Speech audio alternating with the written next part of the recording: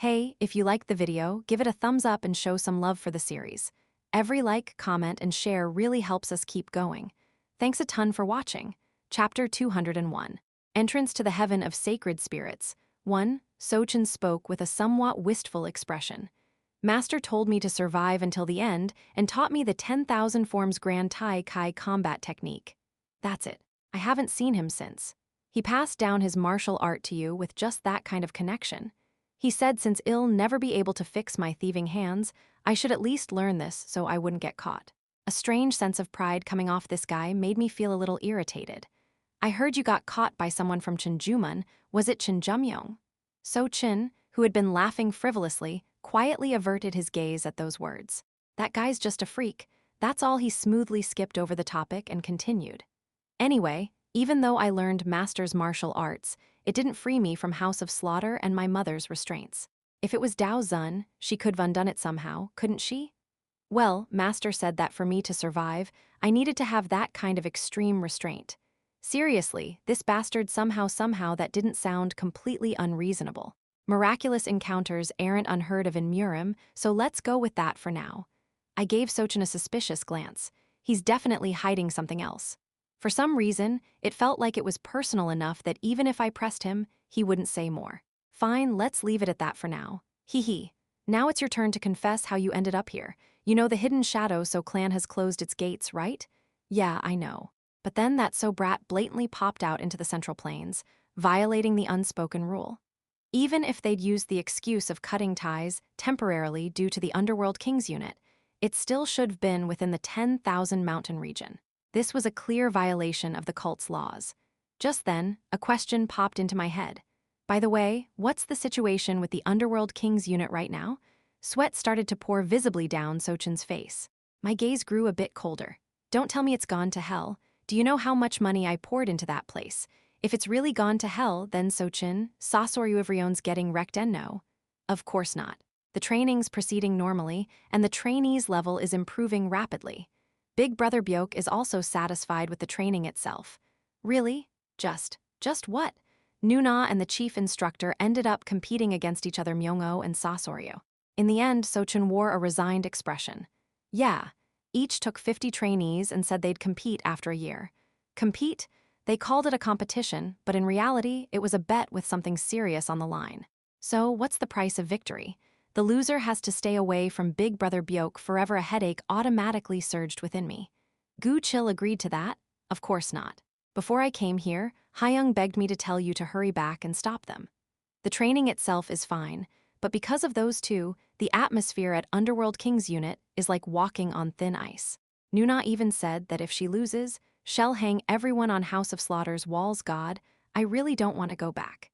Maybe I should just settle down here with the Black Lotus Union and drive a stake into this place. The thought was seriously tempting enough to send chills down my spine. Of course, if I left things like this, my precious Underworld King's unit would be completely ruined by those maniacs, so I knew it'd have to return eventually. So don't tell me you ran off to the Central Plains out of fear of all that. Of course not. What do you take me for? What do I take you for? A thief. At my words, Sochin shouted with an expression full of injustice. I came here proudly under orders from the cult leader. Seriously, if that was true, that'd be the most shocking thing I'd heard today. See, he told me to deliver this to you. Sochin pulled a small orb from his clothes and held it out to me. It was none other than the key to the Heaven of Sacred Spirits. This bastard brought this back? No, more than that, he said it would definitely be needed. Told me to deliver it to you and said you'd understand more or less. Even as I took the key to the Heaven of Sacred Spirits in hand, chills ran down my spine. Just how much does the cult leader see ahead? Did he figure out I was planning something in Luoyang? No, does he even know that the entrance to the Heaven of Sacred Spirits is located here? The way everything aligned so perfectly, it felt like the cult leader's will was involved. It was reassuring yet deeply unsettling. I returned to the Black Lotus Union headquarters and took out the scrap of paper Sochin had stolen. In the end, all that remains from this incident is this Wudang's treasure map. By now, that Sword Supreme Sage Guan Haiyan must realize this Wudang's treasure map had been stolen. Heaven of Sacred Spirits, I sank into brief contemplation. Let's say I did find the entrance to this Heaven of Sacred Spirits, and let's say I used the key I had to enter it. What's in it for me? It might sound ridiculous to say this, but right now I wasn't lacking in power. It was merely a matter of time. If I fused the power and vitality granted by the heavenly demon with my own, I would eventually reclaim the power I had at my peak. The cult leader must have had a purpose in sending this through Sochin. In that case, I have no choice but to trust him and face whatever comes. I resolved to uncover the location of this Wuding's treasure map. However, it was impossible for me to decipher this unfamiliar formula alone. So I decided to cheat a little. Military strategist, sorry to bother you when you're busy. Is something the matter, first strategist? Yeo-myung, who had been in the thick of preparing for the opening ceremony, greeted me with haggard eyes. I glanced at the mountain of papers piled around her with a bit of a frown. Aren't you working a little too hard? If the organizational hierarchy is clearly established, it'll be easier to dismantle when needed. More importantly, Yeo-myung spoke with a faint tinge of solemnity. There's a need to distinguish between the demonic sect members and the wandering martial artists. I see. Right now, the Black Lotus Union was a mix of two types: worthless dregs from the demonic sects and relatively blameless wanderers or unaffiliated martial artists who joined with hopes of fame and success. While organizing the structure, Yeo-myung was being meticulous in drawing a clear line between them. So, what did you come here for? I need you to interpret this. I handed her the Wuding's treasure map without hesitation. This is, her eyes sparkled as she looked over the Wuding's treasure map, an ancient script of incantations. Incantations? It's a script derived from the Oracle Bone script used during the Shang dynasty. The characters themselves carry faint traces of mystical power. She murmured softly as she examined the Wuding's treasure map. There should be hardly anyone using this script nowadays. Fascinating, is it difficult? Not too much. I learned some of the ancient incantation language as a hobby from an elder in my clan. Actually, it seems like they used the script to encode a sort of mathematical problem. Solving that will take more time. Yeo-myung continued decoding the Wuding's treasure map for a while before exhaling a long breath. Phew, this seems to be indicating specific coordinates. Is it urgent? If we want to decode it properly, I'll need to focus on it full time. Even if it delays the opening ceremony, I want you to prioritize this. Is that possible? Yeo-myung flinched slightly at my request, but soon regained composure and nodded. It'll take about 2 days. Good, I am counting on you. The 2 days Yeo-myung mentioned passed in a flash. Whether high-ranking or low-ranking, everyone in the Black Lotus Union was swamped with work. I, too, put aside all distractions and devoted myself fully to internal affairs. The interpretation is complete. Oh, that was fast. Yeo-myung approached, looking even more worn out than 2 days ago. But the decoded location is a bit of a problem. Where is it? Her next words made my expression stiffen slightly. It's beneath the inner fortress, where the Lord of Luoyang resides. It seems this Wuding's treasure map was created back when Luoyang's structure was very different from now. At least 1,000 years, maybe even over 2,000. That means the Luoyang of back then and the Luoyang of now aren't the same at all. Even if the coordinates are accurate, unless you dig down from above, finding the entrance will be extremely difficult. I'll handle that part. Good work. As expected of a member of the famed Jegal clan, the sharpest mind in the Central Plains. Hee, this much is nothing. Her teeth gleamed eerily from the effort shed put in over the last 2 days. Beneath the inner fortress of Luoyang, there was no way I could bring an entire group down there. It would have to be a small, elite team. The people who immediately came to mind were Lady Cheon, Sochin. Originally, I'd considered going with Cheon Yura alone for a quiet operation. But with how unpredictable Sochin is, he might be able to adapt if something unexpected comes up. With that decision, I immediately informed Sochin and Cheon Yura that they would be joining me in infiltrating Luoyang's inner fortress.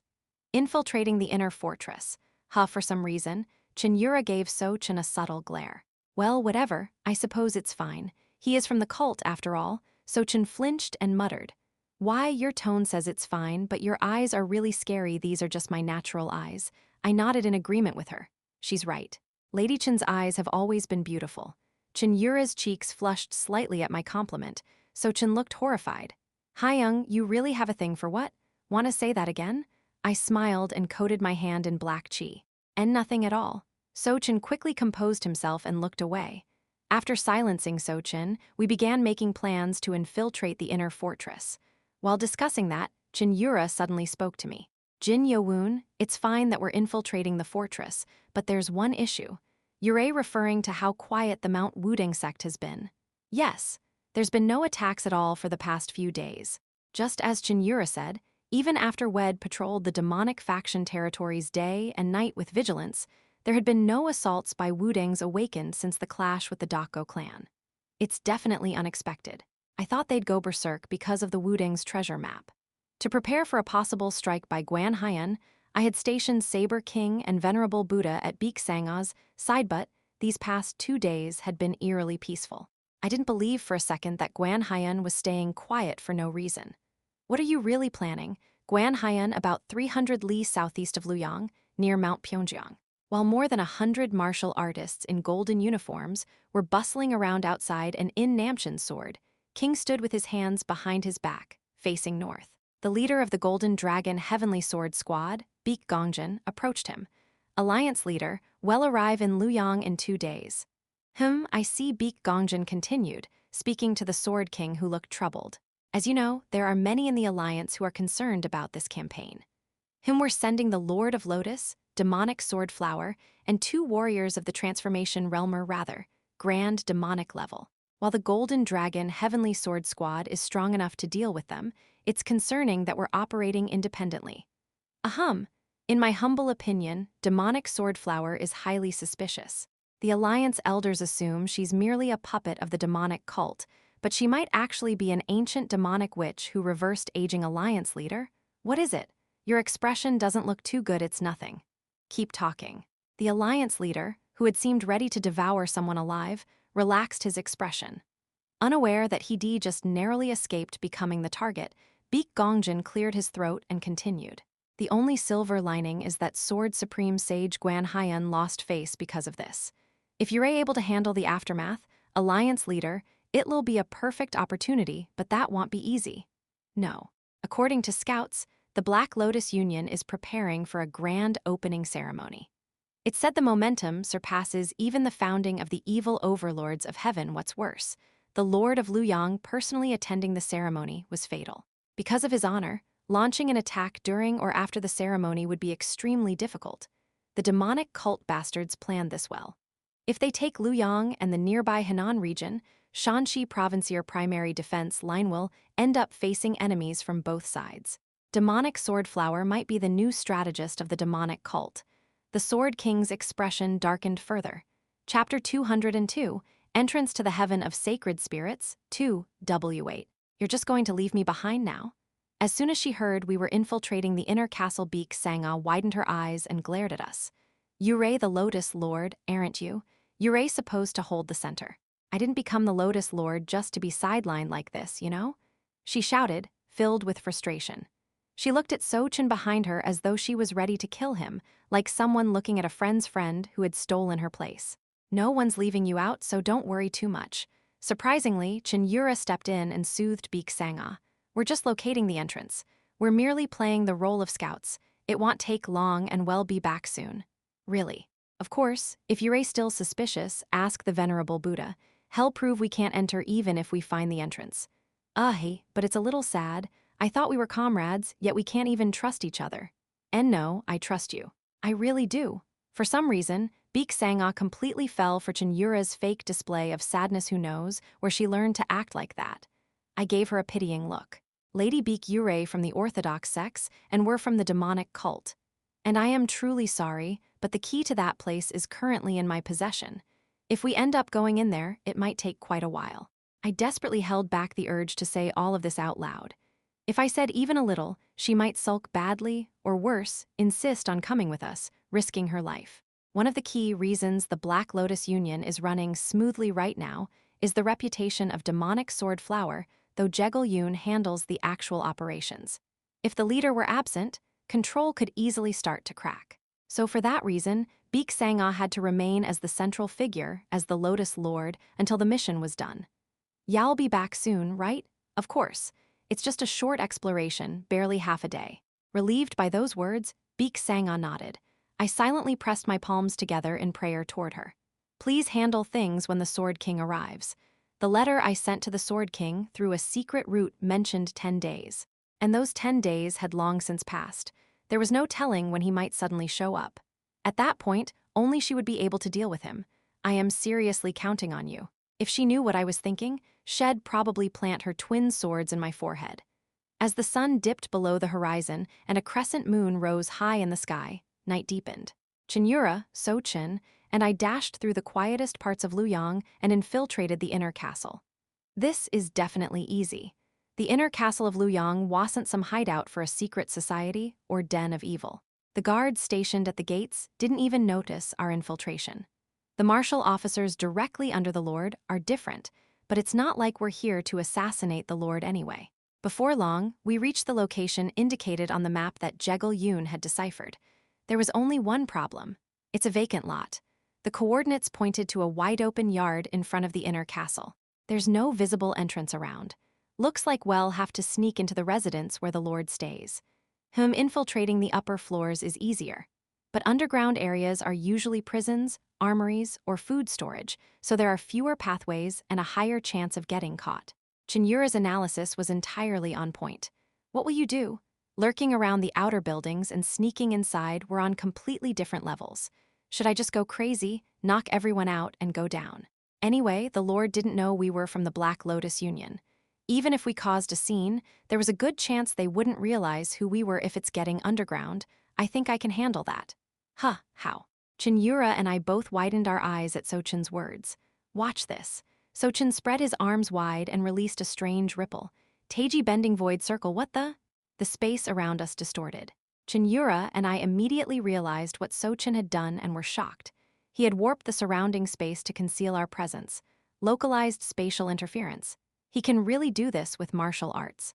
And he hasn't even reached master level yet. From the outside, it might just look like a visual distortion, but it was the middle of the night. As long as we avoided the light, there was very little chance of being detected. Should I be amazed at his abilities, or should I be in awe of Dao Zun's martial arts for being so peerless?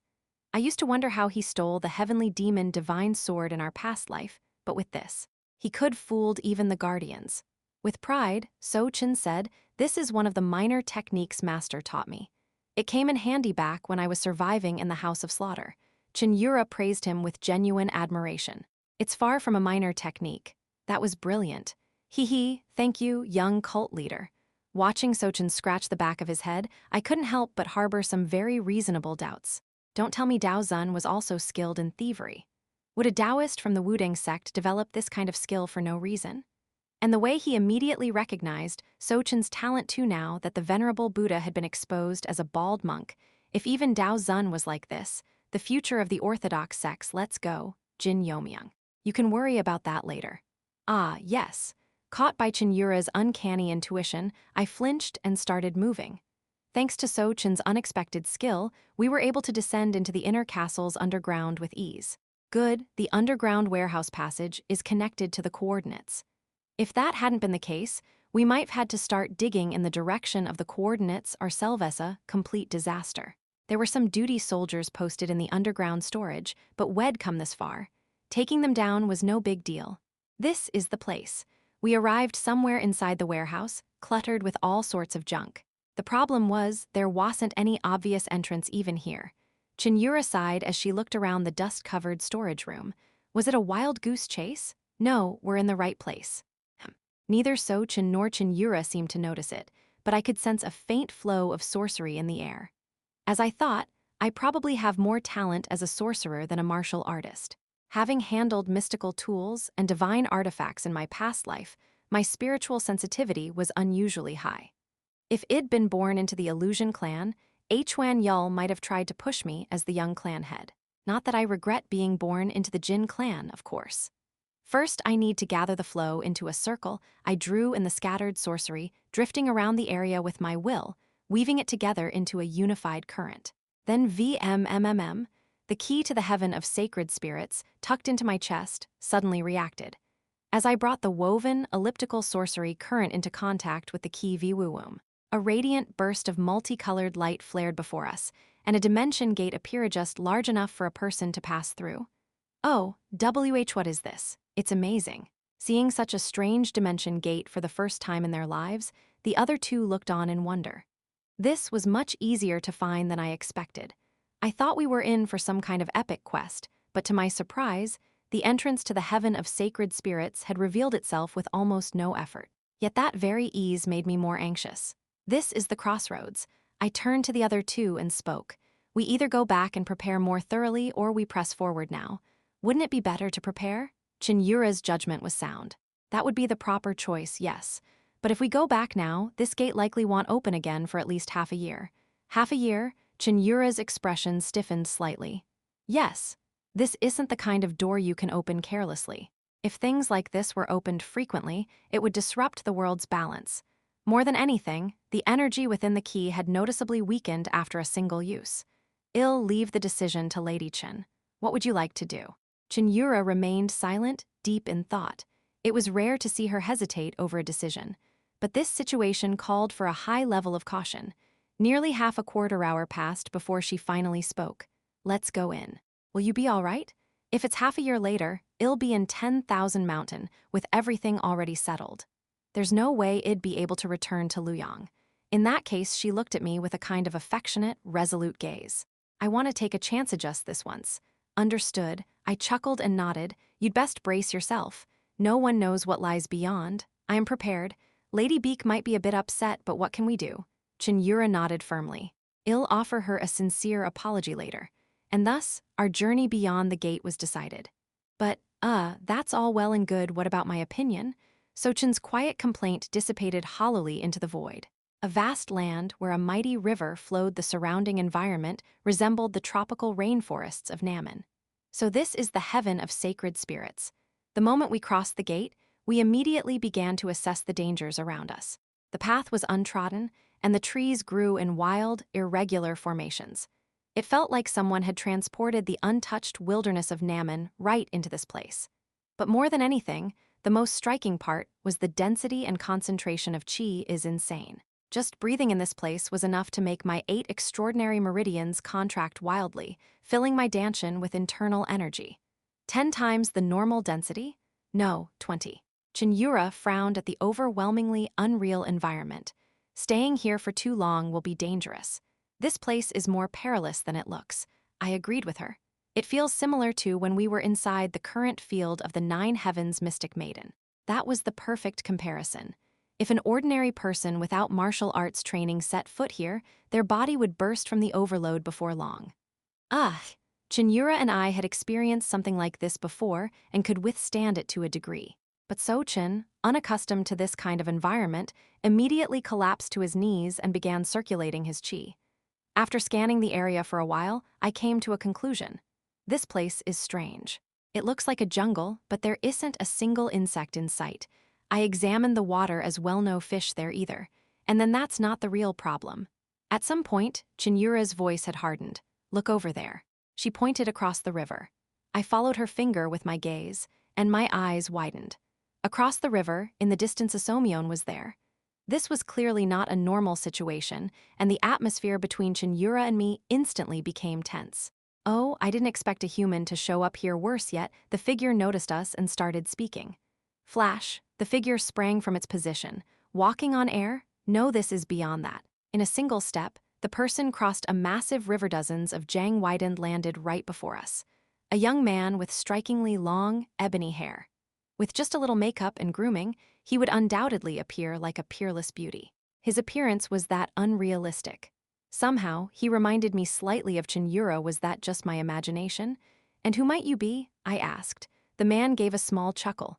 Haha, I believe that's my question to ask first. I thought the next person to enter this place would surely be the one to inherit from her. Her? The one to inherit from her? As he spoke in riddles, the young man introduced himself. Still, since you've come through the gate properly, and not through some shortcut, I'll give you a formal albeit brief introduction. I am the gatekeeper of this area. I exist to stop any unqualified intruders from entering this place, even if they use the key to get in. So this man was the gatekeeper guarding the entrance to the heaven of sacred spirits. Do I have to fight him? But even as I thought that, I hesitated. I can't even gauge his level of strength. It shook me. Since reaching my current realm, there hadn't been a single opponent besides the cult leader whose strength I couldn't roughly assess. But this young man, he felt like a ghost. I couldn't sense anything at all. At that moment, Cheon Yura respectfully spoke. there's something I'd like to ask. What is it? You said you're a gatekeeper. What is your name? I was surprised by her question. She'd never once shown interest in anyone's name, only their abilities ever mattered to her. A name? At this point, it doesn't mean much. The young man stroked his chin as he replied. Ever since I became the gatekeeper, separated from my main self, I've long discarded my worldly name. Still in the past, I was once called Cheon Yura. I see. Thank you for sharing that. Cheon Yura bowed deeply, showing great respect. The young man waved it off with a hand. No need for thanks. Since your energy resonates with mine, it's only natural that you'd be curious about who I am. As soon as Cheon Yura straightened from her bow chang, she drew her sword without hesitation, her fighting spirit rising. I was stunned by her sudden action. Lady Cheon? Oh, interest began to sparkle in the young man's eyes as he saw her. Prepare yourself, Jin Yeomyung. Her voice carried a subtle excitement. Let us show the founder of the heavenly demon what the swords of his descendants are capable of. Chapter 203. Heavenly Demon Founder. 1. He, Heavenly Demon Founder. That man? The realization that the Heavenly Demon Founder, a man said to have lived over 1,000 years ago, was standing right before our eyes, was utterly shocking. And Cheon Yura seemed certain of his identity, either due to some information or another reason she possessed. Founder, the young man repeated the word, as if savoring it. It looked like he was reminiscing about long-forgotten memories. Wait a second, I hastily stopped Cheon Yura. Why? She looked at me with genuine confusion, clearly not understanding my actions. Let's say that man really is the Heavenly Demon Founder. Then shouldn't we show him respect and reverence? Why are you trying to fight him from the get-go? Where in the world did people charge at their ancestors the moment they met them? Like saying, nice to meet you, now let's fight. And yet, that was exactly what was happening in front of me. Jin Yeomyung, aren't you even curious? It's the Founder. A chance to cross swords with someone that legendary doesn't come twice. Cheon Yura was so excited she wasn't thinking straight. No matter what I said, I could sense that she was determined to risk life and death in a duel.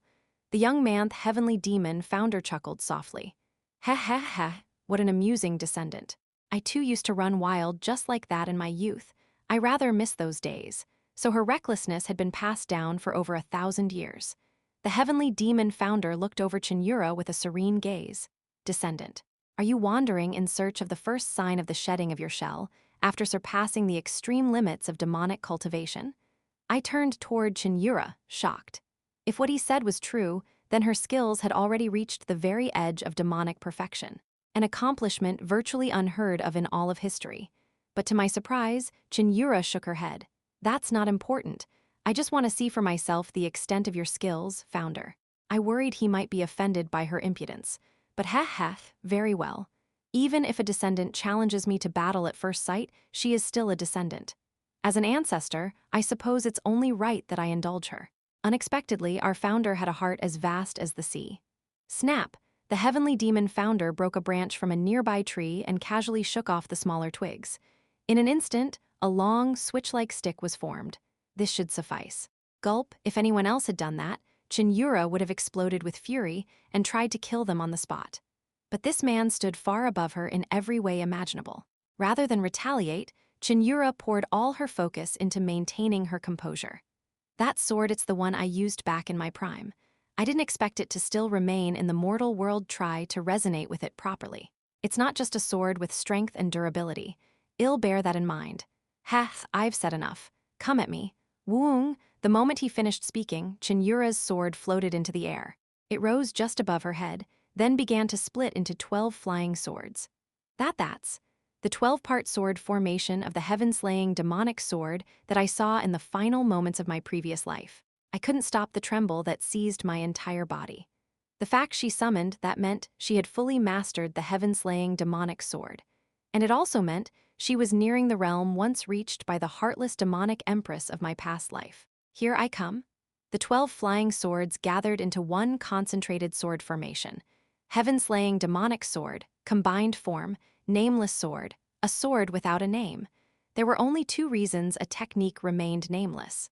Either it had just recently been created and hadn't yet been given a proper name, or it was so far beyond naming that none was necessary. CHZZZZZ. The 12 flying swords merged into one again and shot forth like a ray of light. Even I wouldn't have been able to take that head-on. Despite the transcendental nature of the technique hurtling toward him, the heavenly demon founder didn't react much. Mind-guided sword, huh? Not bad. As the sword beam tore through the earth, he casually swung the branch in his hand. And then, as if it were a lie, Cheon Yura's sword shattered like fragments of glass. Gah, Lady Cheon. I rushed toward Cheon Yura, who staggered while spitting blood. Ha, she must have suffered serious internal damage from the backlash of her technique being broken head-on. Her complexion had gone beyond pale to ashen. The heavenly demon founder approached her. Your internal injuries are severe, but you'll recover if you stay here for a day or two. Indeed, with the abnormal density of chi in this place, most wounds would heal with ease. Splitting your sword to wield it with refined intent wasn't a bad approach. In the end, it's a matter of sensory mastery. However, he paused for a moment before continuing. Refinement is only a byproduct of results. To truly overcome the wall, you need something more. Nod. Without a word, Cheon Yura nodded. Your talent is great enough to shatter the heavens. You won't stray from the path. Now then, it's your turn to prepare. You mean me. Since it's come to this, I'd like to see your skills as well. And for some reason, the heavenly demon founder smiled softly. Your fangs, despite being of a lower realm than your ancestors, seem far more threatening. I let out a sigh and rose to my feet. Since this was what he wanted, there was no avoiding it. I gently lifted Cheon Yura and carried her a short distance away before setting her down. The heavenly demon founder looked at me with a pleased nod. It's good to see a man who cherishes his beloved. She's not my beloved. Not yet. Not yet? Her father is far too stubborn. One day, I'd like to teach him a lesson, but it's frustrating him nowhere near strong enough. For some reason, the founder burst into laughter at my words. Ha, you're an amusing one. What's your name? I am Jin Yeomyung of the demonic heavens Jin clan. Jin Yeomyung Jin, huh? Jin Guanchen? The heavenly demon founder's eyes widened slightly.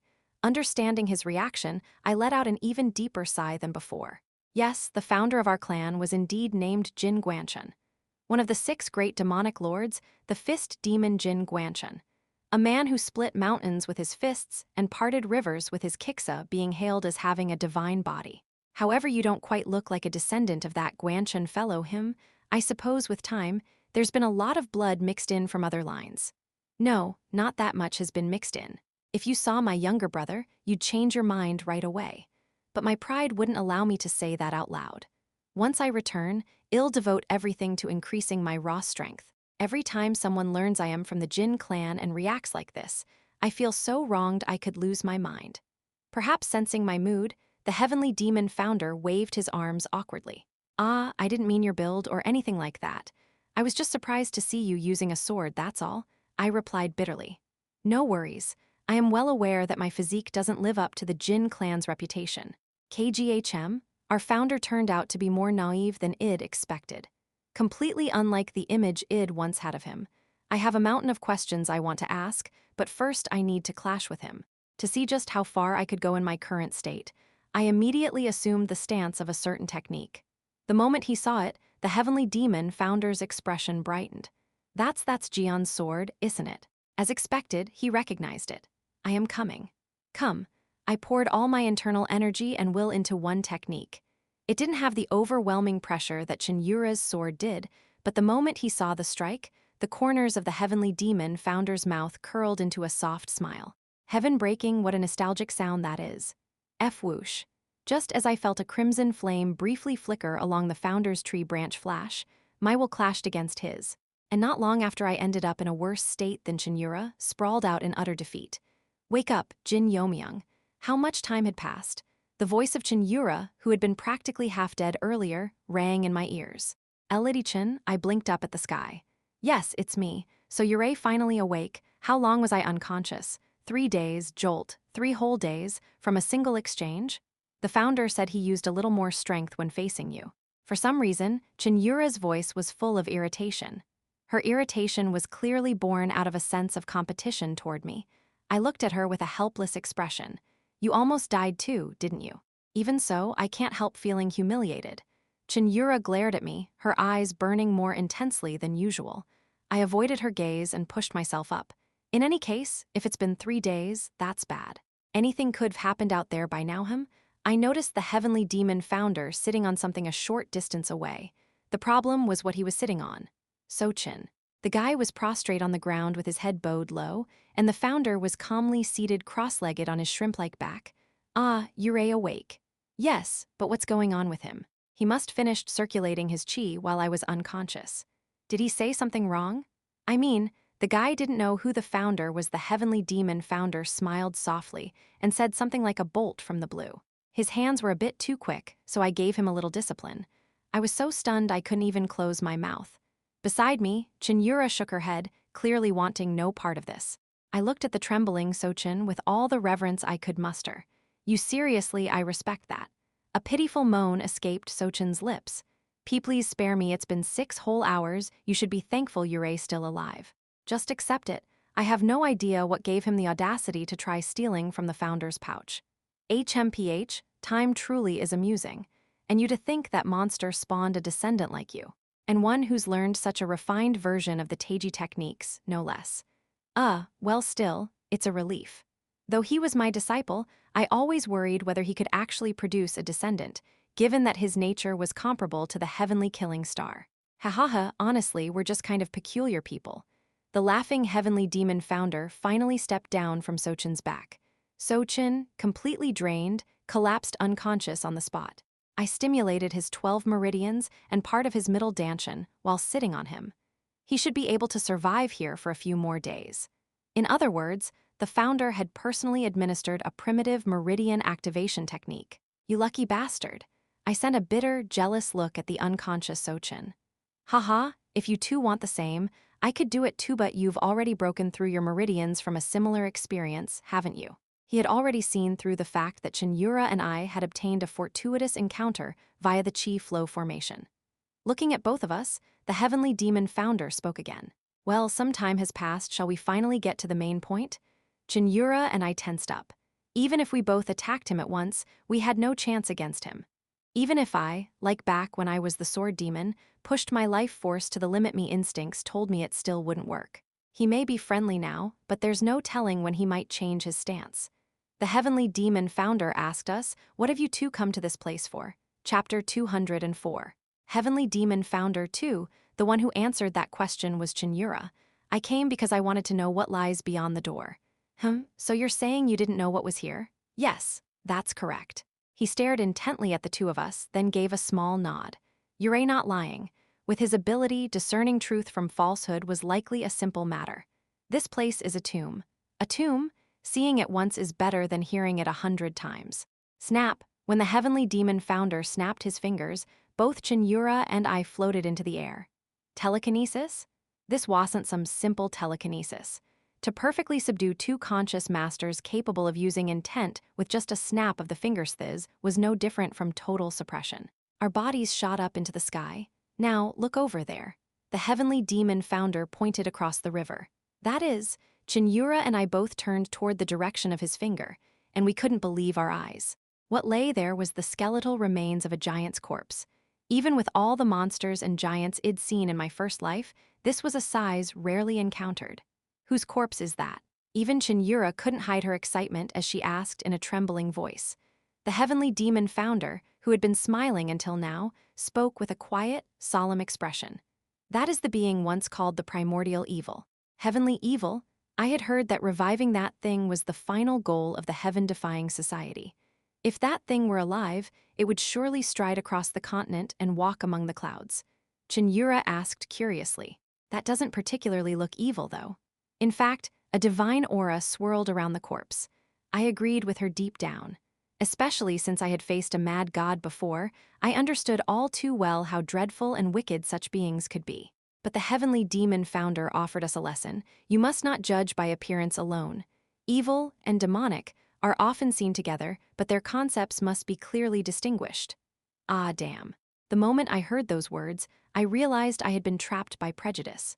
Hadn't I once pompously lectured Song Yangja about this very thing? Yet here I was, still clinging to my own bias.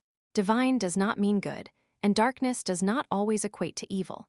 To catch the heaven-defying society members hidden within the central martial world, I absolutely couldn't rely on what the eye could see. Founder, have you been guarding this place all this time? Hess. He chuckled briefly before replying, I am not the original. I may be someone different from the heavenly demon founder, you know. Someone different. a rather loaded statement. I asked him absent-mindedly, "What are your thoughts on your first disciple, Eugeon?" "Jian is a talented child." He nodded with a pleased smile. "I've taken on many disciples, but the only one truly worthy of inheriting everything from me is that child." Like a proud parent looking at their beloved offspring. From that look, I confirmed one thing. This founder split off before the time I witnessed him in. Otherwise, he was the greatest actor in the world. The heavenly demon founder continued.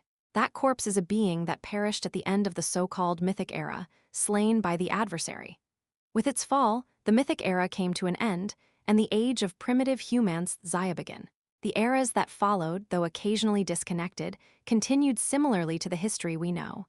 After we had finished observing the corpse of the heavenly evil, we returned to the surface. Founder, about wait." He raised his index finger to his lips. I shut my mouth at his gesture. Then, after a short while had passed, suddenly the surrounding scenery changed. The bright, clear sky vanished, and a black expanse dotted with tightly packed starlight took its place. This was the space outside the planet, in other words, what they called the universe. No, wait, but something felt off. Although the scenery had changed entirely, the flow of the world enveloping me hadn't shifted much. This place was still where the heaven of sacred spirits flowed. The being before me had simply manipulated something and extracted me alone from the original space. Ha! Even with the scenery altered, you did not miss the essence. Impressive. Do you have something you wish to say to me alone? Nod. Others wouldn't understand, but with you, a private conversation is necessary. His gaze, as if penetrating the nature of all things, locked directly onto mine. Before you ask, let me say this. Yes, I know you have many questions, but I cannot answer all of them. That's simply the nature of a divided self. I understand. A divided self could never overcome the constraints set by the original body. 3. I will answer only 3 of your questions. That is the reward for you who came here through the key. 3 questions, far too few. There were so many things I wanted to ask. What was your true origin? What exactly happened between you and your first disciple 1,000 years ago? Your connection to the Sun and Moon Divine sect, your relationship with the Grand Heavenly Lord at the time, and so on and so forth. But now wasn't the time to ask those things. Personal curiosities unrelated to what lay ahead had to be set aside for now. I thank you for your generosity, Founder. I exhaled deeply and without hesitation spoke my first question. Is the gate here the only one of its kind? At my question, the heavenly demon Founder's smile deepened. No, there are a few more gates scattered across the world, so there were more gates. That wasn't quite the answer I had hoped for. I immediately followed up with the next question. Do those gates share the same timeline and space as this one? Again, no. They exist in different locations of different times. In those places, there will be different versions of me. Then, for the final question, praying that this would be the one that yielded the answer I needed, I asked, is the primordial heavenly evil completely dead? The heavenly demon Founder paused briefly, then replied cheerfully, "It is not dead yet." Sigh, I knew it. I let out a sigh and covered my face with my palm. I had hoped this would be easier somehow, but of course, things never went that way. There's no way a being of divine nature would be utterly destroyed just because its physical body was annihilated. The heavenly demon Founder cast an odd look at me. You're quite the interesting person. To suppress your curiosity in that moment, because it has nothing to do with what must be done going forward. And yet, countless humans have lost their chances for failing to suppress that very curiosity. A chance, SHHKK. At some point, a sword appeared in the heavenly demon Founder's hand. Heavenly Demon's sacred sword. I didn't know whether it was Cheon Yura's or not, but the fact that a sword was now in his hand was a threat on a completely different level. Even though you have the qualifications, you're unable to break through the wall because you haven't resolved your inner contradictions. You knew? Well, if even my master figured it out, there was no way this so-called founder wouldn't know. To overcome the trials that await you, your current level of power is nowhere near enough. I assume you're aware of that. Of course. Then, for the sake of a worthy descendant, I shall lend a bit of assistance. Whoosh! The heavenly demon's sacred sword ignited in black flames. The power of another world, the power of the heavenly demon, and your own power. The size of each is massive, but more than that, the karma they contain is too great to easily allow fusion. Gulp. You seem to be thinking that everything will naturally align through the unification of mind, energy, and body, but though that is a valid path, there is a faster one. I instinctively understood what the heavenly demon founder was saying. Let's first forcibly tear down that wall. Now is not the time for you to be stagnant. Flash! At that moment, my head was forcibly separated from my body and soared into the sky. Black Lotus Union, temporary headquarters. Those damned bastards. Half a day, my ass. Beak Sang-ah seethed with frustration over the group that hadn't sent any word for over 3 days. Something definitely happened. This wasn't the Yongdam blood cavern of Luoyang's inner city. To go 3 days without contact clearly meant something serious had occurred. Should I rally our forces and launch a surprise raid on the inner city? To hell with the Black Lotus Union. If something happened to those two, doing something like that would bring irreversible consequences, but even that was better than losing her comrades entirely. It was then Lord of the Lotus. Bad news. A martial officer of squad leader rank from the Black Lotus Union burst into the main conference hall with a pale face. You bastard. You still haven't broken that habit from your vagabond days. The leader of the Murim Alliance has appeared. The harsh rebuke from a guardian was completely scattered like dandelion seeds by the single phrase, leader of the Murim Alliance. The leader? And that's not all. Surrounding him are over 100 martial artists in yellow robes. I'm certain those are the Golden Dragon Heavenly Sword Squad. Terror swept across the room in an instant. The strongest unit under the Murim Alliance, and practically the symbol of the Orthodox sex might. The Luoyang Five Ghosts, the high-tier masters who joined at the founding of the Black Lotus Union, were at the late master level. But even a single member of the Golden Dragon Heavenly Sword Squad was more than a match for them. Compared to them, even the Yacha Heavenly Blade unit, the personal guards of the 10,000 Evils King, or the elite Munjuk Death Commanders of the Evil Sect's holy capital paled in comparison. Among single combat units, the only ones that could be compared to the Golden Dragon Heavenly Sword Squad were perhaps the Guardians of the Heavenly Demon Cult, or 1 or 2 of the 34 demon squads at most. Their arrival was effectively a death sentence for the Black Lotus Union, which hadn't even finished establishing its organizational structure. We must escape immediately. A terrified guardian tried to rise from his seat, sit down, and shut up. The cold, cutting voice of the Lotus Lord Demonic Sword Flower rang throughout the chamber. Even if the Golden Dragon Heavenly Sword Squad is renowned, they are still just one of the many forces within the Murim Alliance. Are the so-called leaders of the Great Black Lotus Union truly quaking like cowards over the arrival of a single group? Demonic Sword Flower turned to speak to the second strategist, who wore a black mask nearby. Black Lotus Strategist.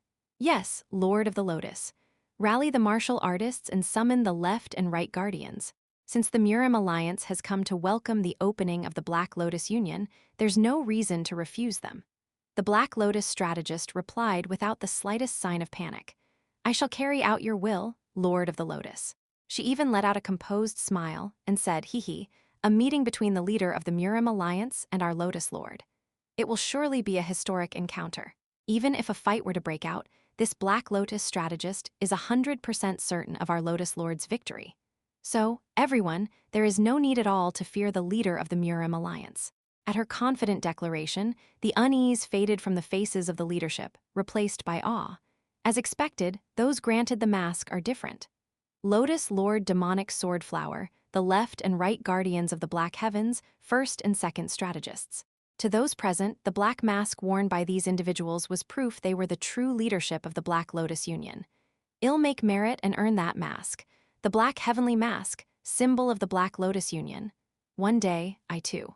As the rest of the leaders reaffirmed their loyalty and strengthened their sense of belonging, refrain from unnecessary words. Second strategist.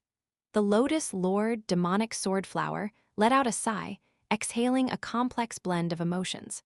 Chapter 205. Heavenly Demon Patriarch. 3. The Murim Alliance leader and the Golden Dragon Heavenly Sword Squad he led had currently set up camp on the outskirts of Luoyang. Though it would have been an easy matter for the Golden Dragon Heavenly Sword Squad to enter Luoyang City, the Sword King remained cautious.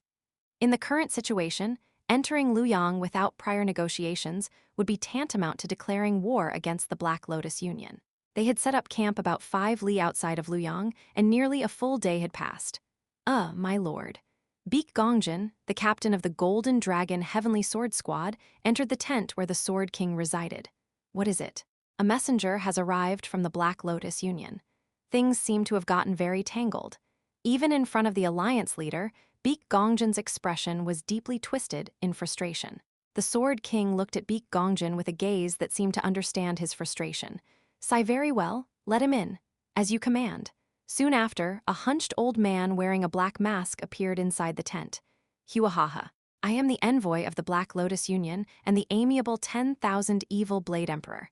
The Sword King glared coldly at the old man who burst out laughing so heartily. "Hyun scum. What the hell are you doing? Now, I am the Saber King of Myriad. Cut the nonsense and take off that mask before I send a petition about you to the Northern Hyun clan head." Faced with the Sword King's uncompromising demeanor, the Saber King clicked his tongue and removed his mask. Click, did you eat boiled squash or something? No sense of humor. Only after the mask came off did the familiar old man's face reveal itself. Upon seeing it, the Sword King let out a sigh so deep it seemed the ground might collapse. "What the hell are you doing, bringing my granddaughter into this mess here in Luoyang?" As if the accusation was absurd, the Saber King flicked his index finger. Click, click, you've got the cause and effect reversed. It's not that I've taken your granddaughter along, your granddaughter is the one dragging me around. What did you say? The Black Lotus Union was going to be established just the same, with or without me. I am aware of that. The problem is why you, of all people, got involved.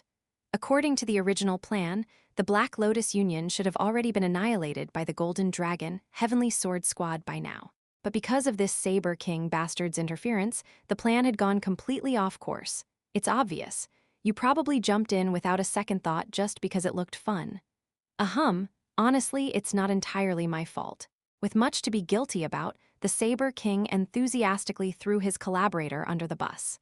Eventually, when the Sword King realized the true identity of the Left Guardian, he nearly spat blood. What? Even the Venerable Buddha got involved in this? Exactly. I mean, once Big Brother Venerable Buddha joined in, how was that bastard Guan Haiyan supposed to resist us? Though the Saber King was practically spitting as he pled his innocence, the Sword King could no longer focus on his antics. Something's not right. The Venerable Buddha was someone commonly referred to as a mad monk, even viewed as a disgrace by Shaolin itself. But from what the Sword King knew, the Venerable Buddha was not someone who made impulsive decisions. Despite his reputation as a master of the profound realm and one of the three supremes with heavenly talent, the Sword King was one of the very few who knew the Venerable Buddha's past and knew that part of his essence was that of a revenge-obsessed ghost. Where is the Venerable Buddha now? I should meet with him before making any decisions about what comes next. Well, suddenly, the Saber King looked sheepish. Big Bro is currently missing. What?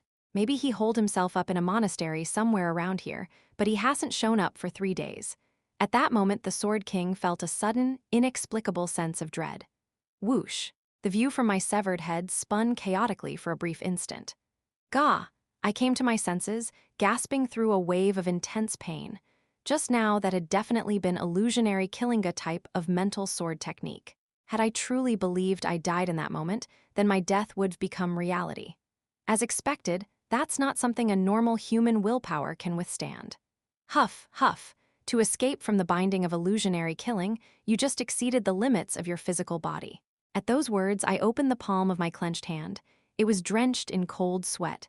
The founder is quite aggressive. It's the fastest and most certain method. Fast, maybe. But the moment I experienced that illusionary killing, even if you placed 100 of the heavenly demon cult's top-tier late-stage cultivators in that space, all 100 would have died. Still, my complaints vanished with his next words. At least, for one who has walked the path before. Whether it's you or my descendant, age doesn't matter. Even if your spiritual framework is different, as long as a catalyst exists, you can ignore all causality and enlightenment and experience explosive growth. If Cheon Yura was the type of genius who shattered the path and charged ahead, then I was the type who could walk a road again once I had trodden it once. I know you're hesitant. The imbalance in your body caused by damage to your innate cause of that risk. You're hesitant to cross the wall prematurely. The heavenly demon founder had perfectly grasped even the deepest issues inside me. But don't worry. With the thorough guidance of a true master, it'll help you open the path to a complete rebirth, safely and surely. Once that happens, you won't need to worry about such fractures. Well, I don't know where to hide from this ancestor's intense affection. While I grimaced at the situation, he suddenly shot me a question. Jin Yeomyung, do you know how a martial artist's battle truly unfolds?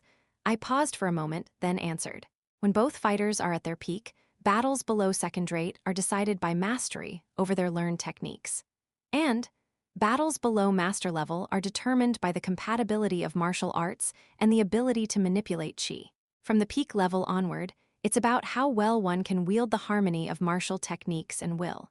Of course, if one started weighing additional conditions and variables, it would be endless, but if I had to prioritize, that was the rough order. The heavenly demon founder nodded. Very well. Then, how is a battle between profound realm and transcendence determined? I hesitated for a moment before answering. The transcendent realm is when one completely breaks free from the constraints of chi and becomes capable of tempering their will. To be precise, it's determined by how deeply one can enter within a microscopic time frame using their will-tempering ability. Things like mind sword or illusionary killing are, in the end, just additional functions. Once one surpasses the wall and begins to break free from the body's limits, victory is determined by how far they can elevate their own cognitive ability. From this stage onward, the dimension of the battlefield itself changes. The heavenly demon founder's eyes curved faintly like a crescent moon. As expected, you've experienced it before. Would you happen to know what comes after? There was no point in holding back after coming this far. It's a stage beyond mere shapping where one inscribes their will into this world, giving it form and meaning. Often referred to as authority, it's the realm where one begins to build their own rudimentary divinity. Excellent. This stage is known as the true domain of ascension. Because it escapes the limits of mortality, it's called life and death transcendence, and since one becomes entirely free from the bindings of mental demons, it is also called demon-surpassing realm. Have you ever reached that level? I shook my head. No, I've merely had experience handling it. Experience? While I hadn't reached that level by my own power, I had once been forcibly dragged into a similar domain, fully saturated with divine tools and blessings. Well, if I had survived that final battle and continued training, I might have eventually reached it experience, you say.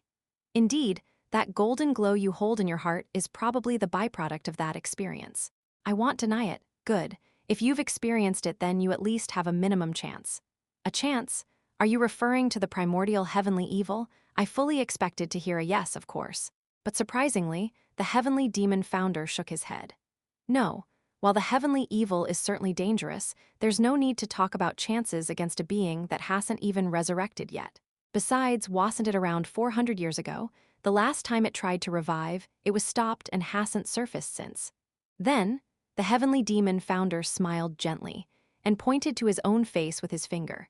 I'm talking about my original body. What? You've got to be kidding me. My true body is still alive, somewhere in this world, without having ascended.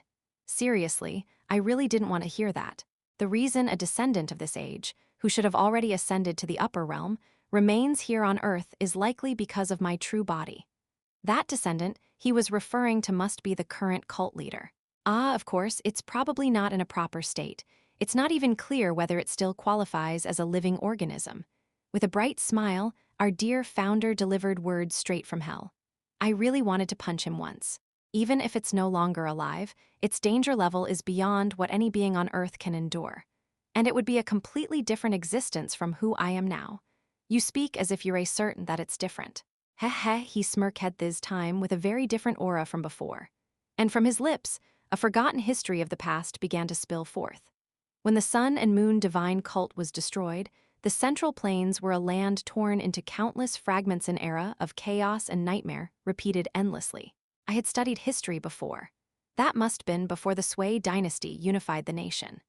In an age when those who dreamed of return ran rampant, the collapsing sun and moon divine cult gathered all its remaining power to forge a guardian from fragments of the soul of a demon immortal.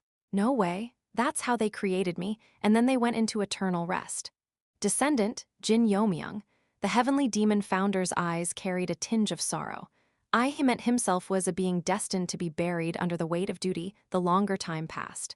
Although this incarnation of him had found emotional freedom after separating from the original body, the main body must still be parasitizing this world to fulfill its duties.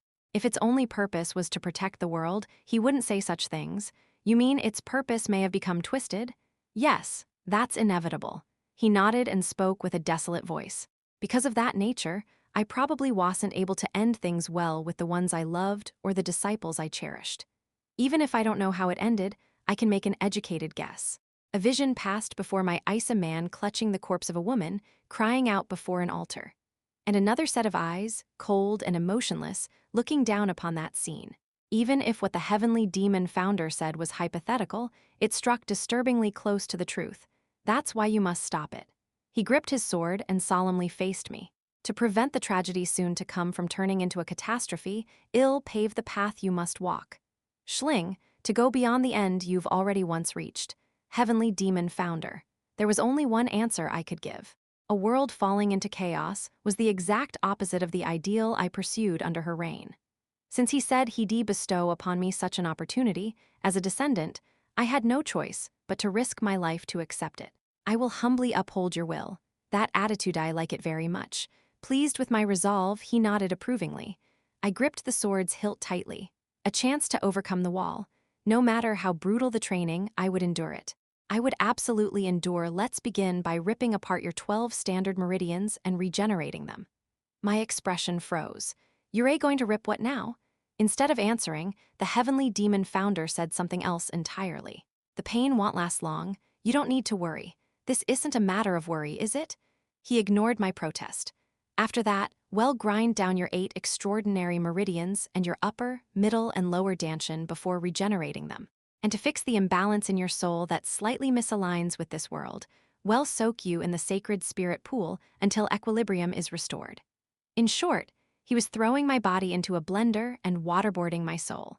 I instinctively stepped back and said, Founder, doesn't this count as torture? Taking a step forward to match my retreat, the founder replied, This isn't torture.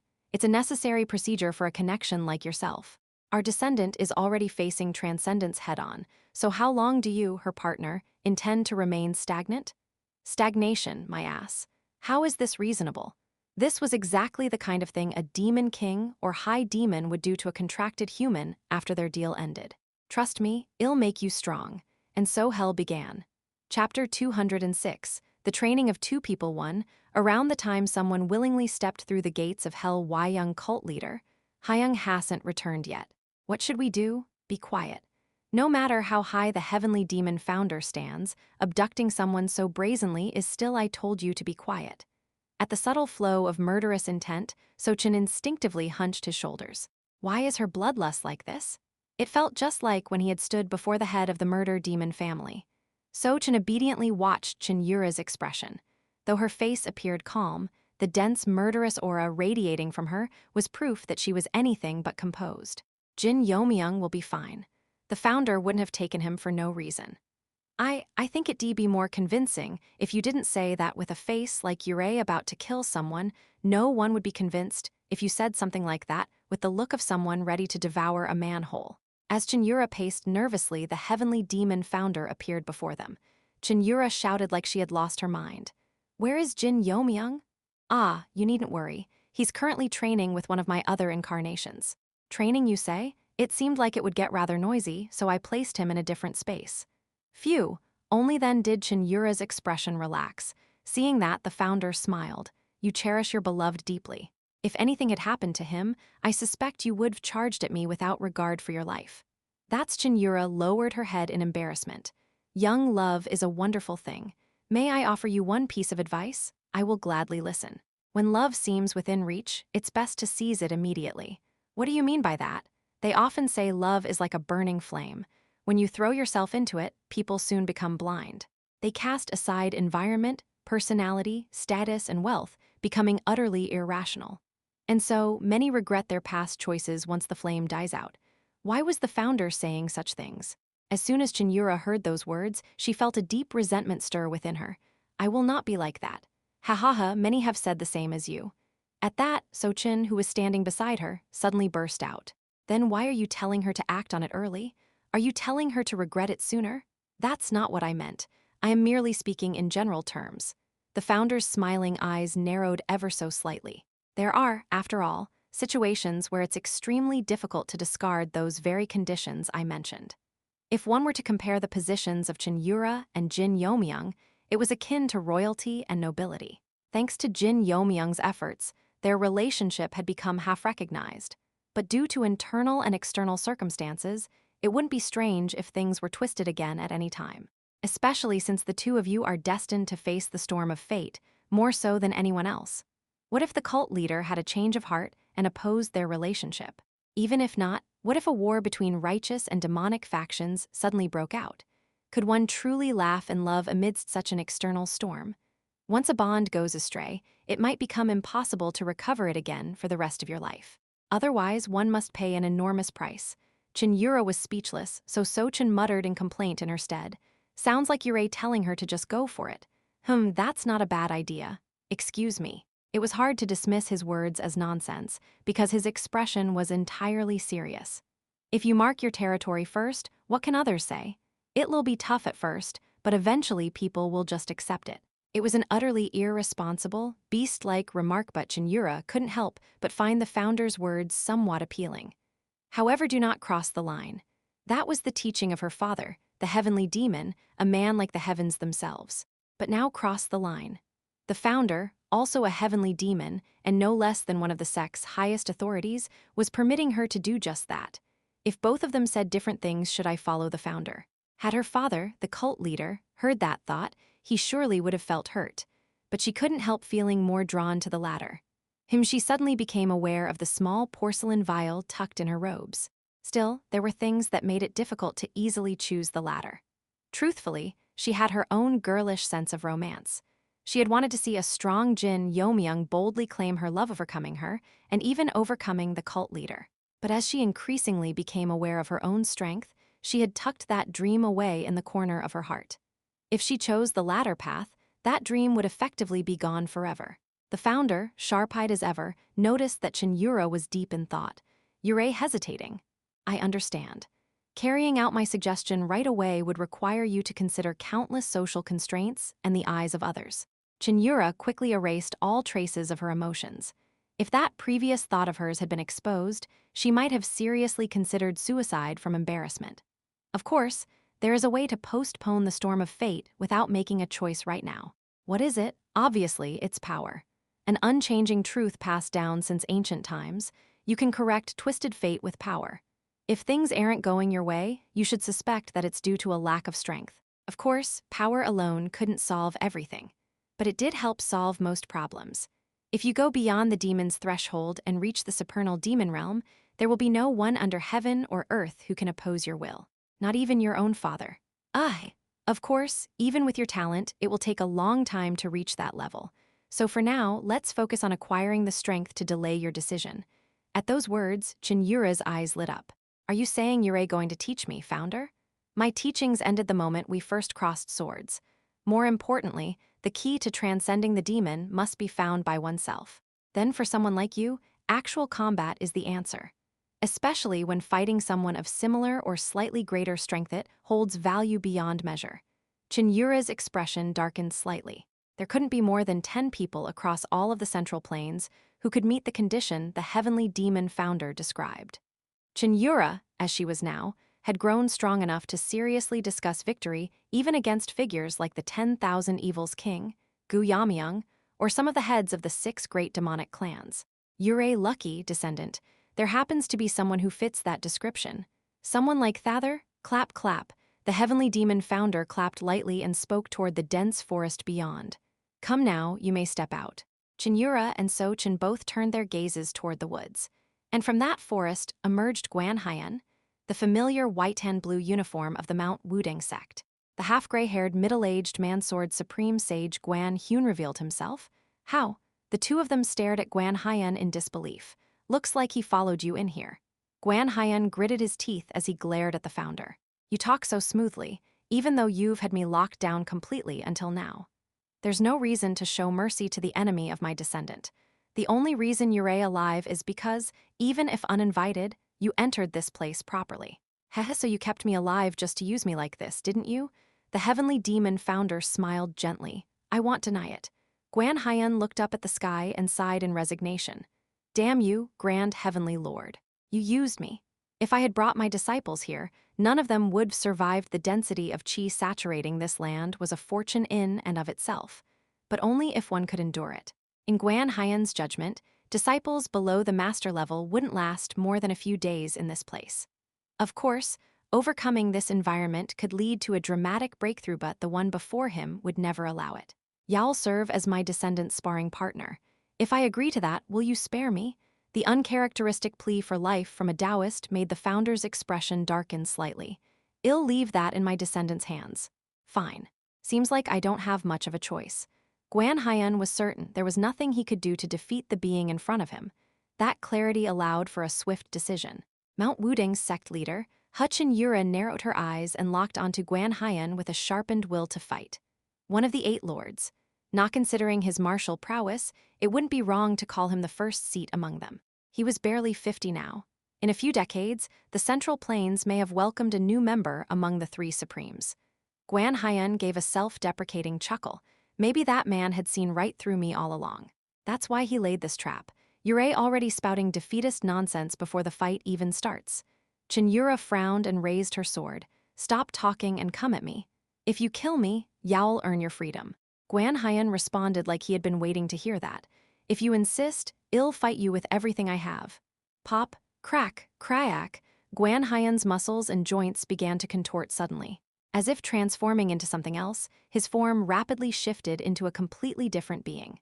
What the hell is that monster? So Chen freaked out at the sight of Guan Haiyan's transformation into an awakened form, but Cheon Yura, with prior experience, only offered a short remark. At least he's more refined than the last one. In his final form, he resembled a Western knight clad in full armor. Though it was just a visual resemblance, was simply turning into a monster. Ha ha ha, ha. Now fully awakened, Guan Haiyan suddenly let out a wild laugh. I had my doubts, but this is amazing. I can awaken even without the night. And more than that. His face was overflowing with a thrill far removed from anything a Taoist should feel. More than anything, the power, I am brimming with vitality. This power is on a completely different level. With this, even that grand heavenly lord bastard. Descendant, you'd best be careful. The founder flashed Cheon Yura a peculiar smile. He's currently undergoing return to ancestral form. He would have been formidable in the regular world, but now smile. At this point, there's practically no one who can match his firepower. Wait a minute. That's way more than just a bit stronger. Sochin shouted in panic, desperately objecting. Even better. Cheon Yura smiled confidently as she got into position. This will be the perfect chance to seize what lies beyond. Drip, drip, drip. Blood poured from my entire body, soaking the ground until it pooled. Are you all right? I am fine. Can't you see? Barely clinging to consciousness, I responded with difficulty. Being tortured might be more merciful than this. My skin was so ruined that there was no trace of natural flesh left. My arms and legs dangled like they might fall off at any moment. It was a wonder I hadn't died yet. Seeing my wretched condition, the founder spoke. This training was never meant to be endured by a human body. That much was clear. Originally, those qualified are chosen and then subjected to a special martial method and formation to temper their bodies so they can survive this training. I didn't know about the martial method, but I had a guess about the special formation. Through a process lasting roughly 500 days, the body is remodeled, followed by another 500 days of forced enlightenment. After about 1,000 days, the recipient is reborn as a superhuman who challenges the limits of humanity. The heavenly demon founder spoke with pride. I call this process the 1,000-day pass. Chapter 207. The training of 2 people, too, so it was called 1,000-day pass because it captures people for 1,000 days. Heavenly demon founder burst out laughing at my words, finding them far more amusing than I intended. Ha ha ha, you're surprisingly good at making jokes. That wasn't a joke. Even as I retorted with a straight face, his laughter didn't stop. Ripping apart the 12 meridians meant that literally. Watching someone's limbs tear apart in real time, right before your eyes, was never a normal experience. My entire body would burst, regenerate, and then burst again. Even someone with considerable willpower would go mad and become a halfwit after experiencing something like this. Come at me again. This hell won't end until every one of your flaws is fixed. So he's aware this is hell. With blood dripping from my arm, I gripped my sword. Then I looked up at the sky and let out a long breath. Phew, bones and muscles were regenerating in real time, but it didn't matter. They were going to be torn apart again anyway. Somehow I want to land at least one hit. I was currently sparring with Heavenly Demon Founder. More accurately, I was undergoing physical modification in the form of sparring. What was happening here was the repeated disassembly and reassembly of my body through trial and error to forge a perfect form. With each adjustment layered upon the last, I was being forcibly reborn through a process akin to metamorphosis. But brutally grinding down the body like this wasn't solely for rebirth. It's being engraved onto my soul and onto my body. On the path I had walked so far, a new, paved road was being laid. Smoother, wider, and deeper. The potential to reach beyond the stage of shedding demonic nature-transcending demon was being etched into my soul and body like a circuit, under the guidance of Heavenly Demon Founder. Watching my gradual transformation, Heavenly Demon Founder smiled in satisfaction. Normally, I'd use the organ ritual to go through several stages of adjustment, but it seems you need that. That ritual, most likely, was a safety mechanism to keep the subject from going insane. And that was probably the original form of thousand-day pass, said to be lost in modern times. Unintentionally, I let out a dry chuckle. Now I see why thousand-day pass was lost in later generations. Even the degenerated version, called the mainline, had a survival rate of just 5%. If this had been incorporated into the heavenly demon cult, how many would have survived? If something like this existed in modern times, it would have uprooted the foundation of the entire cult. As I tried to steady my breathing, Heavenly Demon Founder spoke. People often say willpower is the force that turns imagination into reality. Handling that willpower is essentially the first step to becoming a superhuman. But just having willpower alone isn't enough to manifest your imagination into reality. He looked at me and asked, "You can manipulate chi and willpower at a high level, but in reality you can't use them effectively." Why is that? Because my body can't keep up. He nodded at my reply. Exactly. To use a metaphor, you know how to paint, but you don't have the proper tools in your hand. A true master doesn't blame their tools. But if you tell even a master to paint with unfamiliar tools, it's difficult to bring out their full potential. So what's the solution? The answer is simple. Give them the tools they're familiar with. Do you feel it? Each time your body is destroyed and regenerated, spiritual vein air starting to form throughout your body's meridians. Yes, spiritual veins couldn't be formed through ordinary means. You had to compress internal energy into each and every meridian of your body, to the point that it generated singularitissantly, then could they be obtained. This method can't be used on successors or anyone else. Forcing someone into an ill-fitting garment only leads them further from their path. Otherwise, they'd simply be crushed by the weight of that garment. This is a method that can only be used on someone who has already experienced it once before. Of course, having prior experience didn't mean it was easy. Even now, the thought of giving up everything and dying peacefully was flooding my mind. The one saving grace is that you're currently cultivating an advanced technique capable of embracing all of this power. I sense in your cultivation method a unique style that can only be found in the supreme secrets of Tianzhu. Did you have some sort of connection? I understood what he meant and nodded.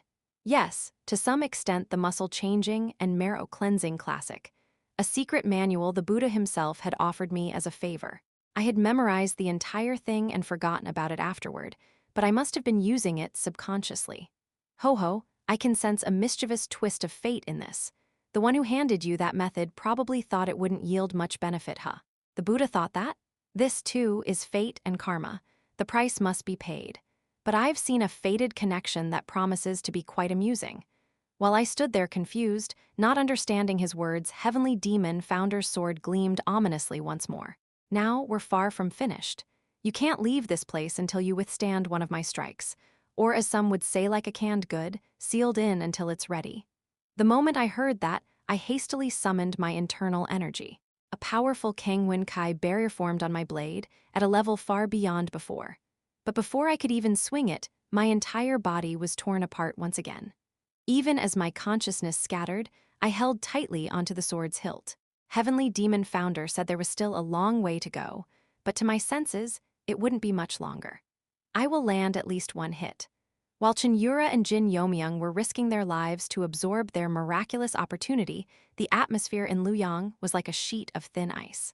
Starting from the southern gate of the fortress, over 3,000 members of the demonic sects swarmed beneath the walls and around the outer perimeter, all letting out a unified roar. Long live demonic sword flower. "Long live the Black Lotus Union." And as the fervor of their cries surged, the expressions of the 100 martial artists who stood to face them grew grim. Their discipline is quite impressive. Baek Gongjin expressed his unease at the formidable energy emanating from the Black Lotus Union. At this rate, it would be wiser to avoid a battle. Since the Lotus Lord said she would personally come, let's wait a little longer. Not long after, warriors from the Black Lotus Union came forth carrying supplies and began setting up a temporary tent a short distance from the southern gate. And then, a woman in a black mask appeared at the encampment of the Golden Dragon Heavenly Sword Squad. She was not just young, she hadn't even reached full adulthood. The girl slowly bowed toward the Sword King. "It's been a long..." "No, this is our first meeting, Lord of the Alliance." You are immediately grasping her identity. The Sword King's expression twisted into distaste. "I am Sama Yoon, the second strategist of the Black Lotus Union." "Sama?" "Yes, Sama." The Sword King fell into a brief silence, then let out a deeply exasperated voice. "Wouldn't the Sama clan have something to say about this?" Smirk. Her expression was unreadable due to the mask, but the Sword King got the sense she was smiling. "Is the Sama surname exclusive to the Sama clan of the world?" "Well, I suppose not. My sister No, the Lotus Lord is waiting. I shall escort you." Just as the Sword King was about to nod, Baek Gongjin glared at her suspiciously. "Lord of the Alliance, it might be a trap. She might look harmless, but she could be harboring sinister thoughts. Please be quiet, Gongjin. Do you wish to make enemies of the Jegal clan?" "Huh, the Jegal clan. What are you talking about?" The Sword King let out a sigh deep enough to sink the earth. He was Baek Gongjin, the Celestial Knight Divine Sword. He was the future of the Southern Baek clan and a top contender for the title of the best in the world. Had he been of the direct line, the Sword King would have abandoned his own son to appoint him heir of the clan. Such was his martial genius. In addition to his talent, he had broken through to the Flower Realm at the young age of just over 40 through sheer effort. And yet, he has no damn sense. He was so steeped in martial discipline that, for his age, he was woefully lacking in social perception. No, to be precise, he had general sense, just extremely poor discernment in certain matters. Let's go for now. Who else is coming from their side? Other than the Lotus Lord, it's just me and Elder 10,000 Evil Blade Emperor. Well, thank goodness there aren't any others entangled in this mess. With that, the Sword King led Baek Gongjin and Jegal Yoon and trudged toward the tent. Inside the tent were Saber King Hyun-yong-hu, who had visited before, and Baek Sanga, who had taken off her mask. Sanga? Why are you here?" "Ah, hello, uncle. It's been a while." Baek Sanga gave a vague smile. "What are you doing here when you should be back at the clan? There are deeper circumstances behind that." Her calm but steady presence shook Baek Gongjin's expression. "Sanga, you what on earth?" Though often criticized for lacking awareness, Baek Gongjin was still a transformation realm master. He couldn't possibly fail to notice something off in a niece he hadn't seen in a long time. "I'll explain later, so just stay quiet for now." All right." At the Sword King's instruction, Baek Gongjin quietly withdrew and composed himself, or tried to. First, sitting on a prepared chair inside the tent, the Sword King turned to his granddaughter. "My beloved granddaughter and Lotus Lord of the Black Lotus Union." Ignoring Baek Gongjin's gaping jaw, Baek Sanga replied, "Yes, my beloved grandfather and Lord of the Justice Alliance. First of all, where is that bastard, whether he's Jin Yeomyung or Jin Yeomyung, who caused all this trouble?" Well, that's Baek Sanga couldn't answer easily. She found it hard to say that he had been missing for days. Seeing her hesitation, the Saber King answered in her place. He disappeared along with the young cult leader of the demonic cult. Disappeared? It's been quite a while. The problem is, even Brother Venerable Buddha and that bastard Guan Hyun vanished as well. Once he had heard the full story, the Sword King's expression twisted sharply. "This is serious. Indeed it is. If that monster loses control, the Central Plains might be doomed." Those in the know were already aware. The current cult leader cherished his daughter beyond reason.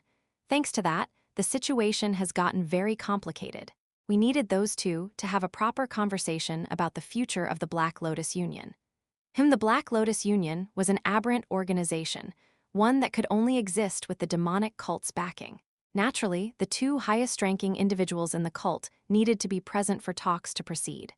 They disappeared after entering the city of Luoyang. It was at that moment Kekeke. This humble monk knows where they are. From outside came a deep but light-hearted voice of an old monk.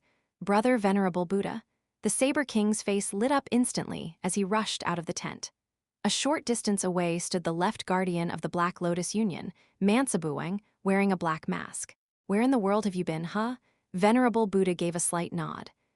I had some things to take care of. May I come in? What kind of question is that?" Just as the Saber King was about to usher Venerable Buddha into the tent, wait. Someone's voice stopped him. "Venerable Buddha, you may not enter." The voice belonged to Beek Sangha.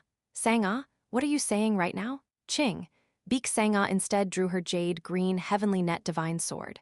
Even the Saber King, the Sword King, and Jegel Yoon were taken aback as they turned to face her.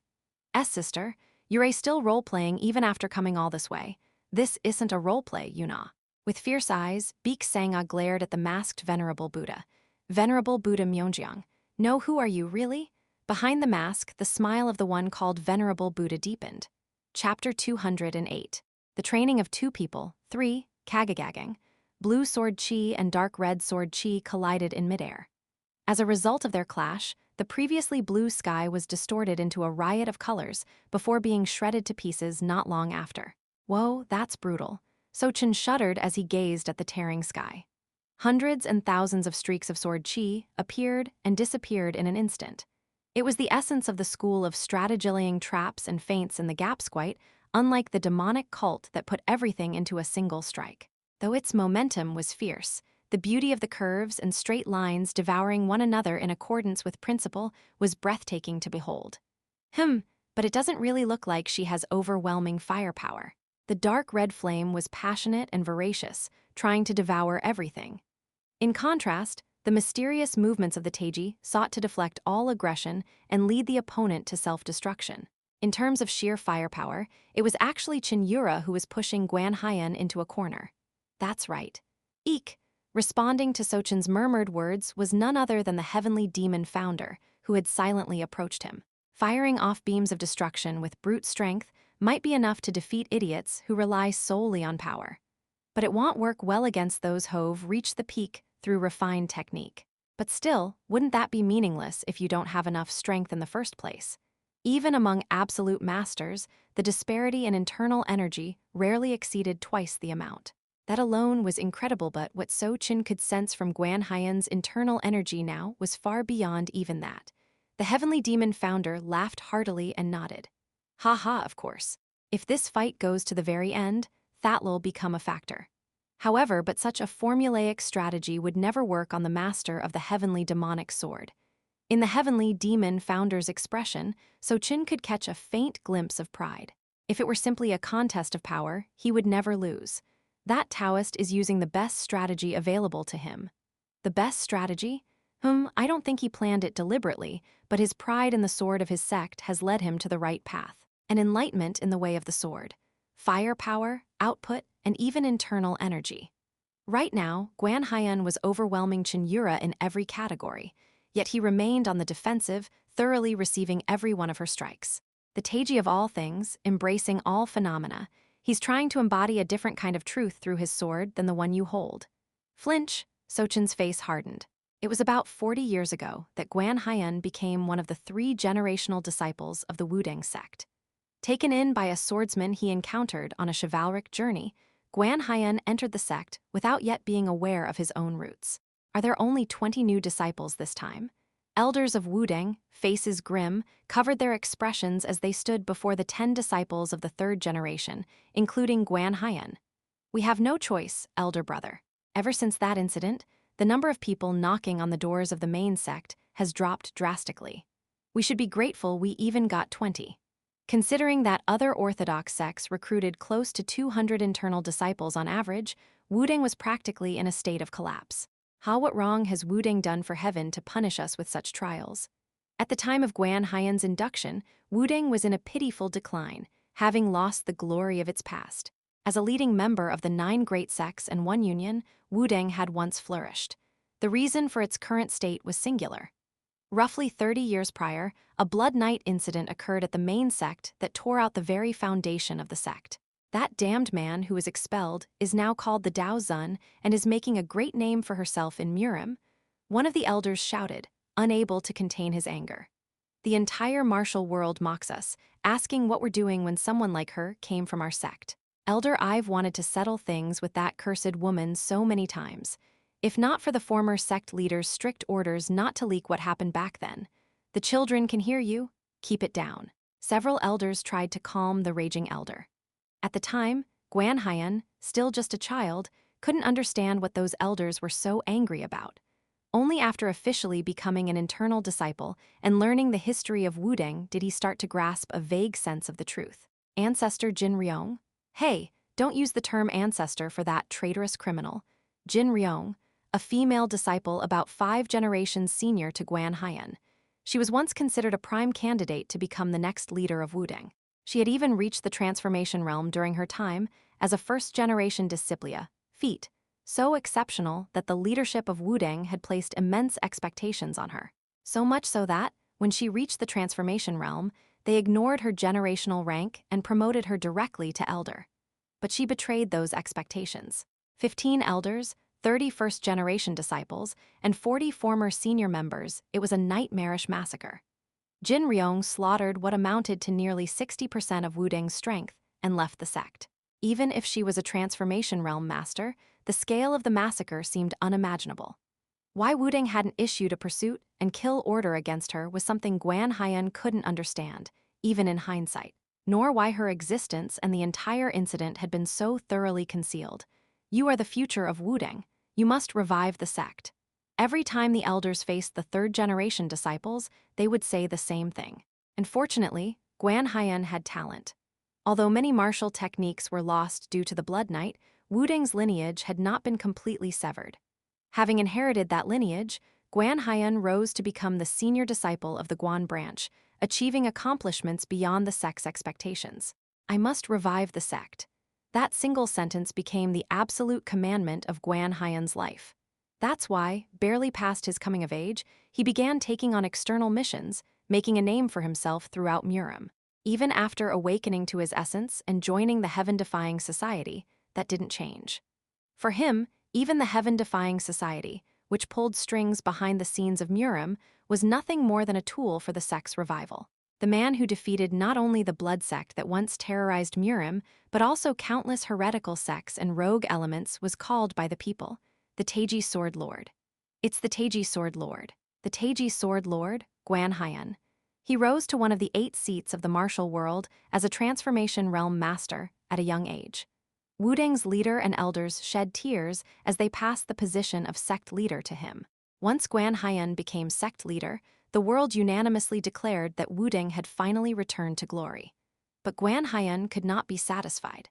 The nemesis and arch-rival of his sect, the Dao Zun Jin Yeomyung, who deserved to be executed 1,000 times over, was now being called one of the 3 supremes of the Central Plains, under the name of Dao Zun. And then, one day Wudang is once again committing a grave mistake.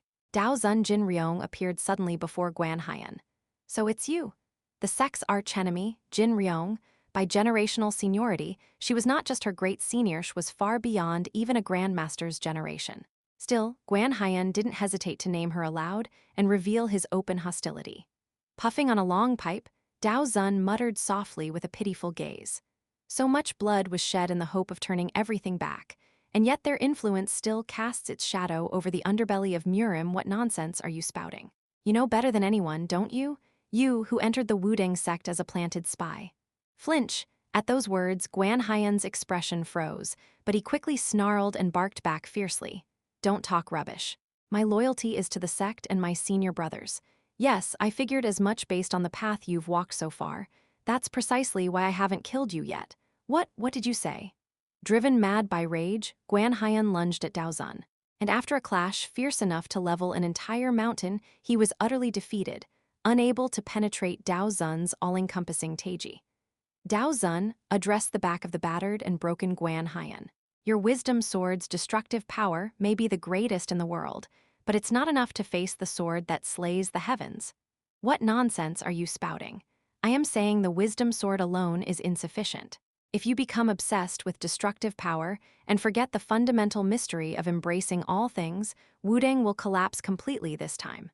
What? Didn't you yourself sever the lineage of the all-encompassing Taiji? At that, Dao Zun smirked in amusement. You think the essence of all things can be upheld by a few mantras. It's one of the great principles that make up the universe. Even without the mantras, the principle itself doesn't vanish. In any case, Dao Zun straightened the back she had been slightly bending.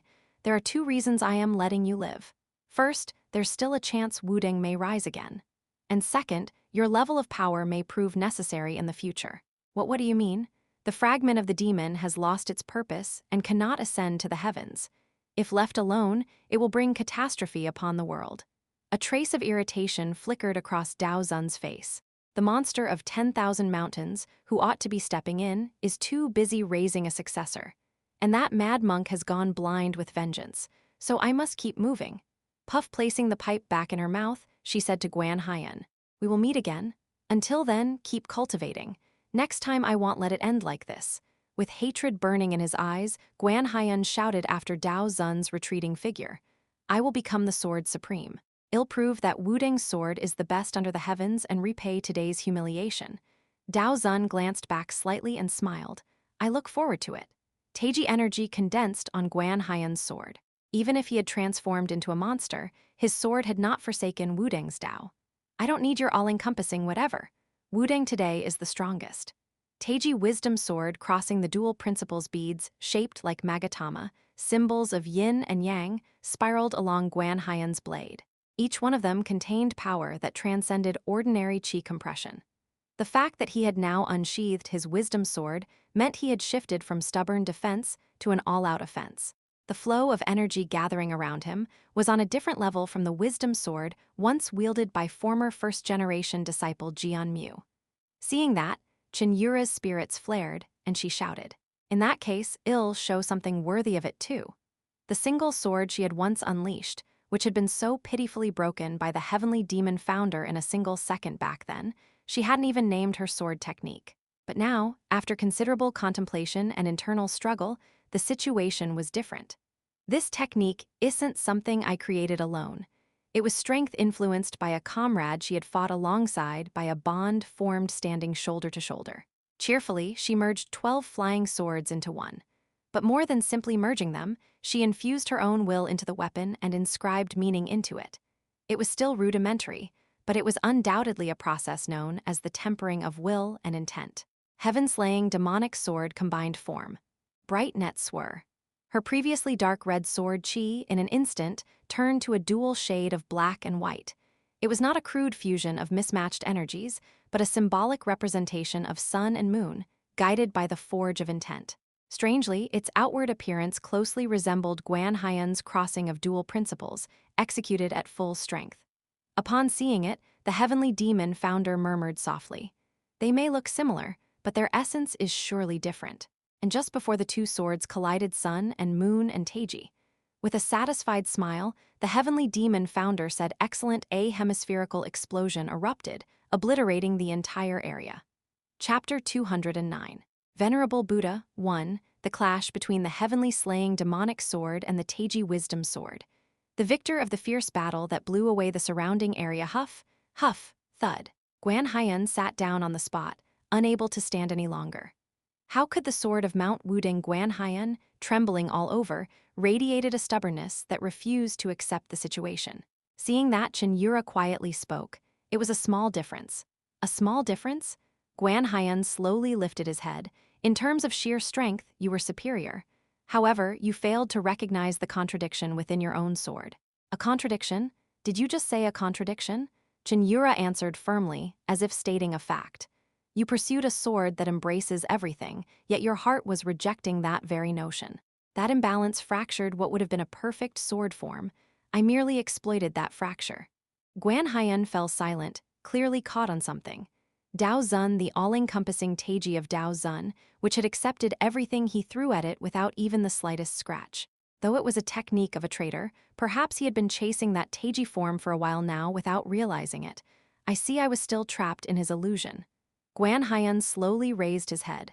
"Kill me. Do not offer mercy to the defeated. Aren't you still capable of more? You still have plenty of strength left, don't you?" Just as she said, Guan Haiyan's awakened body was rapidly recovering with time. Though his ultimate technique had been broken, he still had enough energy to fight 1,000 more battles. But he shook his head. "I could feel it during our fight. That sword of Yorsit's power is the natural enemy of the strength that the assembly granted me. the ability of the heavenly demonic divine art to break through the mysteries of all creation. What the heavenly demon founder said that she had chosen the correct answer had not been a lie. If he had rushed in blindly, drunk on power, he would have been crushed even more miserably than this. More importantly, if I am not killed now, I will once again become a vessel of desire and run rampant in the name of Wudang's revival. If you don't want to see that, it's best to end me while my mind is still at peace. After a moment of silence, Cheon Yura sheathed her sword. No, I won't kill you. Why not? Now that the duel is over, killing you is not my place. Even I must prioritize vengeance. She turned her head toward someone. Isn't that right, Jin Yeomyung? Yes, thank you. Jin Yeomyung, who had approached without anyone noticing, was standing nearby with a calm look in his eyes. Cheon Yura's gaze sparkled slightly as she looked at him. You must have made some progress. Jin Yeomyung slumped his shoulders and shook his head. I really wanted to die. No, I actually did die several times, ha. I never want to experience that again. 1,000-day hell from which one could not return until reaching the end. It had been training that pushed both body and spirit to the limit, so grueling that fighting Gwangsun again would have been preferable. Just then, Cheon Yura tilted her head as if noticing something was missing. That so, Cheon or whatever, where is he? Seems like he disappeared. To that, Jin Yeomyung replied with a grim smile. When I came out, the founder dragged him away. At the moment of the final clash between Cheon Yura and Gwanhyeon Yue, Sochin was blown back by the shockwave of the explosion. Founder Nim, you couldn't have blocked that for me. Covered in dirt and dust, Sochin pouted. You know how to use Taiji, and yet you whine like this. Do you think I'm a monster like Yeo-myung or the young cult leader? You have talent. Stop slacking off and train properly. With both natural talent and inherited martial arts, Cheon had the potential to achieve greatness. However, such a pain becoming strong just means more entanglements. It's just annoying, so Cheon didn't realize it. That a vein had bulged visibly on the forehead of the handsome, heavenly demon founder. Nor that so, Cheon had just accomplished a feat none of his other disciples had ever achieved. Haha, I knew about your innate gifts, but now that I've seen them firsthand, I am a little annoyed. What? In an instant pop. Feeling an overwhelming sense of danger, Sochin quickly tried to distance himself from the founder. But before he could react, one of the founder's split bodies appeared behind him and grabbed him by the nape. Yuarag, the innate gift of the great thief. If fully awakened, it said you could even steal from the pockets of the gods. But historically, no one has managed to develop it that far. What are you doing? Ignoring Sochin's protest, the heavenly demon founder smiled serenely. Among my disciples, I've had a heavenly slaughter star, a martial king's body, even that rare ghostly yin physique. But I've never properly taught a thief. What does that have to do with me? This shall be a new challenge in my life, and you won't leave this place until you're a-worthy. Why me? Sochin cried and screamed, but with his meager skills, how could he hope to shake off the founder's grasp? At that moment, a tear in space opened next to Sochin, and out of it crawled a completely battered Jin Yeomyung. Yeo-myung. Save me, Jin Yeomyung, who had been staring at Sochin and the heavenly demon founder with hollow eyes SSSK, extended his thumb and drew it across his neck in a slicing gesture. Nod. Wearing a pleased expression as he read Jin Yeomyung's intent, the heavenly demon founder grabbed Sochin and threw him into the space Jin Yeomyung had emerged from. Please, spare. The cry for mercy was cut short. Sochin's body was swallowed whole by the space. Clicking my tongue as I watched Sochin vanish, I muttered inwardly. What the hell was that? The heavenly demon founder originally had no particular interest in Sochin. Sure, he had unblocked his meridians as a form of instruction, but that was it. But judging from what just happened, it seemed Sochin had managed to seriously irritate him. It takes a certain kind of talent to piss off the greatest master in history. Returning my thoughts to the present well, I am sure the founder will deal with him as he sees fit. Losing interest in Sochin, he returned to the main topic. What do you intend to do with this one? Surely you bear a grudge against him? At the mention of a grudge, Gwanhyeon raised his head. It was understandable he'd be confused. After all, why would a completely unrelated demonic cult scion hold a grudge against him? I stared at Gwanhyeon with complicated emotions. He was the one who, in collusion with the demonic faction Lord Han Mubik, brought about the end of the heartless demonic empress Cheon Yura. Emotionally speaking, no number of reincarnations would ever allow me to forgive him. If I followed my heart, I'd behead him right now, but throwing away the card that was Guan Haiyan in such a pointless manner, especially as someone who claims to be her strategist, was a betrayal of my own role. I steadied my breath and knelt on one knee in front of him, matching his gaze. Guan Haiyan, speak. Have you considered the proposal I gave you previously? At that, Guan Haiyan let out a short, hollow laugh. The ridiculous offer to make me the Murim Alliance leader, you mean? That's right. He stared at me in silence for a while. You're serious, aren't you? At a time like this, do you think it'd be lying? There must be a price then, of course. Making Guan Haiyan the Murim Alliance leader was a move that defied belief. Naturally, it came with a heavy price. First, I need you to act as a double agent between the heaven-defying society and the Murim Alliance. Even though his life would be on the line, Guan Haiyan snorted. A simple matter. What's next? I need information on the 10 Heavenly Lord. I took out the ledger I'd received from the soul-corrupting lust fiend. Guan Haiyan's brow twitched when he saw it, but otherwise, he showed no reaction. As you know, this is the account book of the colorful flower lord, one of the 10 Heavenly Lord. That's the very thing our sect tried so desperately to destroy. Yes, but this ledger alone can't tell us everything. We don't know if the names listed are mere collaborators or actual members of the 10 Heavenly Lord. I returned the book to my robe and continued. I want you to use every resource available to dig into the 10 Heavenly Lord and share what you find. That's not much different from the first request. Anything else? This is the last one. After a moment's pause, I spoke the final condition. Once you become the Murim Alliance leader, cede control of the entire southern region of Gansu Province, the northwestern part of Shanxi Province, and the northern region of Sichuan Province to the cult, and establish a 100-year peace treaty. At that, Guan Haiyan fell silent. He mulled it over for a long time before speaking. Wouldn't it be better to just go to war and take it? With the current power of our cult, that would certainly be possible. But in doing so, the peace treaty would become meaningless. That's not what I want. It wasn't something Guan Haiyan could decide lightly. Even if our cult could crush any resistance from the local sects by force, the act of handing over territory would be a permanent stain on the history of the orthodox sects. HRRRMMM, I offered some subtle persuasion to help guide his decision. I understand that this is a difficult decision for the Mount Wudang sect, but since the heaven-defying society is involved, you can use the situation to ease the political backlash. I see, that framing might work. Being politically astute, Guan Haiyan grasped my point immediately. He slowly stood up. No need for grand martial principles. If Wudang can reclaim its former glory, it'll walk through any hell with a smile. You've made the right choice. You'd better live up to all that talk you've been spouting. Guan Haiyan and I clasped hands. My decision here would eventually cost the Southern Sword King dearly, but honestly, when it came to political allies, the outcome between the Sword King and Guan Haiyan had already been decided back in my past life. Well then, first of all, just as I was about to discuss what to do next, hahaha. That won't do. No, a familiar booming laugh rang out. Even demonic and wicked paths can be tolerated, but evil must never be. Boom. From the heavens, a massive golden hand descended, slamming down onto Guan Haiyan with pinpoint accuracy. Kwang, Kwang.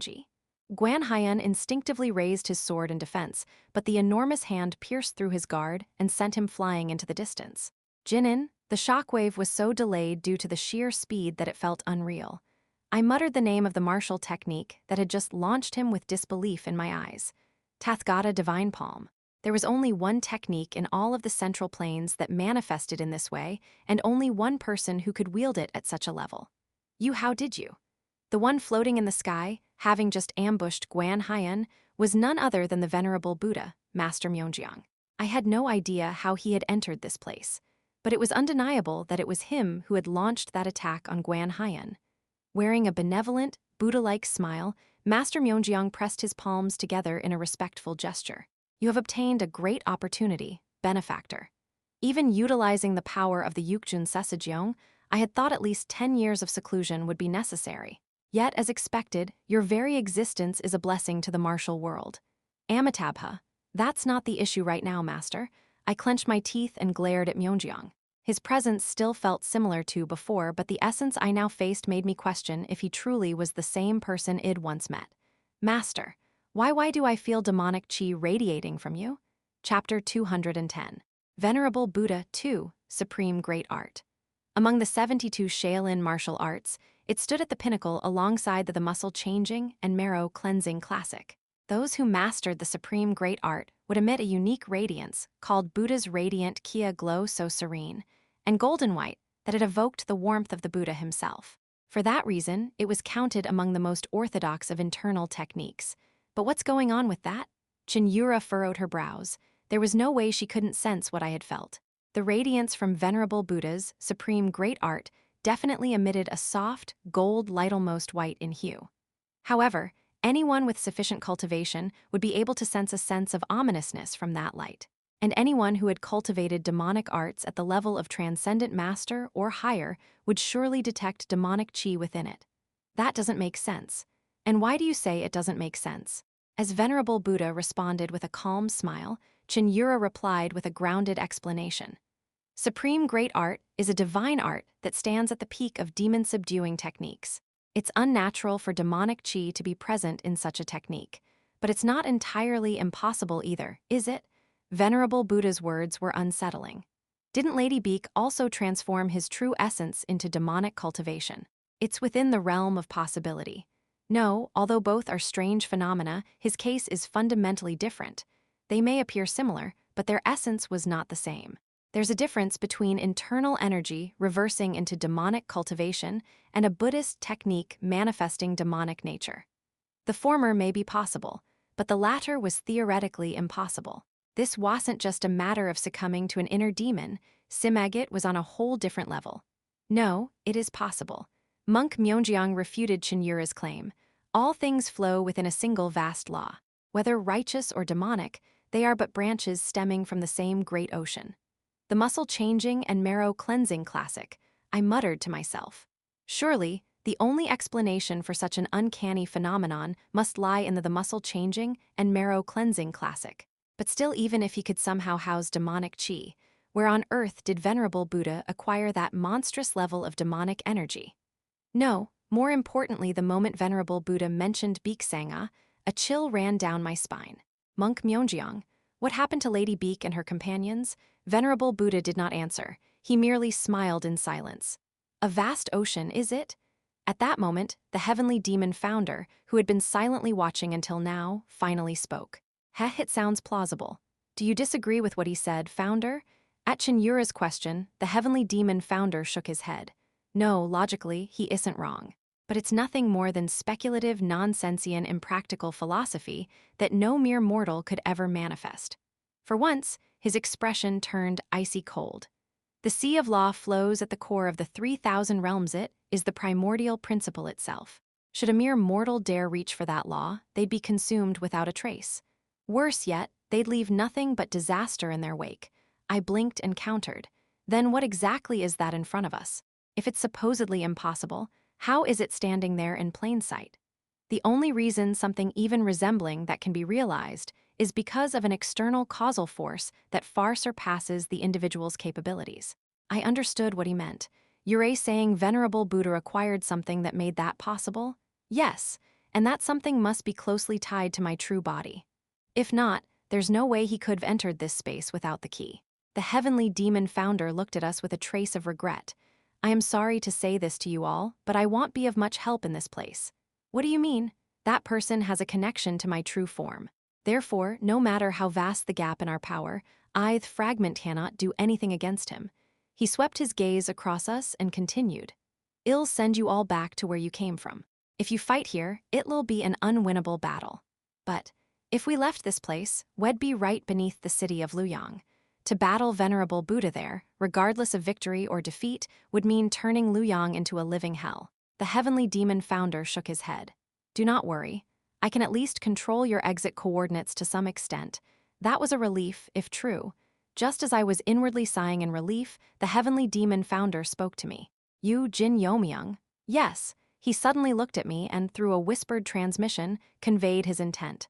My successor carries a fate that is ominous and shrouded in darkness. It was not something I could simply brush off. What do you mean by that? I protested in disbelief.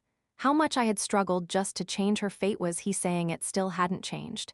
Even as I stared at him with fury, the heavenly demon founder's expression did not waver.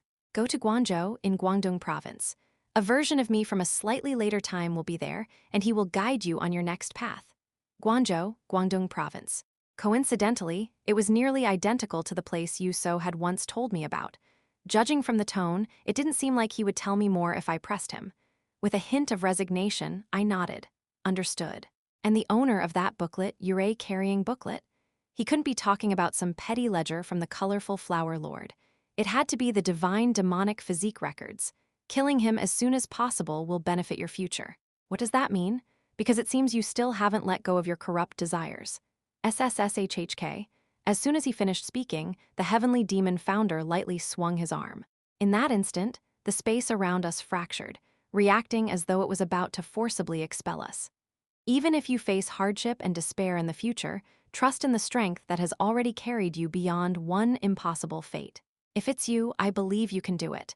Leaving me with those encouraging words, the heavenly demon founder turned his gaze to Cheon Yura. And you, successor. Yes, founder. The higher your cultivation rises, the more y'all begin to feel something writhing within you. That is both the source of your talent and the root of your curse. As your cultivation deepens, its presence will only grow stronger. And to suppress that entirely with your own will alone would be near impossible. When that time comes, don't forget there is someone in this world who cares about you. Nod. Cheon Yura gave a silent nod, as if something within her resonated with those words. With all his advice given, at the very end, the founder clapped his hands as though he had just remembered something. Ah, truly one last thing. I'll be taking care of that fellow So-chan for a while. When the time is right, I'll send him back. Just so you know, I'll make sure he's remodeledno, properly disciplined into something useful. Did I just hear him say remodeled? Well, do as you please. It might be a tough experience, but being directly trained by the heavenly demon founder was a once-in-a-lifetime opportunity, a blessing few could even dream of. At that moment, the founder suddenly gave a sinister smile. Creating an entirely new thief saint in the Central Plains Murim sounds like a fun idea. Heh. Sir, I think attaching the word saint to thief might be a little off. Also, I really don't think that's something good for Murim as a whole. I bit my tongue, deciding to leave those thoughts unspoken. Well then, this is farewell. It's been a pleasure meeting my successors again after so long. It was an honor to meet you, founder. The world turned over as the environment around us changed dramatically. In our final moment there, Cheon Yura and I knelt respectfully before the heavenly demon founder. And just like that, we were expelled from heaven of sacred spirits. We soon realized we were now standing midway up a desolate mountain slope. Where are we? At least it's not bad. Seems we're quite far from Luoyang. That means we can fight more freely. The real problem was whether we could actually find a way to defeat Venerable Buddha. But then Yua-ag. Suddenly, a piercing scream from Guan Haiyan stabbed sharply into my ears. What's that? It wasn't a scream born of physical pain. Rather, it sounded more like someone experiencing overwhelming mental shock as Cheon Yura, and I turned our gaze to the source, only then did a sharp, metallic stench of blood fill my nose. Ch Chenggun, Chengak, even Chengryong? What is that? Strewn across the area were over a dozen corpses. All of them wore that signature blue robe. If that's Wudang's Qingjia disciples, they're a second-generation disciples. Why were the second-generation Wudang disciples lying dead here, in such a remote place? Just as questions began to rapidly pile up, Guan Haiyan screamed toward the sky. Why, you bastard, Venerable Buddha? How dare you? How dare you kill disciples of our sect? Was Venerable Buddha the one responsible for this massacre? Finally, Venerable Buddha, who had remained silent until now, opened his mouth. All of this is your karma, Guan Haiyan. Karma. You call this karma? You sold your soul to the devil for power. It's only natural you pay the price for that. Don't spout nonsense. Roaring in fury, Guan Haiyan charged at Venerable Buddha. A fierce battle between Guan Haiyan and Venerable Buddha erupted. As the sudden clash between the two began, I hesitated, unsure how to react. Jin Yeomyung, come look at this for a moment. Cheon Yura called out to me. What is it? Hear this? Huh. Cheon Yura lifted the arm of one of the dead Wudang disciples. The moment I saw the arm's form, my eyes narrowed. This is yes, it matches the characteristics of the monstrous figures who attacked the demonic sects. Cheon Yura and I quickly grasped the chain of cause and effect. These were Wudang's second-generation disciples. Venerable Buddha didn't touch, only went after Guan Haiyan. And now he's massacred them, then Venerable Buddha's current killing intent is aimed at the heaven-defying society? Exactly. We need to decide how we act from here. Do we oppose Venerable Buddha, or do we stand by and watch? For whatever reason, that being has given himself over to demonic energy, but his hostility hasn't been directed at us. On the contrary, if we let him be, he could become a very useful hunting dog. That's true. From the standpoint of someone from the heavenly demon cult, this made practical sense. Right now, Venerable Buddha's enmity was clearly focused elsewhere. If we supported him strategically, we might achieve a great victory with minimal loss. However, there are 3 problems. She listed all 3. Lady Beek's whereabouts, our alliance with Guanhyan, and what Venerable Buddha might eventually become. Exactly. This is merely my intuition, but Cheon Yura nodded, her tone somber. If we continue to let that being roam freely, I have a terrible feeling hell become a god of destruction we can't possibly contain. A god of destruction, huh? It might have sounded like a childish expression. But what if someone who had already reached the current realm gained another miraculous opportunity and took yet another step forward? In the end, the only one who could possibly stop that man would be the cult leader. The problem was, the current cult leader didn't particularly enjoy leaving the cult grounds. More importantly, as the cult leader of the heavenly demon cult, there was a high chance he wouldn't care in the slightest what happened to the Central Plains under the hand of a mere monk who wasn't even part of the heaven-defying society. It was at that moment, "Hey, you idiots!" A shouting voice rang out from a distance. "Damn it, what took you so long?" Lady Beek. Beek Sangha, her entire body in tatters, came running toward us after recognizing our presence. Cheon Yura let out a quiet sigh. "You're an absolute mess." Beek Sangha pouted and grumbled. "Of course I'm a mess. I just fought with one of the 3 sovereigns, so could I be fine?" At her words, both Cheon Yura and I stiffened. What happened? The faintly cheerful fod she'd been forcing dropped in an instant, and gloom clouded her expression. "That person, no. That thing intends to kill anyone who stands in his way. Anyone, as in just like with Wudongmani of the so-called prestigious sects in the Central Plains joined hands with the heaven-defying society for their own gain, right?" That had been a casual remark I made earlier while sharing the colorful Flower Lord's secret ledger. At this rate, half of the 9 great sects might really end up annihilated. Chapter 211. Venerable Buddha 3. Back when Jin Yeomyung's group was still inside Heaven of Sacred Spirits. Who are you? Beek Sangha's eyes, filled with hostility, were directed at Venerable Buddha. What are you talking about, Sangha?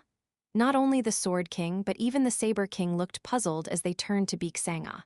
At that moment, Venerable Buddha, who had remained silent, let out a hearty laugh. Ho ho ho, as expected, you can't deceive the eyes of someone who has mastered demonic arts. The essence of this monk has always been Myungjeong of Shaolin. That, at least, has never changed. Even if the essence hasn't changed, the goal might have, Beek Sangha said without lowering her guard or easing her grip on her sword. Even when harboring demonic energy, one's nature doesn't necessarily have to change. I am proof of that. While her temperament had become somewhat sharper, and she had grown a bit more aggressive, Beek Sangha, who had embraced demonic energy, was still Beek Sangha. But even so, I can't help but be suspicious. Sudden changes always raise red flags. Even if she couldn't pinpoint the exact truth, Beek Sangha knew well enough that the situation unfolding before her was utterly absurd. Venerable Buddha gazed at her with calm eyes. Sword King has left behind quite a successor. I won't deny that my goals have shifted somewhat. However, I can assure you that these goals align with your interests. And by interests, what exactly do you mean? I intend to use the Black Lotus Union to judge evil as a blade forged by the consensus of justice and demons. A blade, you say? The expression of the Southern Heavenly Sword King hardened. The fact that he included demons implied that the blade wasn't going to be directed at the demonic cult. Then who exactly was its target? Senior, who is this blade directed at? The Sword King's question was filled with doubt toward Venerable Buddha. Naturally, at those who've strayed from the righteous path and fallen into evil. In that case, who exactly are they? Even in the face of the Sword King's fierce gaze, Venerable Buddha's expression didn't change. Do you truly not know, Sword King? You can't be ignorant of what caused your once peaceful reign to descend into chaos. The Sword King remained firm. Even so, creating a shadow force to punish them makes us no different from them. Every organization has always had those who bleed behind the scenes to maintain surface-level peace. That's something for me to judge and decide as the leader of the Righteous Alliance. You needn't decide. The Black Lotus Union has no relation to the Murim Alliance or ever. What did you say? Even with just the demonic cult, the North and South families, Shaolin, and the Jegal clan here, a sufficient agreement can be reached. In fact, including more would only compromise security. But where's the demonic cult in all of this? Beek Sangha paused mid-thought. Wait, does he mean me? While she was momentarily stunned by the realization, Saber King, who had been reluctantly observing the situation, finally spoke up. Brother, to raise the Black Lotus Union to that level would take at least a few decades. By then, not just me, but even Yao'll be at the age of entering nirvana. No need to worry about that. Venerable Buddha dismissed the concern with another hearty laugh. That's what the fragment of the Great One is for. Fragment of the Great One? Originally, that being and I were opposites naturally, one should have devoured the other. But the moment our goals aligned, under the great flow of the supreme law, coexistence became possible. In no way he wishes to cleanse this central plains of filth. He wants to fulfill the duty he failed to complete 1,000 years ago. Sa, a tremendous radiance surged around Venerable Buddha's entire body. The sheer potential of that power was beyond imagination, and the Sword King and Saber King's expressions turned grim. Decide now. I'd rather not cross blades with longtime friends like you. But his words meant that if necessary for his goal, he would not hesitate to fight them. Faced with Venerable Buddha's ultimatum, Saber King hesitated, while the Sword King stood and placed his hand on his sword. I'll ask just one thing, Senior. Go ahead. If the ones you refer to are just a part of the whole, what will you do then? Isn't it only the guilty who should be punished? One cannot blame the whole for the sins of a few. And what if that whole chooses to protect the few? Then came the words that the Sword King absolutely did not want to hear. In that case, the whole must be burned away in karmic fire. So that's how it is. The Sword King sighed as he looked up at the ceiling, then drew his sword. Chang, Senior Venerable Buddha, your ideology will ultimately bring ruin to the righteous Murim. It will be a purification for a better future. Ka, just how blinded by vengeance have you become, to fall this far? At the Sword King's furious cry, Venerable Buddha too let out a deep sigh. I didn't want to raise my hand against the leader of the righteous path, but the Sword King wasn't his only opponent. Brother, even I think this is going too far. HMPH, my little brother Saber King, resting his blade on his shoulder, let out a bitter sigh. I may be a fool of the martial world, but I know right from wrong. You've clearly lost your senses, brother. I am perfectly sane. What kind of monk so casually speaks of slaughter? Venerable Buddha's eyes narrowed. It can't be helped then. I'll have to convince you by force at those words. Saber King brightened with anticipation, unleashing his aura. Kyuhuhu, that's exactly what I was hoping for. Let's see if you still got it, old brother. Beek Sangha, too, fully stirred her demonic energy to support the Sword King. Amitabha and so, the four martial masters clashed. So this is the result. Venerable Buddha had emerged without a scratch and was now engaging in a second battle with Guan Haiyan. The Sword King and the Saber King were nowhere to be seen. Where are the two of them? Their internal injuries are severe, so they're hiding. Yoon is treating them. It seems Venerable Buddha didn't intend to kill them once they backed off. He immediately lost interest and went off to massacre the disciples of the Wudang sect. The disciples of Wudang scattered nearby must have been his victims. But right now, Wudang wasn't the priority. Ha! You mean he overcame a 2-on-1 no, 3-on-1 fight? Even I, and Cheon Yura as well, showed slightly surprised expressions. The Sword King and Saber King stood at the peak of the 5 kings of the Central Plains experts, who had transcended the flowing state and could wield the sword of the mind. They could stand their ground even against the Sword Demon and Saber Demon in a head-on duel. And yet he not only overwhelmed them but even held back while fighting. Having once barely set foot into a similar realm, I could tell. There shouldn't be such a wide gap between them by default. If there was a cause that made this possible, it must be that so-called fragment of the Great One that Venerable Buddha had obtained.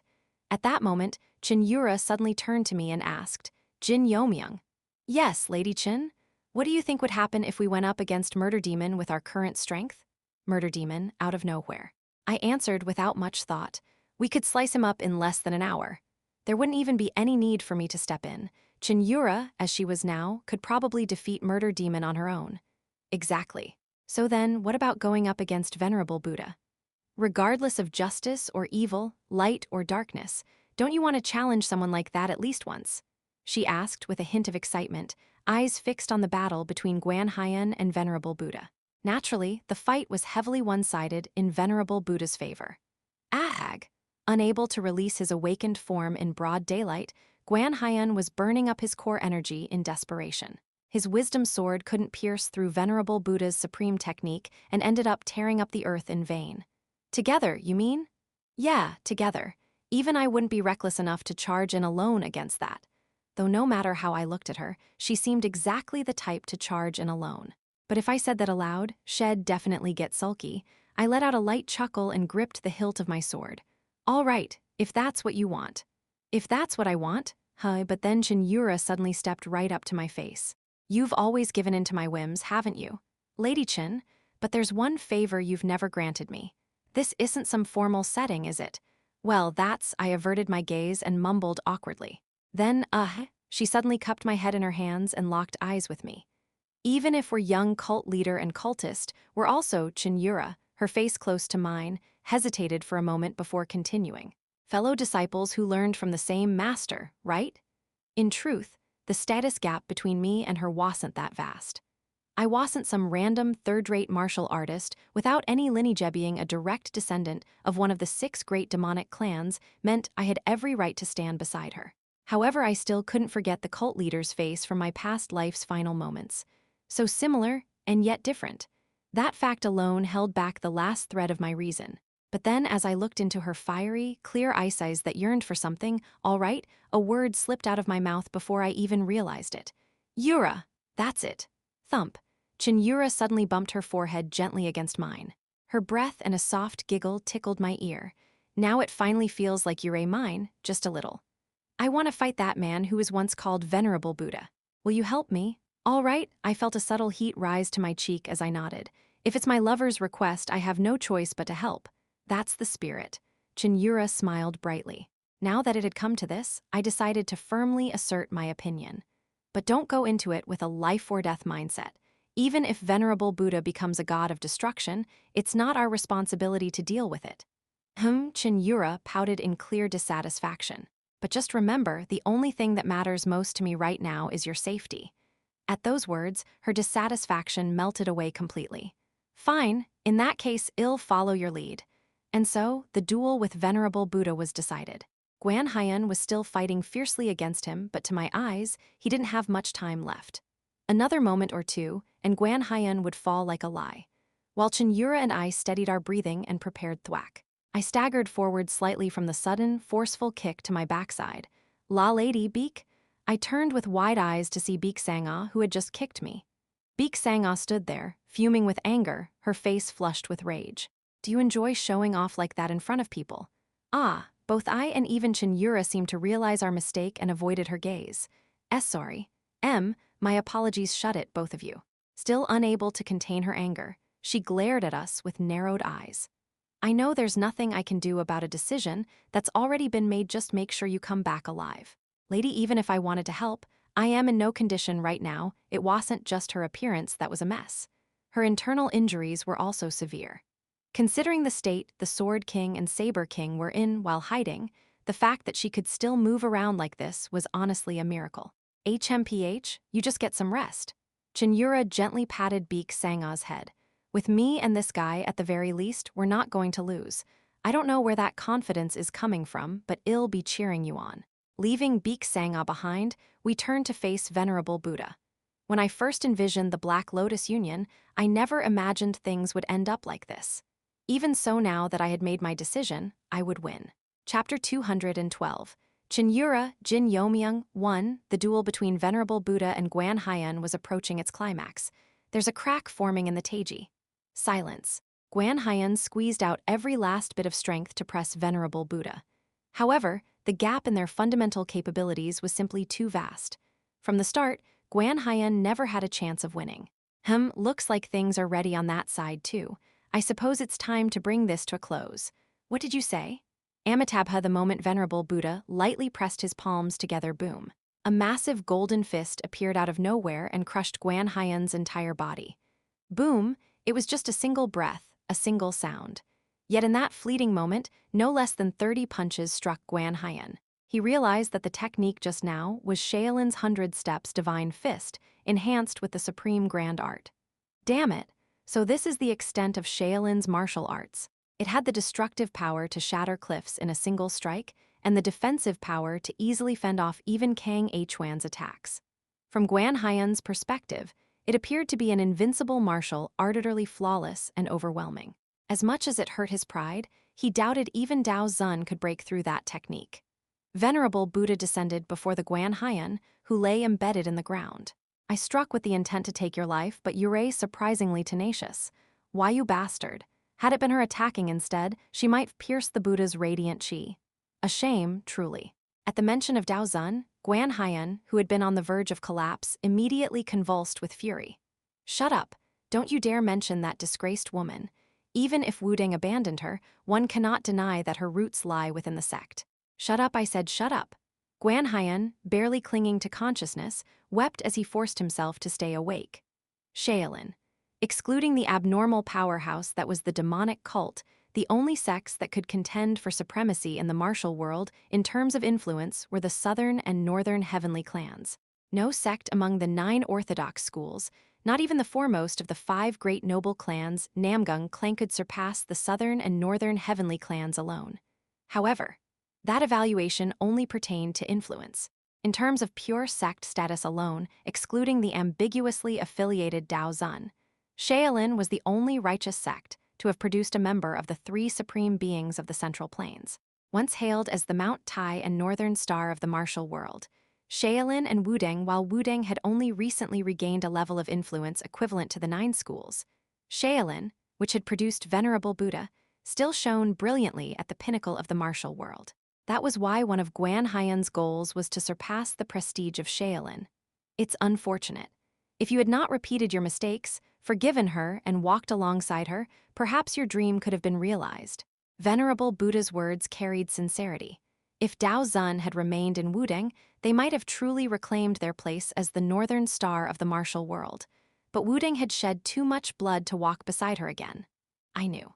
Guan Haiyan, covered in blood, slowly stood up. Wuding at the time may have appeared to be in its golden age on the outside, but inside it was rotten to the core. I know that well.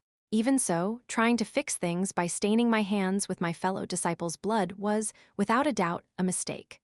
I will lead Wuding to become the strongest under heaven, in my own way. How pitiful. Raising his Buddha's radiant chi, Venerable Buddha lightly aimed his palm toward Guan Haiyan. To do that, you joined hands with evil.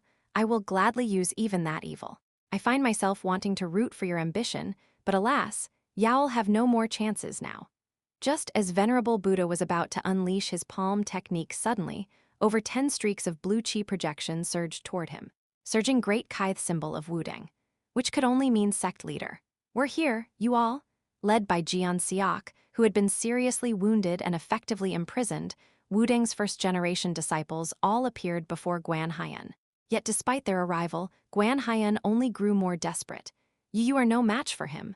Venerable Buddha now has no hesitation in his strikes. Flee immediately. We're sorry, but we can't obey that order, sect leader. What did you say? Jian Siak answered on behalf of the first-generation disciples. Jianmu, carry the sect leader and escape. Well, buy you time. Senior brother. When Jian Siak specifically pointed out Jianmu, the latter's expression subtly shifted. But Jian Siak continued without hesitation. You are the most talented among the first-generation disciples, and I know the sect leader chose you for a reason. So protect him. Go! At Jian Siak's shout, Jianmu grit his teeth and hoisted Guan Haiyan onto his back. No. Guan Haiyan, his consciousness fading fast, desperately tried to speak with the last of his strength. But he couldn't stop the resolve of the first-generation disciples. Our opponent is one of the 3 supreme beings of the Central Plains. Fight with the resolve to die. Yes, senior brother, form the 9 palace heavenly sword formation. The 9 remaining first-generation disciples moved in unison to form the 9 palace formation, raising their energy HMPH yet. For some reason, Venerable Buddha didn't seem the least bit interested in Wuding's first-generation disciples. That attitude caused Jian Siak to mutter angrily under his breath. Venerable Buddha, no matter how high your status in Shaolin may be, to treat us with such disdain is highly disrespectful. Ah, I didn't mean to look down on you. Venerable Buddha gazed in the opposite direction with a curious expression. It's simply that a more pressing enemy has appeared than you lot, so I have no choice but to focus on that instead. Did you say a more pressing enemy? Even 9 first-generation disciples, on the verge of reaching the master level, forming the 9 palace formation, would force even a flower realm master to risk their life. But now, in front of such strength, he was saying there was a more pressing enemy. I didn't expect Wudang dogs to try and snatch our prey first. A masked man and woman appeared before them. Mo Moonlit Sword Flower, and that one is.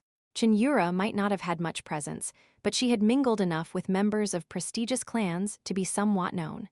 However, that's Black Elder of the Four Deaths, the first strategist of Black Lotus Union, whom even someone like me, who had barely acted publicly, was recognized.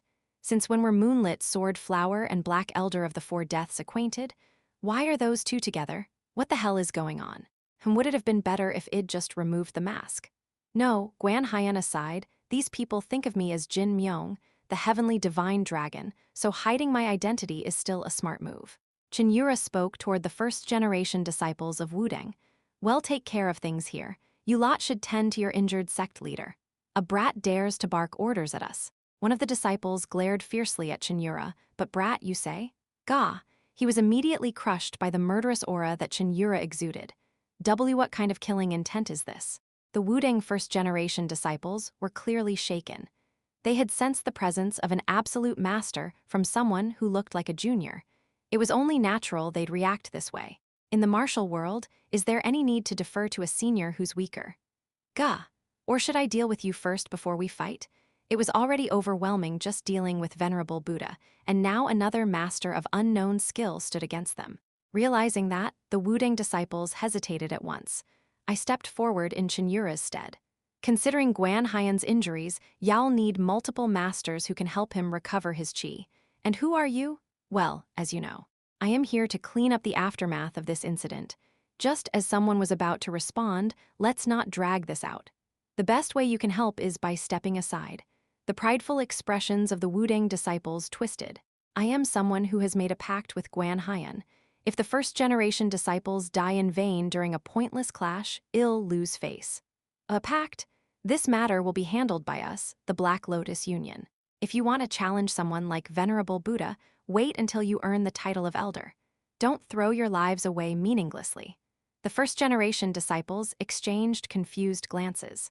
Jeon Seok stepped forward to speak on their behalf. Is it true you made a pact with the sect leader? Of course.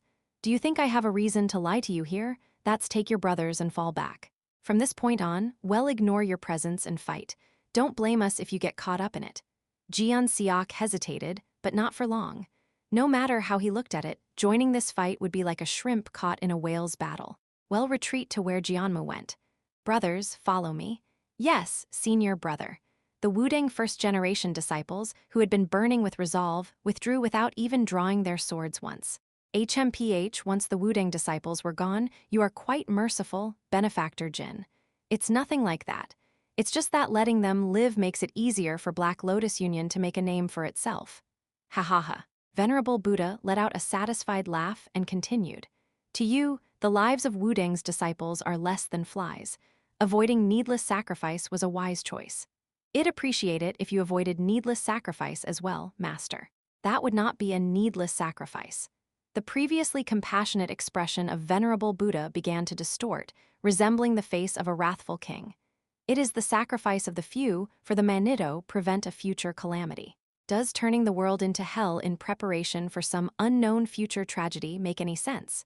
As a member of the heavenly demon cult, you must not realize how rotten the roots of the righteous sects have become. No, I do. I firmly shook my head and pulled out the secret ledger of the colorful flower lured from my robe and waved it. How could I not, when I have this in my hands? That is Venerable Buddha's eyes flickered with surprise. My apologies, but I'll have to defeat you and retrieve that ledger. If Venerable Buddha got his hands on this ledger, it would save him time and prevent needless sacrifices in the future. However, I am sorry, but that won't be possible, Master. As the ones who had to stop Venerable Buddha, there was no way we could hand the ledger over to him. And then you've got to be kidding me. Cheon Yura. Cheon Yura threw off her mask and glared at Venerable Buddha. Their gazes locked. You talk about sacrifice and the greater good, but at the core of your emotions, all I see is vengeance. Venerable Buddha's expression froze. Is your conscience really at ease, wrapping that emotion in the guise of righteousness? How long are you going to keep hiding behind a hypocrite's mask, someone like you? A hypocrite's mask, huh? Venerable Buddha remained silent for a while, then let out a soft, deep sigh. With a slightly defeated tone, he spoke. Benefactor Cheon, even hypocrisy is still a form of virtue. If I didn't wear this mask, I would have truly become an uncontrollable monster, a blood demon who drenches the world in carnage. Cheon Yura's belief in expressing emotion freely was valid, but I could also sympathize with Venerable Buddha's words to some extent. That's why I don't particularly want to fight you two. Venerable Buddha's gaze turned far into the past. When I see the two of you, I am reminded of myself and her 70 years ago. What happened 70 years ago? Judging by what kind of man Venerable Buddha had become, it was clear he suffered a tragic end. But what exactly had happened to make him so hostile toward the heaven-defying society? Releasing his prayer gesture, Venerable Buddha let his arms hang as he began to recount the past. 70 years ago, my lover was known as one of the 10 heavenly lords of the heaven-defying society. What? Gu Chingun Jang Yeomyung, head of the Akyong Jang clan, and a rising heroine once known in the martial world as the Great Solar Sword. Like Benefactor Cheon standing beside you, she was more beautiful and prouder than anyone. To Venerable Buddha, Cheon Yura's image overlapped strongly with that of his former lover. I was happy. She was far too good for someone like me. I swore to grow old with her, even if it meant turning my back on the Central Plains. However, the two were never able to be together. She and her clan were falsely accused of betraying the organization. Dozens of factions united and annihilated her clan. For a moment, Venerable Buddha failed to contain his emotions, and a terrifying killing intent and fury burst out from him. And all of it was under the orders of that grand heavenly lord. Chapter 213. Cheon Yura, Jin Yeomyung, II, a Akyong Jang clan. One of the martial families based in Akyong of Dongting Lake. They were far from being among the 5 great clans, but within the nearby region, they were still a well-known family with a long history. Their history was so ancient that even the members of the Jang clan themselves didn't know exactly when it had all begun. Venerable Buddha spoke with a bitter, self-deprecating tone. It's understandable. There are hardly any people left in the current era who know that the Akyong Jang clan are the descendants of a bloodline from the mythic age. If that was true, even the 9 Moons Blade Hall of Qinghai with its 1,000-year history couldn't compare to the Akyong Jang clan. Of course, they originally had no particular ties to the heaven-defying society. Even if they inherited the bloodline, without awakening that potential, they were merely a common martial clan. A clan that simply strutted a bit in their local territory. It was both a blessing and a curse that someone from such a family rose all the way to the rank of one of the 10 heavenly lords. Why is that? I didn't quite understand. If they were a 10 heavenly lord, not just a mere officer, then at the very least their martial prowess would have reached the transformation realm. And if they had awakened their potential, they wouldn't even fall behind when facing one of the 9 great sects head-on. To my words, Venerable Buddha replied bitterly. When someone carrying the blood of the mythic age reaches the level of a 10 heavenly lord, a refined essence is born within thema concentration of the power of their ancestral spiritual beast. Is it similar to a beast's inner core? Yes. It's practically the same concept, the inner core of a spiritual beast. If properly refined and consumed, it could bring the user all kinds of miraculous effects. It was a heaven-sent opportunity. Don't tell me.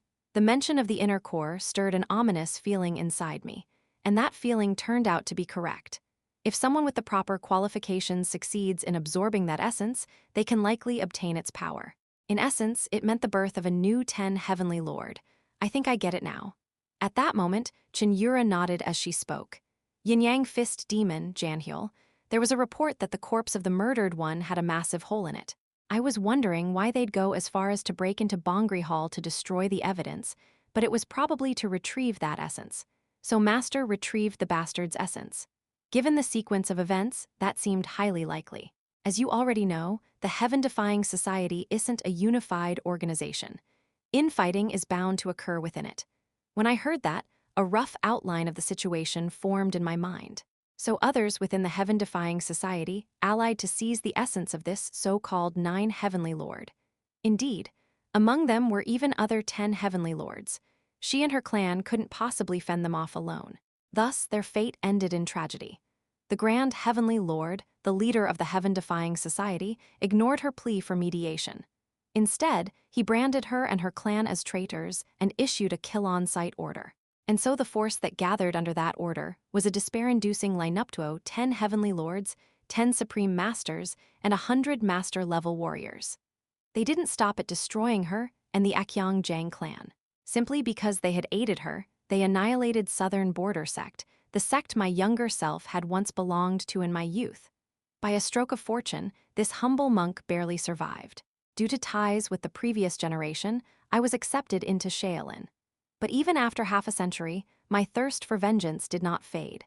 As soon as Venerable Buddha reached the transformation realm and was promoted as abbot of Shaolin, he began active external movements. It took him over a decade, based on her fragmentary accounts, to uncover the true nature of the heaven-defying society. Then another decade just to grasp a portion of their forces and membership. Even after aging and stepping down from the abbot's position, Venerable Buddha's vendetta against the heaven-defying society never cooled. No, it didn't just persist, it blazed hotter than ever. I understand. I truly understood Venerable Buddha's thirst for vengeance. To him, family, relatives, and loved ones all had been taken by those bastards. I too was living my third life, bearing similar emotions. The fire of vengeance in your heart won't extinguish with your life, master. Not until you erase everything they are from this world. Huh. Venerable Buddha's eyes widened in surprise as he realized I wasn't speaking empty words. Remarkable. I'd heard of your uniqueness, but I never imagined you bore the same pain as I nodded slowly. Because I understand, I will stop you now, master. Indeed, Cheon Yura's expression became subtly strange. To her, the conversation between me and Venerable Buddha was probably incomprehensible. Then, as I mentioned before, I have a request for you, master. The thing Venerable Buddha mentioned when he handed me the muscle tendon changing classic. That one request he would ask of me later. Venerable Buddha put his palms together and closed his eyes. Stop this, humble monk. I'll gladly do so. Cheon Yura and I stood shoulder to shoulder, preparing our stances. And then in Venerable Buddha's half-open eyes, the benevolent compassion he once showed was gone. It was a sign that his heart had been completely consumed by demonic nature. I shall kill those who stand in my way. Try it if you can. Cheon Yura shouted with confidence. I am the monk who overcame the joint attack of the Sword King and the Saber King. Do you really think you, who are lesser than them, can possibly stand a chance against me? Smirk, I do. Insolent. Flash. A massive golden palm surged toward Cheon Yura and me with crushing force. Tathagata Divine Palm. Normally, even the Tathagata Divine Palm wouldn't possess such overwhelming power. This was a supreme technique that only Venerable Buddha, who had reached the profound realm and could refine his intent, could unleash. Fast. Even Sword Supreme Sage Guan Haiyan hadn't been able to react before being beaten one-sidedly by it. Normally, someone like me who had just reached extreme demonic realm should have been smashed into pulp by now. Kyung. But Venerable Buddha's Tathagata Divine Palm struck the ground in vain, having completely missed its targets. Just as the Venerable Buddha narrowed his eyes at the reaction that was far swifter than expected Cheon Yura, and I moved from our spots and flanked him, swinging our swords. Surprising. For those who have yet to touch the laws of the world to react to this strike, we ignored the Venerable Buddha's words and swung our chi projections straight at him. The Venerable Buddha made no attempt to evade. Instead, with his palms pressed together, he raised his energy. Kagang, kagagagang, with a grating sound like metal scraping against metal, the chi projections unleashed by Cheon Yura and me were blocked completely by the Venerable Buddha's aura. What kind of madness is this? In that moment, I fully understood the desperate cries of Guan Haiyan. Just how the hell were we supposed to penetrate this level of defense that even blocked chi projection? Amitabha then, the moment the Venerable Buddha released his clasped palms papapapuk, dozens of afterimages of fists exploded outward from the Venerable Buddha, pummeling Cheon Yura and me from all directions. Gah! Kyug. We were both sent flying back more than a dozen jang in an instant. The strength in my arms and thighs, where I had been struck, felt like it could give out at any moment. Even though I had reinforced myself with protective chi, the Venerable Buddha's fists ignored all of it and beat my body into a rag. Damn it, is he even tougher than that cursed father of mine? I had heard that Jin Gunax's body, transformed through the Asura god, was so tough that even the sword demon struggled to leave a mark. But the Venerable Buddha before me now felt like he had surpassed even that level entirely. Cheon Yura, who had been thrown in the opposite direction, shouted to me. Jin Yeomyung, that was definitely the Vajra indestructible divine art. That too was a technique symbolic of Shaolin martial arts. He used it defensively at the level of the profound realm. Ordinary chi projection can't break through it. I knew that well. To break that defense, we'd need to reach the same level of mastery ourselves. For someone who shouted with such confidence, you are rather disappointing. Clicking his tongue lightly, the venerable Buddha's body began to split into 9 separate figures. Lotus platform 9 grades. With each of the venerable Buddha's steps, lotus-shaped energy waves bloomed beneath his feet. The blooming lotuses of the 9 grades filled the entire field of view. Just from the energy wave of those lotus blossoms, the earth bore massive scars. As I was flung away by one of those waves, I cursed inwardly. Damn it all. So that's what they call one of the 3 lords at the peak of the Murim. Of all the opponents I had faced until now, this one was by far the most overwhelming. Even without the cult leader, the current heavenly demon cult was in its prime. And yet, with monsters like this holding the line, it was no wonder the balance between orthodox and unorthodox factions was being maintained. If you have nothing else to show, I shall end this. Crack, crack, crack, the venerable Buddha released his palms and for the first time took up a proper stance.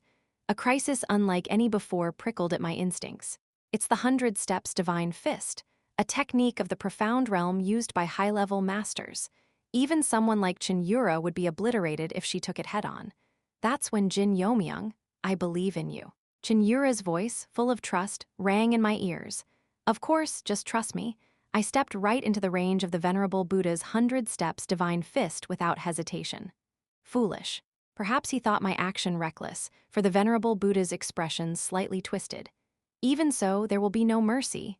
Buwung, 100 Steps Divine Fist, Arhat Heaven, I could say this with confidence. The strike now barreling toward me, aiming to end my life, was even stronger than the sword demon's slash. Even the celestial rotation formation won't block that. The celestial rotation formation had proven effective against opponents 1 or 2 levels above me. But this was in a different league altogether. If I tried to counter with sword momentum, I would be shattered along with it. Normally, that would be true. Gritting my teeth, I began channeling a single mantra engraved in my mind. Once it passed through a special energy pathway, my entire body was dyed blood red by something. The venerable Buddha narrowed his eyes slightly as he sensed the instant shift, then, his 100 Steps Divine Fist slammed into me. Quag-wag-wag-wag-wang, a massive tempest carved into the mountain range. However, the result of that carving was only due to it being obstructed by something. Had it not been stopped, it would have bored straight through the mountains. Impressive. So this is the method you two prepared. On the venerable Buddha's arm, extended from executing the 100 Steps Divine Fist surprisingly, a long puncture wound had appeared, and blood was streaming down. The venerable Buddha, momentarily drawing back his force, turned to Cheon Yura, who stood at a distance brushing off her sword. I did not expect Lady Cheon's sword to pierce this monk's Vajra indestructible body. To already be able to wield forged will manifestation truly a terrifying future awaits you. Despite receiving praise that could not be any higher, Cheon Yura didn't look pleased. This time, the venerable Buddha turned his gaze directly to me, but what was even more astonishing was Sir Jin's defense. Without it, Lady Cheon's strike would not have landed. Huff, huff, I couldn't respond properly to the venerable Buddha's words. White steam was rising from my entire body, and I was too busy suppressing the rampaging flow of my chi and blood. What is the name of that technique? The venerable Buddha, genuinely intrigued, even halted the battle to ask about my method. Secret art of the demonic heavens Jin clan, one of the 6 great demonic clans. Struggling to catch my breath, I finally uttered Asura God Body.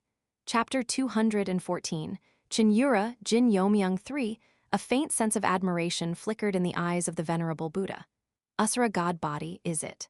It was a rare internal technique, one of the ultimate secrets of the demonic heavens Jin clan, and could only be accessed after mastering both the demonic heaven Asura divine art and the indestructible Asura demon art to an advanced level. The demonic cult truly possesses unimaginable martial arts. I never imagined a technique existed that could withstand this monk's 100-step divine fist.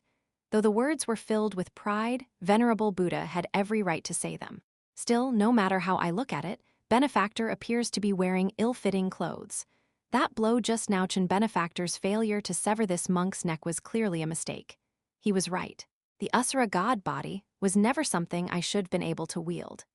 It was a miracle forced into being by pushing my body to its extreme, relying on the physique of the demonic heavens Jin clan and operating two internal arts I barely understood through mantras. Are you all right, Jin Yeomyung? I can barely manage. I barely managed to lift my upper body with her support. Cheon Yura, uncharacteristically downcast, said with a sigh, I am sorry. You staked your life to create that opening. If I'd known this would happen, I would have gone all out from the start. What are you apologizing for? I gave a wry smile and lightly patted her head. We've already proven we can inflict damage without using willpower. That alone means we've secured a chance at victory. At those words, Venerable Buddha's eyes widened in disbelief. What? You say you didn't use willpower? That's correct, Venerable. Cheon Yura confirmed it herself. What I used was the heaven-slaying chi. Of course, I did focus my power much more than before. But even if it's the heavenly demon's martial art, without the mind blade, there's no way a scratch could be left on this monk's body. There are two reasons for that. Cheon Yura smiled meaningfully. The first is that heaven-slaying chi possesses greater offensive potential than any martial art in this world. And the second, it's because of the fragment of the heavenly demon founder you obtained from somewhere. I picked up the explanation in her stead. The fact that Buddhist power contains demonic energithas is something that should never happen. Venerable, you spoke of the vast sea of cosmic law, but there's no way those two forces could have truly fused in harmony. Even if all things were said to be one, Buddhist power, by its nature, could never accept the demonic. After all, wasn't one of the most representative tales of Shakyamunith, founder of Buddhist cultivation, his rejection of Mara's temptations. I can guess why you accepted a fragment of the heavenly demon founder. It must been to counter the awakened forms of the 10 heavenly lords.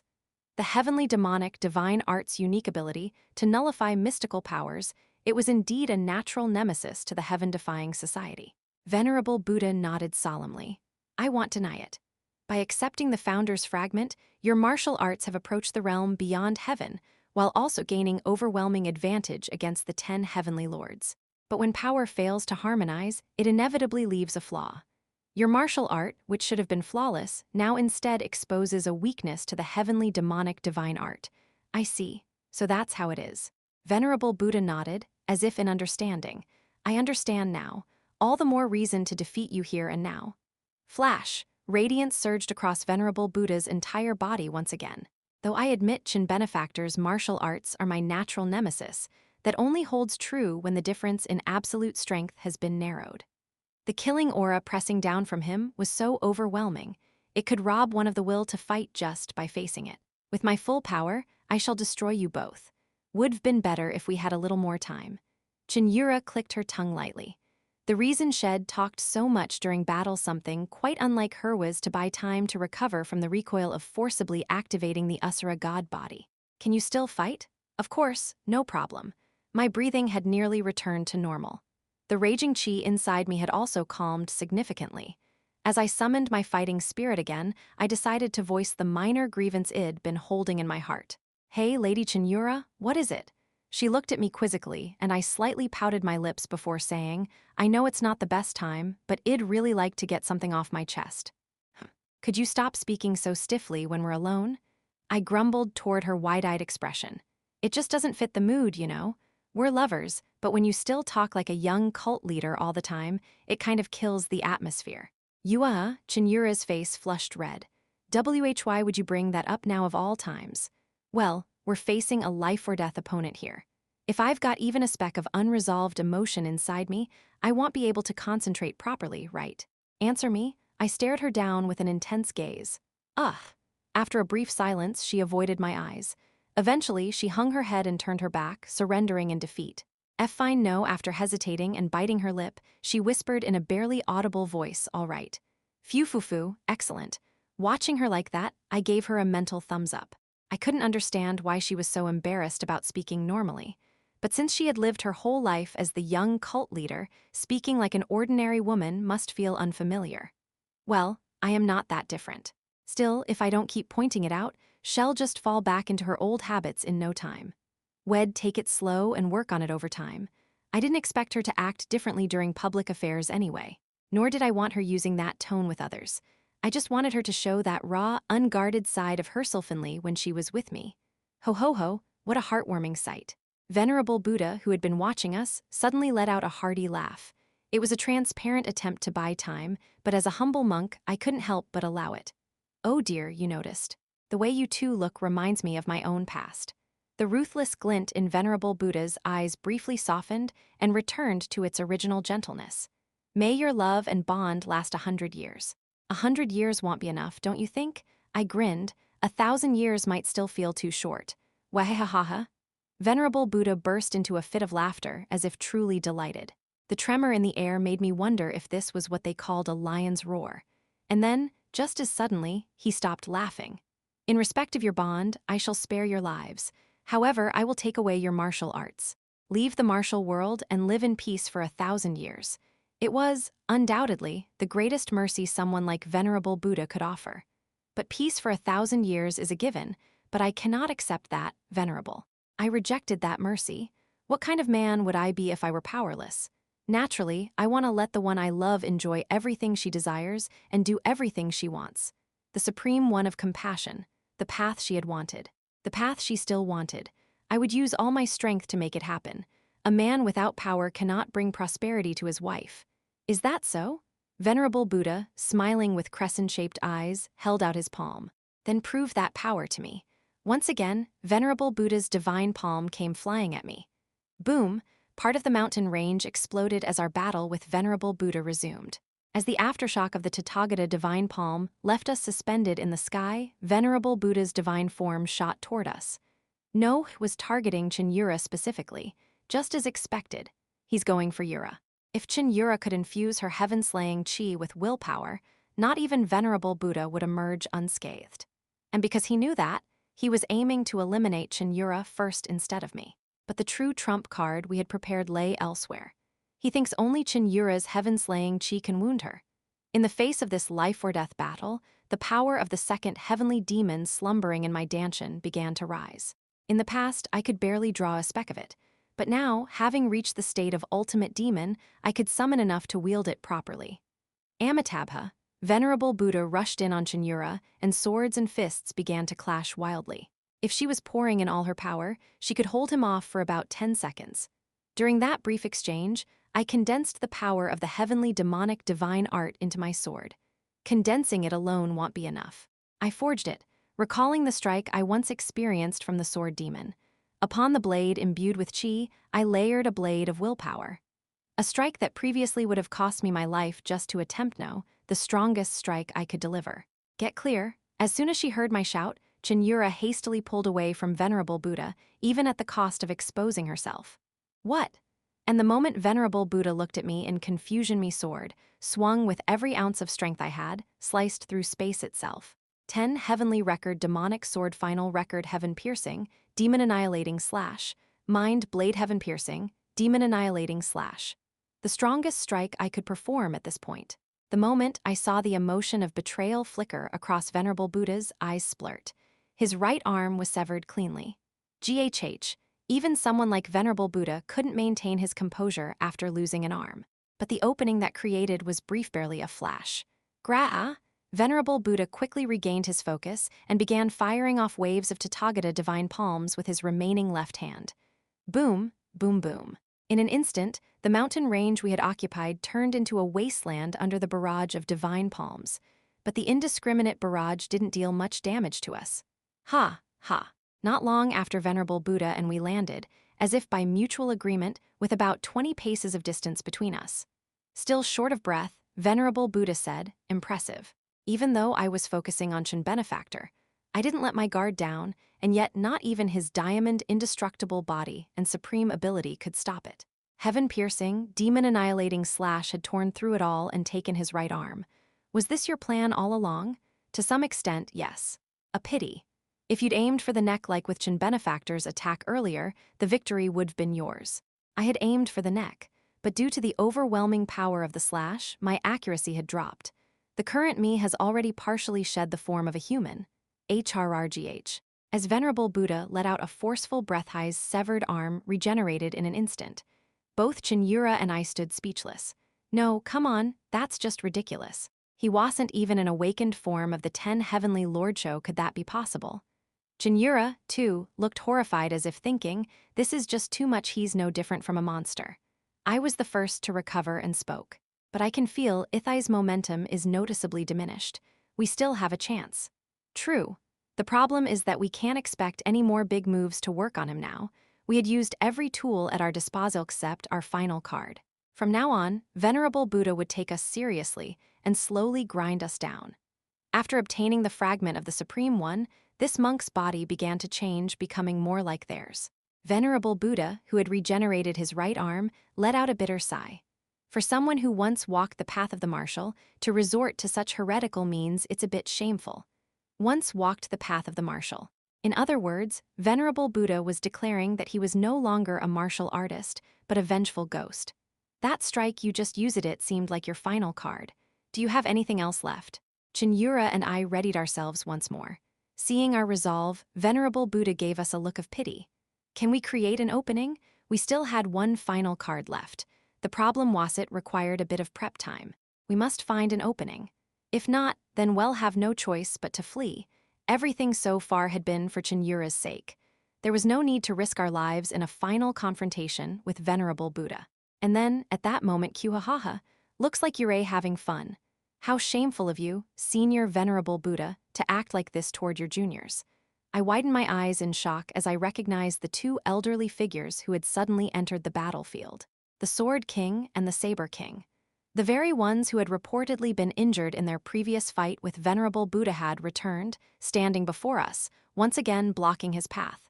Chapter 215. Cheon Yura, Jin Yeomyung 4, their reappearance did not look good. The Sword King's clothes were tattered, stained with blood, and the Saber King, who had taken off his upper garment, was covered in deep bruises all over his body. Venerable Buddha asked them, "You were granted mercy once already. Do you truly hold no value for your lives?" The Sword King chuckled roughly. "If we were so attached to our lives, how could we be leaders?" The Saber King supported the Sword King's words. "It's a bit shameless to say this after having fled once, but this time will be different." I see in an instant, the confrontation turned into 4 against 1. But from what I could tell, the Sword King and Saber King wouldn't be able to hold out for long. They must have forced themselves out here after sensing our clash. To them, this was a gamble. Though their physical conditions were clearly far from ideal, in the current situation, their presence was as good as an army of thousands. Very well, I shall gladly endure this trial. Come at me. Venerable Buddha, still full of strength, radiated blazing Buddhist aura. Just as the tension of battle reached its peak, Saber King called out to me. "Hey, young brother."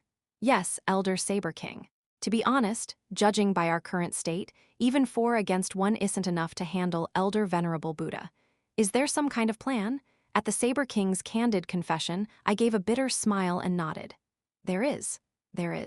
Just half a breath. Please hold him off for just half a breath, no matter what. Half a breath. The Sword King, standing beside him, stroked his white beard and thought deeply. If it's just half a breath, it might be possible if we squeeze out everything we have. Saber King agreed as well. We've already pushed Elder Venerable Buddha this far, someone we couldn't handle before. I'll place my trust in you all. Thank you. Even as I bowed my head, I felt a fresh sense of shock. The Sword King and Saber King, venerable elders who stood at the peak of Murim and were known as 2 of the 5 kings of the Central Plains. Their pride would surely be beyond imagination. And yet, they listened to the words of a mere junior like me and followed them seriously. Ha ha ha, let's go at it again, brother. With that, the 2 charged at Venerable Buddha. Amidst the fierce clash of 3 ultimate masters, you have a plan, or huh? She still wasn't used to speaking casually, yet she asked me. I nodded and replied. I'll use the united technique we used to defeat the murder demon. Combined chi technique, huh? That's a good choice. Her awkward speech made me grimace. The situation's urgent. Just speak as you normally do. Got it. Perhaps because she found it so hard to adapt, Cheon Yura immediately dropped the polite tone. As her expression relaxed, I felt a little wistful as I continued. The usual united technique won't work. We'll need a force far stronger than the resonance energy we used back then to pierce through Venerable Buddha's defense and deal a fatal blow. How? Do you have a method? Not by combining Killit's combined martial techniques. Cheon Yura tilted her head. Combined techniques? Remember? Back in the Hidden Trace Manor when we fought Jiokun. She nodded, of course. That was the first time we performed a united technique, wasn't it? Exactly. something worth remembering. We combined our techniques before we merged our chi. Recalling the memory, Cheon Yura made a convinced expression. Many who knew of the heavenly green sword said the same thing, that the heavenly green sword was a blade meant to kill the heavenly demon. But having deeply mastered this sword, I came to a different conclusion. I am sure of it. The heavenly green sword and the heavenly slaughter demonic sword are not opposing forces, but mutually supportive swords. Otherwise, there was no way our combination would fit together this perfectly. The Sword King and Saber King swung their blades madly, truly as if they were insane, to endure the promised half-breath. Their internal injuries were already severe, but if they managed to survive this battle, they would both need at least several years of recovery. Sword King's blade is still as sharp as ever. You block it just fine, and yet you complain so much, senior. A blade of will condensed along the Sword King's sword. If the twin sword technique of the Southern Heaven Clan Heavenly Wolf dual sword formation was their pride, then the true essence of Southern Heaven swordsmanship was the very technique he now unleashed. Ilseong sword formation, 1-star sword / heart sword, single star / beak. Dajeong, known as the Sword King of Southern Heaven, unleashed an all-out strike containing his everything at Venerable Buddha. In perfect timing, Saber King Yeon-myung who launched his own best move. Heart Saber, Northern Sky Thunder Flash Heart Sword and Heart Saber. A combined attack from two supreme masters, powerful enough to obliterate even a peak-level expert in a single strike. However, as expected, its power is not what it once was. Even as the massive wave of sword energy tore through the air, Venerable Buddha's gaze remained unimpressed. Amitabha. Venerable Buddha lightly chanted the Buddha's name and thrust out his fist. Arhat Divine Fist. The nirvanic flame unleashed by Venerable Buddha was not like the Beakbo Divine Fist. It was a full manifestation of one of Shaolin's 72 supreme techniques, soaring straight into the wave of sword energy. When that colossal intent clashed, it produced a unique ripple that ordinary people couldn't even perceive. Kyug. The ultimate killing techniques hurled by the Sword King and Saber King were completely neutralized by Venerable Buddha's single strike. From the rebound of the clash, the two began bleeding heavily from their chi channels, and Venerable Buddha spoke as he looked at them. This is nothing but futile resistance. If you insist on continuing, I will have no choice but to take your lives. The two shouted back in defiance. Better to die than to watch the central plains burn in your hands. As Lords of Murim, we cannot overlook your collapse, senior, foolish men. Venerable Buddha clicked his tongue. I know full well you're only buying time. He didn't put his palms together this time. Instead, he formed a single hand seal. Then allow me to ease your passage with my full power. Whoosh. In an instant, golden feathers or rather, something resembling flames began swirling around Venerable Buddha. No, they weren't feathers. They were some sort of fire, stylized and radiant. The moment I saw it, I knew. The Sword King and Saber King instinctively sensed death looming over them. Flame of Buddhist radiance, nirvanic might? Not similar, but different. This is on a whole different level than anything we've seen before. While the two men froze, stunned by the realization of what kind of energy they were facing, Venerable Buddha calmly explained. Once you set foot into the latter half of the manifestation realm, you move beyond simply shaping intent. You begin to reach into the laws of the world. At that point, you can manifest your own life and ideals into reality, albeit crudely. Karmic flame of nirvana, this wasn't just fire. It was something transcendent, imbued with the life of the man named Master Myeongjong Venerable Buddha. At that moment, the Sword King and Saber King realized they were powerless. Nothing they had could counter this. Their arms dropped in surrender. Heart Sword and Heart Saber, none of it mattered anymore. Venerable Buddha, wearing a sorrowful expression, declared, "This turn of events is truly regrettable."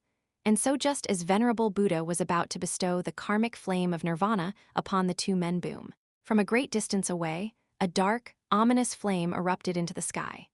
In stark contrast to the golden flame Venerable Buddha had summoned, this was a demonic flame that looked as though it had risen straight from the depths of hell. More than anything, the moment that flame was recognized, the fragment of the heavenly demon's will embedded in Venerable Buddha's heart began to resonate wildly. Goo! Clutching his chest in pain, Venerable Buddha shouted in disbelief. Amitabha, what in the world is that? Not since the era of the demonic lord had Venerable Buddha experienced such a feeling of imminent doom. Heaven-sundering annihilation, sword of clear extinction, Venerable Buddha's gaze turned toward the source. There stood Cheon Yura and Jin Yeomyung, preparing the strongest martial techniques they could possibly muster at this moment. But the problem wasn't simply the preparation of high-level techniques. Their energies were resonating with one another, creating a monstrous amplification beyond what should have been possible under natural laws. Petty tricks. Venerable Buddha redirected the karmic flame of nirvana. What was meant for the Sword King and Saber King was now aimed at Cheon Yura and Jin Yeomyung. Just before the golden fire could engulf them, heavenly demon resonance. Great final cataclysm, the resonance technique the two of them unleashed detonated in full, crashing head-on into Venerable Buddha's divine might. Jin Yeomyung, one of the three supremes of the Central Plains, known as Dao Zun, walked with absolute freedom. Ever since being expelled from the Wudang sect, she wandered the world, living a life truer to a drifter than anyone else. Neither the seas of Hainan, nor the deserts of the western regions, nor the eastern lands of the Wei Kingdom could escape her gaze. Naturally, even the heavenly demon cult in Gansu, within the borders of the Central Plains, was no exception. So I come back after all this time, and the house is in total chaos. Dao Zun appeared with her signature long-stemmed pipe, her expression contorting as she took in the devastation around her. "Ah, Yura here. Don't just say that so casually. What the hell happened here? Exactly what you see." The cult leader of the heavenly demon cult, Chen Tijangan of the Three Supremes, and better known as the heavenly demon himself, welcomed Dao Zun. "A lot of blood has been spilled. A mountain of corpses and a sea of blood." That phrase matched the reality here to perfection. Dao Zun growled, her face twisted in disgust. "I'd say at least a few thousand are dead. Have you completely lost your mind?" At her blunt words, the guardians nearby released a murderous aura. "Dao Zun, even for you, such disrespect," just as the left guardian, bloodless thousand slaughter Mujung, was about to speak up. Enough. The cult leader stopped him. "I've always been perfectly sane. Once the leader commits treason, there's no reason to spare the underlings. What a joke. You went and turned the 6 great demonic clans into the 5, and now you talk like nothing happened." Dao Zun's words were not to be taken lightly. The heavenly demon cult, with its 1,000-year history, had stood on 6 pillars. And if what she said was true, then one of those 6 had fallen. They've not been annihilated yet. I haven't taken the head of the illusion demon. And hundreds still escaped the 10,000 mountain. This is a critical failure on my part. The place where they were currently standing was none other than the main estate of the illusion clanon of the 6 great demonic clans, specifically the main household of Gyeongchun illusion clan. The cult leader regretted having underestimated the illusion clan's mystical arts. After obtaining decisive evidence that the Gyeongchun illusion clan was a direct subordinate of the heaven-defying society, the cult leader led an assault on their main estate with only the forces of the Guardian Court, the Sword Demon, and the Saber Demon at his side. However, somehow, their information had been leaked, and the enemy was thoroughly prepared. While the cult leader and the Guardian Court were trapped inside the illusion clan's illusion formation at the main estate, the clan leader Hwan Pyong gathered the clan's core power and escaped the cult leader's grasp.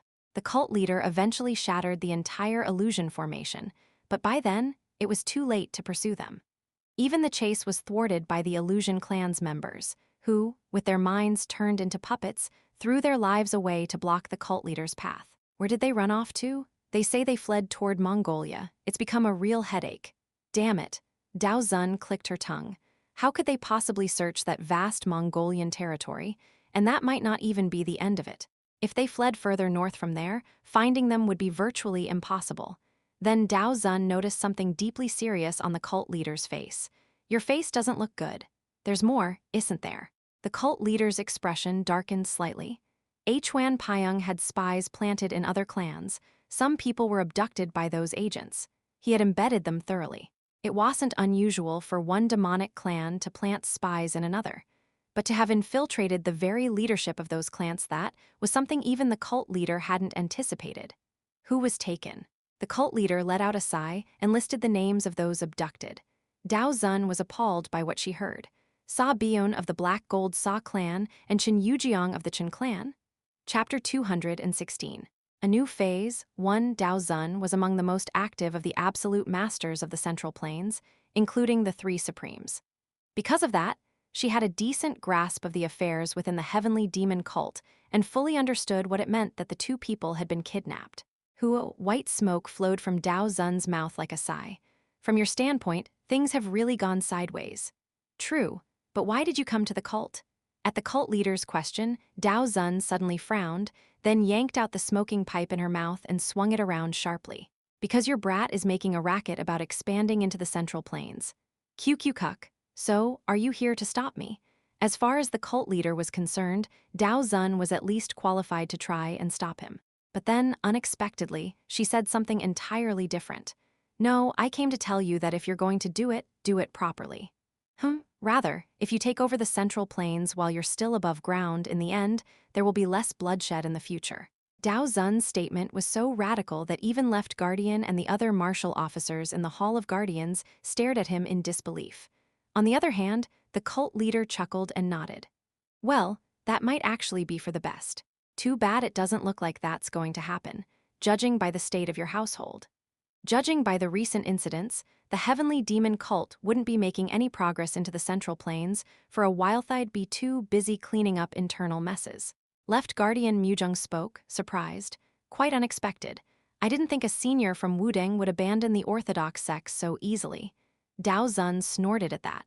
HMPH, if it'd been obsessed with Wudang's revival, it'd have already lopped off the sect leader's head and devoured the sect whole. The cult leader nodded in agreement. If that were the extent of your ambition, I wouldn't have tolerated your presence here. Dao Zun stared at the cult leader for a moment.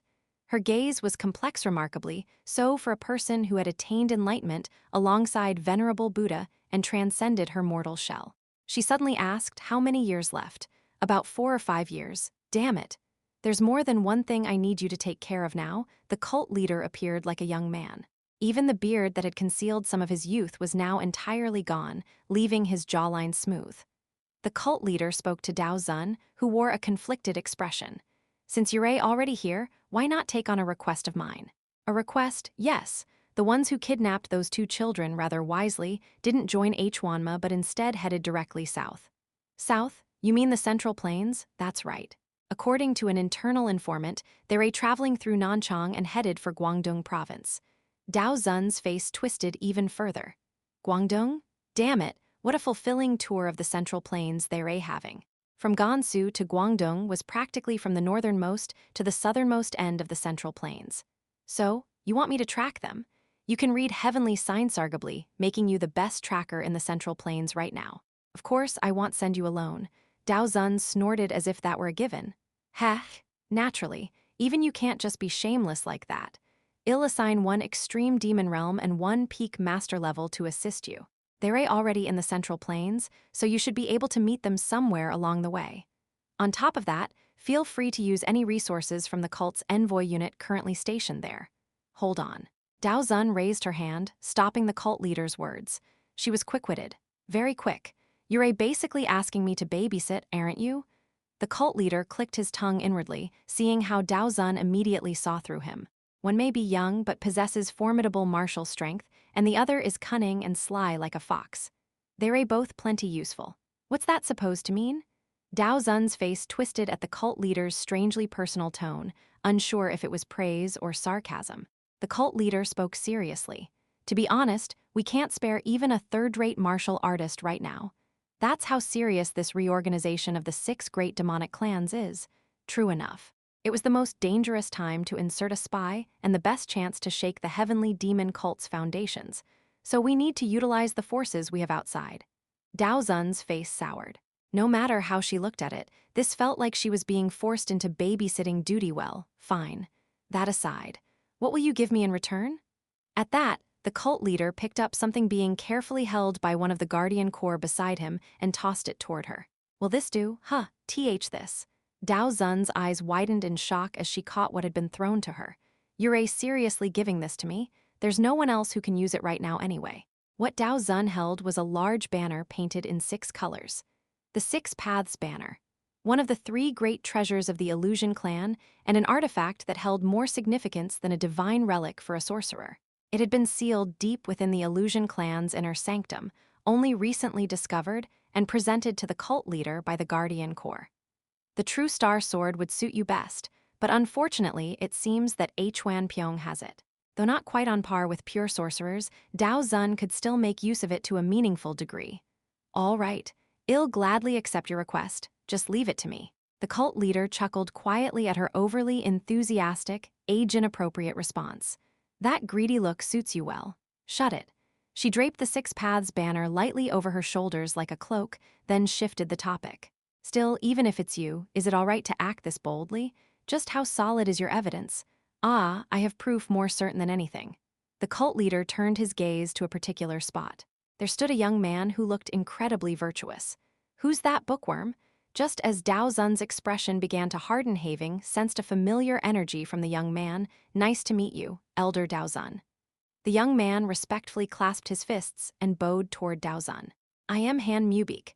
I come from the Wudang sect and was once called First Order within the Heaven-Defying Society.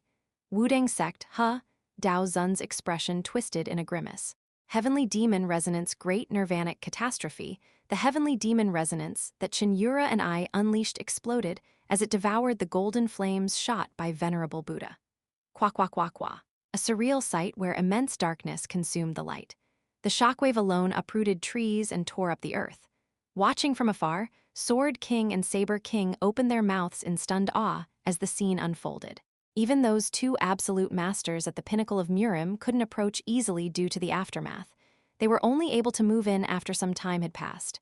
Crack, crack, crack, crack. This can't be real. Am I really seeing this with my own eyes? Saber King slowly approached the edge of the area where the great nirvanic catastrophe had been unleashed. Then, kneeling on one knee, he picked up a handful of soil from the ground. Pa! The dirt crumbled in the wind, scattering like dust. Sword King's eyes trembled as he witnessed the devastation. This isn't a power allowed to humans. A gray land devoid of even a trace of life. The power that had turned the interior of the entire area into a dead zone left the two masters speechless. Are you all right, young brother? Dao King urgently rushed to us, who had unleashed the resonance attack. Cheon Yura and I had collapsed in place, spent from pouring out every last ounce of energy. Neither I nor Cheon Yura could utter a single word. The cost was much higher than I expected. We couldn't even sit up without leaning against each other for support. Sword King followed behind and looked at us with a complicated expression. While observing our condition, Saber King spoke sternly without even turning his head. Beak, don't even think about it. What do you mean? I mean, don't try to assert your position as the head of the righteous alliance here, not if you want to face your granddaughter without shame. Sword King closed his mouth, his intentions laid bare. He had judged the two people who created this phenomenon to be far too dangerous. Feeling a bit ashamed, he changed the topic. What happened to Senior Venerable Buddha? At that, our gazes turned in one direction. Amazingly, despite being swallowed by that cataclysmic strike, Venerable Buddha hadn't died. Amitabha, he was sitting on the ground, chanting the Buddha's name. His body was torn apart and bleeding everywhere.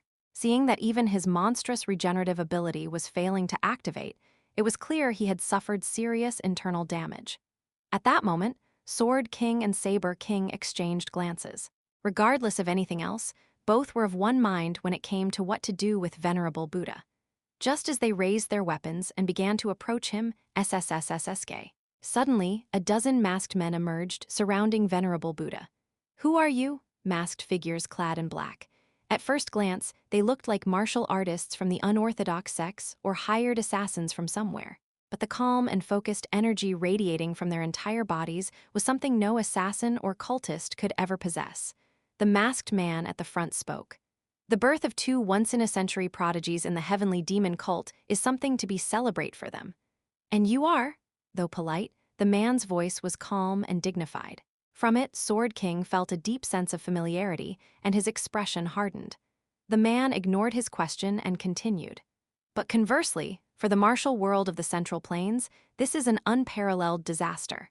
We have no choice but to act, no matter the sacrifice. What did you say?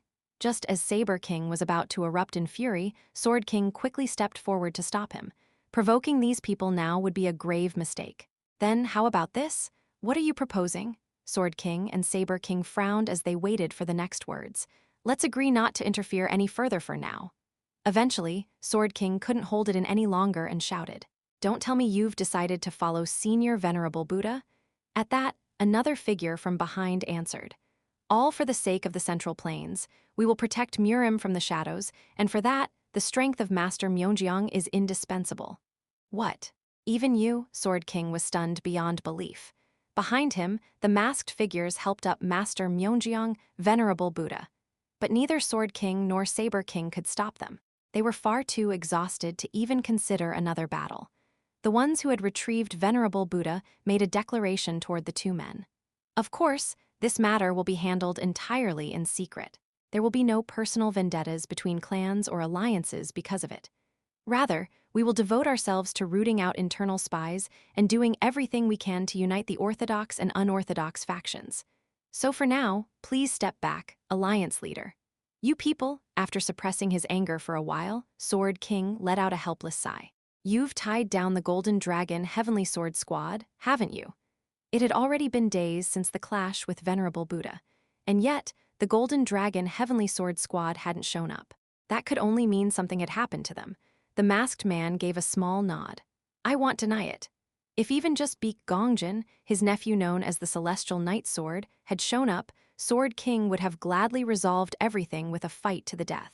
I understand. We feeble old men can't do much in this situation anyway. Thank you for your generosity, Alliance Leader. And just like that, they disappeared, taking Venerable Buddha with them. Saber King frowned and asked, Hey, Baek, are you really okay with just letting them go? Sword King sighed again. What could we possibly do in our condition against 2 of the 8 lords and even members of the 10 talents? The 8 lords and the 10 talents.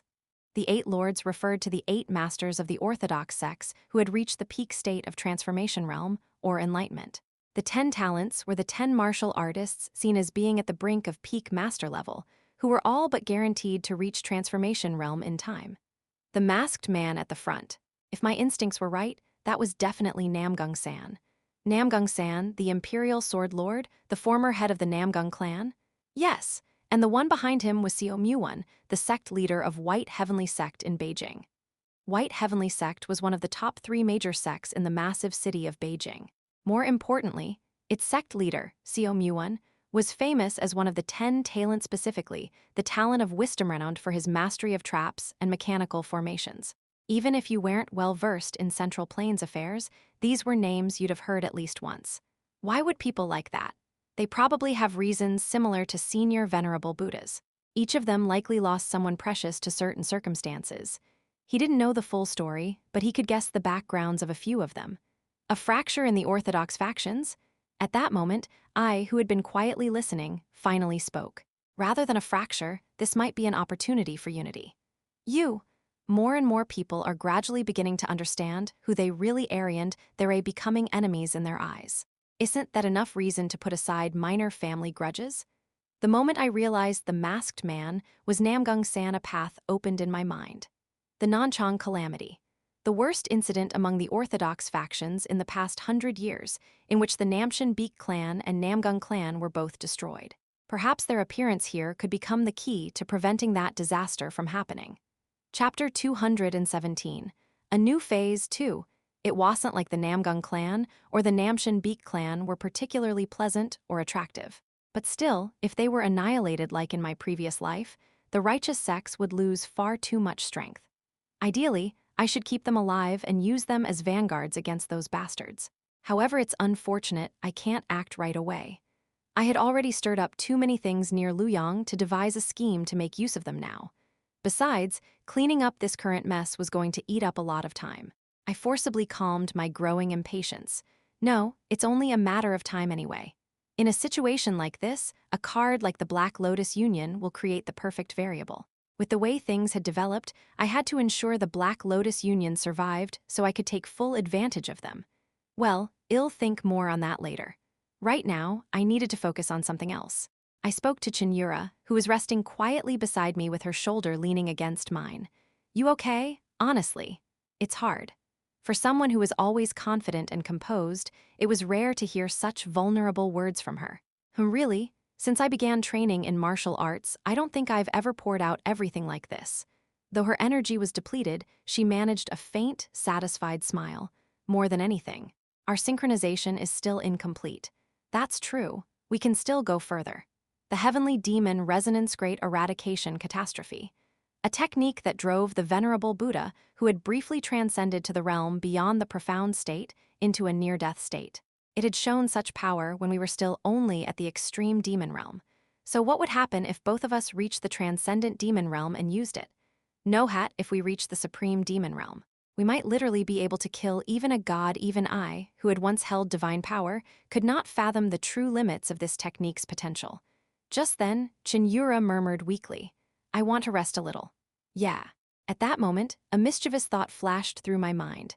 Now that my stamina had somewhat recovered, I stretched out one leg and twisted my body slightly, removing the support she was leaning on.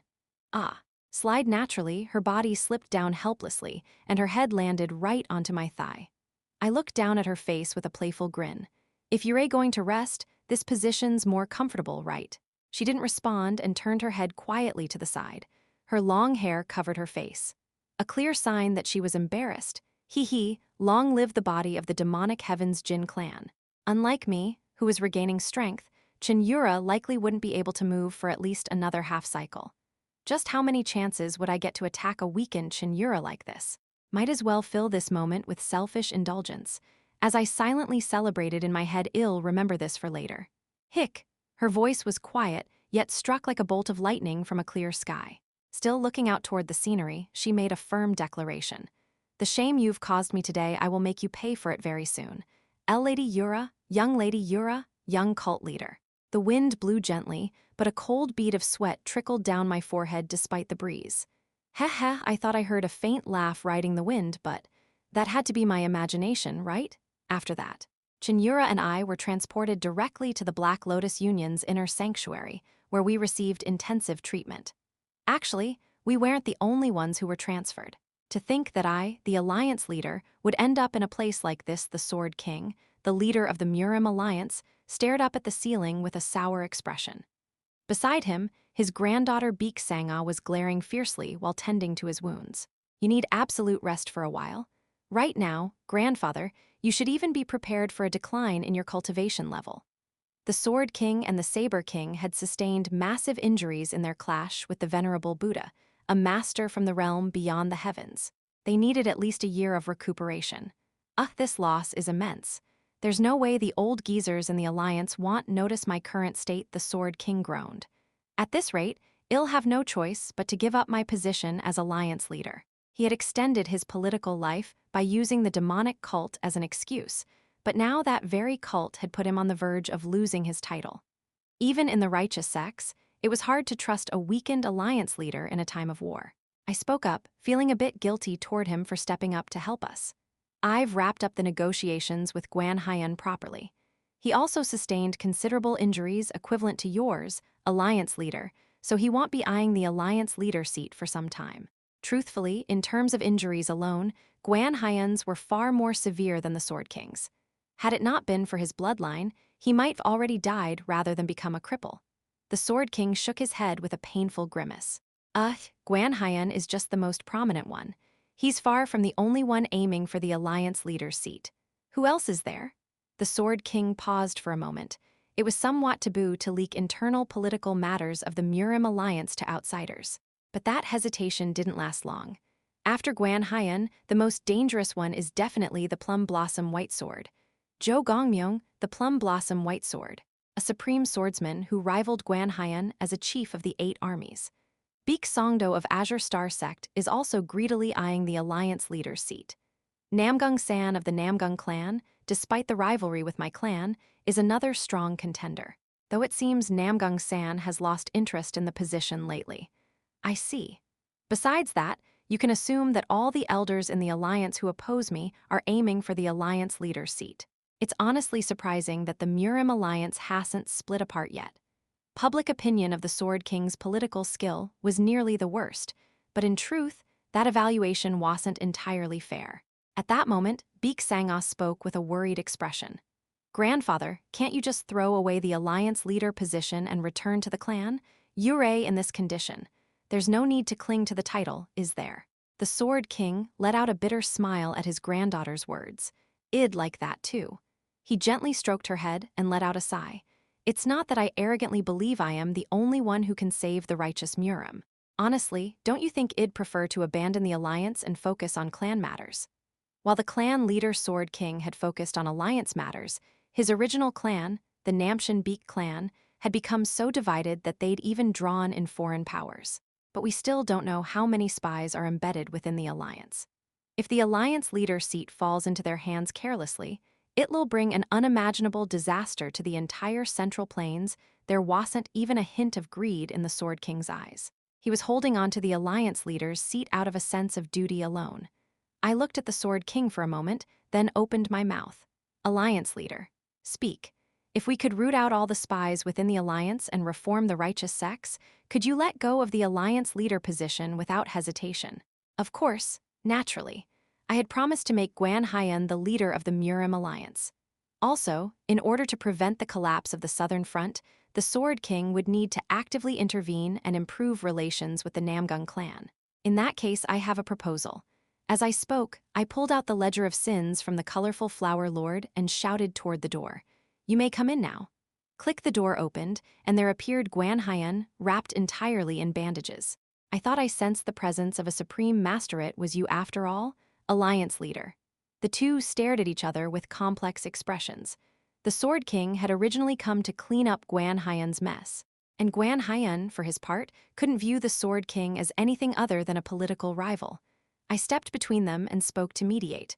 All right then, allow me to explain the general outline. Outline of what? I was determined to persuade the Sword King as I continued speaking slowly. A plan to establish the united Murim Alliance of righteous and demonic sects, with the heaven-defying society as our main enemy. A week passed after that. If I had to describe the atmosphere in Luoyang during that time in a single phrase, it would be a maelstrom of chaos. The battle between us and the venerable Buddha that erupted near Luoyang, the aftermath was nothing short of a natural disaster, and the citizens and officials of Luoyang all cowered in their homes in fear. Of course, that only lasted a few days. About 5 days later, the people began to forget the strange occurrences and slowly returned to their daily lives. However, Lord of Luoyang, you cowardly bastard. Please calm down, young lady. No matter how many times I told him there wouldn't be another fight, he wouldn't listen. He even said that if we needed anything, we should have Yeonju enter the inner city unarmed by herself. What kind of bullshit is that? Baek Sang-ah and Jegul-yoon were tearing into the Lord of Luoyang with unified fury. The city lord seems to have been thoroughly traumatized. At my words, Baek Sang-ah sighed. That's the toned-down version. Up until just yesterday, I heard he locked himself in his room and wouldn't come out at all. Jegul-yoon added with concern. At this rate, the opening of the Black Lotus Union faction might be delayed. I am really worried. Hearing Jegul-yoon's concern, I looked at her with a curious gaze. While I, known as the first strategist Black Thunder, rarely made public appearances, she, as the second strategist, was quite different. She actively showed herself around Luoyang, and even started reaching out to both the evil overlords of heaven and the evil sect itself under the name of Black Lotus Strategist. And just yesterday, she had received responses from the evil overlord Jin Yeomyung of the evil overlords of heaven, and from the tyrant Gam Unbai of the evil sect. With that, Sama Yoon, the Black Lotus Strategist, had made a grand name for herself in the demonic world. It was both ironic and slightly unsettling that this girl, who not long ago was criticizing us, had now become one of the most influential figures in the demonic factions. As I sorted through my complicated feelings, Baek Sang-ah looked around and asked, "Come to think of it, where's Lady Cheon?" "Oh, Yura." For some reason, Baek Sang-ah narrowed her eyes and called out my tone. Sensing unexplained danger to my life, I quickly corrected my speech. As for Lady Cheon, she seems to be avoiding me these days. Avoiding you? She wanders around outside, but she doesn't tell me where exactly she goes. She comes back like clockwork before sunset, so there's not much I can say about it. Truth be told, I hadn't been paying her much attention lately due to negotiations with the Sword King. At that moment, Jegul-yoon raised her hand. "Oh, I know about that." "Huh, you do?" "Yes. She's the young cult leader of the demonic cult. There's no way we should take our eyes off her." Jegul-yoon grinned slyly and gave me a knowing look. "Lady Cheon seems to be frequenting a pleasure house these days." "What? A pleasure house?" "Yes, a brothel called the House of Pleasure." While Baek Sang-ah and I were left speechless, Jegul-yoon raised one corner of her mouth and pressed on. "The kid said she grabbed the brothel manager by the collar and was threatening him, or pressuring him about something. Maybe she's unhappy with her lover. Otherwise, there's no reason she'd go to a place like that and cause a scene." Jegul-yoon scanned me up and down with a wicked smile. "Our first strategist sees everything functioning properly down there. I immediately replied with a straight face. I don't know what kind of misunderstanding you're having, but my functions are in perfect working order. Despite my sincere denial, Yeo-myung still looked unconvinced for some reason. This wicked little brat, seriously. As I glared at her with a frown, Baek Sang-ah also scowled and spoke. Young Master Jin. Yes, young lady. You'd better avoid Lady Cheon for a while. No matter how I think about it, nothing good is going to happen to you. Ugh, oog, her words from a week ago'll make you pay for Theisjode through my mind again. Seriously, I couldn't help but dread whatever it was she was planning to do to me. Chapter 218, A New Phase 3, come to think of it. How did the negotiations with your grandfather go? I nodded with a bitter smile. It wasn't easy, so that means you convinced him? To be exact, he gave conditional approval. Convincing the Sword King had truly not been easy. He was someone who strictly dismissed plans he deemed absurd. After all, this is about compromising with Gwan Hyun, someone who had been a political enemy until just recently. If I were in his shoes, it'd have been suspicious too. My grandfather is a bit overly suspicious. I understand. If you can't doubt those around you, you won't survive in the position of the Murim Alliance leader. Regardless of personal ideals, without ruthlessness and strictness, no one could last long in a high position. So, what did you decide to do? Rather than answering right away, I looked at Baek Sang-ah with a somewhat pitying gaze. The corners of her eyes immediately turned down in a pout.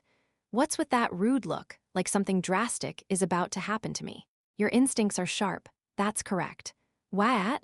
Before she could explode, I hurried to continue speaking. Y'all have to keep serving as the Lord of the Black Lotus for a while longer. Baek Sang-ah's lips trembled as she made a tearful face. Don't tell me you're planning to stick me in the Black Lotus Lord seat and go back to the cult with Lady Cheon, all lovey-dovey? You shouldn't even be returning to 10,000 Mountain in the first place. The cult, she says. The fact that her sense of identity had become so twisted was a problem in and of itself. I won't be returning. In fact, it looks like my return will be delayed even further than originally planned. Hearing that, Baek Sang-ah's expression hardened, as if she had realized something. It's because of your grandfather, isn't it? I nodded and asked her, do you know that the Namcheon Baek clan is planning to host a martial arts tournament? Of course. Baek Sang-ah frowned. Ever since she heard something like that from Hwangbo-mun near Mount Hua after taking over as Lord of the Black Lotus, she had gathered information on the matter through Yeo-myung. I heard that Uncle Baek Munjeol and the clan elders joined forces and pushed it forward. Of course, it wasn't something that had been officially authorized. No matter how united the elders were, nothing could proceed without the clan leader's permission. I shared with her the agreement I had reached with the Sword King. Soon, with the clan leader's approval, the Namcheon Baek clan will officially host that martial arts tournament. Don't tell me. Yes, the Sword King wanted an external sword wielder to resolve Namcheon's internal issues. Namcheon's current situation couldn't be resolved peacefully without bloodshed. If not for the presence of the Sword King, a civil war would have broken out instantly. The issue is that the Sword King has to undergo a period of recuperation. So the young Master Jin will be taking over something that should have been my grandfather's responsibility. You could say that? Baek Sang-ah grit her teeth. This was originally the karma that the clan leader, the Sword King, was supposed to resolve. She even felt a tinge of resentment toward her grandfather for shifting the burden onto someone else. Well, it's not entirely a bad thing. What? I covered my mouth slightly and smiled at the gloomy-looking Baek Sang-ah. Put differently, the Sword King has practically handed me the role of acting clan leader. Baek Sang-ah's face stiffened completely. I've always been curious, about the so-called southern and northern heavenly clans that could supposedly stand up to the cult on their own. I've always wondered just how big their power really is. Why, young Master Jin? This is a good chance to trim the excess branches and peek at the core. It was a fact she had been trying to ignore for a while now. The man called Jin Yeomyung held the status of Grand Young Master of the 6 great demonic clans, the highest ruling echelon of the heavenly demon cult. And once someone like that acquired information about the greatest orthodox family, who knew how it might be used later? Baek Sang-ah opened and closed her mouth like a goldfish. And no, right? You're not going to do anything bad to the main family, are you? What are you saying, my lady? Of course not. At my beaming smile, Baek Sang-ah let out a sigh of relief. Ahaha, right? Of course you wouldn't do something like that, young Master Jin. But I can't say what judgment the cult leader might make after reading my report. Grandfather, grandfatherer. Beek Sangha shrieked and dashed straight toward the room where the Sword King was staying. Yuan Nai, Jegul Yoon hurried after her in a panic. Well, it was basically like leaving a fish to a cat. It wasn't strange for her to panic like that. I might have exaggerated a little, given how sensitive her reactions usually were. Watching Beek Sangha's retreating figure, I scratched my cheek lightly. Maybe I teased her too much. Quit playing with that girl. At the familiar voice behind me, my expression brightened. Oh, Yura here? Yes. Cheon Yura had appeared behind me at some point and walked over. Reading the discontent in her expression, I flinched. Did something bad happen? You could call it bad. What happened? Worried that it might be something about her physical condition, I asked cautiously. Fortunately, the topic had nothing to do with my concern. They said it doesn't exist. What doesn't? The item I was searching for. Just what the hell was she looking for? They said to try Guangdong province, where merchants from Beijing and the western regions gather. If we search there, it might be possible. I swallowed hard and asked, what exactly are you looking for, Miss Cheon Yura? At my question, the corners of Cheon Yura's mouth curved into a thin line. With narrowed eyes, she asked me, well, what do you think I'm looking for? Seeing her expression, I was at a complete loss for words. Scary. Seriously, terrifyingly scary. She was even more frightening now than when she first launched chi projection at my neck. My instincts screamed at me not to probe further. They told me that if I went any deeper, it'd be staring into the abyss. It's nothing. In the end, I avoided her gaze. She nodded in satisfaction, seeing how frozen I looked. Right. People who get curious about the wrong things don't live long. Just like someone who had the gall to tease me without fear. All I did was indulge a little personal desire, and she's still this upset. I was boiling with silent resentment but didn't dare let it show. Her previously cold smile eventually faded, and her expression returned to normal. So? From what I heard, it sounds like you plan to get involved in Namcheon's affairs. HRMM? That's right. The coordination with the Sword King is pretty much done. Once I settle things in Namcheon, he'll declare his complete retirement from the Central Plains. Retirement, you say? Cheon Yura's face lit up with curiosity at the Sword King's unexpectedly bold move.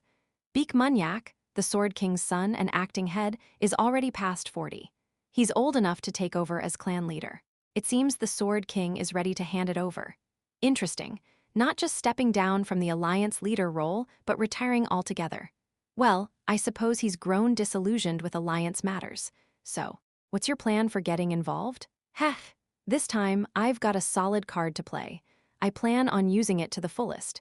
In terms of difficulty, this might actually be the easiest task I've taken on so far. Several more days passed.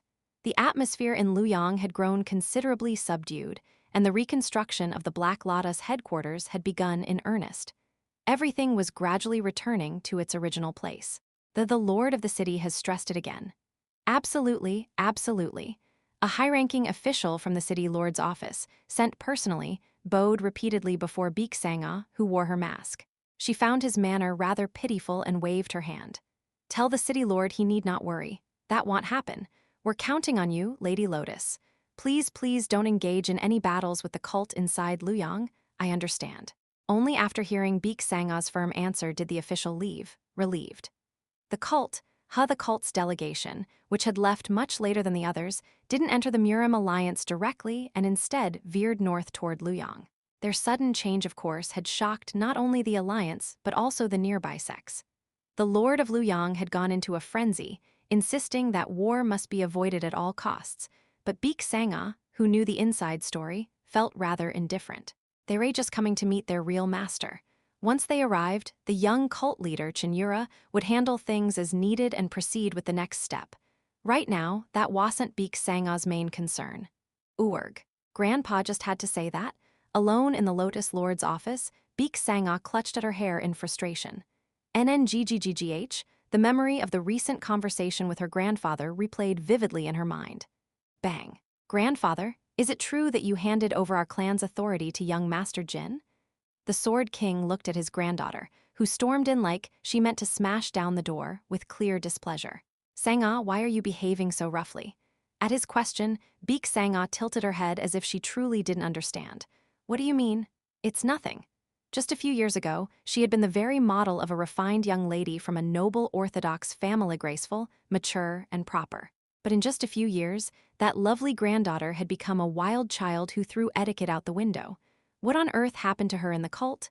The Sword King couldn't hide his sorrowful thoughts. Beek Sanga pressed him again. I heard it from young Master Jin, that you entrusted him with clan matters, so it has come to that. If that's the case, he'll have access to internal clan information. Are you really okay with that? Why wouldn't I be? Of course it's a problem. She stared at him in shock. If he knew that, then what reason could he possibly have for giving him the role? Just as she was spiraling into confusion, the Sword King dropped a thunderous remark. Ha ha ha, considering he's practically Namchin's future son-in-law, sharing that level of secret isn't a problem. What? Beek Sanga froze, but young Master Jin I know. He has a very close relationship with the young cult leader. The Sword King nodded quietly. But soon, Namchin will suffer damage so severe that external activity will be difficult for a while. Thinking that weakened Namchin will be left alone by other sects is naive.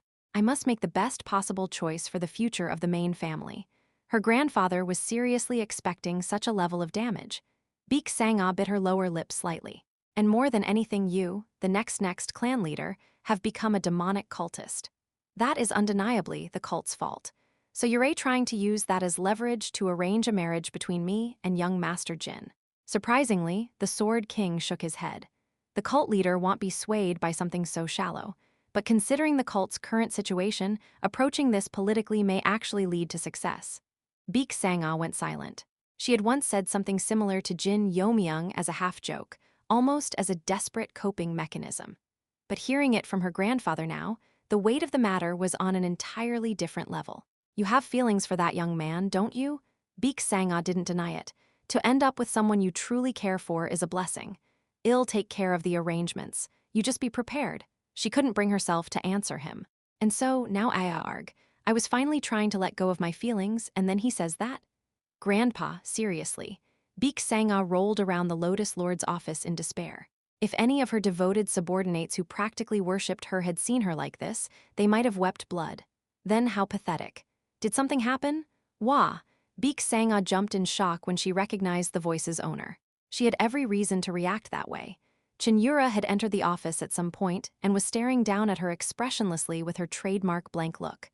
Chapter 219, A New Phase 4. Ah, you startled me. When did you even come in? Surely the entrance should have been guarded by trustworthy people. To Beek Sanga's question, Cheon Yura pointed somewhere with her finger. Through the outer window. Come to think of it, the window far away was now wide open. You were too busy sulking to notice. GGGGH? Beek Sanga's face flushed red like an apple from embarrassment. Why are you here? If you have business, you should go through the proper procedure. Isn't that too much of a hassle between you and me? What exactly are we to each other? Even with her sharp tone, Cheon Yura's expression didn't change. She answered simply, comrades. Comrades. Beek Sanga mulled over that word for a moment. Then she composed her expression seriously and asked, if we're no longer comrades, how would you treat me? What do you mean by that? Not understanding, Cheon Yura tilted her head slightly. Beek Sanga put more force into her voice as she continued, what if I seriously go after young Master Jin? Cheon Yura's expression subtly changed, had clearly come here for a different reason, but ended up hearing a very unexpected love rivalry declaration. For Beek Sanga, this statement had taken tremendous courage. To be honest, she didn't dislike Cheon Yura. In fact, she even somewhat admired her. She had often wondered if she could ever surpass someone like her who possessed talent, grace, and beauty. If she were truly from a demonic sect, she probably would have been one of Cheon Yura's many followers. After a brief pause, Cheon Yura responded with a question of her own. You like him? At this point, there was no denying it. Yes, I like young Master Jin. She clenched her fists and forced the words out.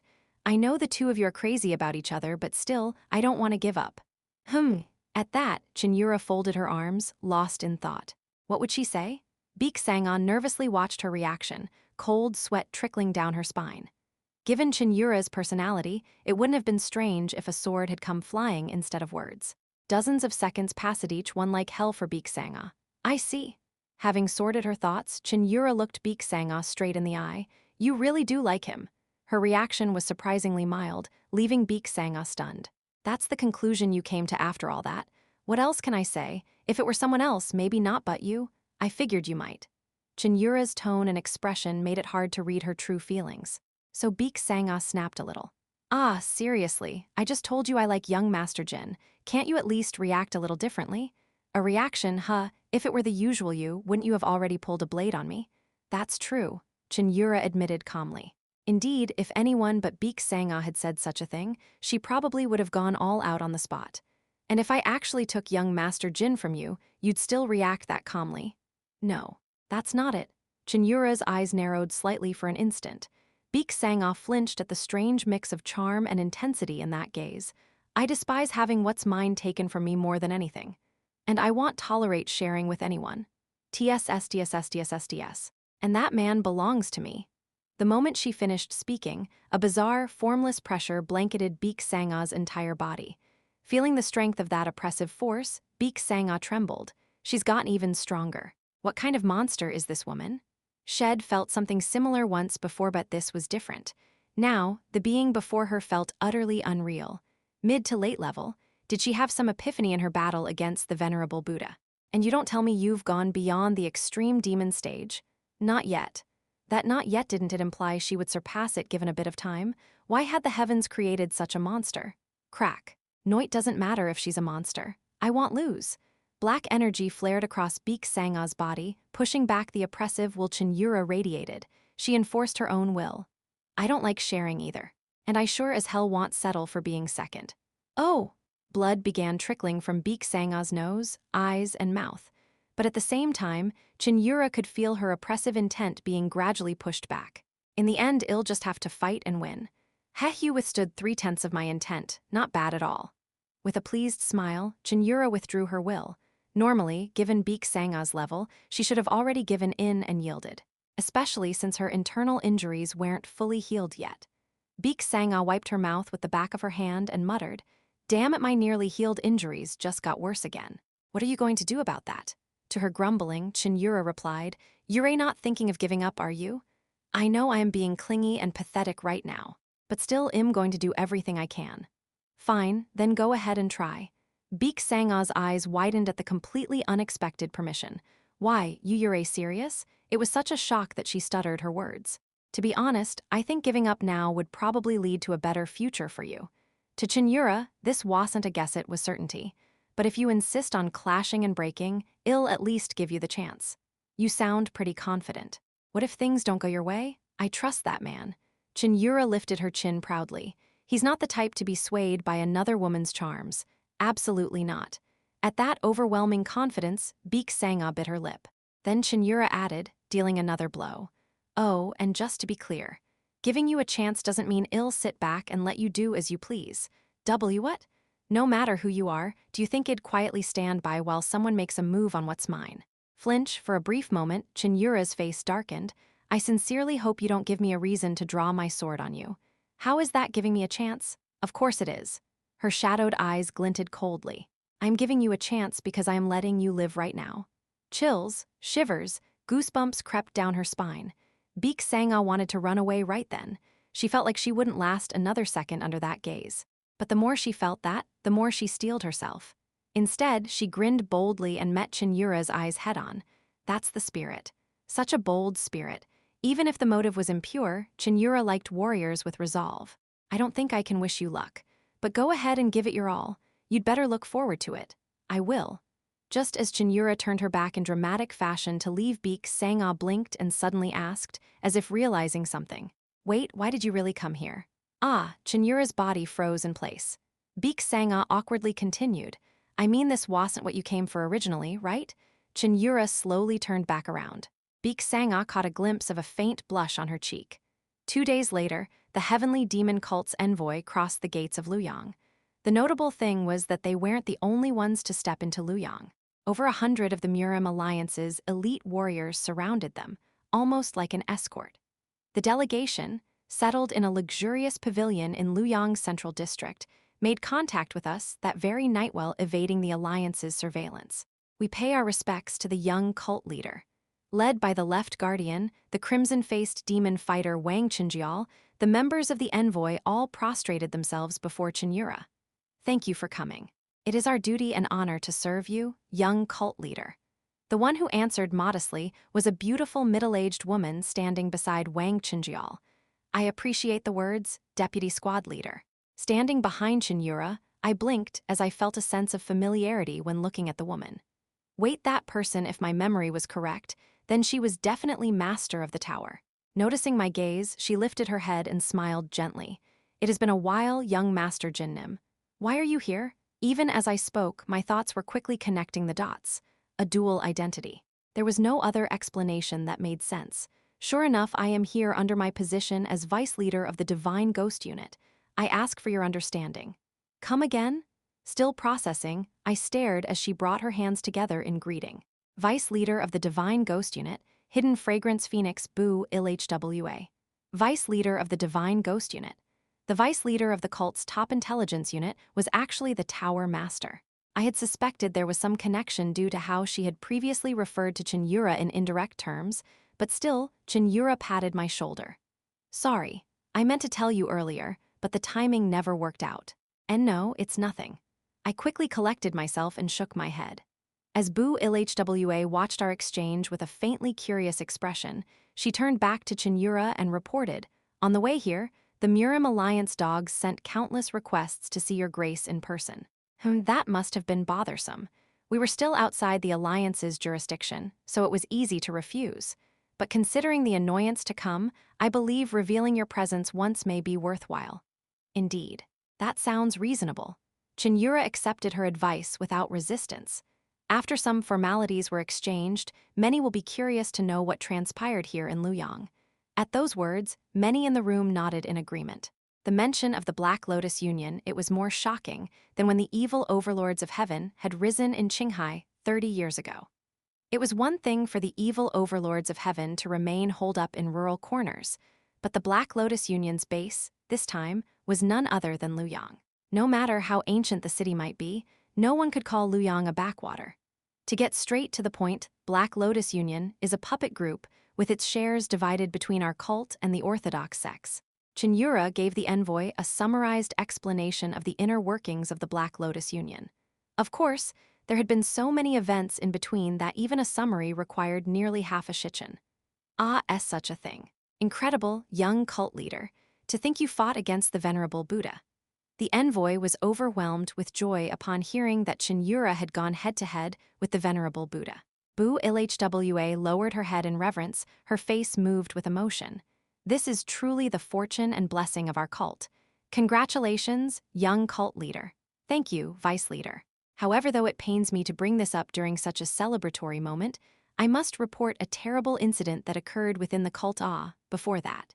Cheon Yura suddenly raised a hand and cut her off. Before that, there's something I need to inform you all of. We will listen with utmost respect. The delegation once again straightened their posture and focused intently on her words. And then, Jin Yura dropped a massive thunderclap of an announcement on them. Jin Yeomyung and I have decided to officially enter a relationship as of this occasion. Pardon? Excuse me? I am sorry, what? A beat later, voices from all directions repeated the same stunned phrase. Judging by their wide eyes and frozen expressions, they were clearly more shocked by this declaration than even the origins of the Black Lotus Union. This occasion. Officially, when the hell did that happen? Even I stood there, mouth agape, staring directly at Cheon Yura. She raised her voice again, as if making a formal proclamation. So you'd best remember this. From now on, the exchange ceremonies of the cult hold no meaning. I will have only this one by my side. Panicking, I reached out toward her. You, Yura? No, Cheon Yeomyung cult leader. In my confusion, I made a slip of the tongue I absolutely should not have. And someone among the prostrated followers did not miss that slip. You, what was that? Slide, you punk. What did you just call her? Goowoom. The ground-shaking presence stood Yupa crimson-faced, iron-willed figure, the strongest nanny on earth. At that very moment, an overwhelming wave of murderous intent and pressure surged toward me. Chapter 220. Echoes of the Past, 1. Luoyang Incident. A once-in-a-generation bloodbath between supreme experts near Luoyang City. Right now, within Luoyang, word had spread like wildfire that the mysterious transcendent-level martial artist, known as Blood Demon, had been driven away by a coalition of the Black Lotus Union leader, the Murim Alliance leader, and Sword Supreme Sage Guan Haiyan. It was becoming accepted as the prevailing truth. Beek Sangha asked with a skeptical tone, "Does that even make sense?" Jegul-yoon and I nodded at the same time. 3 men make a tiger, they say. If enough people share the same story, it becomes the truth. Still, turning the revered Master Venerable Buddha into the blood demon, that's a bit much, isn't it? I retorted confidently, as if it were no big deal. Considering how he stabbed us in the back, calling him the blood demon is rather generous treatment. Well, if you put it like that. Beek Sanga kept glancing at my face for some reason. Young Master Jin? Yes, what is it? Did you, by chance, fight with Lady Cheon yesterday? No, why would you think that? She pointed to the area around my left eye and replied, because one of your eyes looks like it got socked pretty good. Instead of feeling embarrassed at her comment, I puffed out my chest proudly. This is a sort of medal, one acknowledged by the nanny. Nanny? Medal? Well, it's a bit of an inside story. There was no reason to mention that I'd gotten thoroughly beaten down in a one-on-one duel with her all night long.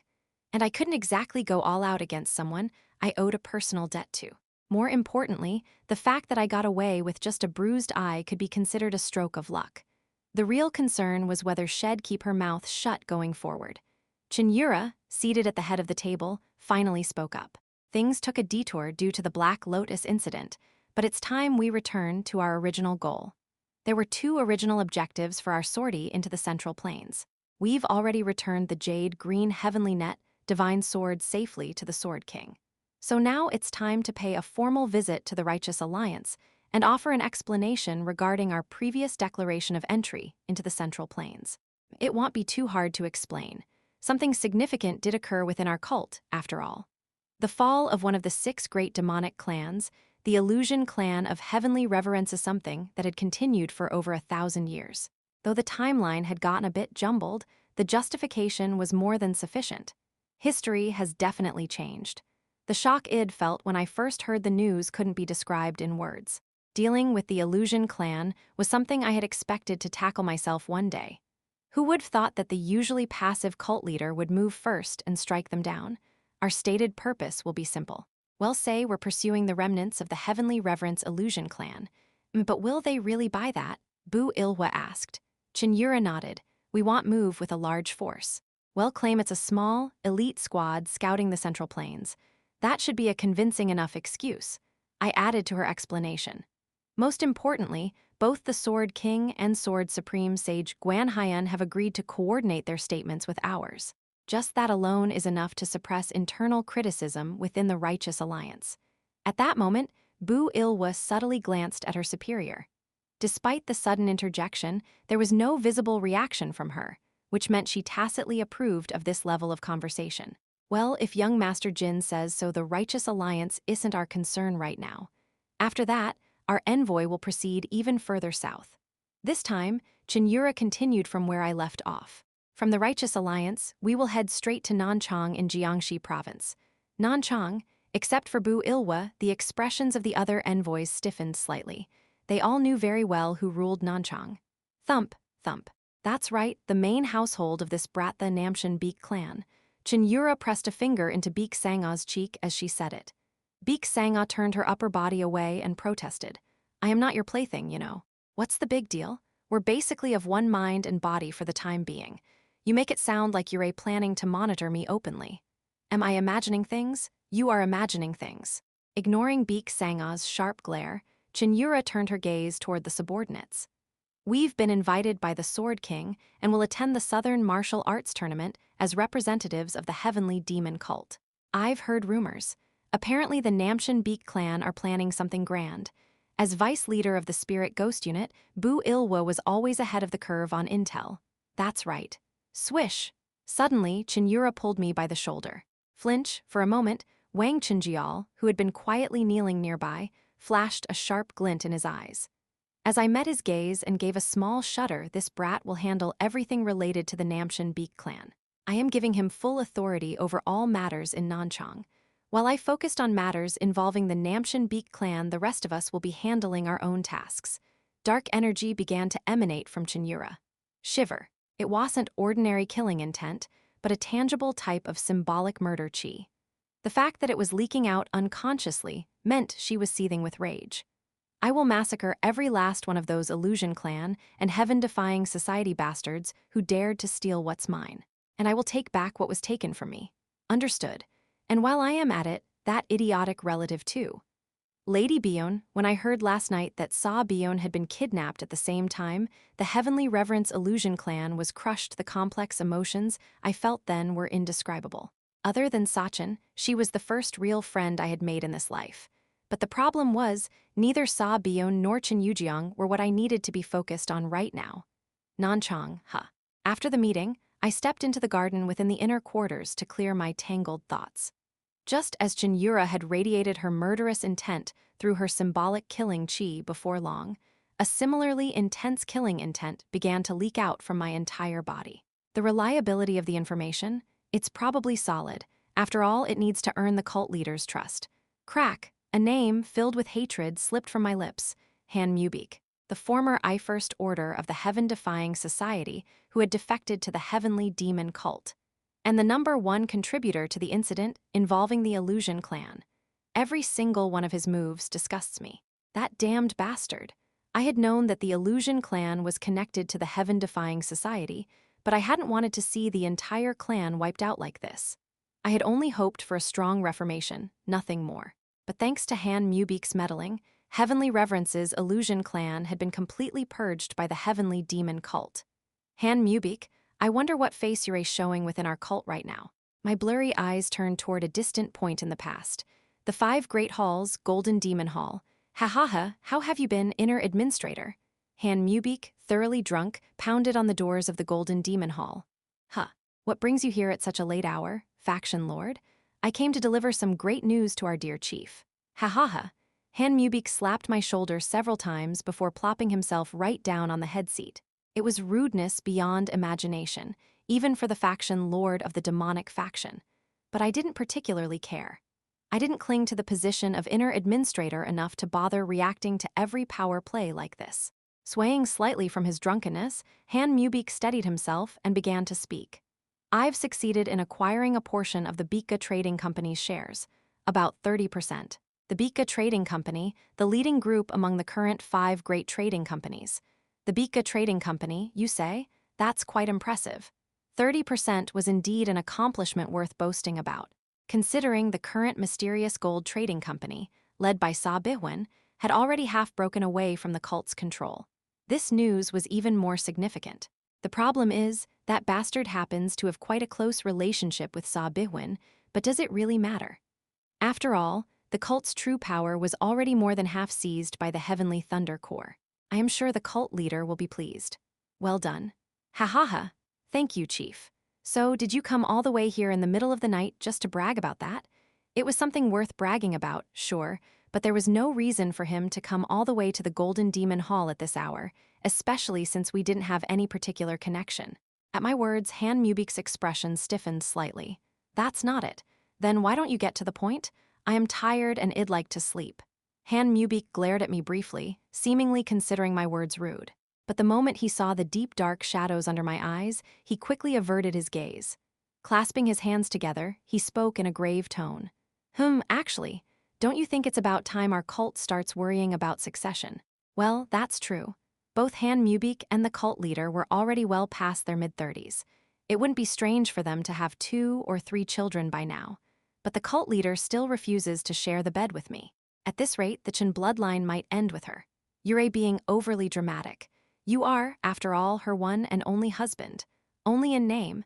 Can you really call us husband and wife when we haven't even shared the most basic of relationships? Han Mubik snapped at me in frustration. It was too intense to dismiss, as simple, drunken, rambling I could clearly feel the hatred radiating from him. His words were indeed somewhat pitiable, but that didn't mean I had any obligation to involve myself in their personal affairs. Realizing that he had gone too far, Han Mubik hurriedly cleared his throat. My apologies, I got a bit carried away. It's fine, so what is it you want from me? I'd like to ask for some advice. Advice? You were the most promising candidate, weren't you? The moment I heard that, my face twisted in disgust. That bastard, there was no way I couldn't understand what he meant by candidate. So what? You were the last one remaining during the selection ritual. Surely you have some insight into the cult leader's preferences, don't you? The last one, whether I was last or not didn't really matter. I hadn't lasted much longer than the others anyway. I don't even expect to reach the point of sharing the bed. I just need some sort of opportunity to get close to the cult leader. An opportunity, you say? Yes. What happens after that is entirely up to my own abilities. I fell silent for a moment, thinking over his words. The cult leader's preferences, if we were talking about her tastes when she was younger, I did have a pretty good idea. But honestly, even if I knew, I didn't want to tell that bastard. Even if those feelings had long since weathered and faded, the cult leader, had once been someone I harbored feelings for. I don't really know. Are you seriously going to be like this? What do you expect me to do if I don't know? Please leave. I'll make sure your accomplishments are properly highlighted at the Elders' Council. For a moment, Han Mubik's cold gaze scanned my entire body. You do know something, but you refuse to speak. That look. Whether he had some supernatural ability or not, Han Mubik had an eerie knack for picking up on things. Just seeing those eyes of his stirred a deep, almost instinctive disgust in me. I considered tapping into my past life abilities to dig deeper, but no, forget it. I decided to remain silent. Fine, if you're that unwilling to talk, I guess there's nothing more to say. I'll be going. Han Mubik roughly brushed past me, slamming his shoulder into mine as he left. The unexpected shove made a vein pop on my forehead, but I swallowed my anger with superhuman patience. There was no point in picking a fight I couldn't possibly win. After that day, Han Mubik's attitude toward me grew noticeably colder. And since I couldn't align myself with either the Heavenly Thunder Corps or Han Mubik's faction, I ended up as nothing more than an outcast. Looking back now, I could only feel relieved that I hadn't told him anything. Of course, Han Mubik eventually managed to build up enough achievements to earn the right to meet the cult leader regularly. I still remember the legendary incident when the corner of the Heavenly Demon Hall got smashed, because that bastard tried to lay a hand on the cult leader, whatever the case. It seemed that after that event, Han Mubik stopped obsessing over sharing her bed. However, even after that, Han Mubik continued to meet with the cult leader periodically. And later, I came to learn that through the Hanga Trading Company, which had come under his control, some very secretive items were being brought into the Heavenly Demon Hall. That was a story for another time. I let out a deep sigh as I gazed up at the sky. If I had known that one of those items was the heaven-destroying poison, would my future with her have changed?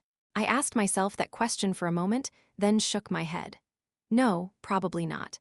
In fact, I likely would have been eliminated by Han Mubik's hand far earlier than originally scheduled. The only reason Id survived until the fall of the Heavenly Demon cult was because, to them, I was a worthless grunt, not even worth noticing. And her future, too, likely wouldn't have changed much. Once her reform failed, the Heavenly Demon cultriton to its core was always fated to collapse. Han Mubik. I thought of that pampered, arrogant bastard who had continuously insulted me back when I was still the internal affairs officer. I kept Guan Haiyan alive because he was useful, but Yurei different. No matter what use that bastard might have, no matter what benefits he might bring, even if his existence contributed to a brighter future for Cheon Yura's reign, at least I will kill with my own hands. I would endure any loss, I would pay any price. Because this was a deeply personal revenge, known only to Yeo-myung, who remembered the past life. Chapter 221. Echoes of the Past 2. As I resolved to take my revenge, a familiar voice came from behind me. Is moping around trendy these days? When I turned my head, Cheon Yura was already standing behind me. She stepped up beside me and let out a faint chuckle. That guy, and now you too. Both of you wallowing in misery over a future that hasn't even happened yet. Sorry, but she was completely off the mark. What I was lamenting wasn't the uncertain future, but a past life that had already been set in stone. Well, I was still moping, so I couldn't exactly deny it. So, our dear Yura isn't like that? What is there to mope about? The deed is already done, so the ones responsible for it, her eyes chilled to a piercing blue, must all die. I often found myself troubled by her straightforwardness, but this time I agreed with her wholeheartedly. Yeah, they all need to die. Oh, Cheon Yura gave an amused smile at my words as if surprised. Lifting my previously lowered head, I spoke. Yura, you bastard. Immediately, Wang Chenjial, who served Cheon Yura, flared with killing intent. But realizing my tone was more serious than usual, she raised her hand to stop him. Speak. Let's say, hypothetically. All right. If, no matter the circumstance, I absolutely had to kill someone, how would you treat me? Shock crossed the faces of both Cheon Yura and Wang Chenjial. Someone, you say? Yeah. Are you talking about someone related to me by blood? Cheon Yura and Han Mubik had no current ties, but for some reason, I wanted to hear her answer under that assumption. Yeah, even for you, that level of arrogance crosses the line. Wang Chinjial couldn't hold back and stepped forward. Those blood relatives of the Chen clan were less than strangers to her.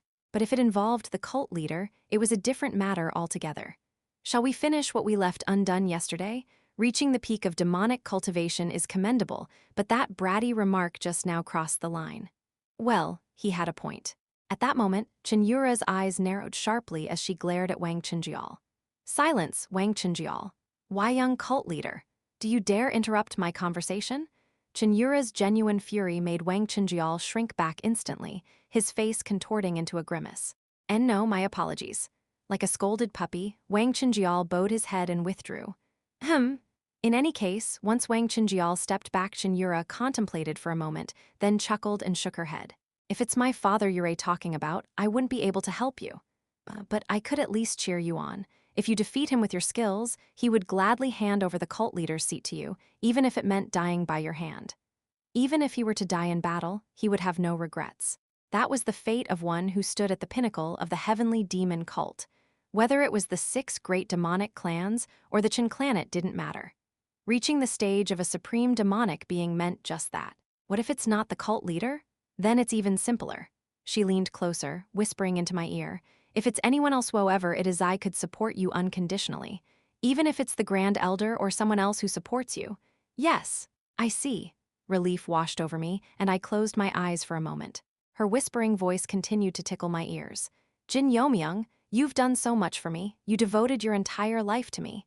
I am not blind. If not for you, if it weren't for your actions, and your heart, me life would have twisted into something dangerous and monstrous. You changed that. You're mine. But on the flip side, that also means I'm yours. Her voice was soft, but there was a firm resolve behind it.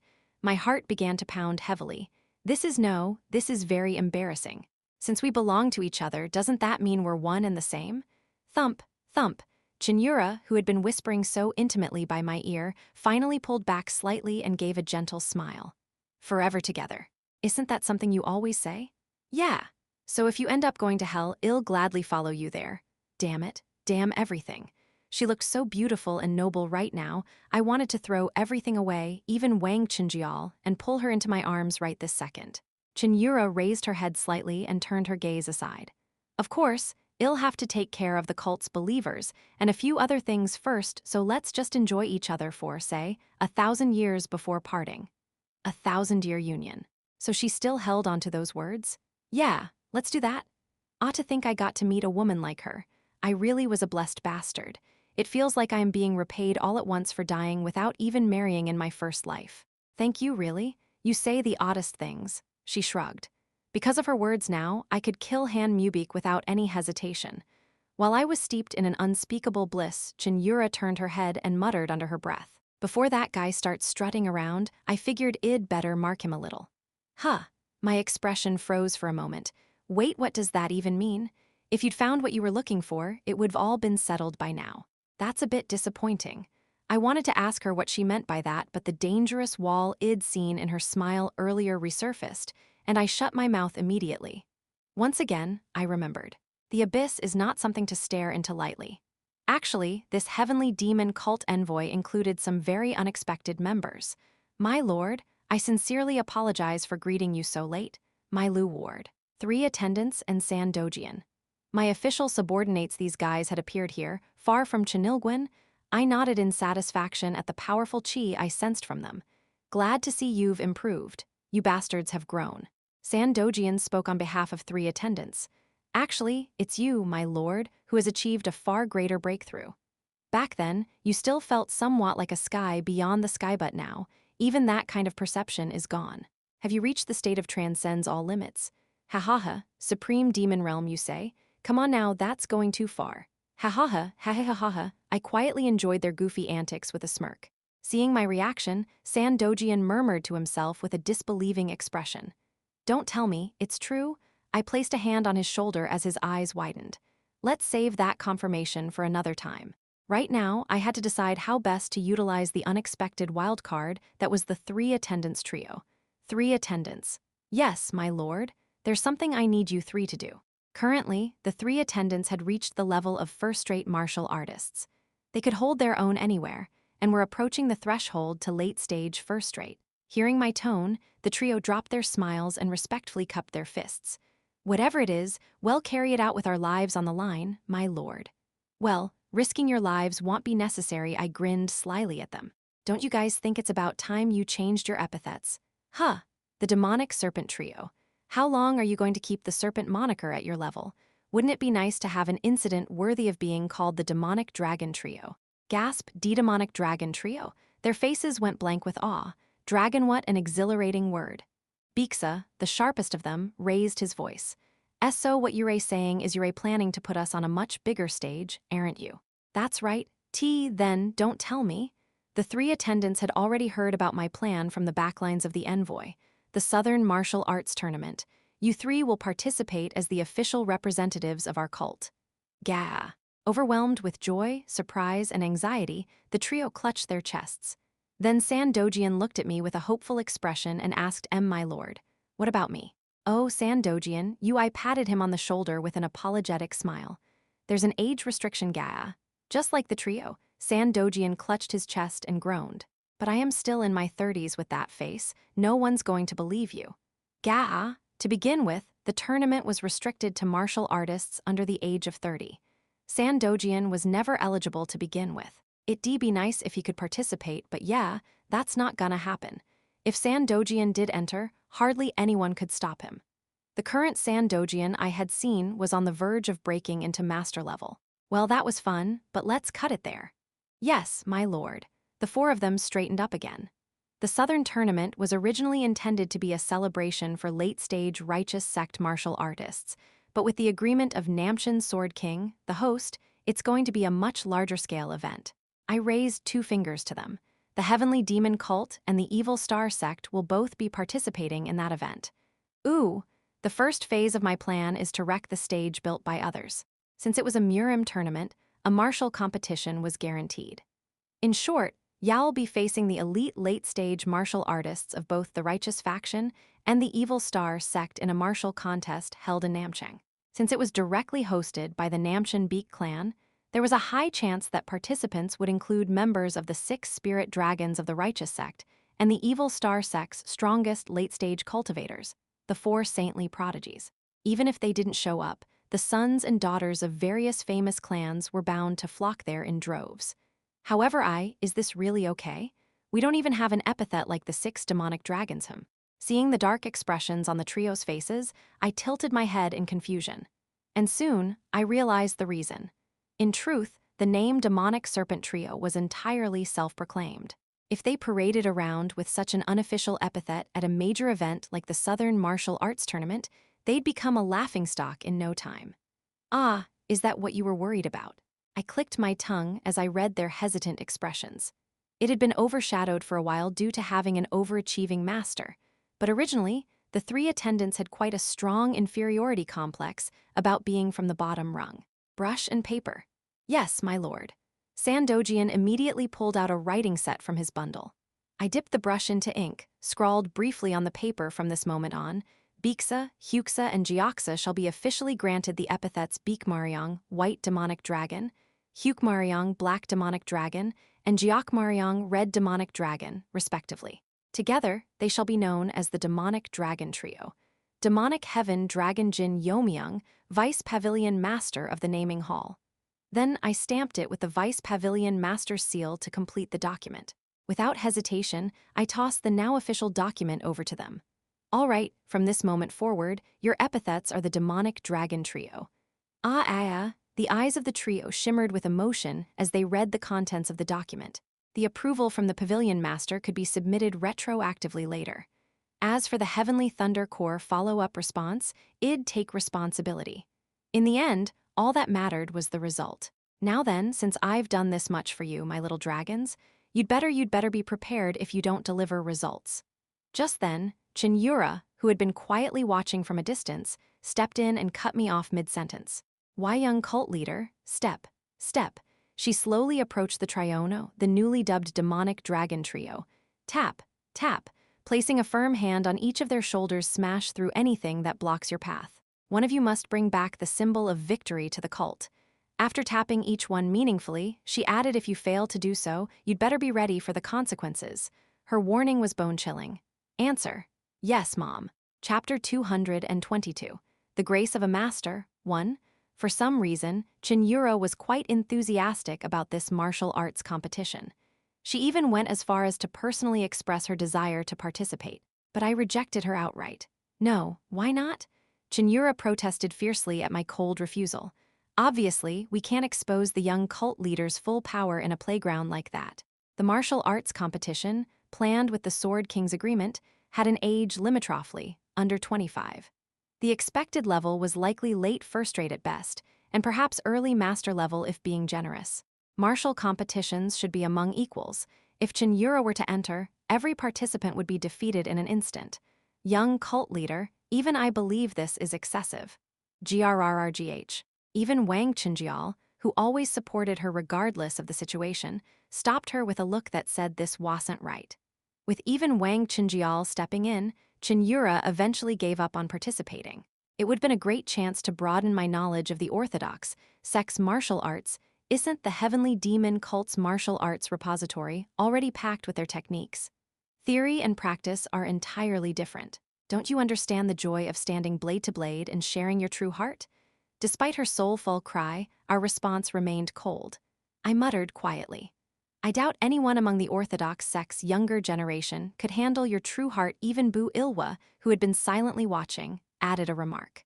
They'd either lose their minds or fall into chi deviation and become crippled. Cheon Yura's cheek twitched in frustration. Then who are you sending?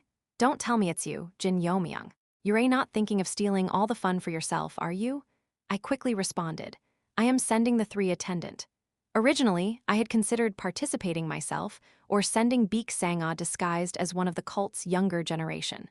Thankfully, with the arrival of the 3 attendant, that became unnecessary. The 3 attendant? You mean those 3 good-for-nothings you picked up before? They've become quite capable HMPH, as if. Well, aside from us, there was no one else who could pass her standards at this point. Still, they should rank quite high even among famous clans. More importantly, they're perfect for the plan, since they're completely unknown either part of the 6 great demonic clans nor graduates of the Demon Dragon Hall. Honestly, judging from the glimpse I got of the 3 attendant skills yesterday, I thought they wouldn't fall too far behind Namgungcheong, one of the 6 dragon seats. No, if the matchup was favorable, they could even aim for victory. But then high rank, just high rank? Cheon Yura exploded at the word high rank. Anything less than victory is unacceptable. She glared at us, eyes burning with motivation. Isn't the primary goal of this competition to disgrace the rebel faction within the Namcheon Beek clan? Yes. Then obviously we must win. This time, the Sword King Beek Dajiang had asked me to bring down the rebel forces threatening the deputy head of the clan, Beek Money Akmanli Beek Munjial and his group. Naturally, multiple schemes would be running at once. The martial arts competition was merely the opening move, so there was no need to get too attached to the results. It would have been enough to eliminate the candidates backed by the enemy. But that didn't seem to satisfy Cheon Yura. The fact that she even visited the 3 attendant in person to encourage them was proof of that. Cheon Yura sternly addressed the kneeling 3 attendant. You represent the Heavenly Demon cult at a gathering full of orthodox and unorthodox bastards. They will judge the cult's level through you. Gulp. Those words multiplied the pressure 100-fold, and the previously eager 3 attendant shrank back. Then she dropped a bombshell on them. Before you leave for the Murim Alliance, I will personally evaluate your martial arts. What? Why young cult leader yourself? The 3 attendant were aghast at the blessing of the young cult leader. I will also watch your every match. Whether orthodox or unorthodox, you must win. I don't want to hear about how valiantly you fought after a loss. Excuse me? I was speechless and asked her a question. You're not going to look for Lady Beon? That's that, and this is this. Maybe I should just let her participate while I stood there, dumbfounded. Cheon Yura folded her arms and continued. Either way, the tournament in Namcheon and the ones who kidnapped those 2 are most definitely connected. Oh, why do you say that? The informant who gave us the tip didn't just mention the final destination, Guangzhou in Guangdong province. He specifically brought up Namcheon. Her eyes turned serious. Even if Namcheon is a key hub in Jiangxi province, it makes no sense for someone heading to Guangzhou to pass through such a major city. In other words, In short, Namchang is the kidnapper's final destination. They're planning to hand over Beon and Jin Yeomyung to someone there. It was a plausible deduction. And currently, only two major powers in Namchang are likely involved: Namgung and Namchin. Exactly. Of course, it's possible that other forces could be involved, but the rest were likely inconsequential. Once the tournament begins, the high-ranking members of those clans as well as every lowlife in Namchang will swarm the area. Don't tell me. Guessing her plan, I widen my eyes. We'll be able to find them those harboring foreign chi within their bodies. Even I could hardly detect it unless the opponent revealed themselves first, but had her senses evolved to such an extent, reaching the very edge of extreme demon. She clenched her fist tightly and shouted, "That's why I must attend in person and verify it all." Was it just my imagination, or did her final statement carry a hint of personal desire? At that moment, Bu Ilwa beamed brightly and backed Cheon Yura up. If the young cult leader personally oversees those children, it would be an unparalleled honor. Lady of Tower of Demonic Heaven, if my children know, if those girls who came from a mere courtesan house defeat the younger generation of the Orthodox sects, I could ask for no greater joy. Before I knew it, she had shed her identity as Hidden Fragrance Phoenix, vice captain of the Divine Ghost Unit, and returned as the matron of the three-attendant Lady of Tower of Demonic Heaven. Seeing the longing in her eyes, I want to see my kids shine, left me speechless. Then the three-attendant, sensing the affection of someone like a mother, immediately prostrated themselves before Cheon Yura and begged, "Young cult leader, please make us stronger. No matter the training, we'll follow with smiles. Please, young cult leader." Cheon Yura gladly accepted their plea. "Very well, I shall make you strong." I looked at the three-attendant with eyes full of pity. "What?" Smiling. "More like losing your minds from the madness. I had noticed it long ago." Whether it was volunteering to follow me or kicking black iron ball, those three had an extraordinary talent for digging their own graves. And so, the three-attendant were dragged off by Cheon Yura to undergo special training. By now, they were probably painfully aware of just how badly they had misjudged their decision. With about a week left before departure to the Murim Alliance, I had rented out an entire training hall and secluded myself inside. I should at least take this chance to organize my martial arts foundation. Having broken through the wall of extreme demon with the shock therapy of the Heavenly Demon Lord's original Heaven One view, I needed time to properly digest and consolidate that realization. Slowly, I drew my sword. Then, I began to gracefully enact each form from the 1st to the 10th movement, like a dance. Reaching the extreme demon realm was considered enough in the Murim world to be called a grandmaster of one martial lineage, but not enough. Even while performing the sword forms, I was still tormented by a thirst for greater heights. My physical abilities are certainly nearing their prime. With my past experiences, I could even challenge the sword demon right now. I could use willpower-based techniques, and I could even mimic the mind sword to some extent. But the area where I felt completely lost was just one. After finishing all 10 movements once, I gazed blankly at the sky and sighed. It's the sword technique, 10 Heavenly Record Demonic Sword. From the first form Heaven-opening Flower Stream to the 10th form Heaven-crushing Nirvana, I had mastered all 10 techniques to their extremes. I could freely mix real and transformed forms, create countless derivatives, and respond perfectly to any variation. And yet, even though I had supposedly mastered it perfectly, I still felt a limit in this sword technique. With this alone, I can't defeat the heaven-slaying demonic sword. The Heavenly Record Demonic Sword was something I believed could hold superiority over any other technique. But whenever I simulated a sparring match against Cheon Yura's heaven-slaying demonic sword Yeo-myung, both of us were at the same level. Every outcome ended in my defeat. The Heavenly Record is certainly a peerless sword art not inferior to the heaven-slaying, but it's not a technique that surpasses it. This was a concern unrelated to my feelings for her. It was a pure dilemma as a martial artist. Then a voice that should never be heard in this place echoed around me. "You look like you've got a lot on your mind."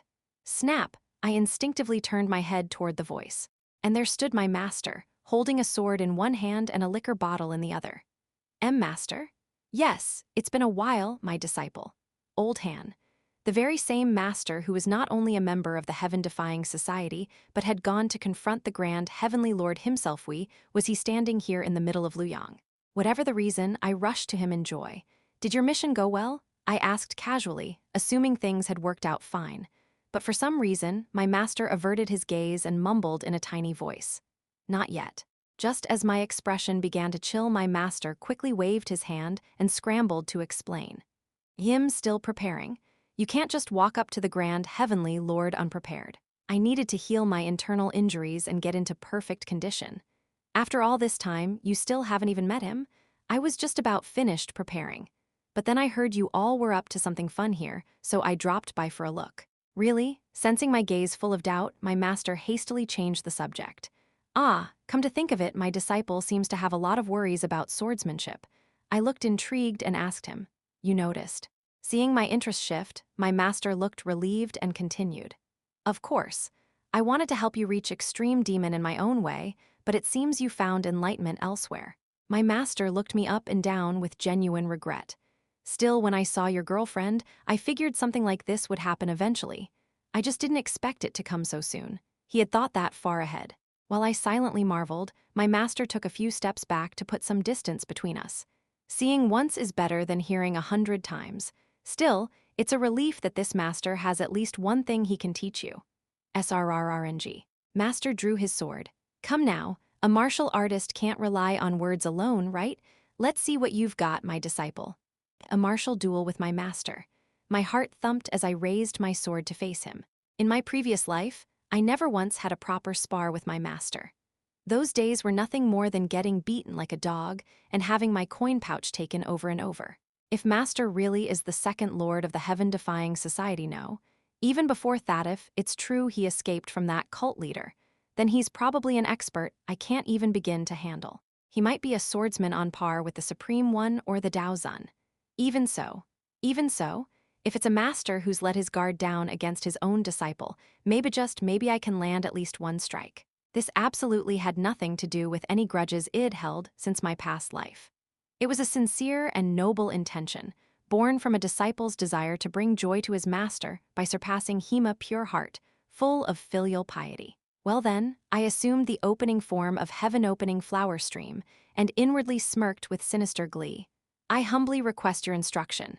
Very well, come at me. Completely unaware that his disciple was dreaming of betrayal, my master calmly motioned with a flick of his hand. And so, here I come. I infused my sword with willpower, and using all my strength, unleashed a slash at my master. KWA.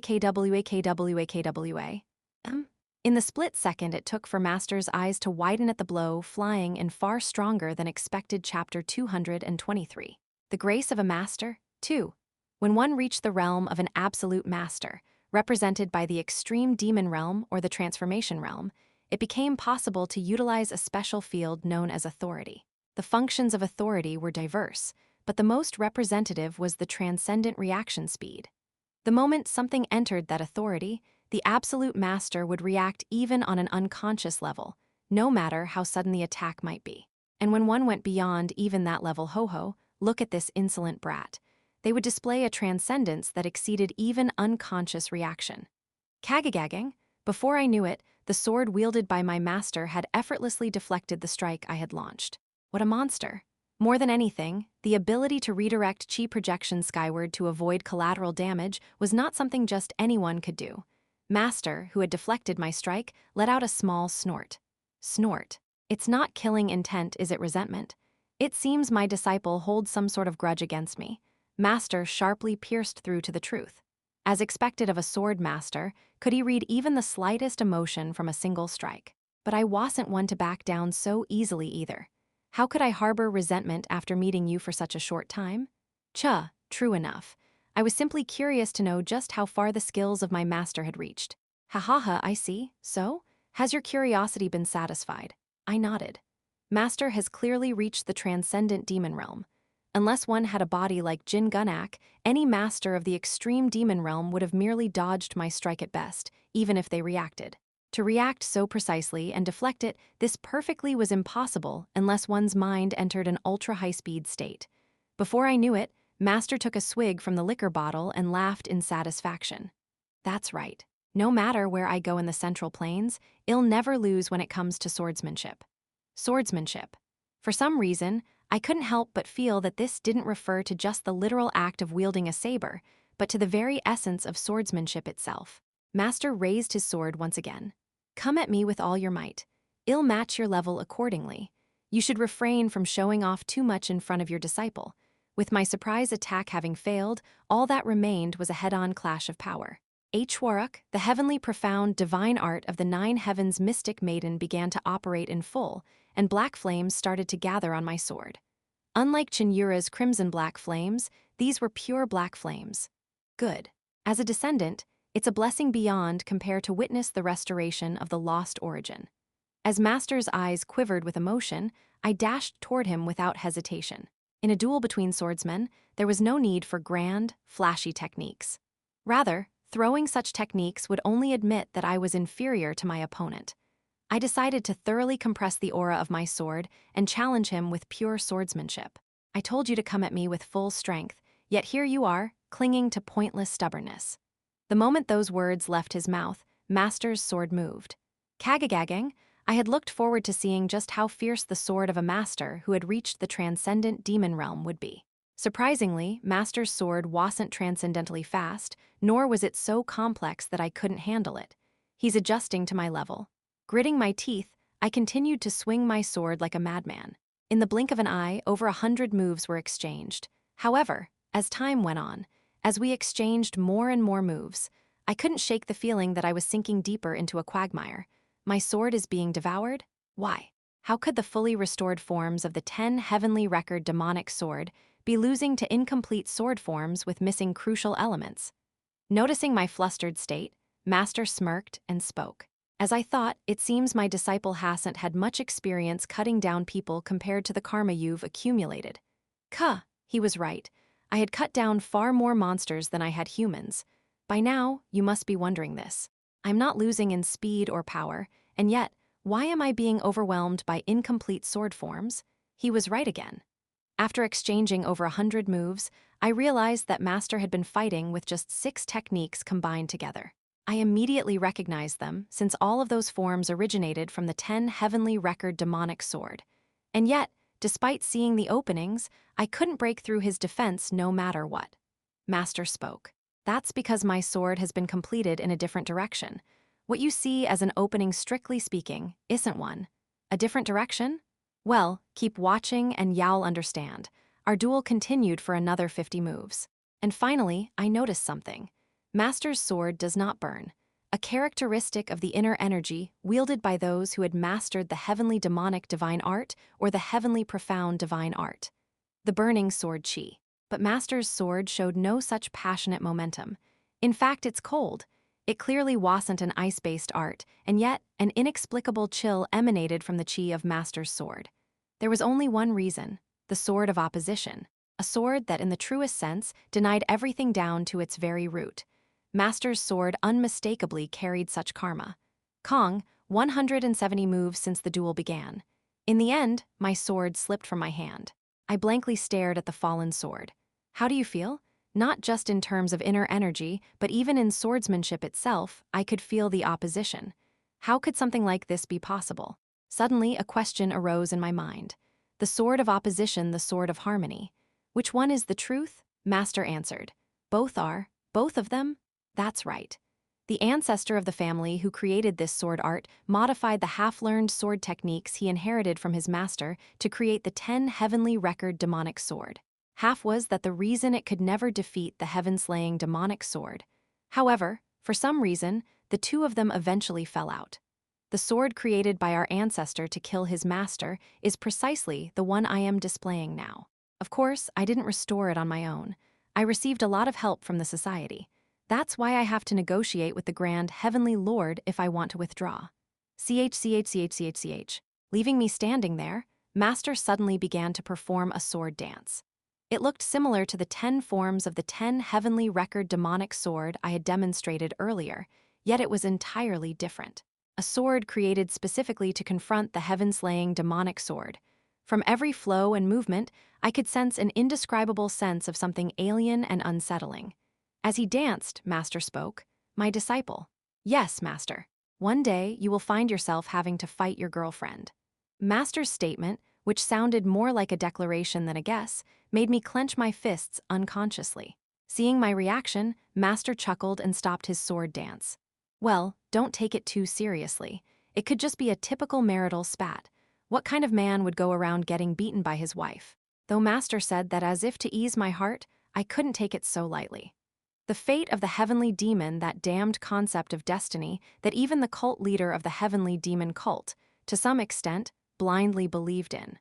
That word, which I had once brushed aside without much thought, began to rise again in my chest like a coiling snake. Master picked up the fallen sword and placed it back into my hand. Learn this sword. Someday it will surely prove useful. Very useful. Master, y'all have to face the man who is to become your father-in-law one day as well, want you? Y'all need this sword to increase your chances, even if just a little. Master. He wasn't wrong. Even though the cult leader had surpassed the supreme demon realm and was on the verge of transcending mortality, there would still come a day when I had to settle things with him. It's a short time, but it'll teach you all the essential formulas and techniques you need. I trust y'all keep up. Yes, Master. For the first time, I felt immense determination toward Master's teaching. I decided to set aside, for now, Master's words about fighting Cheon Yura. And so, after the disciple and Master had concluded their brief exchange of martial knowledge, even after the exhausted disciple had gone to rest, Old Han remained seated alone at the training ground. Without turning around, he spoke. You've come. Shirk. Without warning, a silver-haired young man who looked almost like a boy appeared behind Old Han. Old Han slowly turned his gaze. I thought you'd never move from that place. Yet you came to me first, though, surprising. The silver-haired young man, the grand heavenly lord, responded. Others may not matter, but Yura a different case. Old Han deserved that recognition. Among the 10 heavenly lords, he was the only one who had even a slight chance of biting at the heavenly demon himself. Old Han shrugged his shoulders. Well, it is what it is. I've found my successor, so as we originally agreed, I will withdraw from the society. Considering how well you've used me, I'd say you have no objections. No, that want to. A strange light flickered in the grand heavenly lord's eyes. Yura far from repaying the debt of restoring the six-ringed sword. Our grand plan had to be delayed by 30 years for that. Old Han understood exactly what the grand heavenly lord was getting at. What do you want from me? Haha, for a drunkard who knows nothing but alcohol, you sure have sharp intuition when it comes to these things. If you want something, just say it. I don't like leaving debts unpaid. The grand heavenly lord nodded silently in response. Right. I suppose we do need to balance things out, considering your absence. Then, the grand heavenly lord made an outrageous demand. Bring me the head of either the sword demon or the saber demon. Then I'll let you go without another word. Old Han's expression twisted ever so slightly. What a joke the clan head is playing. Beek Mungial, one of the elders of the Namshan Beek clan and a direct bloodline member, crumpled the letter bearing the clan head's seal. So now you want to involve even the demonic factions and evil sects. The reason Beek Mungial was trying to host the Murim tournament in Namchang this time was simple. To show the world that my older cousin is unfit to succeed as the clan head. His cousin, Beek Muniak, the serene saber and current young clan head, was weak. Or rather, Beek Mungial had made him weak. You sent your beloved niece off to the demonic cult, and now you're scheming something again. I wonder what you're up to this time. But it didn't matter. At this tournament, the Namshan Beek clan's successor would change. With a tournament like this, the elites of the demonic factions and evil sects will gather in droves. The 6 demon dragons, the 6 divine dragons, the 4 divine flags, what a grand affair. Beek Mungial spoke, glancing toward a certain direction. What do you think? Can you, who are of their generation, defeat the most renowned rising stars of Murim? Though obscured by a curtain, the voice that returned was that of a clear and confident young man. Frankly, I am not impressed by Murim's so-called elites. I've already fought 2 of the 6 divine dragons, and neither lasted more than 10 moves. Ha, as expected of Saryong, the strongest among my candidates by pure martial skill. Beek Mungial laughed in satisfaction. From now on, you are Beek Cheon, my adopted son. From outside the curtain, the man responded playfully. For the sake of your ascension as clan head, I'll give it my all, father. Saryong, one of the successors of the heaven-defying society. Originally, the ranks of Saryong were determined by the concentration of their bloodline. But despite his diluted blood, there was a monster who had claimed the 4th rank purely through martial strength. Can any so-called elite of Murim stop a supreme master? This tournament will be a stage set solely for me, Beek Mungial. Kahaha. After laughing for a while, Beek Mungial reached out toward a box placed in front of him. Ah, right. I heard our insurance has arrived. When he opened the box, inside was a small, pure white porcelain jar, sealed tightly. We paid a hefty price to the Beak clan's trading company for this, so it had better work as promised. Etched onto the jar's surface were the words, Heaven-Destroying Poison, Chapter 224, Southern Murim Tournament, 1, Heaven-Destroying Poison. No one knew exactly when this poison first appeared in the history of the martial world. However, its official emergence was marked when it proudly ranked first among the 7 deadly poisons of Murim, which were established around 400 years ago. Beak Mungial let out a sinister laugh as he shook the porcelain jar containing the heaven-destroying poison. The poison that was once said to have literally slain the heavens. If it's this thing, I should be able to get rid of the clan leader who's constantly blocking my way. The reason heaven-destroying poison was so feared wasn't because of its toxicity. Compared to other poisons of the 7 deadly poisons like bone-melting poison or all-crippling poison, which left not even corpses behind, heaven-destroying poison, a type of latent toxin, was relatively mild.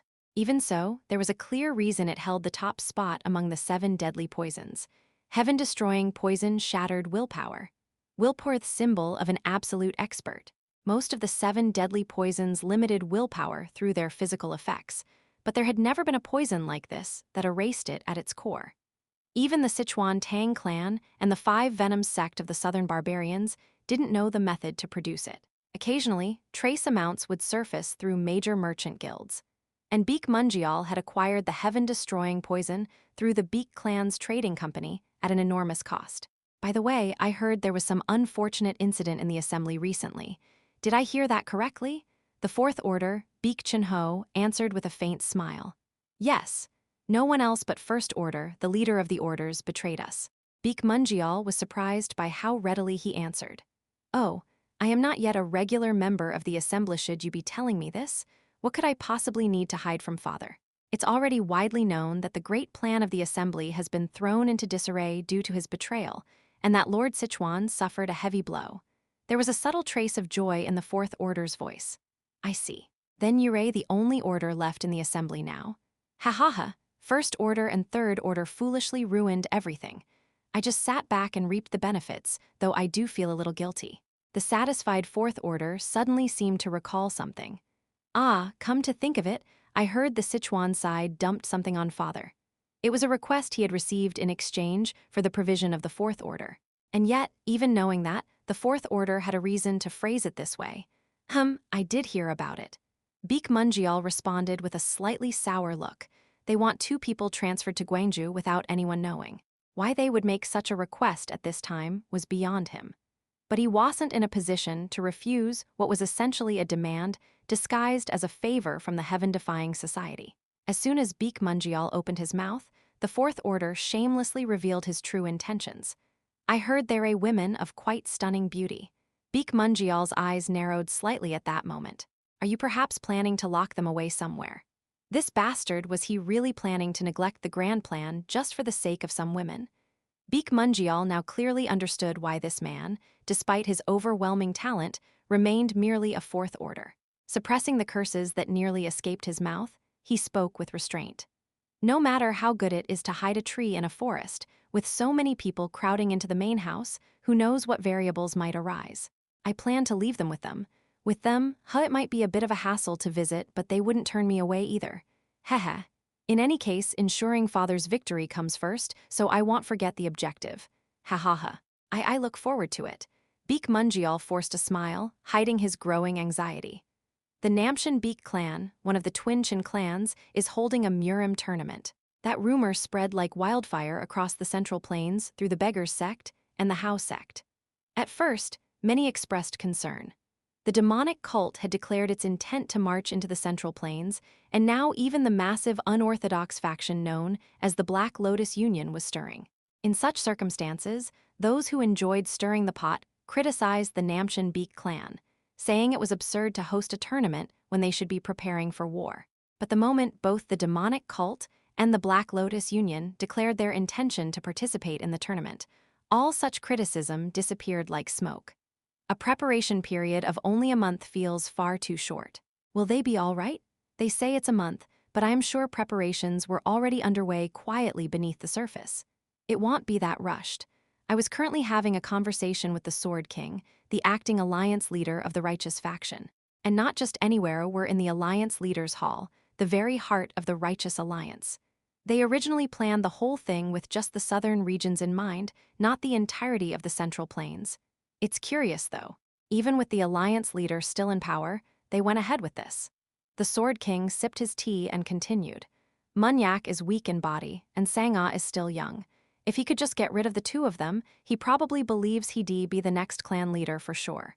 Lady Beak may have only recently risen to power, but in terms of scale, her faction is now comparable to Namchin's. And as time passed, she would likely surpass Namchin even in quality. The Sword King let out a booming laugh. Kyuhuhu, indeed, that's what makes life so damn interesting. Well, putting that aside for now, I set my teacup down and looked him straight in the eyes. It's time you told me why you called me here. The Sword King formed a mysterious smile. I'm so impatient. Is it because you're young? I can't exactly afford to be leisurely in enemy territory. It had already been 7 days and nights since we entered the Righteous Alliance under intense surveillance. Immediately after our arrival, Cheon Yura was practically dragged before the Alliance leader and elders to explain our purpose in the Central Plains. Of course, that was just for show. As previously agreed, the Alliance leader and Guan Haiyan's faction had openly protected her, so there hadn't been any real issue. The Sword King slowly opened his mouth. Do you think a true peace will ever come between your cult and the Righteous Alliance? It's unlikely. Even if the heaven-defying society disappeared, it wouldn't be a simple problem to resolve. If the heaven-defying society disappeared, things might become even worse. The idea that two ideologically opposing factions could live in harmony is too naive. Exactly. Then why would someone like you bring it up? The Sword King's strange smile deepened. There are ways to achieve peace if only for one generation. For example, a political marriage. Twitch, my expression instantly twisted. In contrast, the Sword King still wore a relaxed expression. Ho ho, if you react like that, won't you hurt the heart of this alliance leader? It's rather painful to have to repeat myself. I glared at the Sword King as if I was about to tear him apart. Why would someone like you resort to these petty tricks? Petty tricks. Is that how it looks to you? With the Namchin affair just around the corner, what else could it be? I have no intention of marrying anyone other than Yura. It would be a good thing if two people in your position are fond of each other. However, he then spoke a painful truth. Isn't it true that life doesn't always go the way we want it to? What if your respective fathers oppose the marriage? What will you do then? Run away with her in the middle of the night? Clench, even if she gave her consent, an elopement was out of the question. Not only Jin Gunak, but the entire cult would chase us to the ends of the continent.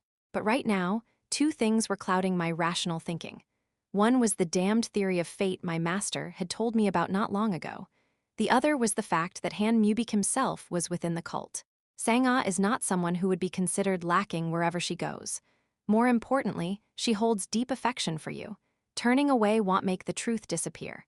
If her main house formally proposes a marriage alliance to your cult, the cult leader and clan leader will be forced to seriously consider it. Given the current circumstances, they wouldn't sell me off so easily. However, the cult leader had merely deferred my existence, not acknowledged it.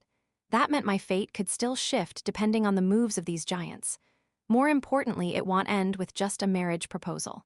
A wily fox like the Sword King wouldn't stop at merely proposing a marriage alliance to the cult. He was definitely plotting something else to bind Beak Sangha and me together. Who? I let out a deep sigh, then looked straight at the Sword King with firm resolve. No matter what you say, no matter what schemes you concoct, I will never accept Lady Beak's heart. Is that so? Yes. And more importantly, a great bloodstorm is about to sweep through the Namchin Beak clan. I hope you won't try to shake me too much. I gave the Sword King a direct warning. If you push too far, more blood might be spilled than necessary. Kyuhuhu, I see. That's a good threat. Surprisingly, the Sword King didn't show much of a reaction. Of course, someone like that old fox wouldn't let his expression change over something so trivial. I stood up from my seat and bowed deeply toward him. I hope my respect for the honor you've shown us in taking such a loss to protect us will not fade. I will keep that in mind. And with that, the Sword King was left alone in the chamber. HR, what a fascinating fellow. The Sword King slowly stood up. Peace for the righteous factions, peace for the family, peace for the bloodline. It's truly hard to live while trying to hold on to all of that. Baek Dajeong, the Sword King of Namcheon, was undoubtedly a good man. If weighed between the personal and the greater good, he would surely choose the greater good. But when the choice was between the family's and the clan's benefit, even he could not avoid being swayed like any other ordinary man. Didn't that bastard from the Hyeon clan once tell his granddaughter to become someone she could be proud of? But the moment he bore the burden of the righteous faction and the clan, he could no longer present himself honestly before anyone. If I have to bear his wrath, so be it. They'll take the blame for everything anyway. He muttered heavily, staring at the now empty space devoid of warmth. If only one option remains, then there won't be much room for hesitation. He spoke to the side. Gongjin. Yes, clan lord. The one who always stood by his side, heavenly knight divine sword, Baek Gongjin answered him. But this time, he addressed the Sword King not as alliance leader, but as clan lord. Make the preparations. I trust you won't be needlessly held back this time. Baek Gongjin lowered his head with a grave expression. As you command. About 2 weeks passed. While there were the usual righteous faction bastards picking fights with the delegation and getting beaten down in return, that was nothing new. Surprisingly, since that proposal, the Sword King hadn't tried any other tricks or caused me any trouble. We spent our days more peacefully than expected. Now, including me, the heavenly demon cult delegation had finished preparing to leave the Righteous Alliance's main stronghold and head for Namcheon. Cheon Yura asked Bu Ilhwa, has there been no word from the cult yet? No, I suspect the internal situation is more complicated than expected. Still, it would have been better if WED received at least some basic guidelines. Originally, the delegation's objective was supposed to end with the Righteous Alliance. Heading to Namcheon was something she had agreed to accommodate as a personal favor. If the cult had ordered a return, Cheon Yura would have had no choice but to obey. But no instructions had come down from 10,000 Mountain yet. Cheon Yura made her decision. All right, we're heading to Namcheon. Vice Leader, what's the current situation near Namcheon? Bu Ilhwa bowed with a cold expression. Although it hasn't been long since the Namcheon Baek clan sent out the Murim invitation, already numerous factions have begun flocking to Namcheon. Cheon Yura curled her lips into a sharp grin. They planned it all in advance, then?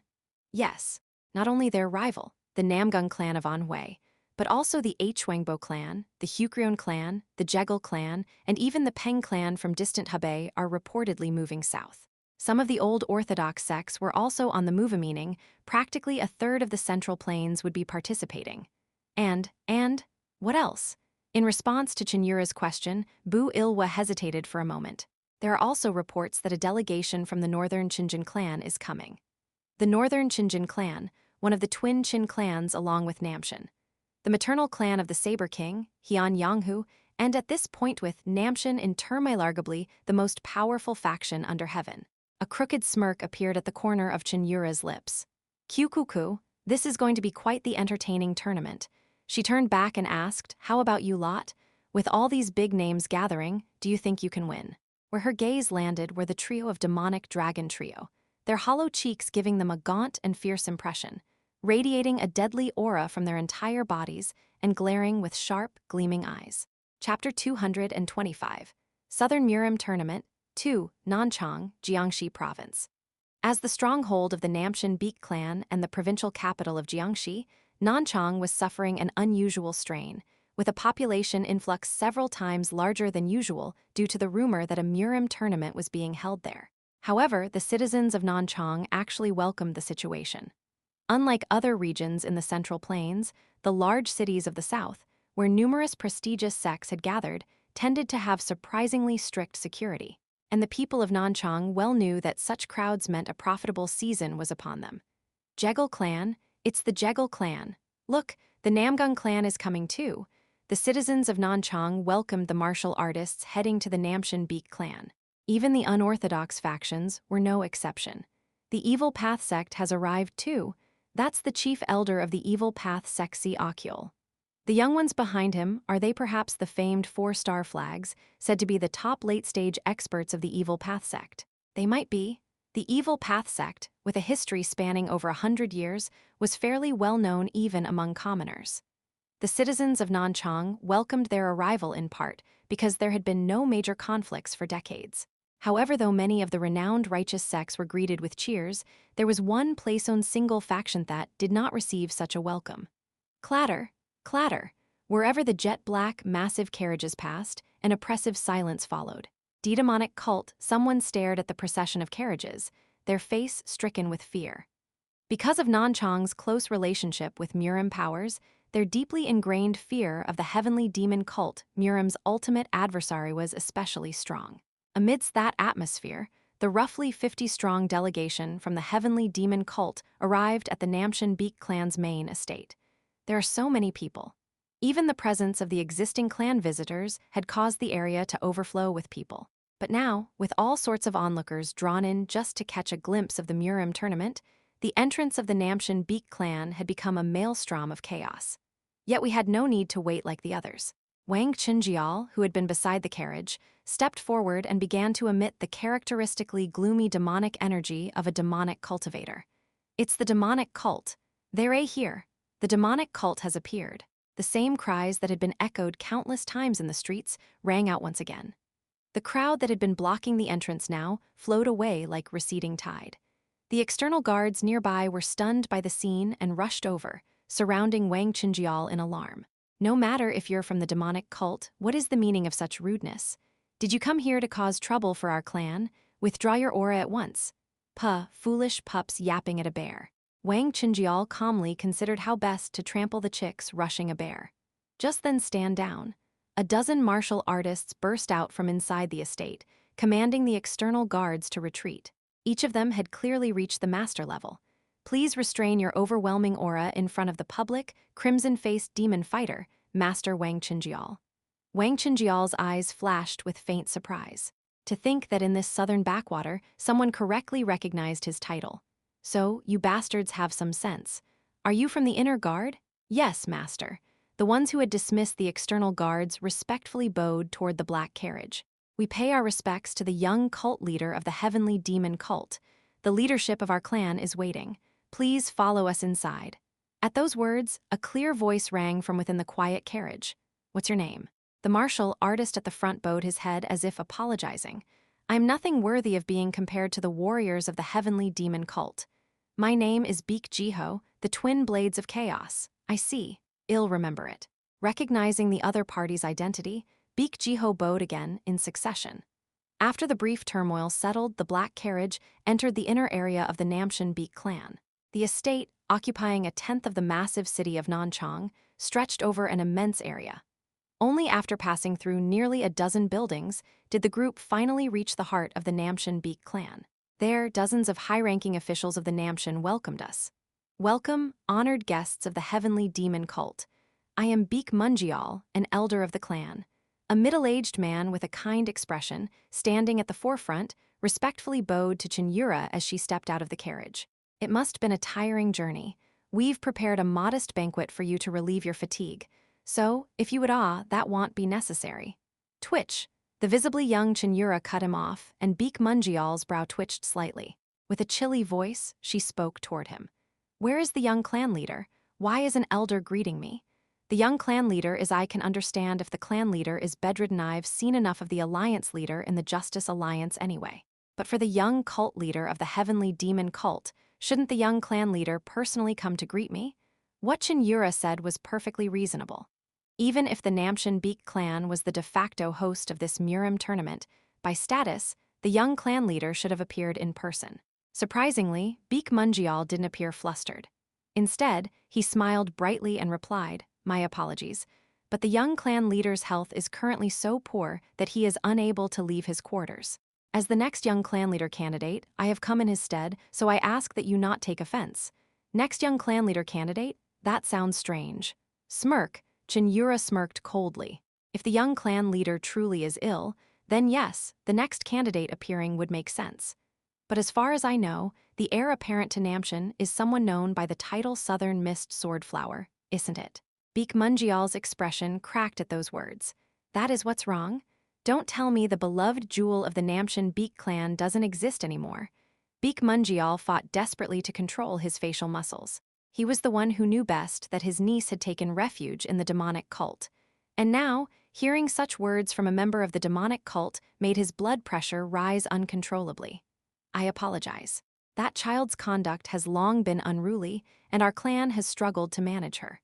Oh, She is still barely of age, and we found it unwise to expose her to such an important event. I ask for your understanding and leniency. Even in someone's absence, it was common to speak ill of them behind their back, but to openly denounce one's niece like this. He certainly wasn't an ordinary man. Well, fine. I am merciful, so I won't press the issue further. Thank you, young cult leader. Nash. A small grinding sound echoed, as if someone was clenching their teeth hard. After attending the banquet prepared by the Namcheon Beek clan, Cheon Yura and I met privately in the guest residence prepared for us. That Beek Mungial fellow doesn't seem to be a member of the heaven-defying society. Really? Rather that guy, the one who greeted us Beek Jiho, the so-called twin blades of chaos, seemed more suspicious. So that's why she asked for the name of such a minor character? He was faintly carrying a foreign-type chi in his body. The energy wasn't strong, so I couldn't tell for sure, but a foreign-type chi.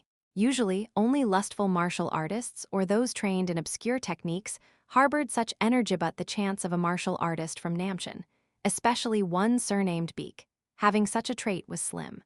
There's an even bigger issue. Jin Yeomyung, I think you already know what it is. Yeah, the young clan leader's condition is worse than we thought. According to the Sword King, young clan leader Beek Munyak, while frail, wasn't supposed to be so ill that he couldn't appear in public. But the reality we had just seen was it's likely that a significant portion of the Namcheon Beek clan's authority has already been transferred to Beek Mungial. Exactly. Even the Sword King, the actual clan leader, had been cut off from internal information to this extent. Then, pardon the intrusion. Someone outside requested an audience. I am Beek Yeomyung, the chief steward of the Namcheon Beek clan. I have come under the clan leader's orders to assist young Master Jin. The visitor was a middle-aged scholar, identifying himself as the clan's chief steward. Perfect timing. There's a lot I want to ask. I immediately began questioning the man who claimed to be the steward. As the clan's chief steward, are you saying you couldn't even report the young clan leader's condition to your actual clan leader? With a gloomy expression, the steward bowed his head. There is no excuse for that, but if I may offer an explanation, the young clan leader's condition only worsened a few days ago. A few days ago? Yes. While Elder Beek and the rest of the Elder Council do hold significant influence, it doesn't override the young clan leader's authority. Until recently, he was still attending council meetings and resolving conflicts. Cheon Yura frowned and asked, but his condition worsened suddenly over just a few days. Yes. A few days ago, he suddenly said that his consciousness was no longer obeying his will and immediately entered secluded retreat. His consciousness wasn't obeying? That is correct. The moment I heard those words, a cold chill crawled up my spine and gripped my whole body. Jin Yeomyung, consciousness no longer obeying his will. Only one thing came to mind at that moment.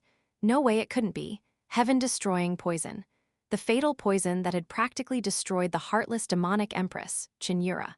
It was a substance that needed to be taken continuously. For anyone under the master level, it was actually less effective than common poisons. But if administered correctly, it could fatally harm even a poison-immune expert like a demonic cultivator. Naturally, after reincarnating, I had used my network to investigate the heaven-destroying poison's distribution routes. To this day, I'd found nothing conclusive. Jin Yeomyung, what's wrong? Cheon Yura grabbed my shoulders, looking worried. I stared blankly at her face for a moment. As soon as I saw her, my mind snapped back into focus. Right, even if the heaven-destroying poison has resurfaced, Cheon Yura is still fine. No need to cower in fear of a ghost from the past. If someone's using that poison again, then I just need to crush both the poison and the one who wields it. The steward flinched at my sudden change in expression, but relaxed once I returned to normal and continued speaking. The young clan leader's condition is certainly serious, but there's another major issue regarding the upcoming martial arts tournament. Cheon Yura responded in my place. A major issue? Yes. Elder Beek Mungial recently adopted a son and his martial arts are alarmingly powerful. At that, a sneer formed on Cheon Yura's lips. HMPH, what? He's reached the master level or something? No, beyond that. What? Even I felt my expression harden slightly. In front of the clan's senior elders, he went toe-to-toe with an aged peak master. Toe-to-toe? The steward solemnly nodded. They suspected he might be lying about his age, but after a thorough investigation, that wasn't the case. If he enters the tournament, it could ruin young master's plans. If it were just the master level, we might manage. But a peak master. That changed everything. What's his name? Upon being added to the clan registry, he received the name Baek Chun-ho, but I have no idea what name he used before. That's suspicious. A peak master at barely coming of age, even someone like Baek Sang-ah only broke through to the peak master level after a heaven-sent opportunity. If not for that, Shed likely still be floundering around the master level at best. And yet this guy, whose origins are unclear, reached the peak master level. Cheon Yura smirked faintly, her fighting spirit igniting. Interesting. I'd love to meet this guy, but that won't be so easy, right? Though her achievements were already beyond extraordinary, reaching the peak master level near the age of 20 was an absurd feat in itself. Even Pa Yong-young, the young clan leader of the extreme Blade Pa clan, likely only just now broke through to that level. About that meeting him isn't all that difficult. Not difficult. In a turn of absurdity, this Baek Chun-ho was apparently such a womanizer that he came and went from a brothel in real time. Unbelievable. How the hell did a guy like that reach the peak master level? That's what I am wondering too. Regardless of any so-called miraculous fortune, unless one had a second life like me, even pouring their entire existence into it wouldn't guarantee reaching that realm. We'll know when we see him. With the steward's assistance, Cheon Yura and I left the Namcheon Baek clan and headed to a brothel named Baekhyangru. Known as the best brothel in Nanchang, this place was said to be as prestigious as the famous Tengwang Pavilion, and Baek Chun-ho was treated like a VIP even in Baekhyangru. Guided by the steward, we soon found him surrounded by 4 courtesans, indulging in drinks. Baek Chun-ho, with half-lidded, drunken eyes, waved lazily upon recognizing the steward. Well, if it isn't our esteemed steward, young Master Baek, still indulging yourself with women today. The steward frowned and shot him a cold glare, but Baek Chun-ho only giggled and snorted dismissively. KKK, haven't done anything indecent yet, so what's the problem? The cost of your visits to Baekhyangru is becoming astronomical. Perhaps it's time to restrain yourself? And so what? My father's the one footing the bill anyway. We who listened to this from behind couldn't hide our disbelief. What the hell is with this hopeless bastard? Judging by how casually he talked, he was clearly a regular here. And this guy was supposed to be a peak master. He reminded me disturbingly of my own past life. So are you here to lecture me again? That's not it. There are guests who wish to meet you, so I've brought them. The steward, clearly wanting no further part in the conversation, quietly stepped aside. Cheon Yura stepped forward, glaring straight at Baek Chun-ho. Yura, the adopted son of that Namcheon elder? I am what's this now? Who's this ugly broad? The moment those words left his mouth toward Cheon Yura snap. Something in my mind snapped. Chapter 226. Southern Murim Tournament, 3. That bastard deserves to be killed 6 times over. There were only a few people who had stirred up my fighting spirit or anger before, but this was the first time someone made me reveal such malice with just a single sentence. I'll kill him. Forget suspicion or caution me, only focus now was to tear that bastard apart with everything I had. Anyone who insults my lover doesn't get to die peacefully. But ugly, you say. Even after being directly insulted about her appearance, Cheon Yura surprisingly didn't seem that angry. Nosh actually looked intrigued. She turned her gaze toward me and asked, Jin Yeomyung, do you think I'm ugly? Without a moment of hesitation, I shook my head. Of course not. Anyone who calls the most beautiful woman under the heavens ugly is the one who's deranged. I softened my words as much as I could since she was right beside me. But the moment that bastard Baek Chun-ho scoffed, my composure shattered again. Ha, you've got no eyes. What a fool. No, this son of a bitch really wants to die, huh? Just as I was about to fully draw my sword, why, young lord? Please calm yourself. You mustn't cause a commotion here. The chief steward hurled himself at me to stop me. He whispered urgently in a low voice. What do you think you're doing? Charging at someone who's reached the peak of the master level? His words struck me as odd. Didn't the Alliance leader give you a separate warning? A warning about what? Nothing. Never mind. So it seemed the Sword King hadn't informed him of my current cultivation level, while I was still dwelling on that strange feeling Kyuha. Judging from that burst of killing intent, you've got some skill after all, huh? Baek Chun-ho slowly stood up from his seat. A fool who can't even judge a woman properly, let me teach you a lesson. Ha, who are you calling a fool with no eyes? A bastard who couldn't even tell the difference between the sky and his own pointing finger dared to lecture me? I shoved the chief steward aside and slowly walked toward Baek Chun-ho. This time, the chief steward clung to Cheon Yura instead. Please stop him, young cult leader. If a ruckus breaks out here, we won't be able to contain it. He was so flustered that his words came out far stronger than before. Shouldn't we consider the honor of the heavenly demon cult? Even after hearing that, Cheon Yura remained indifferent. Why should I? Pardon, why should I stop someone who's trying to punish the man who insulted me? But young Lord Beek is shut up and watch. I think this will be quite entertaining. Cheon Yura's eyes never left Beek Cheon-ho. You're not allowed to draw your sword in a place like this, so I'll just tenderize you with my fists.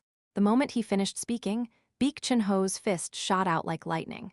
But calling it lightning was generosity. Martial artist with real skill could clearly see the trajectory of the attack. He's underestimating me. It was so easy to dodge, I barely had to turn my chin.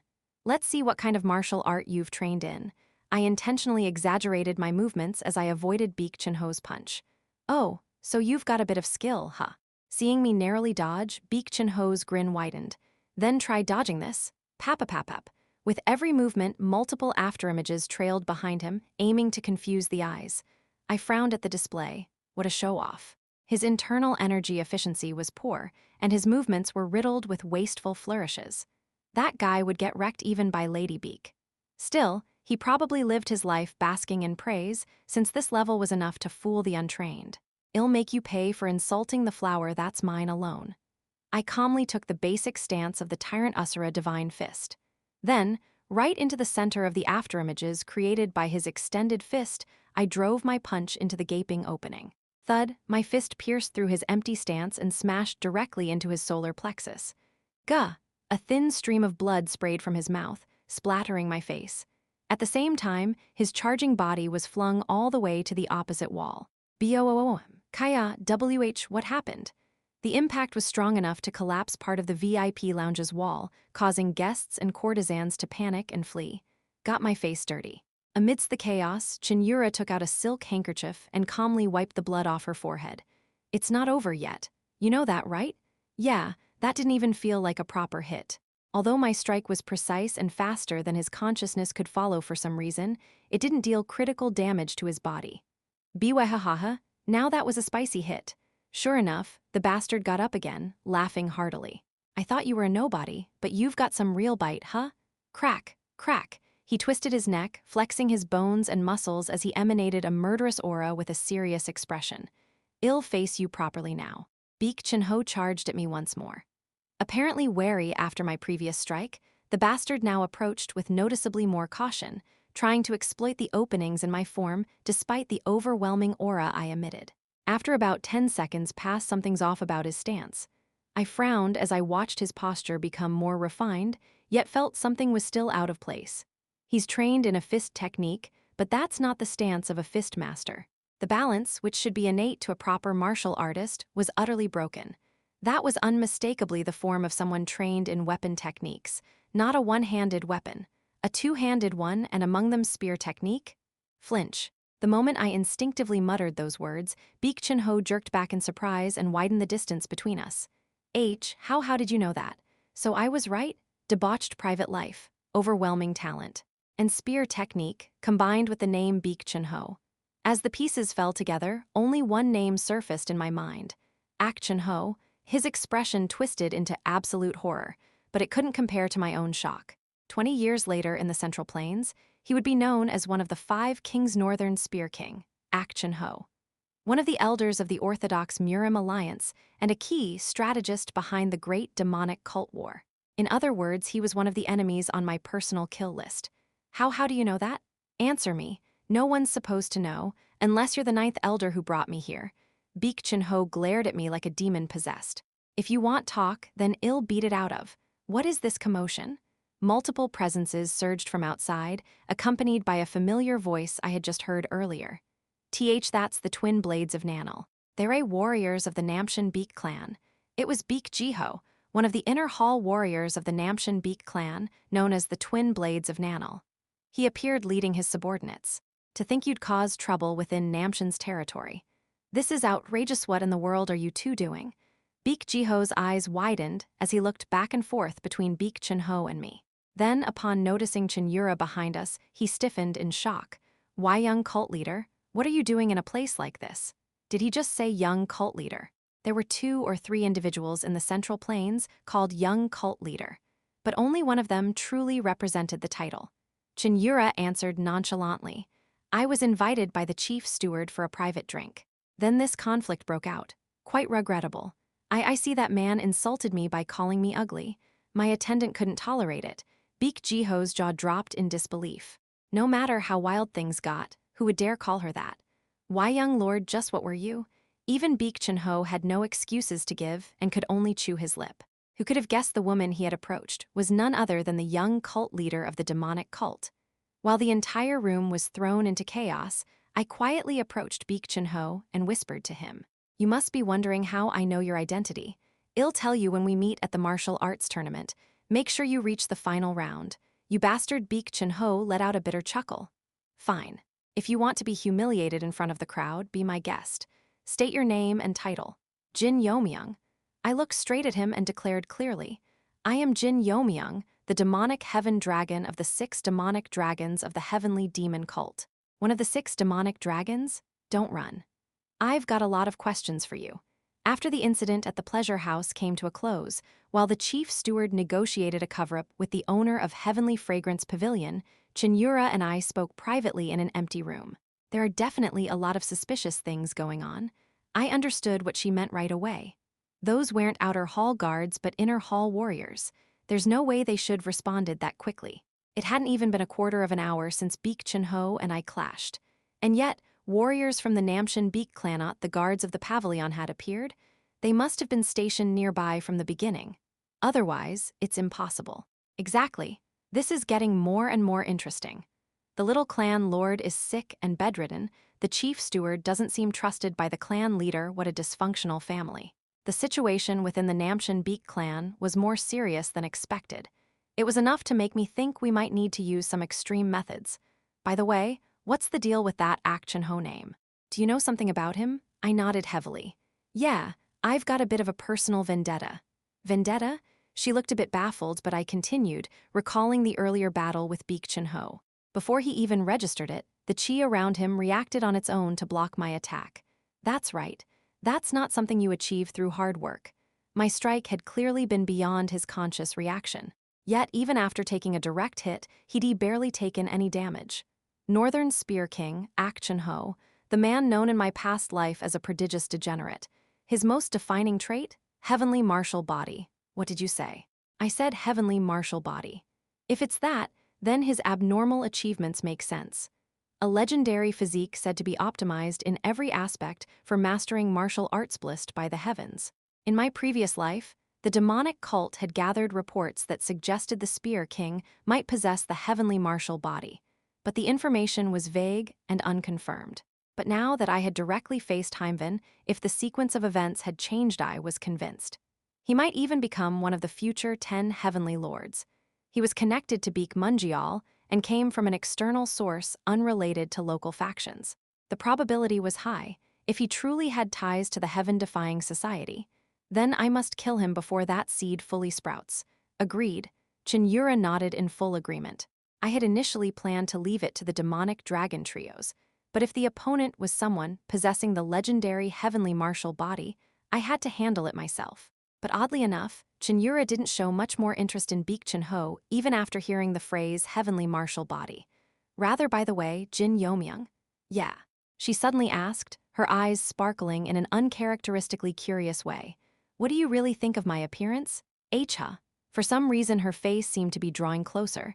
That ugly remark was quite refreshing. You see, I've never really been evaluated on my appearance by others.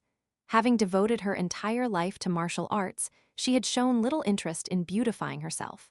Moreover, the believers of the heavenly demon cult revered her for her noble status from birth. They wouldn't have dared to casually comment on her appearance. Since she'd never really been self-conscious about her looks, she found the insult more novel than offensive. At that moment, Wang Chenjial, who had been quietly suppressing his presence, opened his mouth to say something. Of course, the young cult leader is. Glare, hit directly by Cheon Yura's murderous gaze, he immediately shut down. As Wang Chenjial shriveled under pressure, I spoke without hesitation. Peerless beauty of the world, or perhaps a beauty unmatched even through the ages. Ooh. The cold look in her eyes as she glared at Wang Chenjiao melted into a soft, pleased gaze. Any other expressions? There's beauty that shames the moon and flowers, or even one who sinks the fish and makes the geese fall from the sky. More. I want to hear more. I had no idea why Cheon Yura suddenly craved this, but without changing my expression, I spent a full quarter hour endlessly praising her beauty. And since I was simply stating facts, my voice flowed effortlessly and without pause. Just then, one passing guest, seemingly having overheard my passionate flattery, clicked his tongue and muttered, "What a joke." But Cheon Yura, who had been intently listening to me, didn't even spare the man a glance. Lucky for him, really Chapter 227, Southern Murim Tournament, 4, the clash that occurred at Heavenly Fragrance Pavilion quietly faded into whispers, surprisingly not spreading widely and subsiding without major uproar. I had the chief steward bring me the list of businesses under the Namshan Beek clans and the people connected to them. Naturally, he grimaced and expressed his displeasure, but when I applied pressure by bringing up the name of the Sword King, the head of the clan, he ultimately relented and obeyed. There were 7 days and nights left until the Southern Murim tournament officially began. While grasping the internal structure of the Namshan Beek clans, I also continued the training of the heaven-defying sword left behind by my master. Truly, they were busy days, carved down to the minute. Unlike me, who was actively moving beneath the surface, Cheon Yura kept showing her face at the banquets held by the Namshan Beek clans. Ha, I am relieved to see that the young cult leader seems to be in high spirits these days. In the company of the righteous faction's dignitaries, she responded with a gentle smile. There's no reason to be in a bad mood when you hear pleasant words and receive such good hospitality, is there? Ha. Well, that's true. I hope this Murim tournament can help strengthen peace in the Central Plains. For the peace between the righteous and the demonic. For peace. Surprisingly, Cheon Yura concealed her usual domineering nature well and blended smoothly with the others. Then, with 2 days left until the tournament, who be Black Lotus Union? It's the Black Lotus Union. The newly rising demonic faction that had shaken the entire Central Plains, the Black Lotus Union, appeared in Namchang. Led by a dozen individuals wearing the Black Heaven masks, now the symbol of the Black Lotus Union leadership. About 40 people crossed the gates of Namchang. Strangely enough, the Black Lotus Union Lord, demonic sword flower, did not arrive in a carriage like the heavenly demon cult usually did. Wow. A massive, jet-black palanquin carried by no less than 8 muscular martial artists. The citizens of Namchang were overwhelmed by the sheer grandeur of the scene. Inside that palanquin were the Black Lotus Union Lord and her escort, the right guardian of the Black Lotus Union, 10,000 Evil Blade Emperor. Grandpa Hyun, will this be all right? Beek Sanga, clearly uneasy, asked bluntly, "What do you mean, all right? A demonic faction needs this kind of show of force for its dignity to shine. It's only because you never saw how that bastard, the king of 10,000 evils, does his ceremonies." No, that's not what I meant. Though Shed becomes somewhat used to it now, she still felt discomfort at her subordinate's voluntary reverence. I mean, even if I'm wearing a mask, someone might recognize me, right? I mean, we are family after all. It had been years since she returned, but the anxiety still lingered. HMPH, who knows? Saber King tilted his head and stroked his chin. To be honest, even if your father saw you, he wouldn't recognize you. That much? Yeah. Honestly, your whole vibe has completely changed. It wasn't just her aura. Beek Sanga, once called the brat of Namshan, had undergone a complete transformation over the past 2 years. She had let down her twin-braided hair, and with some modest embellishment, even without the mask, it would be hard to match her current appearance with the Beek Sanga of the past. As long as you slightly change your voice and are careful with your attitude, no one will suspect a thing. If you put it that way, what matters now isn't whether your identity is exposed. Saber King let out a puff through his nose and spoke gravely. I just have this gut feeling that the old Sword King is planning something. What do you mean? Feeling slightly guilty, Beek Sanga stammered. You think I've only known that guy for a day or two? He's overflowing with love for his bloodline. Even though he has the heart to survive the Righteous Alliance, he still hasn't cut off that nephew of his.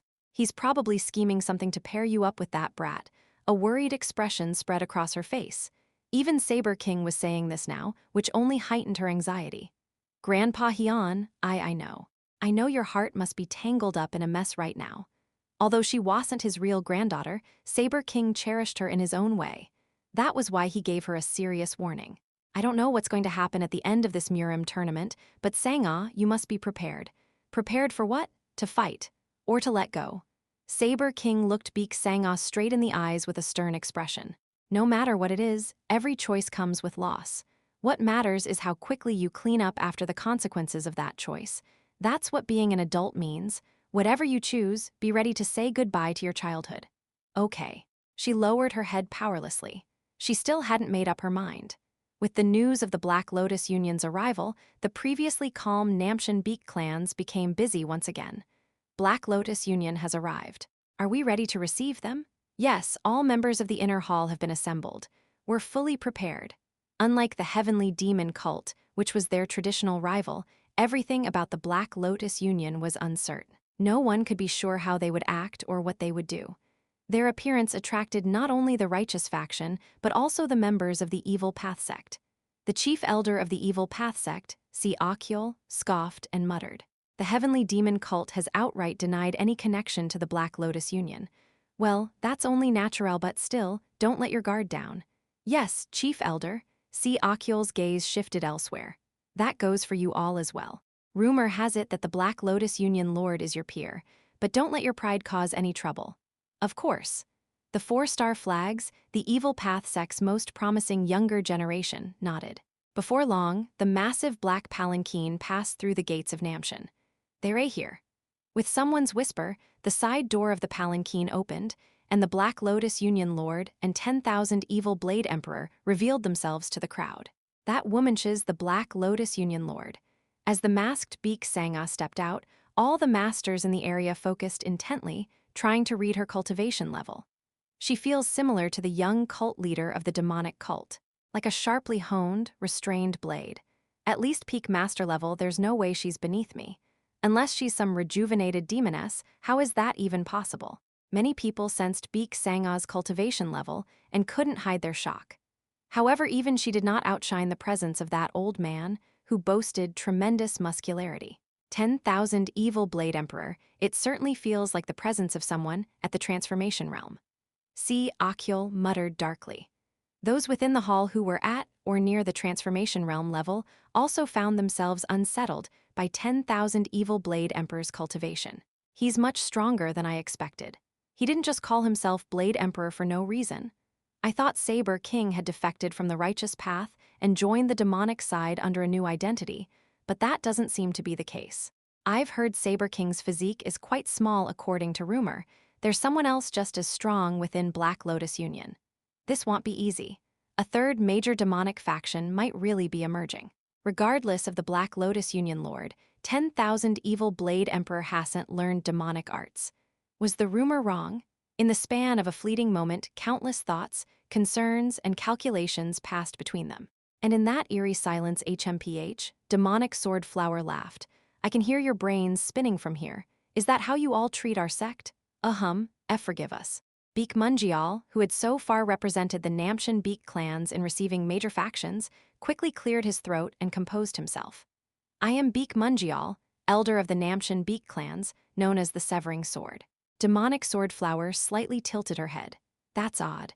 Where's the young family head? Why is an elder greeting this cult leader? The young family head's health isn't well at the moment. That's hard to believe. The invitation delivered to the Black Lotus Union was clearly stamped with the Patriarch seal, stating the young family head would personally greet us. At those words, Beak Mungial's eyes widened. Demonic Sword Flower retrieved the letter from her robe and tossed it to him. When Beak Mungial read the letter, his face immediately contorted in disbelief. Since when? It really did have the seal of Beak Yeomyung, the Sword King and Patriarch of the Namshan Beak clans, and he hadn't heard a word about it. This is offensive. If the young family head won't come out, I and the Black Lotus Union will be taking our leave. Please wait just a moment. Honestly, he didn't care whether the Black Lotus Union left or not, but being humiliated in front of such a large crowd was another matter. The young family head truly is unwell. He's in no condition to even walk on his own. What? At that instant, a terrifying killing intent erupted from Demonic Sword Flower. Many people reacted as the weight of that killing intent descended. Could it be late stage of the peak master level? She's nearing the realm of extreme demon? Clearly, she had achieved a level far beyond Beak Mungial's. It was a show of undeniable strength, proving she wasn't anyone's puppet. Crushed by that pressure, Baek Munjeol screamed out, "Erg! Even after I explained the circumstances show, can you be so rude? You dare tap." Just before she could draw her blade, 10,000 evil blade emperor hurriedly stepped in front of her. Come, come. Let's stop here, Union Leader. Right, Guardian. The Namshan Baek clans must have their reasons, right? You can always visit the young family head later to receive his greeting personally. His gaze said he understood her anger, but now was the time to hold back. Fine. I will generously overlook your rudeness this time. Thank you. As he turned away, Baek Munjeol mumbled a curse under his breath. Damn, she's even worse than the demonic cult's young cult leader, having been humiliated by the Black Lotus Union Lord. Baek Munjeol couldn't contain his anger even after returning to his quarters. Damn it. That brat dared to insult me? Crash, crack, bang, sounds of destruction echoed from Baek Munjeol's office for some time. One of his subordinates, who had been waiting for the storm to pass, cautiously spoke up. Elder, if you wish to get back at the Black Lotus Union Lord, there's a very simple way to do it. What is it? Startled by Baek Munjeol's fierce glare, the subordinate flinched but forced himself to continue. The Black Lotus Union was founded by a few top-tier masters, with all sorts of riffraff demonic factions flocking to them. Naturally, they wouldn't have any properly trained young disciples. Baek Munjeol's expression lightened at that. Oh, encouraged by the elder's reaction, the subordinate spoke more quickly. Force them to participate in the sparring tournament. As the head of a major group, the Black Lotus Union Lord won't be able to refuse such a proposal. If she refused, it would publicly imply the Black Lotus Union had no young talent. The tournament is for younger generation fighters, so the Black Lotus Union Lord herself can't compete. Doing so would only tarnish her own reputation. That's actually quite plausible. A wicked grin crept across Baek Munjeol's lips. Plans of revenge against the Black Lotus Union Lord, who had humiliated him, were beginning to take shape in his mind. Luoyang, Henan Province. After the Black Lotus Union leadership, who practically ruled the city, left for the Murim tournament, the city, having recently experienced great turmoil, had fallen into an oddly tranquil state. In the middle of Luoyang's marketplace, a figure collapsed on the ground.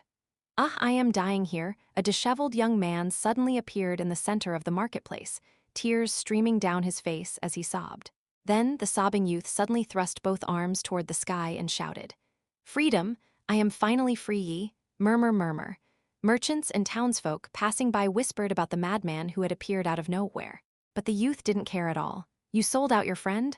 Yeo-myung, you bastard, just wait till I catch you." To the world, only about 2 months had passed. But to him, it had felt like 3 years. Sochin had finally returned after being held captive by the heavenly demon founder. Chapter 228. The whereabouts of 2 people. 1. Nanchang's evening was completely packed, with barely any room to step. I was striding confidently through that bustling street, dressed like a dashing nobleman. It would have been nice if Yura came along too. Though she didn't look the type, Cheon Yura actually liked these kinds of places teeming with the scent of people. However, with the recent clash against Baek Chun-ho, it was too risky to bring her outside as well. I once again stepped foot into Heavenly Fragrance Pavilion, which I had visited just recently. "We're sorry, young Master Nim." Just as I was about to cross the threshold of Heavenly Fragrance Pavilion, several robust warriors blocked my path. "We cannot accept you as a guest of Heavenly Fragrance Pavilion. We ask for your generous understanding." I chuckled at their attitude. Is that because I caused a scene here last time, or because I fought with Baek Chun-ho? The warriors hesitated for a moment before replying. "Both," Wed say, "and if I insist on going in anyway, please reconsider." Their expressions grew even more troubled.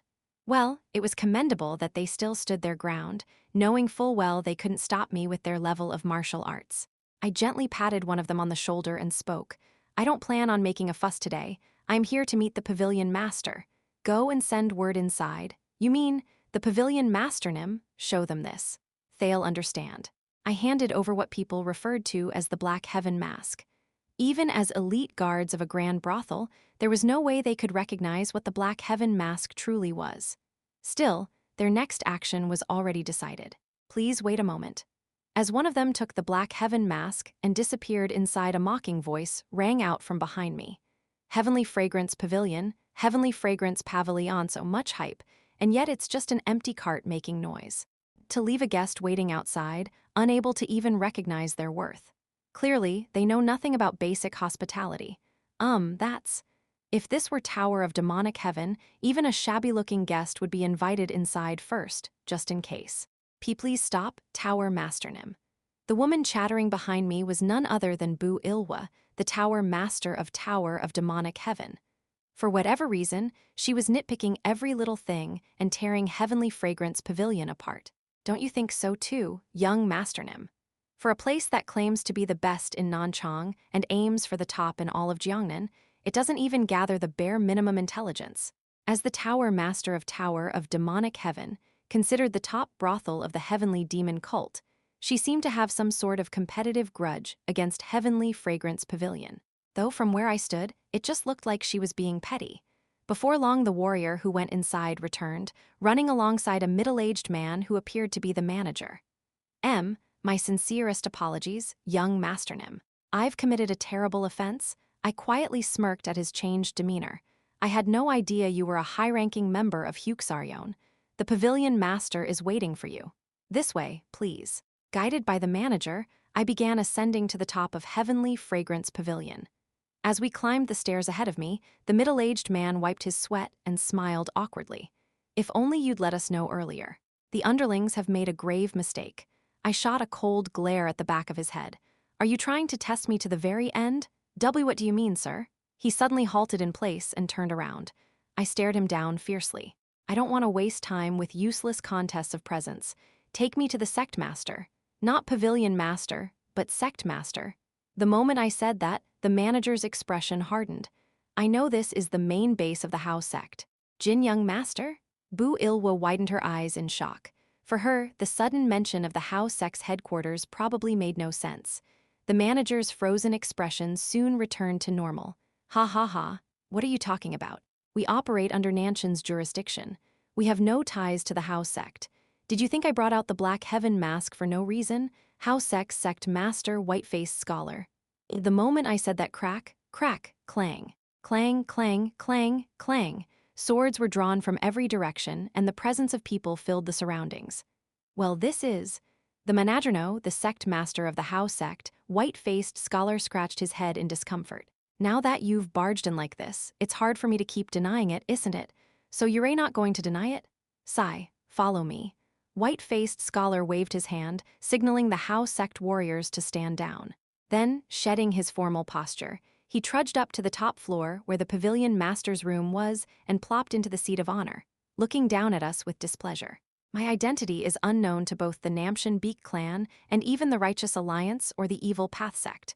Naturally, there's no way the Heavenly Demon cult, far away in a distant land, could know. True enough.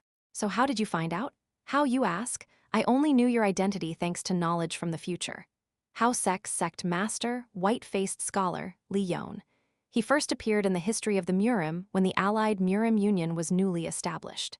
To be exact, it was right after the Murim Alliance launched the Great Demonic Campaign. The Murim Alliance attacked the Hao sect under the pretense of sweeping away our cult and other bat-like factions. At that time, the Hao sect, alongside the Green Forest and the Waterway Thieves, were swept away with our cult. I am looking for two people. And what about my question? The one I am looking for is a woman. She escaped from the 10,000 mountain and would moved somewhere out of sight.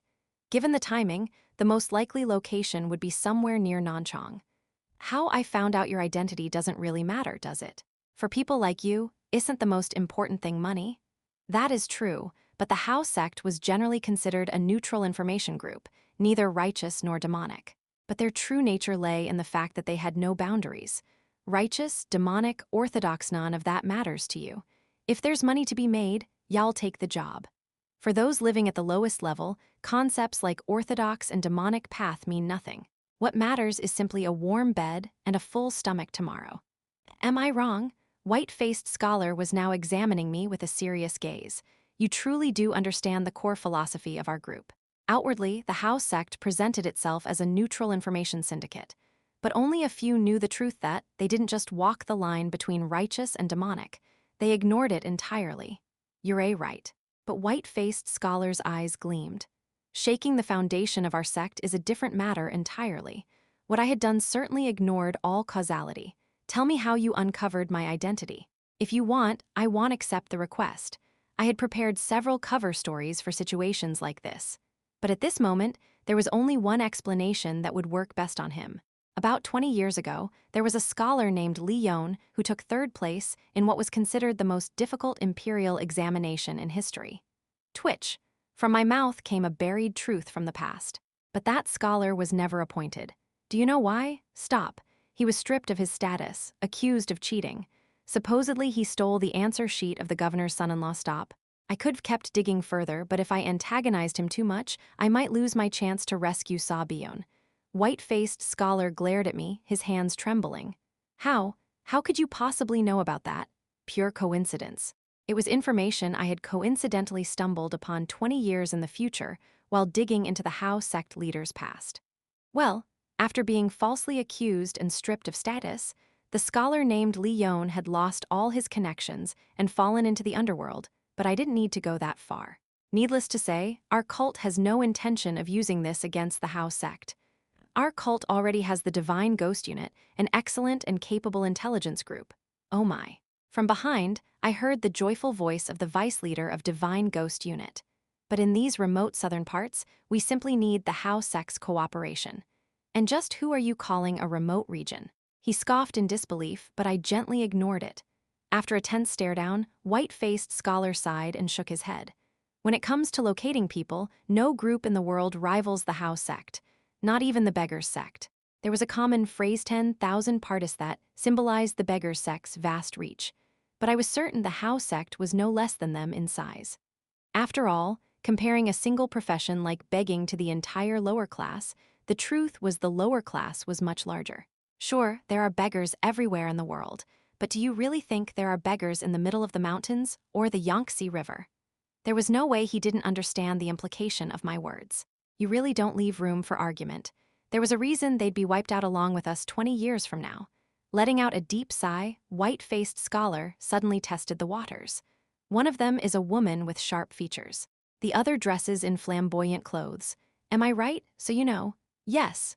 Tracking the demonic cult's movements is one of our highest priorities. How much do you want? No matter what price he named, I plan to accept it. Whatever the cost, I'd bill it to the Black Gold Saw clan later. And more importantly, I had no desire to bargain when it came to saving my friend, Sabion. But he gave an unexpected answer. I don't want money. You don't. No, I just want. After some hesitation, he hardened his resolve and said, kill someone for me. If you do that, I'll mobilize all of our resources to help you retrieve those two women. A group like the Hao sect had the means to eliminate a single person easily. But the fact that he was offering this kind of request meant that even the Hao sect found the target too big to handle alone. Is it the governor's son-in-law you're talking about? Yes, he's also an elder of Namchen now, right? Correct. The man he spoke of was someone I knew well. The severing blade sword, Baek Munjeol, current son-in-law of Nanchang's governor, and candidate for the next household head of Namchen Baek clan, the dominant force of Jiangxi province. A demonic cultist being asked to assassinate a southern power figure, and during a diplomatic gathering, no less. This guy wasn't just a lunatic, was completely unhinged. Of course, he probably assessed all the causality and calculated the risk before asking. Even so, it was clear just how deep his grudge against Baek Munjeol ran. I accept. Truly, white-faced scholar's eyes widened in shock. I raised my hand to calm him down. Of course, that comes after we rescue the two women. And once the job is done, Hao sect must share the burden of what comes next. Of course. His face visibly brightened once I promised to kill Baek Munjeol. Then tell me, where are the two of them now? Northwest of Nanchang. Twitch. The moment I heard that location, both my expression and Bu Ilwa's stiffened simultaneously. White-faced scholar nodded as if he had expected that reaction and continued. They're at the Namgung clan estate. Namgung clan, huh? It had been one of the expected candidates. The problem was that infiltration had just become significantly more difficult compared to the Namchen Baek clan, who were simply attending the tournament as guests. Fine. Still, with the ongoing Murim tournament, there should be plenty of openings. It might not be a bad idea to aim for infiltration during that time. Of course, scouring the massive Namgung estate building by building was out of the question, so I'd absolutely need the Hao sect's help to pinpoint the location. Well, identify the exact location of the two ladies as quickly as possible and relay it to you. If you do that, even if I have to drench Nanchang in blood, I'll kill Beek Mungial. By nature, I disliked causing harm to civilians. I was a man whose tendencies leaned far more toward the orthodox sex than the demonic path. However, if it meant saving a friend, if Cheon Yura wished to save her friend, then I could become a demon of carnage as much as necessary. Very well. White-faced scholar and I shook hands, each for our own purpose. Oh, and by the way, this has absolutely nothing to do with our current arrangement, but, for some reason, a deep and ominous foreboding stirred in the pit of my stomach. Would you mind passing on a message to the young cult leader? What message? With a calm expression that revealed nothing, white-faced scholar gave a slight smile around his eyes and said, "Tell her that we've found the item she requested before." Chapter 229, The Whereabouts of Two People Too. The moment I heard those words, my mind spun in all directions. The item Cheon Yura had been looking for. When did she make a request to the Hao sect master? When she visited Heavenly Fragrance Pavilion before? No, that couldn't be it. The timeline didn't add up. If they said it was found in just a few days, she couldn't have sent them as far as Guangdong or Beijing. That left only one conclusion.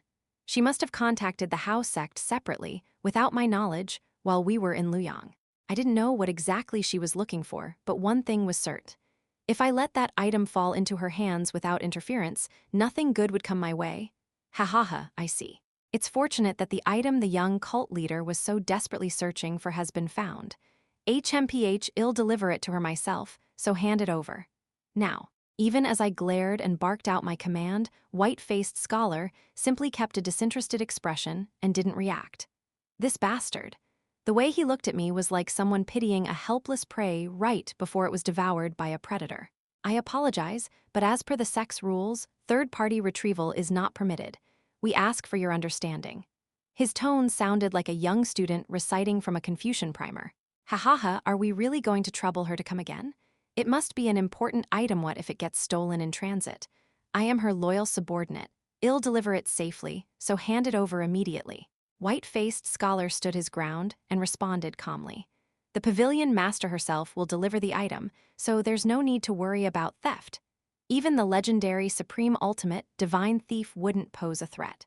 Now I ask you to leave. His eyes were filled with unwavering determination not to hand it over. Sensing that further pushing would be futile, I clicked my tongue and turned to leave. Let's go, Lady Lu. At that moment, well, just one word of advice for your sake. I turned slightly at the sound of his voice, wondering what nonsense he'd spout this time. He smiled like a sly cat and spoke, "Be cautious when you're alone. When no one is around, and no one can interfere in moments like that. I am always on guard, so no need for concern." Then that's good to hear. That was the end of our conversation. Once all the guests left the top floor of the pavilion master's room, white-faced scholar, now alone, let out a deep yet quiet sigh. To possess the insight to instantly discern my identity, and yet be blind to the love being poured onto him, I wonder if he's really someone I can entrust it to. Clicking his tongue, he pulled out a small pill bottle from his inner pocket. Is he truly oblivious, or is he deliberately ignoring the truth? Tusk Namgung clan, known as the conqueror of Anhui province, had quite a distorted power structure.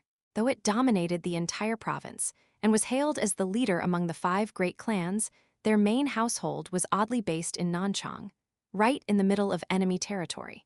But when viewed historically, the Namgung clan was merely refusing to relinquish their roots. Originally, the Namshan Beek clan and the Namgung clan had fought for supremacy over Nanchang and Jiangxi province. After losing that power struggle, the Namgung clan had been pushed out to Anhui. Currently, several top leaders of the Namgung clan were racking their brains over a troublesome burden they had unwillingly taken on. Deep within the Namgung household, in a secluded chamber where several elders had gathered, one elderly man spoke first. Let's just hand them over. Keeping them will only create unnecessary conflict. Another elder frowned in response and voiced his objection. Why should we hand over the cards that fell into our lap to some Namshan scum? If used well, they could bring great benefit. That's right. One of them is a descendant of the demonic Cultschen clan, and the other is a candidate for the young head of the 6 clans. Depending on how we use them, the results could be tremendous. But our circumstances aren't that simple. Don't you see that the previous clan leader, who colluded with outside forces, is slowly tightening a noose around our necks. If we handle these girls well, the gain could be great, but if we mishandle them, the consequences will go far beyond a minor loss. We must tread carefully. HMPH, how can someone with such a narrow view call himself an elder of the great Namgung clan? What did you say?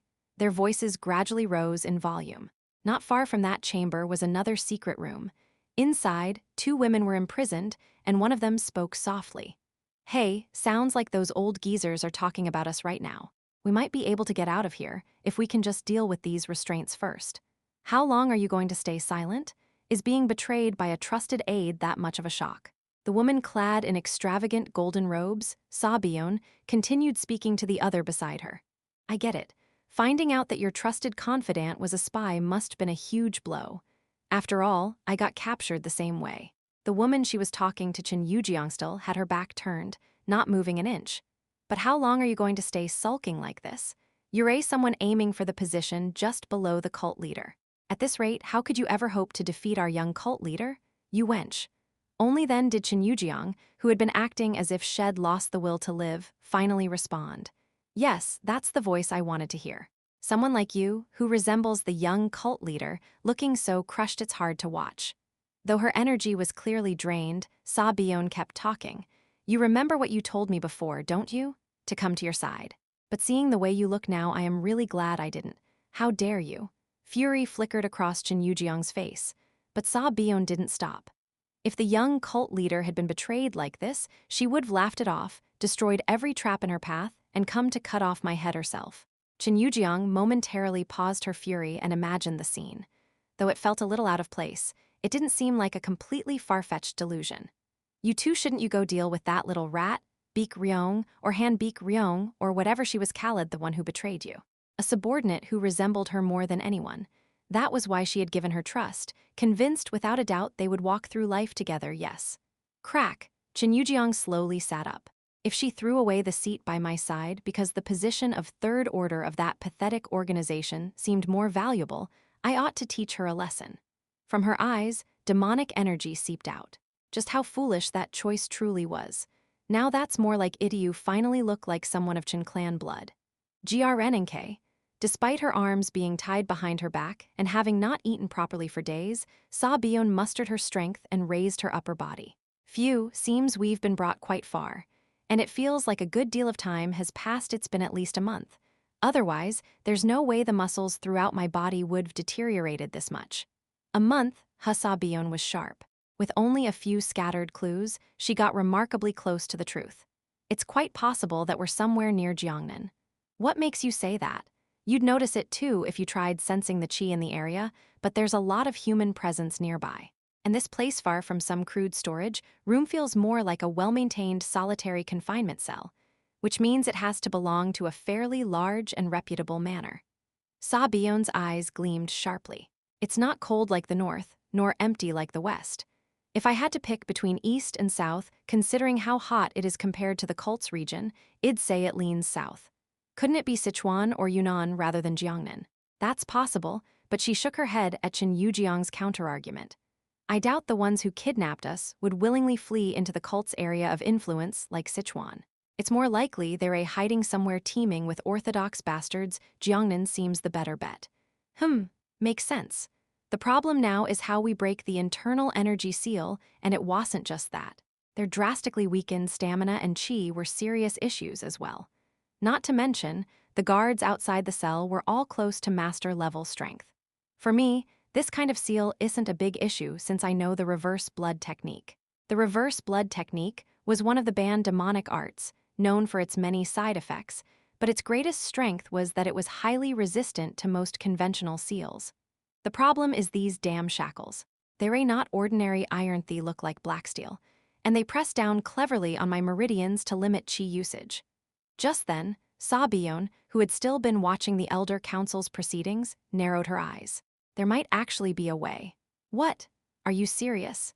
The elders of the Namgung clan were still bickering over how to handle the 2 captives, but due to someone's comment, a single conclusion was quickly drawn. They're planning to offer us up as toys for that so-called Fourth Order. When that happens, we might just get our chance. I couldn't hide my complicated emotions as I returned to the Namshin Beak clan. Finding out Sa Bion's location was a major gain, but that last blow I took still stung badly. At the very least, I can finally deliver some good news to Yura. She would be thrilled to know that Sa Bion was still alive and nearby. Although if she insisted on barging into the Namgung clan immediately, it'd have to go through hell trying to stop her. I need to lay low for a while without causing any big commotion. If we draw unnecessary attention, our movements will be restricted. I was starting to form a clearer picture of how to move forward. Just as I headed toward my lodging with a lighter heart murmur, huh, what's going on? In the distance, near what looked like the sparring grounds, a crowd of nearly hundreds had gathered. Currently, the Namshin Beak clan was accommodating thousands of guests, but under strict regulations, large gatherings were banned until the Murim tournament. So for a crowd like that to form something had definitely gone down. Kill that damn demonic bastard. How dare that lowly scum touch Brother Peng's head? As I drew closer to the scene, I could hardly believe my eyes. In the center of the sparring ground, a large man was sprawled. Autan Biksa was standing on his head with one foot. Biksa? Oh, you're here, Jin Yeomyung. Cheon Yura noticed me and approached. Cheon cult leader. What the hell is happening here? For some reason, Cheon Yura looked absolutely delighted as she spoke. Your subordinate just pulled off something big. Something big? He stomped on a blood relative of the Peng clan and displayed our cult's power for all the world to see. In other words, he rampaged without a care for the consequences right in the heart of the Namshin Beak clan, which could be considered the capital of the orthodox factions at present. We hadn't even started moving yet, and already we were drawing this much attention, Lord. Lured. Biksa, who had been stomping on a Peng clan relative, suddenly brightened and ran toward me. He dropped to his knees and bowed his head at my feet, shouting, "This Biksa, a humble subordinate of my lord and a household member of the great demonic Jin clan, has spread the name and might of the foremost of the 6 demonic dragons, demonic heaven dragon." The murmuring around us grew louder. Demonic heaven dragon? What's that? Ah, I've heard about it. A new 6 demonic dragons unit recently emerged from the demonic cult. What? Then that radiant cloud blade dragon, Peng Eun-yong, wasn't even facing one of the 6 demonic dragons, and he still got beaten by that guy's subordinate. More like he got taken off guard by a sudden ambush. HMPH, that still counts as strength. Besides, wasn't Radiant Cloud Blade Dragon the one who picked the fight first? From the chatter, it seemed clear that the blame likely lay with the other side. The issue, however, was good heavens. Is the demonic cult really that strong? Ha, the tournament hasn't even started, and we've already got such an upset. While some purely enjoyed the spectacle, most people were now casting wary, even hostile, glances in our direction. Seems like we'll need to keep an eye on the demonic cult. No doubt about it. For talents like that to suddenly appear out of nowhere is no small matter. Especially that demonic heaven dragon. Keep your eyes on him, no matter what. Chapter 230. Midnight Visitor. 1. It was certainly no ordinary event if Biksa had taken down one of the righteous faction's 6 dragons. Whether it had been a surprise attack or not didn't matter. Still, the fact that such a thing happened right after I made a resolution was quite absurd. First, let's hear what happened. I'll explain. Encouraged by the eldest brother's performance, Gyeoksa raised his hand and volunteered to explain. So, Biksa hadn't originally planned to cause such a commotion. In fact, even if someone tried to provoke him, he had intended to avoid the situation reasonably. But while they might have wanted peace, the same couldn't be said for others. Eager to witness the power and true nature of the heavenly demon cult that had resurfaced after decades, not just the younger generation, but even the elders were growing restless. There was a reason Cheon Yura had called the 3 attendant the face of the heavenly demon cult. Unexpectedly, the first to strike up a conversation with 3 attendant hadn't been the righteous faction, but martial artists from the Evil Path sects. Nice to meet you. I am Mukhan of the Evil Path sect. I've heard much about Muxiangi. Biksa was quite surprised inside, but he maintained a calm expression as much as possible while responding. They were no longer the ones who had rolled around in the back alleys of Miyok Fortress. No longer were they pushed around like expendables by heirs of mediocre clans. Biksa repeated those thoughts to himself relentlessly, desperately trying to stay calm. Muxianga's direct disciple, Mukhan, scanned Biksa and let out a curious sound. Your presence isn't bad. Are you one of the 6 demonic dragons? No, I am not. Biksa shook his head with a firm expression. They didn't dare compare themselves to such shining stars. Yura not? Yet Mukhan's expression grew increasingly strange. Someone in his early 20s who has already surpassed first rate and yet isn't even one of the 6 demonic dragons. Are you mocking me? The rank of first rate was symbolic. To surpass first rate at such a young age meant one could be recognized as one of the leading future masters of Murim. Beeksa puffed up his chest and declared, I am Beeksa, the left arm of Jin Yeomyung, the leader of the 6 demonic dragons and the demonic heavenly dragon. Pride filled Beeksa's face as he spoke those words. But before Mukhan could respond, what the hell, not even one of the 6 demonic dragons, just a lackey showing up here. Other voices reacted from a distance, having overheard Beeksa's proclamation. They were from the righteous faction, more precisely, heirs from the noble families. Currently, 4 main groups occupied Namchen Beekka. One was the Sect Alliance, centered around the old sects. Another was the Noble Clan Alliance, focused around the 5 great families. The third was the Evil Path Sect, and the last was the Heavenly Demon Cult. Peng Yunho was one of the 6 dragons of the righteous faction and stood at the top of the 5 great families' younger generation alongside Namgungcheng, the Sword Dragon. Peng Yunho. Mukhan frowned faintly. Peng Yunho approached smugly with a few followers and scanned Beeksa up and down before snorting in ridicule. Your body's in decent shape, but you reek of cheapness all over. Is that typical of someone from the so-called demonic dragon pavilion?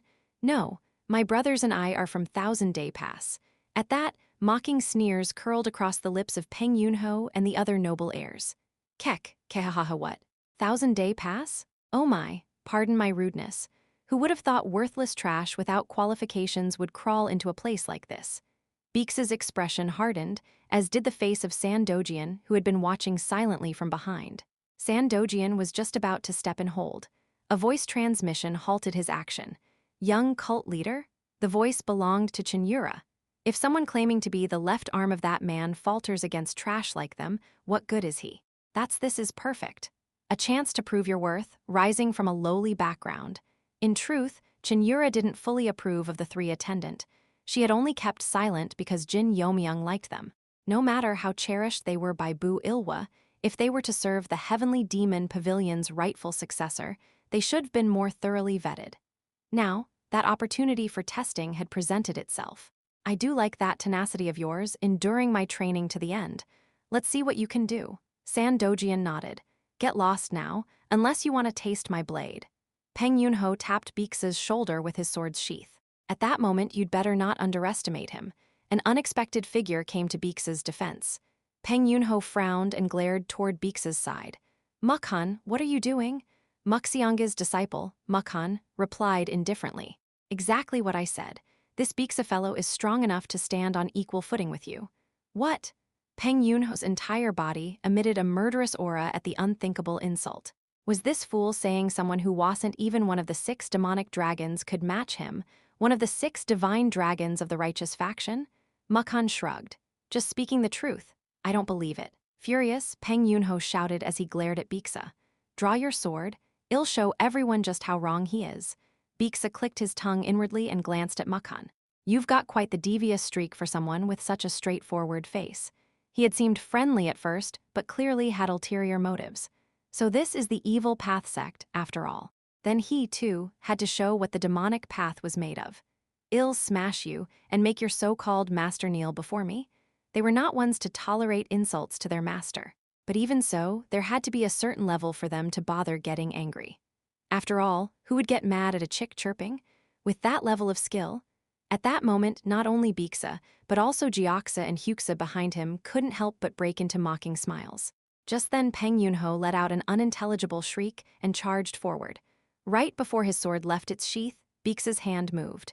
Oh, a violent demonic energy surged around Beeksa's hand. Mukhan's eyes gleamed with interest as he witnessed it.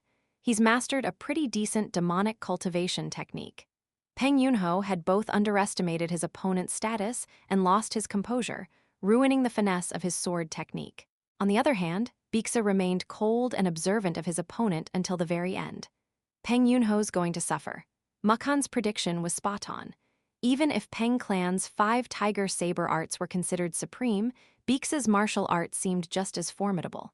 Before Peng Yunho's saber could even fully arc, Beeksa thrust out his fist. Thud! In that single instant, Peng Yunho's jaw was smashed sideways. Clang, and that's what happened. After hearing Jeoksa's highly biased retelling of events, I came to a rather dumbfounded conclusion. So it wasn't even a surprise attack? That's right.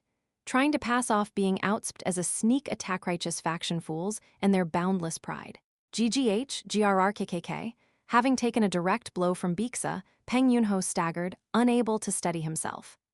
How dare you strike me, a direct descendant of the great Peng clan. Barely managing to hold onto his sword and regain his senses, Peng Yunho roared like a lion. I'll kill you. However, his wish would not come true. What's all this commotion? Finally, alerted to the chaos, a swarm of warriors from Namchen Bikka arrived on the scene. It was made clear. No private gatherings or duels are allowed until the martial assembly begins. Do you all take the house's orders so lightly? As the warriors of Namchen, hosts of this event, chastised them sternly, the spectators began coughing awkwardly and slowly dispersed. Then I had a brilliant idea and shouted to the crowd around me. Proud warriors of Murim, I, Jin Yeomyung of the heavenly demon cult, the demonic heavenly dragon, have something to say. Huh, what's this now? What is he doing? The warriors of Namchen tried to rush in to stop me. But since it's come to this, why not hear him out? Yeo-myung cult leader? When Cheon Yura stood in their way, the warriors froze, caught in a dilemma. Grateful to her in my heart, I raised my voice even louder.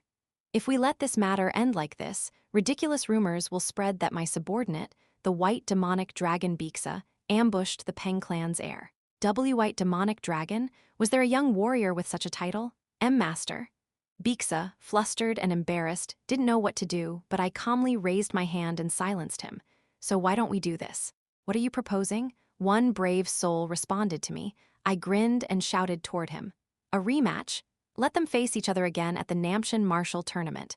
Fair and square, so that no one can raise a single objection. That's many around war-hesitant expressions. I understand your concerns. The tournament is full of variables. Naturally, the matchup lottery plays a huge role in determining the outcome. Then what exactly are you suggesting? Smiling slyly inside, I shouted confidently. Simple. They'll face each other one-on-one in the very first round of preliminaries. That would be match fixing, it's not fixing. We're announcing it publicly and clearly beforehand. Don't you all want to see it? The honor of the 6 dragons restored, and the power of our cult displayed. And to seal the deal, I declared. Furthermore, regardless of the outcome, Biksa, the white demonic dragon, will not compete in any other preliminary matches. He will only fight Radiant Cloud Blade Dragon and forfeit the rest. Whoa!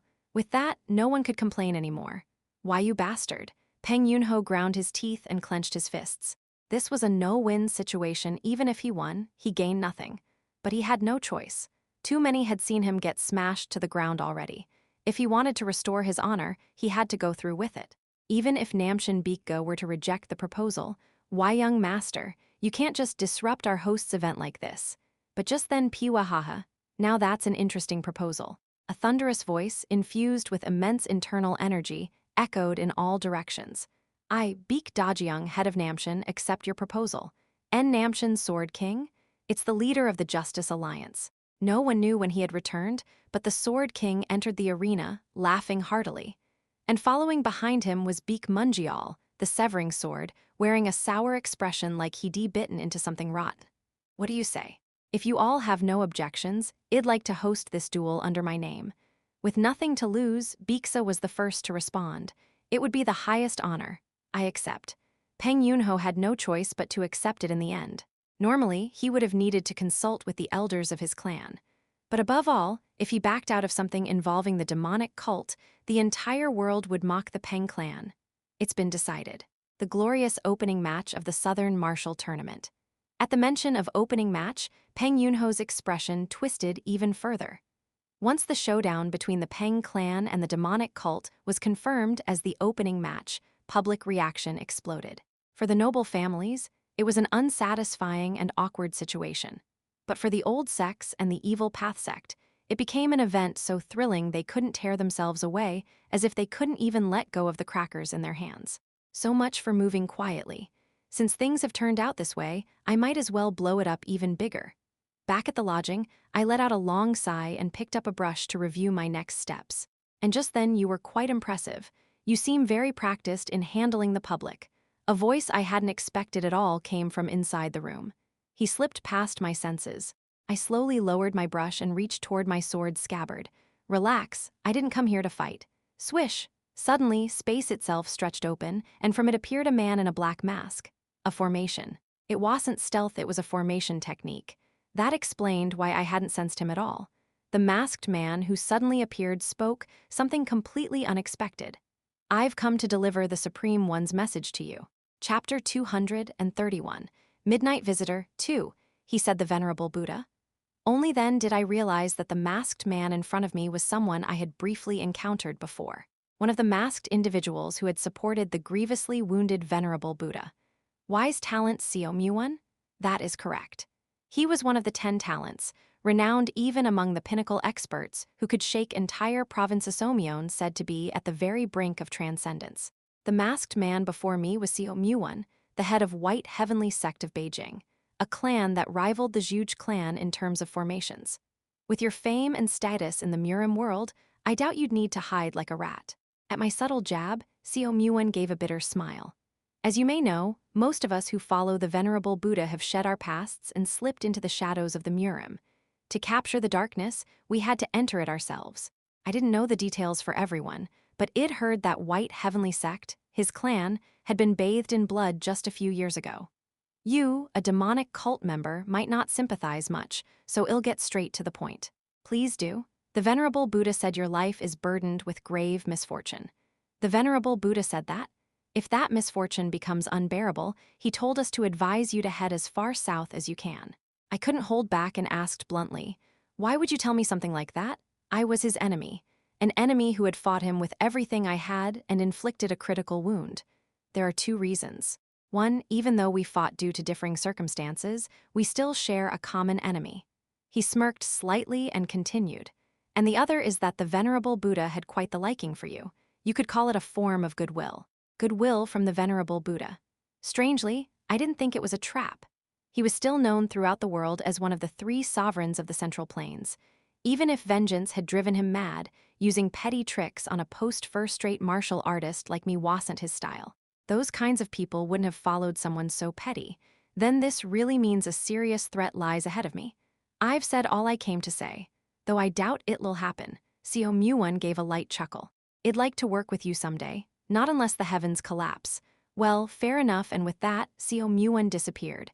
He appeared like a ghost and vanished like one, too. Misfortune, huh?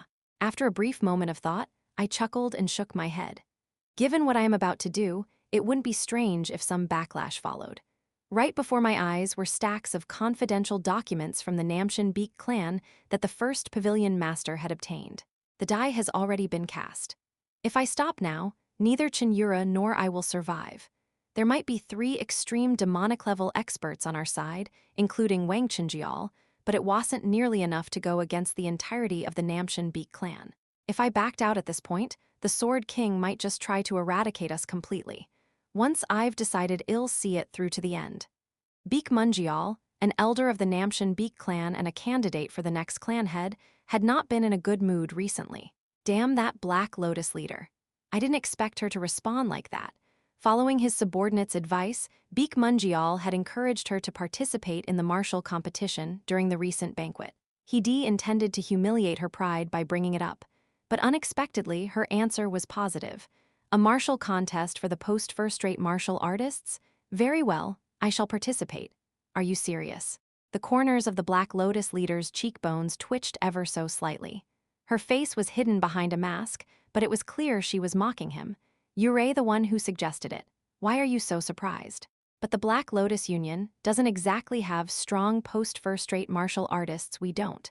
We're a newly emerging force that hasn't even existed for a few months. How could we have any? It was Beak Munjial who was caught speechless by her brazen attitude. Laughter erupted all around them. Ha, typical of low-born cultists. Clicking tongues, letting people of that caliber join is the real problem. Despite the insults thrown from all directions, demonic Swordflower, the leader of the Black Lotus Union, remained completely unfazed. She appeared so calm it made one wonder if she even cared about the sect itself. Of course, our Black Lotus Union has no real history yet. Her words silenced the hall. But if you think about it, Every clan and sect in the Central Plains started out that way. You dare compare yourselves to renowned clans with centuries of history? An elder from a clan shouted, his eyes bloodshot, pointing at her. But the Black Lotus leader shrugged her shoulders casually. Ah, then ill compare us to other demonic sects like the Evil Path sect or the evil overlords of heaven. In about 50 years, say, when I retire, isn't there a chance the Black Lotus Union will produce a group like the Four Stars? If I endure disgrace and work hard to build our power until then, I think we'll be able to produce some solid post-first-rate martial artists in the next generation. No matter what was thrown at her, she countered flawlessly. Eventually, people began to lose their words. Such a rootless thing dares to. Just as they were about to devolve into crude insults due to a lack of better arguments, a calm voice rang out from the most honored seat in the hall. Indeed, the Black Lotus leader possesses the qualities of a ruler. The crowd reeled in shock. Lord Clan Head, Alliance leader, how could you say that? The Sword King, clan head of the Namshan Beak clan and leader of the Righteous Alliance, who had quietly returned recently, chuckled softly. I'll take that as a compliment, clan head. If only you had a strategist at your side, I'd say the Black Lotus Union's future is secure. Ha ha ha, I have 2 strategists assisting this unworthy self. They're a talents far too good for someone like me. I didn't mean it that way, but I suppose that wouldn't be too bad either. Despite the clan head Sword Kingslaw, the other prominent Orthodox masters couldn't bring themselves to laugh. Only the Black Lotus leader and the Sword King exchanged that strange smile, gazing at each other. But then what is this? Beak Mungial sensed something strange and inexplicable tension between the clan head and the Black Lotus leader. The keen instincts he de-honed after encountering countless people were flashing a warning. Do not overlook this scene. What's going on? Weren't they supposed to have fought each other in Luoyang? That kind of familiarity doesn't come from just a brief encounter. It was almost certain that the so-called Black Lotus Union had connections to the demonic cult. But what was the Sword King's relationship with them? That so-called blood demon who suddenly appeared in Luoyang, he must have been a fabricated figure to gloss over their clash. Then, what sort of cause and effect lies between the clan head and the Black Lotus leader to make him look at her like that? Beak Mungial's expression turned grave with deep unease. Present time. Beak Mungial asked his subordinate, still no word from the demonic cult? No, my apologies, not yet. In truth, Beak Mungial had been tracking Beak Sanga's whereabouts for quite some time now. And with the help of the Heaven-defying society, he had confirmed that his niece had infiltrated the demonic cult. You mean to tell me you can't find one damned person? His face twisted like a demon's in rage. We must find Beak Sanga no matter what. If we can just kill that wench, Namshan will be mine in all but name. Beak Munyak, the current successor, was essentially out of the running. As long as he could eliminate Beak Sanga, the second successor candidate then suddenly. A voice not belonging to either of them echoed in the secret chamber, where only Beak Mungial and his subordinate were present. You won't find her even if you comb through every corner of the cult. She's probably not here to begin with. SRRRK, a young man wearing a mask, appeared, as if he had walked straight through the wall. Gah. The moment Beak Mungial saw the young man's face, his entire expression changed. Not more than that, his limbs began to tremble. The 4th Heavenly Lord? Heaven-defying society's 4th Heavenly Lord.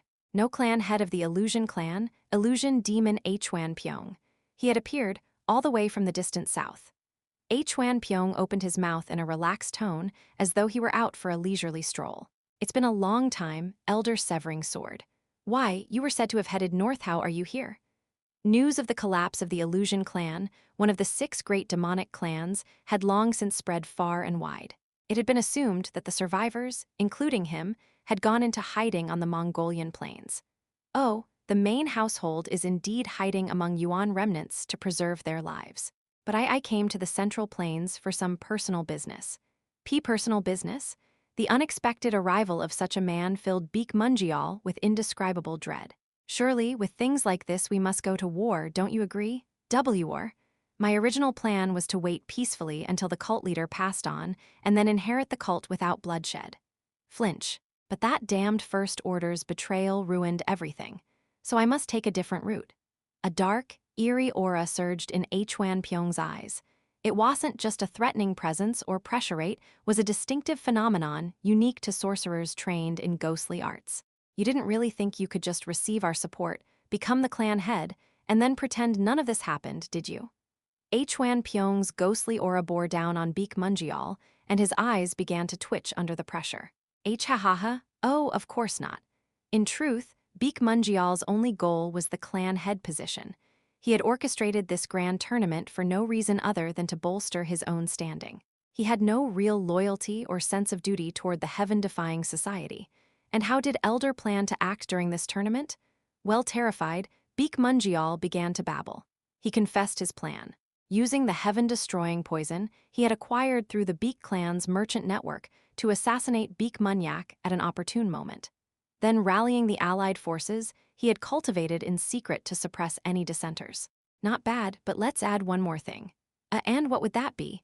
Mobilize those forces and kill the young cult leader. And that Jin clan boy supporting her as well? I've lost the clan I built my entire life. Wouldn't it be fitting for the cult leader to experience something similar? What are you saying? Baek Munjeol's expression was filled with fierce resistance. If the fourth heavenly lord got involved now, things would spiral out of control. More precisely, he would lose control of the situation altogether. But Hwan Pyong lightly crushed Baek Munjeol's resistance. Isn't this region under Gu Chenggun's jurisdiction? I'll notify him. Oh, and we should kill the Black Lotus leader as well. Can't let ambiguous variables remain, right? Why, yes, understood. Gather your collaborators. Oh, and the Fourth Order should be here, right? What's he doing now? If you mean the Fourth Order, he's diligently preparing for the martial contest. Preparing? He's probably wasting his time chasing women, trusting that blessed body of his. Baek Munjeol had no retort. Hwan Pyong had sized up the Fourth Order's character exactly.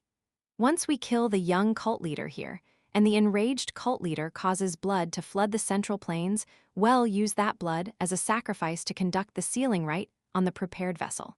The misfortune the venerable Buddha had warned Jin Yeomyung about, that misfortune was now right in front of him. Chapter 232, Martial Arts Tournament. 1. So much blood would be spilled. And at the hands of the cult leader of the demonic cult? No, you mustn't. He didn't care if the entire Murim was drowned in blood. Even if the young cult leader were to be killed here, Baek Munjeol believed the assembly would take responsibility for the consequences. But judging by what was just said, no, he shouted desperately, You're telling us to take responsibility for that? Not only Namshan, but the entire Gangnam region would be annihilated. Baek Munjeol was not incompetent. He had grasped that the current demonic cult was experiencing its greatest era of prosperity in history, and that its cult leader was a being close to invincible. Hadn't it even been said in the assembly that only after the cult leader of the demonic cult ascended in a few years would it be possible to plan anything against them? Hwan Pyong's eyes grew cold and sharp. It seems Yura under some sort of delusion.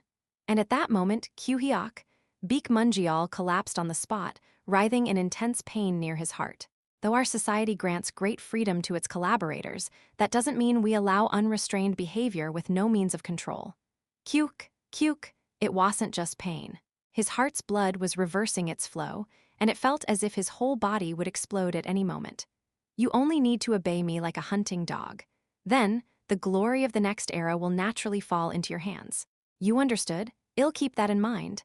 Only after Baek Munjeol writhed like a worm and pleaded did Hwan Pyong release the constriction of solitude that had been pressing down on his heart.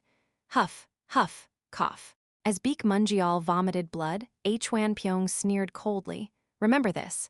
You are beings whose fates are bound to us. You're in no position to attempt such half-hearted negotiations. Nod, very well. Relay this to our collaborators. Tell them to be ready to paint Namsheng in blood at any time. With those final words, Hwan Pyong's presence vanished. Damn it, the subordinate who had been reporting was already dead, having coughed up blood. He hadn't been able to withstand the overwhelming presence of a peak-level master. But Baek Munjeol had no time to concern himself with the dead subordinate. This can't go on. I can't just be dragged around like this. To overcome his origin, he had sold his soul to a demon. But now that the demon was demanding his dues, Baek Munjeol was gripped by terror and selfishness.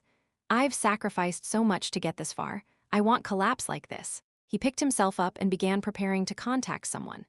Radiant Cloud Blade Dragon, Peng Unyong, one of the 6 righteous dragons, and a direct blood relative of the Hebei Peng clan's head. Among the clan head sons, he possessed overwhelming talent, and until now, he had lived a life far removed from words like failure or defeat. But then, for the first time in Peng Eun-young's life, he suffered a crushing humiliation. He had been taken down in a single strike by none other than a nameless foot soldier from the demonic cult. Eun-young. Yes, elder in a gathering of the Peng clan elders who had participated in the Namshan tournament, Peng Eun-young shrank under the cold gazes of his family elders. We cannot hide our disappointment in you. I apologize. Peng Jimun, one of the Peng clan's elders, clicked his tongue as he spoke. I'll say no more. There are rumors that the subordinate from the demonic cult who humiliated you is under the command of one of the 6 demon dragons. And that very dragon is said to be participating in this martial arts tournament. And not just any position, was reportedly the new head among the 6 demon dragons. You must defeat not only the foot soldier who shamed you, but also his master, that demon dragon. Oh, of course, elder. The elders of the Hebei Peng clan regarded the incident with Peng Eun-young as an unfortunate mishap caused by a moment of carelessness. 3 of the 6 righteous dragons and 2 of the 4 star standards are participating. You must not be outshone, especially not by that brat from the Namgung clan. The Namgung clan, the current leading family among the 5 great clans. Naturally, the Peng clan, also one of the 5 great clans, did not acknowledge such evaluations. The demonic cult was a concern, yes, but what they were most wary of was the Namgung clan's sky-piercing sword dragon, Namgungcheong, who had joined this tournament. At that moment, one of the elders voiced a question.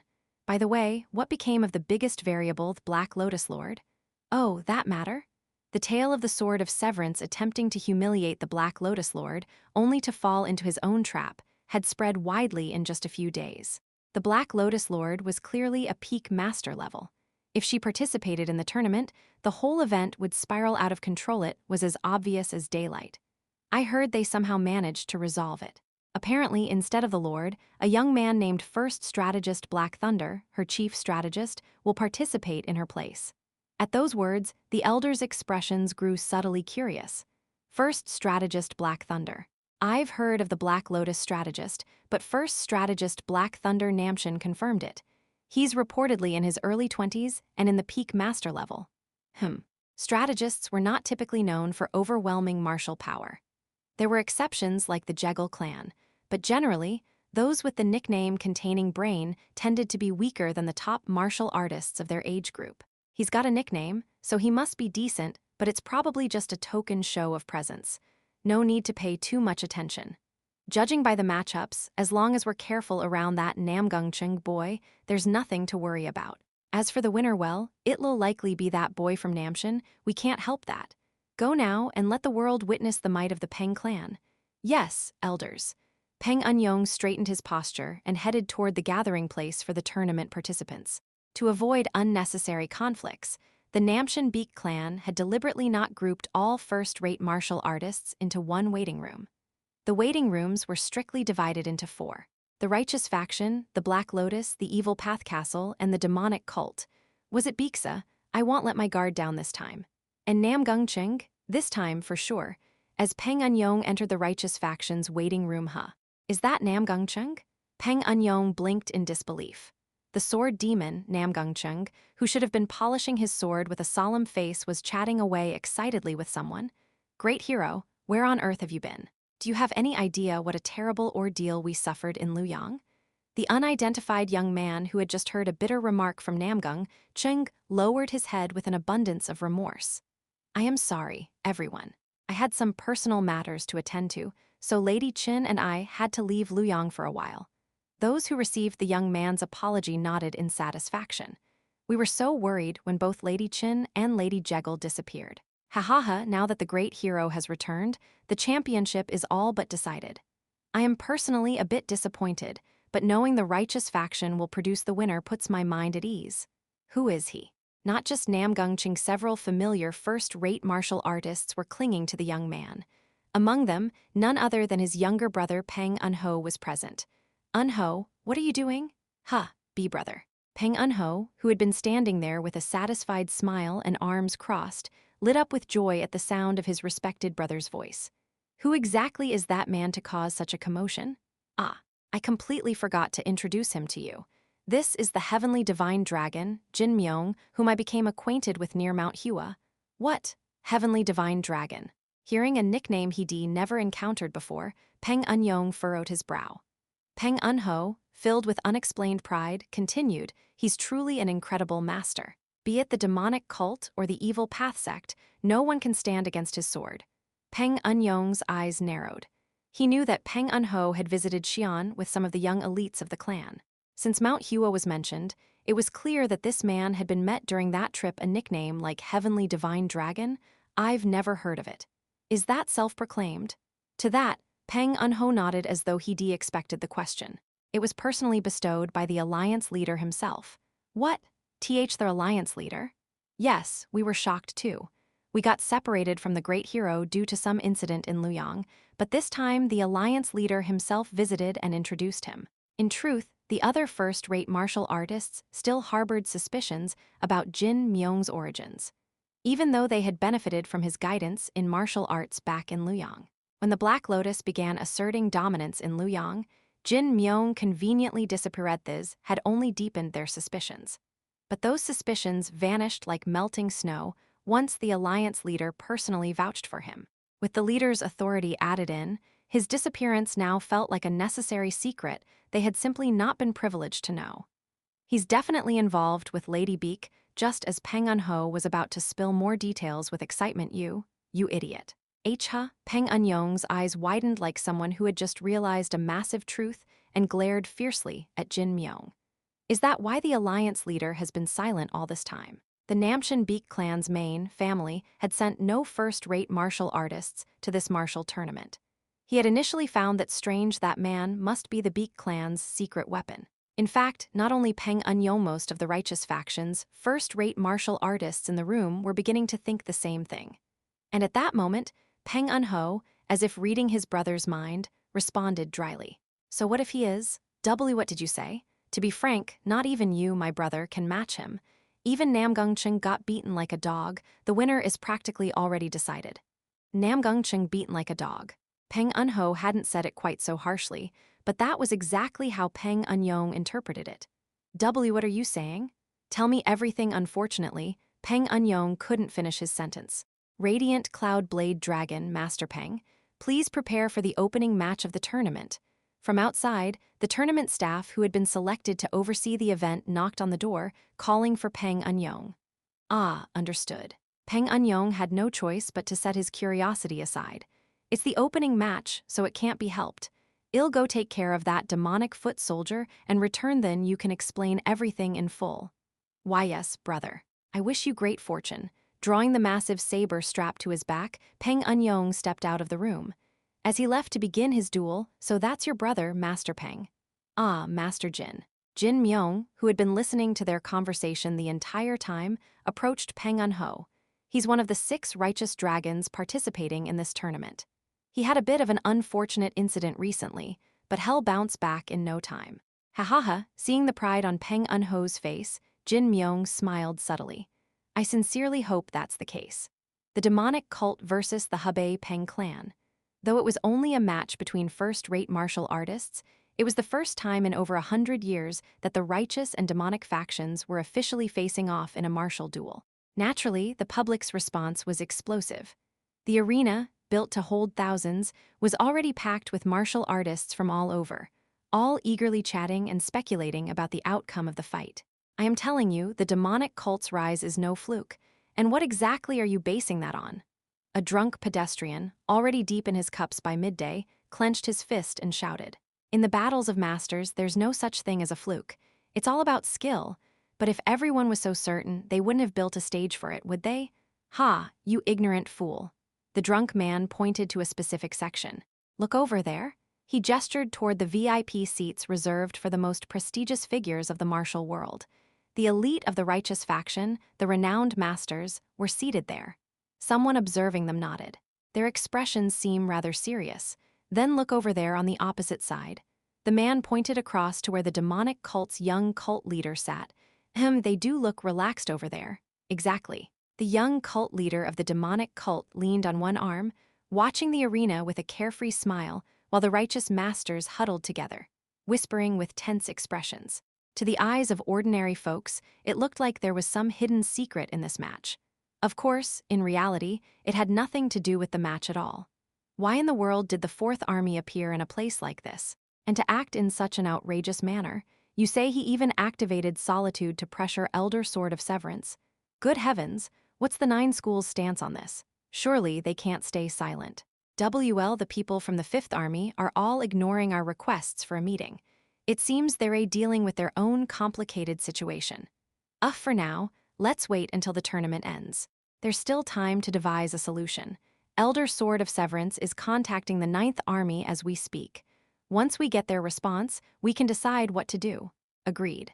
If we keep whispering like this with sound transmissions, the demonic cult's young cult leader might get suspicious. With that, they ended their sound transmissions and began minding their composure once more. Because they were so preoccupied with appearances, they failed to hear Cheon Yura softly muttering a short distance away. Namgung Clan, Hebei Peng Clan, Hwangbo Clan, Byok Clan, Gon family, her eyes twisted playfully, filled with amusement. So many tangled threads. How very entertaining. Chapter 233, Martial Arts Tournament 2, the highlight of the Southern Murim Conference, the martial arts tournament will now begin. Wua. Thunderous cheers echoed like they could pierce the heavens. Only a short while ago, there had been turmoil and tension over a looming war with the demonic cult.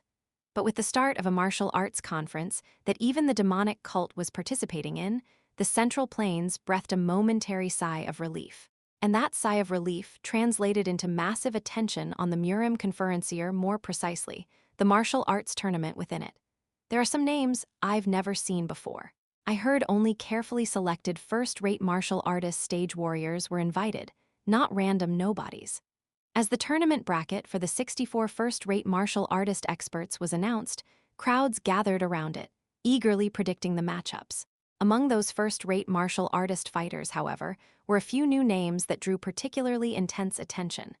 Demonic Heaven's Dragon, Jin Yeomyung, First Strategist Black Thunder, Myung-jin.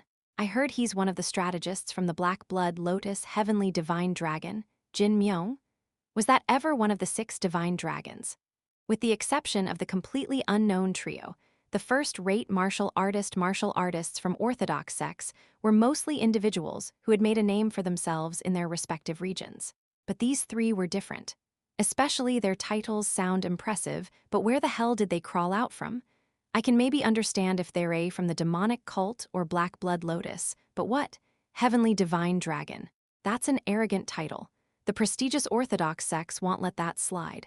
Even the most well-informed spectators in attendance tilted their heads at the unfamiliar name, Heavenly Divine Dragon. At that moment, Beek Sanga, who had apparently not been informed of the situation beforehand, stormed over and sat down roughly next to Cheon Yura. Yura here. As the young cult leader of the demonic cult and the Black Blood Lotus leader sat side by side, the eyes and tension of everyone nearby immediately focused on them. And when the young cult leader casually said Yura here, to the Black Blood Lotus leader with familiarity, the spectators' eyes widened as if they might rip apart. But Beek Sanga completely ignored their stares and spoke in a hushed voice. What on earth is young Master Jin thinking? He's attending the tournament under 3 different identities at once. Does he seriously think that's going to work? To that, Cheon Yura simply shrugged. Why wouldn't it? The host is on our side.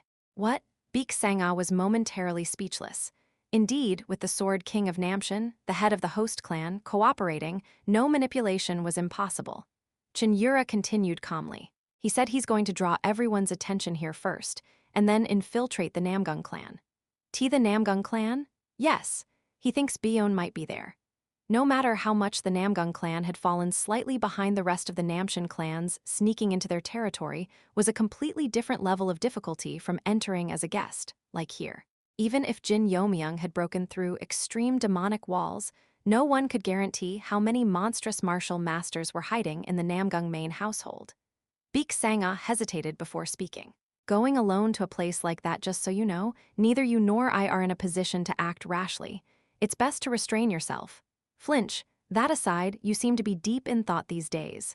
Flinch. The second jab seemed to hit harder, and her shoulders twitched slightly. With her legs crossed and her chin resting on her hand, Cheon Yura glanced sideways at Beek Sanga and advised her. I don't know what you're worrying about, but with your personality, prolonged hesitation will only lead to poor decisions. It's best to decide quickly. Even if my decision ends up negatively affecting you, doesn't matter. I'll shake off that kind of influence with ease. Beek Sanga let out a small sigh. I envy that confidence of yours. For now, let's just enjoy the tournament. Most of them are just chaff, but even watching chaff clash has its own appeal. Fine, I feel bad for the orthodox side, but this tournament is going to be our stage. She let out a slightly deeper sigh than before. As someone who knew the inside story, she could already clearly see the devastating losses the orthodox, sex first-rate martial artist warriors would soon suffer. I'll make you pay for your cowardly sneak attack. In front of all these spectators, I'll completely crush you and restore my damaged honor. Peng Eun-young kept provoking Beeksa relentlessly, yet Beeksa showed no real reaction. Instead, he curled one corner of his lips in a smirk, flipping the provocation back at Peng Eun-young. Do orthodox bastards fight with their mouths? You bastard. Sorry, but I am not really impressed by this six divine dragon title anymore. Beeksa slowly shifted into a supreme tyrant art stance. He was convinced after their earlier exchange. Six divine dragon or whatever there was no need to be intimidated by surface-level fame. Especially when threats far worse than that guy were lurking, there wasn't time to care about reputations. If I lose to the likes of you, I won't survive the wrath of my superior. I'll grind you to pieces, you demonic scum. Facing Peng Eun-young, who was brimming with killing intent, Beeksa casually repeated the taunt he had learned the previous night from his lord. You suck at martial arts. Shut your mouth, FW whoosh. It was short, but the taunt hit its mark like a dagger in the heart of the proud. Peng Eun-young charged at Beeksa again, looking ready to lose control. But this time, he had more of his wits about him, and his strikes were on a completely different level, much sharper and precise. Beeksa didn't back down and drew his sword with equal intensity. Winning easily doesn't look possible, but I won't lose. From a lowly street thug to standing here by sheer luck and willthies was his moment. Beeksa had gone through too turbulent a life to be overwhelmed by the pressure of someone at the same first-rate martial artist stage. Boom, sword and blade, force against force clashed head-on. Wua. Go, Radiant Cloud Blade Dragon. Beeksa, was it? I bet on you. Cheers erupted loud enough to drown out the explosion. A battle of defeat against defeat, how foolish. Challenging a Peng Clan warrior head-on. Radiant Cloud Blade Dragon's blade art is said to exceed first-rate martial artist standards in speed, and at its core is an innately overwhelming strength. First-rate martial artist warriors around them each shared their evaluations of the duel. Murim Gun asked me a question. What do you think, great hero Jin? Smiling softly, I gave a completely different assessment. At this rate, Lord Peng is in for a huge disappointment. What do you mean? As I looked at the confused expressions on their faces, I pointed toward the stage. In terms of physical strength, that Beeksa from the demonic cult doesn't seem to be falling behind at all. Indeed, even as sword and blade continued clashing, neither side gave way or retreated. Why, you bastard? Peng Eun-young's panic was clear at Beeksa's far more domineering momentum than expected. Reading that emotion, I chuckled inwardly. He trained for years wearing that heavy black iron ballot's only natural. Sure, the Peng clan's bloodline might hold the edge in innate strength, but that could easily be caught up with through effort and investment. Na surpassed. F-whoosh. A lingering trail of demonic energy from Beeksa's sword slowly enveloped his entire body. Seeing that, the experts from the orthodox side let out gasps of admiration. A manifestation of chi storage body protection that vivid. His internal energy is remarkably deep. Typically, the ability to use sword chi marks one as a first-rate martial artist, and forming sword force qualifies as master level. But there exists a clear transitional stage between the two. Chi storage body protection when one pours internal energy into the sword to form a chi force, but due to insufficient enlightenment, the energy doesn't fully infuse into the blade. Instead, the residual energy forms a thin layer around the entire body, serving as a kind of defensive field. Hence the term, chi storage body protection. This phenomenon was usually only seen among first-rate martial artists nearing master level, and for the talentless, it remained a boundary they could never cross, no matter how hard they tried. To be that close to master level at such a young age, the demonic cult doesn't consider this enough to be one of their 6 great demonic dragons. One elder from an orthodox sect clicked his tongue. He may be a follower of the 6 great demonic clans, but that also means he's just a subordinate of one of them. If a mere underling is that strong, then how powerful must their master, the demonic heaven's dragon, be? The demonic cult's strength might be far greater than we imagined. The assembled martial masters began reevaluating the demonic cult's overall level based on Beeksa's performance. Of course, Beeksa wasn't exactly a typical representative, but interestingly, if judged not as a single first-rate martial artist warrior, but in terms of the cult's overall strength, their conclusion wasn't too far off. Confronted with Beeksa's overwhelming presence, Peng Eun-young grew visibly flustered. Why, are you actually at a higher stage than me? Considering the general assumption that 6 divine dragons were mid-level first-rate martial artists, Beeksa's level was absurd. He was being pushed back. With every exchange, Peng Eun-young's posture shifted slightly backward.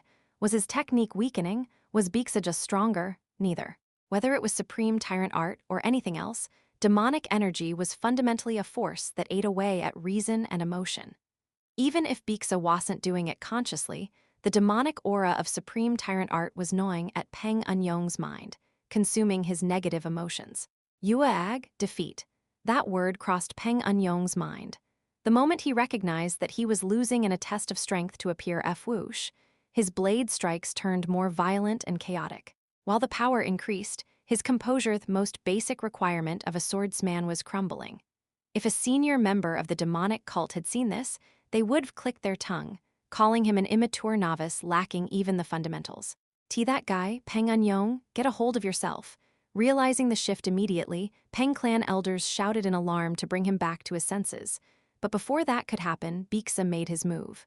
Hraya, Hryog. Both let out roars, closer to beastly cries, as they unleashed their ultimate moves. At that moment, Beeksa's sword surged with a momentum far beyond anything he had shown thus far. And with that, Peng Eun-young's 5-tiger severing blade was shattered head-on. Well done, Beeksa. As Peng Eun-young collapsed, I clenched my fist tightly. Unlike his previous win, which had been labeled cowardly due to a sneak attack, this was a clean and honorable victory against a 6 divine dragon of the orthodox faction. You all are proof that my choice wasn't wrong. Beeksa was panting from the effort of having used his full strength, but there was unmistakable joy on his face. He might not admit it, but it was clear how happy he was to have won a straight-up fight. Watching Gyeoksa and Hyuksa run up to Beeksa, I smiled inwardly. About 3 rounds later, it'll be my turn. Maybe I should help balance the odds a bit. Right now, the entire arena was silent in shock over the 6 divine dragons' early loss. While this martial arts tournament was ultimately meant to favor the heavenly demon cult, offering a bit of hope would help with the show's popularity. Just as I was having that thought, young master, what in the world are you doing there? I stood up without realizing it, because I'd just heard a voice that had no business coming from here. Great hero Jin? Those around me gave puzzled looks, but I ignored them and narrowed my eyes toward the audience, where the sound had come from. And I saw him. His hair had grown out a little since the past, but I could never forget that sloppy face. Gu Chil? Your loyal servant Gu Chil has arrived, young master. Gu Chil, who should have been working hard back at the cult, had somehow appeared in the heart of Namshan Beek clan territory. Chapter 234, Martial Arts Tournament, 3, WI is he here? I hurriedly sent a sound transmission to Gu Chil. How did you get here? Last I heard, the heavenly demon cult had declared the annihilation of the Illusion clan. Naturally, with such a major incident erupting, a complete lockdown of the 10,000 mountain was inevitable, no way even an ant could leave. I was ordered by the cult leader to support you, young master. Alone? No, Myung-oh came with me. That only left me more confused. What about the Underworld King's unit? Soryu is handling it. No matter if it was the cult leader's command, there's no way she would let you two go that easily. There's a reason I call So Soryu the lunatic of the So clan. That woman would toss her life aside and go berserk. Cult leader's orders be damned if she didn't like something. That's nothing to worry about. We won fair and square. Won? What, Then I recalled what Gu Chil had sent earlier through Sochin. You said the Underworld King's unit had a duel, a contest of achievements? Yes. As a midterm assessment, the winning side would accompany me to the Central Plains, and fortunately, Myung-oh won. I was glad Myung-oh won, but wasn't So Soryu the type to say she'd do something drastic if her side lost. Then the losers? They all lined up against the wall of the training ground. Very cozily, she actually did it. I could vividly picture Sosoryu hanging the defeated members like some demon tormentor. Well, whatever the process. I gave a thumbs up toward Myung-oh, who was disguised as Gu Chil's wife. Nice work, Myung-oh. Don't mention it. Felt great putting that cocky one with the big chest in her place. I let out a snort at her smug, nose-in-the-air attitude. Seriously, if Sosoryu had won, I might have ended up with a stress ulcer and landed in the medicine ward. Are those two part of the cult leader's arrangement as well? What perfect timing for such useful cards to appear no matter how well one draws attention. Infiltrating the Namgung clan was no easy feat. But what if I could borrow the aid of those two top-tier infiltration specialists? I might not even need the Hao sect's help anymore. Even for the Hao sect, locating two individuals within the vast Namgung clan estate would be nearly impossible. But with those two on my side, that changed the story. This round of the tournament ends with the victory of Flying Star Prodigy Beak Hun, master of the Strange Star Technique. Next up, representing the Namshin Beak clan is the Heavenly Divine Dragon Jin Yeomyung, and representing the Azure Star sect is the Azure Cloud Sword, Master Myeongjin. Master, it's finally your turn. The excited shouts around me snapped me back to the moment. Ah, so it's my first appearance. With the Sword King's help, I had entered the tournament under 3 different identities, and I had manipulated the matchups so that, assuming everything went well, at least 2 of my identities would face each other in the finals. Of course, if that actually happened, it'd have to forfeit one of Themon's unprecedented situation. I stepped up to the arena with a light heart. Azure Star sect, Among the Orthodox sects, they were ones I had particularly bad ties with. I clearly remembered what Song Yanja had said before his death. He claimed the Azure Star sect had nothing to do with them. I stared silently at the Azure Cloud Sword as he stepped onto the stage. To be an elite disciple at that young an age, he must be considered a top prospect even within the Azure Star sect, which meant he might know at least some hidden truth. It's a pleasure to meet you, Master. I am from the Azure. Do you know Song Yanja of the Azure Star sect? I deliberately cut him off to gauge his reaction. Though his expression twitched slightly at having his introduction interrupted, his face changed dramatically once he processed the name I mentioned. You know Elder Song Yang? He ascended long ago. How curious that a junior from another sect would know of him, ascended Ha. At the very least, his expression didn't appear to be lying. Then, do you know Jiokun? Jiokun. Since it was a more recent name, the Azure Cloud Sword caught on quickly. And just as quickly, his expression shifted to one of hostility. How do you know that name? Answer me. Elder Jiokun went missing long ago after departing on a martial expedition. Many of our disciples have searched high and low for him, but so they never found him. Is that so? Tell me, how do you know about Elder Jiokun? I casually made something up, just what I said. I once saw some beggar's sect disciples searching for him, purely by chance. Ah, I see. Well, for now, I'll assume you're not lying. Who knew if I cornered a sect leader or elder, I might uncover more truths. What do you mean by that? Nothing at all. You answered me, so allow me to face you with sincerity. I held off the Azure Cloud Sword's offense for about 50 seconds and then won the match. Panting, the exhausted Azure Cloud Sword shouted at me. Why, are you mocking me? I hadn't attacked even once during those 50 seconds. I only counterattacked at the exact 50-second mark and brought him down. I merely gave you the opportunity to display your full abilities. It was a chance to throw himself into the fight more than in any real-life battle. Whether he took this as a blessing or a humiliation was up to him. Winner, Heavenly Divine Dragon Jin Yeomyung. Though it took 50 seconds, his opponent had been the first disciple of a prestigious Orthodox sect that represented Murim. Defeating such an opponent, regardless of the time, was enough to make the crowd erupt in cheers. Incredible. The title Heavenly Divine Dragon is more than fitting. Azure Cloud Sword might not quite match up to Mad Rage Blade, but he still reached first-rate level, and he was completely toyed with. He's clearly reached the master level. Looks like Namshin had quite the hidden card prepared. While many were astonished by the martial prowess of the Heavenly Divine Dragon, some felt a subtle sense of discomfort. Especially those who knew the behind-the-scenes matters felt it more keenly. Something's off. Wasn't Namshin's secret weapon supposed to be that guy, the adopted son of Elder Sword of Severance? Why, yeah, right. Then who the hell is that guy? Those from the influential clans, who had advanced knowledge of how this tournament was supposed to unfold, couldn't hide their bewilderment. Particularly Beak Mungial, the mastermind behind this martial arts tournament, who scowled with an increasingly ugly expression. Where the hell did that bastard come from? If his memory served correctly, this was the one whom the Sword King himself had vouched for. So the clan head intends to interfere with my plans, is that it? At that moment, a cunning idea flashed across Beek Mungial's mind. If the man bore the surname Jin instead of Beek, it was likely he'd been brought in as a potential son-in-law, which meant this guy had to be connected to the missing Beek Sangha somehow. If I capture him quietly and interrogate him, I might be able to find out where Beek Sangha is. Even by his own standards, it was a pretty solid idea. A masterstroke, or so he thought, but it'll be your downfall, clan head. Heh heh heh.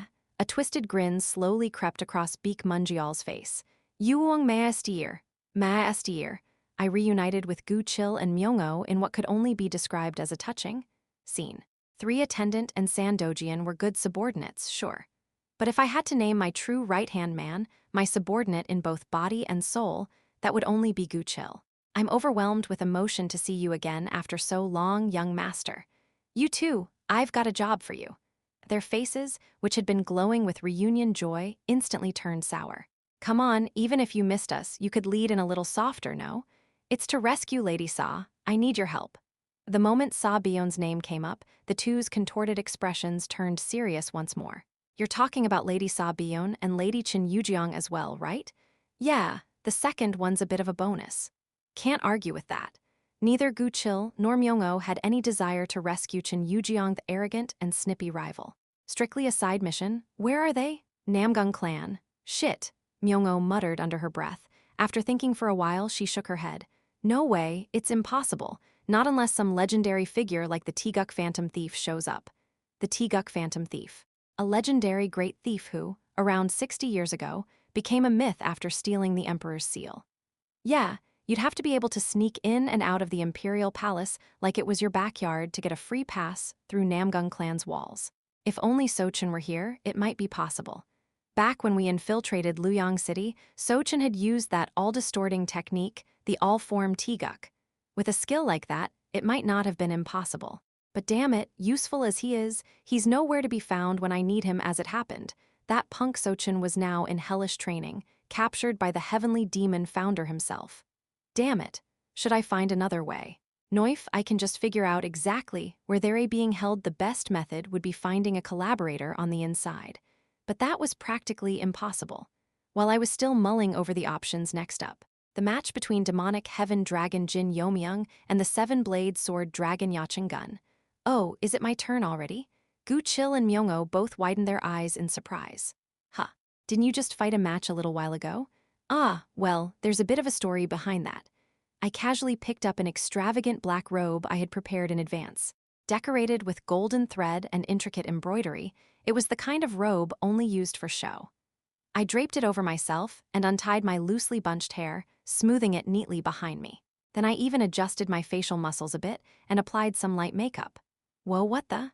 A sharp yet elegant face was revealed completely different from before. Gu Chil and Myung-o stared in a daze at my utterly transformed appearance.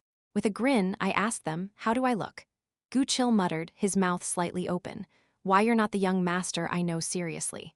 Where'd this handsome young noble come from? So what you're saying is I look good. Myung-o waved her arms and exclaimed, good doesn't even cut it. If you walked around like this normally, even the young cult leader would fallen for you long ago. This is a one-time thing. Heavenly divine dragon Jin Yeomyung was a fake identity I wouldn't use much longer. But given the occasion, my real identity demonic heaven dragon Jin Yeomyung had to leave a distinctly different impression than Jin Yeomyung, especially because I had lazily chosen similar-sounding names. Well, under normal circumstances, I stuck to modest martial attire and a neat warrior's topknot. No one, not even my subordinates, were used to this look. Why, young master, why you look incredible. Even the trio of 3 attendant, waiting in the demonic cult's private waiting room, gasped in awe at my transformed appearance. People always called me young lord this and young lord that, but I rarely ever dressed like one. Grin, I slung my sword around my waist and waved a hand without looking back. I'll be back, finally. They say he's the Lord of Beeksa, the white demonic dragon who defeated one of the 6 spirit dragons, so now it's time for demonic heaven dragon to appear. The impressive performance of the young fighters in this tournament had pushed spectators' expectations sky high, especially since, Except for a few anticlimactic bouts, most of the duels so far had truly lived up to the name martial arts tournament by offering plenty of spectacle. His opponent is the seven-blade sword dragon of Mount Hua, one of the 6 divine dragons, a worthy match. What kind of figure is this demonic heaven dragon, this young lord of the demonic cult, a refined noble, or a hulking brute with bulging muscles? Speculation over the demonic heaven dragon's appearance swept the stands like wildfire. In contrast, the elders of the orthodox sects who had already seen Jin Yeomyung before didn't seem very intrigued. If it's the demonic heaven dragon, then he's that modest-looking young man, right? The crowd might be disappointed. Sure, he's handsome, but not quite the fantasy they're all imagining. Ha ha ha, well, at least we'll get to see his skills. Who knows, may have even reached beyond master level. Even though the people around them kept buzzing about Jin Yeomyung, both Cheon Yura and Baek Sang-ah remained surprisingly indifferent. They already knew all about his strength and appearance, so there was no reason to join in the pointless hype. Baek Sang-ah gave a shrug and said, well, if it's young Master Jin, he might just stroll out there, destroy his opponent in 1 second and walk back off. HMPH. That does sound like him. Cheon Yura chuckled softly and nodded. Sorry for the crowd, but if he's not planning to do anything flashy, they'd better adjust their expectations early, but her sentence never reached the end. Yoo-hoo-hoo. Baek Sang-ah flinched in surprise as the crowd suddenly erupted into an earth-shaking roar. From the waiting area, a black-robed nobleman slowly emerged. And it was his appearance that stirred such a thunderous reaction from the spectators. Wait, what? That's supposed to be Young Master Jin? Baek Sang-ah's jaw dropped as she stared at Jin Yeomyung, completely transformed in both appearance and aura. From head to toe, he's like a totally different person. Frantically, she turned her head toward the woman beside her. Hey, they're saying that's young Master Jindo's that really look like, huh? Baek Sang-ah, who had been nearly spitting as she pointed toward the dueling arena, suddenly fell silent. The reason was simple. Cheon Yura never showed emotion about anything, was now staring unblinkingly at the arena, her cheeks tinged with red. Chapter 235, United Front 1 Ah. Cheon Yura let out a soft moan. In truth, she never cared much about a man's appearance. What mattered was a sincere heart, and above all, passion and talent for martial arts. If it was someone like Jin Yeomyung, a man willing to dedicate everything for her, she would have given him her love, whether he was a hunchback or looked like an old man. But thump, thump. For the first time, Cheon Yura realized that just looking at someone could make her heart race violently. Hey, get a grip. Twitch, he really looks like a different person. If only he dressed like that normally. Ahem. Not bad to look at, honestly. Only after hearing Baek Sang-ah's grumbling did Cheon Yura cough and snap back to her senses. But the moment she regained her composure and looked at the arena again, ugh. She failed to notice even Baek Sang-ah's bitter expression beside her, too captivated by Jin Yeomyung in his black long robe. She's seriously gone off the deep end, a click of the tongue echoed from behind Baek Sang-ah's mask. Wah, that's the heavenly demon cult's noble? With cheers erupting around me, I could feel the surprised gazes from the high seats. The reactions not bad at all. I smiled to myself in satisfaction. Unlike the character Jin Yeomyung, the demonic heaven dragon Jin Yeomyung was portrayed as a classic, arrogant cultist looking down upon the world. To bring that character to life, the first thing I had to get right was the appearance. My usual plain attire would never convey that kind of arrogance. I am Yeo-myung, one of the 7 plum blossom dragons of Mount Hua. It is an honor to witness the renowned prowess of the heavenly demon cult's 6 great clans. One of Mount Hua's 7 plum blossom dragons shouted respectfully while offering a martial greeting. I held back a groan at his demeanor. I actually feel a little guilty. That level of self-introduction was fairly polite and measured. If only he had Peng Eun-young's kind of personality, I could beat him up without guilt, but there was no helping it. I cleared my throat and shouted arrogantly. A mongrel of Mount Hua dares to stand before me? The world must be truly upside down. What did you say? Someone like you isn't even worth drawing my sword for. Come, I'll humor you a little. Crack, crack. Yeo-myung gritted his teeth and drew his sword violently. Just as expected from a demonic cultist, your arrogance knows no bounds. Are all the great clans of the cult as arrogant as you? I mean, I'd like to deny that, but it's sadly not far from the truth, so I can't even argue. After all, I base this behavior on how my younger brother Jin Yeomyung acted in his past life. I'll fix that arrogant attitude of yours. F-whoosh. A soft pink sword chi flared brilliantly on his blade. It was clearly one of the later techniques from the famed 24 plum blossom sword art of Mount Hua, where the plum blossom buds begin to bloom in earnest. With a loud shout, Yeo-myung charged forward. HRRA, falling plum blossoms like rain, from his sword burst over 10 bundles of plum blossom-colored sword chi. Gasps of admiration erupted from the crowd immediately. Oh yeah, that's a technique worthy of one of the 6 divine dragons. At this level, he's almost at the master level. For direct disciples of the 9 great sects, the amount of internal energy was on another level, even within the same martial rank. Even at first-rate level, they could unleash sword chi in bundles like that. Boom! The flurry of sword chi, filled with the hue of plum blossoms, swept across the field. A section of the arena shattered instantly, dust billowing into the air. Though it lasted only a moment, his martial prowess clearly surpassed that of Peng Eun-yong, who was also one of the 6 divine dragons. You now understand the might of Mount Hua's martial arts, Yaohe. Yeo-myung, who had shouted triumphantly after giving his all in that attack, froze. What the? Seeing me still standing right where I was, Yeo-myung faltered, visibly confused. Clicking my tongue, I dusted off the cloak. Black clothes really make dust show up easily, huh? White martial attire really is the best, seriously. Why, what kind of sorcery did you use? His voice trembled with panic. He must have expected me to dodge, block, or at least counterattack. He never imagined I'd do nothing at all. Well, technically, it wasn't nothing. Since not even a speck of dust landed on my clothes, it was easy for him to misunderstand. If it wasn't sorcery don't tell me body protection chi, did you block my sword chi with that? Body protection 'cause something only those at the master level could use. But even that shouldn't be able to block the sword chi of a first-rate martial artist.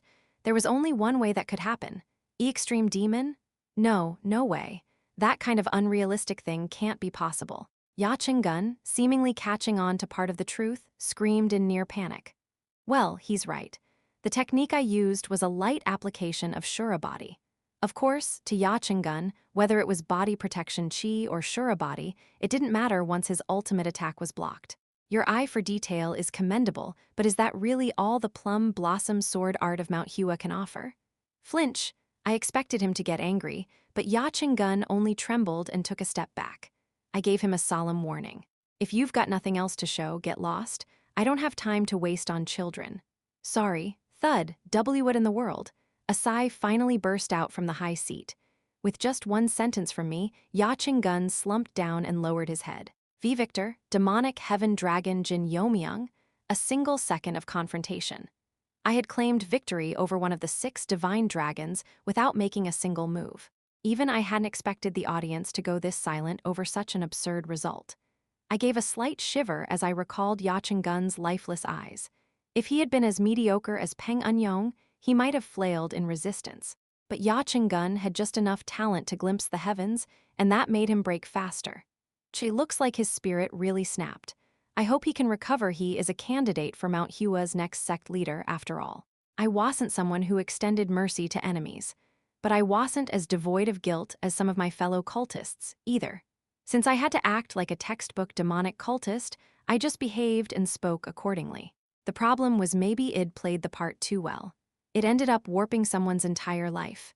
If he can't overcome it, that's his fate. They don't call the martial world heartless for nothing. I quickly brushed away the guilt. 2 matches from now, it's first strategist Black Thunder's turn. Wearing a mask this time should make things easier. I let out a soft sigh and turned to return to the waiting room when I sensed someone's presence from the corridor. You're at least capable of running your mouth in front of me, I see. You, a familiar but unwelcome presence. The future king of Northern Sword Fortress, Ak Chin-ho. For now, he was still known as Baek Chin-ho. What do you want? Aren't you supposed to go last? Leaning casually against the wall, Baek Chin-ho stepped toward me. I was in a foul mood, but I just happened to see something entertaining. That crimson aura that flared around you for a moment must be one of the heavenly demon cult's secret techniques, right? As expected of someone with the heavenly martial body, he seemed to have analyzed the Shura body technique's activation process. I am not obligated to answer that. Not in the mood to entertain him, I tried to pass by. That is, until he said, oh, right? About that ugly girl they call the young cult leader. Screw plants, should I just kill him right here? I seriously considered whether or not to draw my sword. I think I saw someone like her in a brothel somewhere. Ugly as sin. What the hell did he just say? I heard she was a beauty, so I rushed in thinking I'd bet her. But the moment I saw her face, I just lost all interest. Slowly, I turned and locked eyes with Baek Chun-ho. If I showed even the slightest emotional reaction now, it'd be playing right into his hands. What's your game? Who knows? What do you think it is? Sneer. He bared his teeth in a grin. Though he had bizarre tastes in liking busty women with sleepy eyes wasn't dumb enough to spout things like this without a reason. Then he opened his mouth again. Political power struggles are such a pain, aren't they? Well, you see, he's both my sponsor and foster father. If he dies too easily, that puts me in a bind, too. Sponsor and foster father. Death and circumstances. Is Baek Mungial in some kind of trouble? Figure that out yourself. Baek Chun-ho dodged the question with a shrug. Aren't you curious? About where I saw that woman? I kept my tone as calm as possible and replied. Namgung clan, obviously. What, you've already figured that out? Baek Chun-ho gave a deflated shrug, but only for a moment.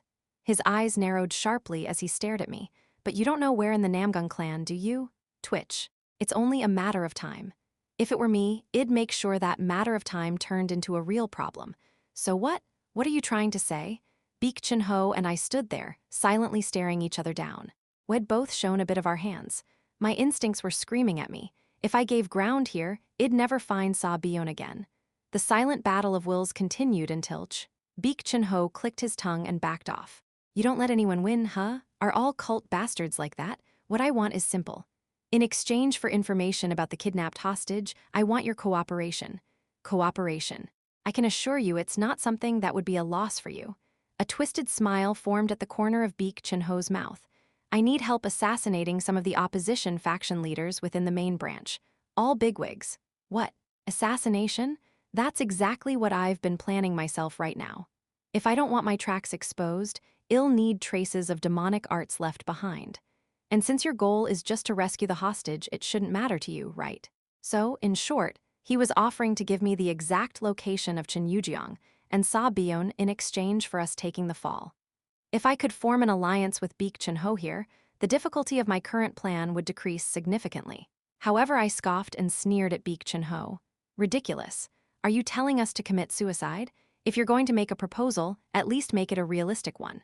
If we did something like that, we'd have to break through righteous sects coming at us from thousands of li away.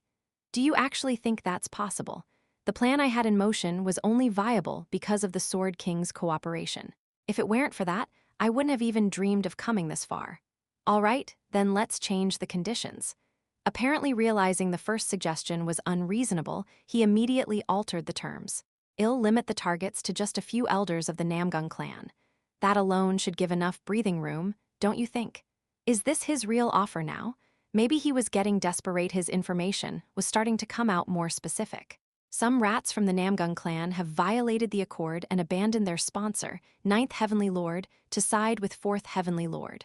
Because of that, Lord 9th Heavenly Lord is furious right now. 4th Heavenly Lord, the very person my master had warned me about. Someone ranked higher than even Gwan Hyunthat meant his strength must be overwhelming. Assassination, huh? Now that's an interesting conversation. Baek Chun-ho and I both snapped our heads around at the same time. As for Baek Chun-ho, fine. But for someone to approach so close without even triggering my senses was no trivial matter. Who is it? Don't tell me one of the 10 heavenly lords. Then, stepping out from the shroud of shadows was a young girl with a bizarre aura, puffing on a long smoking pipe. May I join this conversation as well? Chapter 236. Joint Front 2, Huff. The girl blew out a puff of smoke and smiled. Demonic pawns and wicked henchmen whispering and scheming in the very heart of the orthodox sexno, that's a truly comical sight. Who is she? My senses screamed a warning throughout my entire body, telling me not to confront her if possible, to never be deceived by that delicate-looking exterior. I couldn't believe it, but if a fight were to break out, I had a gut feeling that the difficulty would rival the time I faced the venerable Buddha. Don't tell me a new member of the 10 heavenly lords? No other candidate came to mind. It's not like those stronger than the Sword King or Saber King are common in this world. More than anything, that weird cloth she's wearing like a cloak. The multicolored six-hued cloth, wrapped loosely around her, gave off a rather tacky impression. But my eye for spiritual power had developed to the point that I could clearly tell that cloth was every bit as dangerous as the girl herself. However, unlike me, Baek Chun-ho didn't seem to sense her terrifying nature. What the hell is this brat? Crack, one corner of the girl's mouth twitched. Well now, what kind of damn brat talks like that to an elder? Brat. You must be dying to get smacked around. Before I knew it, Baek Chun-ho's spear began to shift into a strange form as it pointed toward the girl. It wasn't imbued with killing intent, but it was still a blow powerful enough to pierce flesh. Hey, wait. I tried urgently to stop Baek Chun-ho from charging into the tiger's maw. But it was too late. His spear tip was already about to touch the girl's shoulder. In that instant, you possess heavenly martial body, and yet let that gift rot unused. Tusk, what a waste. Time slowed drastically in my perception, just as the girl's mocking voice echoed. Out of pity for your circumstances, I shall spare you and merely give a lesson. Within the slowed flow of time, the girl gently rotated one of her wrists in a circular motion. The moment a magatama symbolizing yin and yang appeared within that circle boom. Ga-hyuk! Baek Chun-ho dropped his spear and coughed up blood as he was sent flying. What just happened? Blood streamed from Baek Chun-ho's nose as his body trembled like a leaf in the wind from the shock. Even if he possessed the heavenly martial body, the opponent was simply too much. And that was the Taiji. For someone to wield it at such a level, there's only one person in Murim. My thoughts couldn't even finish. The girl who had flattened Baek Chun-ho with a single move suddenly turned her head toward me. You saw that, didn't you? For some reason, a smile danced on her lips as if she were having the time of her life. Yes, you heard it too. I did. The girl stepped in closer and reached out toward my face. Stretch. I grimaced in pain as I felt my cheek being pulled. What kind of great fortune has descended upon 10,000 mountain for two monsters like you to appear in a single era? She grumbled, exhaling through her nose. Could it be your clan's karma? She let go of my cheek, puffed out her chest, and declared, for your information, I am a special troubleshooter who came all the way here at the cult leader's request. Special troubleshooter? What even is that? Still, judging by the fact that she mentioned the cult leader, it didn't seem like she was an enemy. I've been given something in return, so I came to lend you some help. Anyway, where's my disciple? I thought he'd be stuck to you like glue. Rubbing my stinging cheek, I asked in return, disciple, who do you mean? I'm talking about Sochin. Unless he's locked up in some cell, there's no way he'd be sitting around during all this.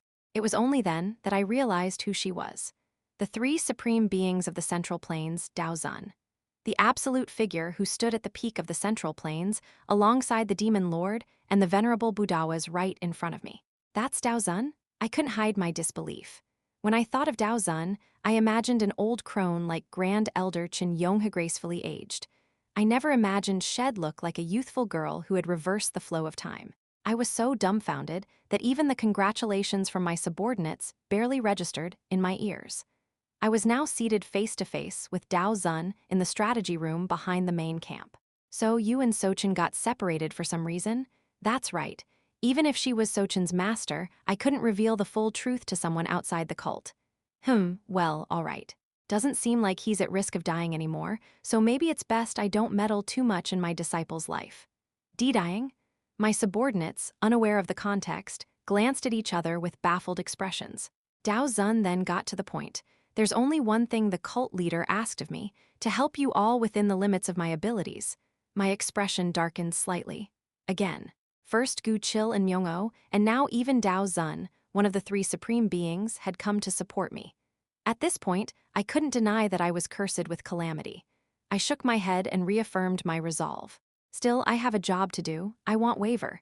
Daozun must have read the expression on my face because she smirked faintly. I can feel a man's resolve. You're quite a decent fellow. Thank you. The bow of my head had barely settled when Daozun suddenly made a surprising proposal from behind me. You there, have you ever thought about becoming my disciple? Pardon? What now? I'm not telling you to become a disciple of Wudang. Well, if you want, I could even prepare a position for you as the sect leader, but you'd refuse that, wouldn't you? Naturally. Or would that be a good idea? If I took over Wudang, it might prove immensely useful to Cheon Yura in the future. You seem to have enough qualifications to learn the all-encompassing Taiji. What do you say?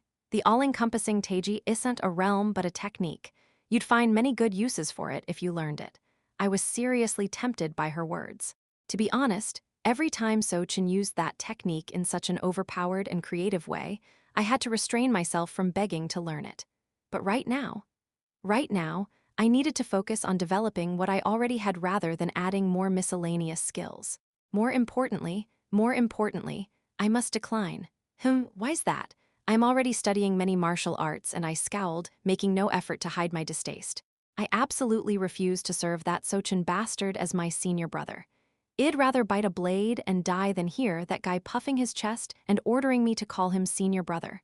Well, fair enough. I can understand your feelings.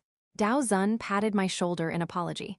I accepted it with an indescribable mix of emotions. All right, that's a shame, but if that's your situation, it can't be helped. Yes. Then let's get to the main topic. Who is it you're planning to assassinate? The Namgung clan? Flinch. She asked it casually, with no particular emotion, but the opponent here was Dao Zunan of the Pillars of the Orthodox World. Even if she had come under the cult leader's request to support us, we're just taking out the trash hove abandon their principles. Finally regained your senses. It seemed Baek Chun-ho, who had been tossed aside earlier, had come around. He was now slowly rising to his feet, gripping his spear. Dao Zun threw a mocking smirk his way. A man crawling out of the garbage heap now dares to speak of trash. What a joke. What do you know, bitch? The abandoned, illegitimate child of the evil clan. A tragic talent whose exceptional ability got buried from the recordsia. I know you well. Baek Chun-ho, who had been shouting, froze for a moment. With talent like yours, I am sure you earned a spirit rank even within the heaven-defying society. Am I wrong? But while your martial talent may be real, you were probably born with only faint traces of divine blood, meaning no real sponsors. So when Baek Munjial extended a hand, you grabbed it like a drowning man. Baek Chun-ho fell silent. Her words had hit the mark.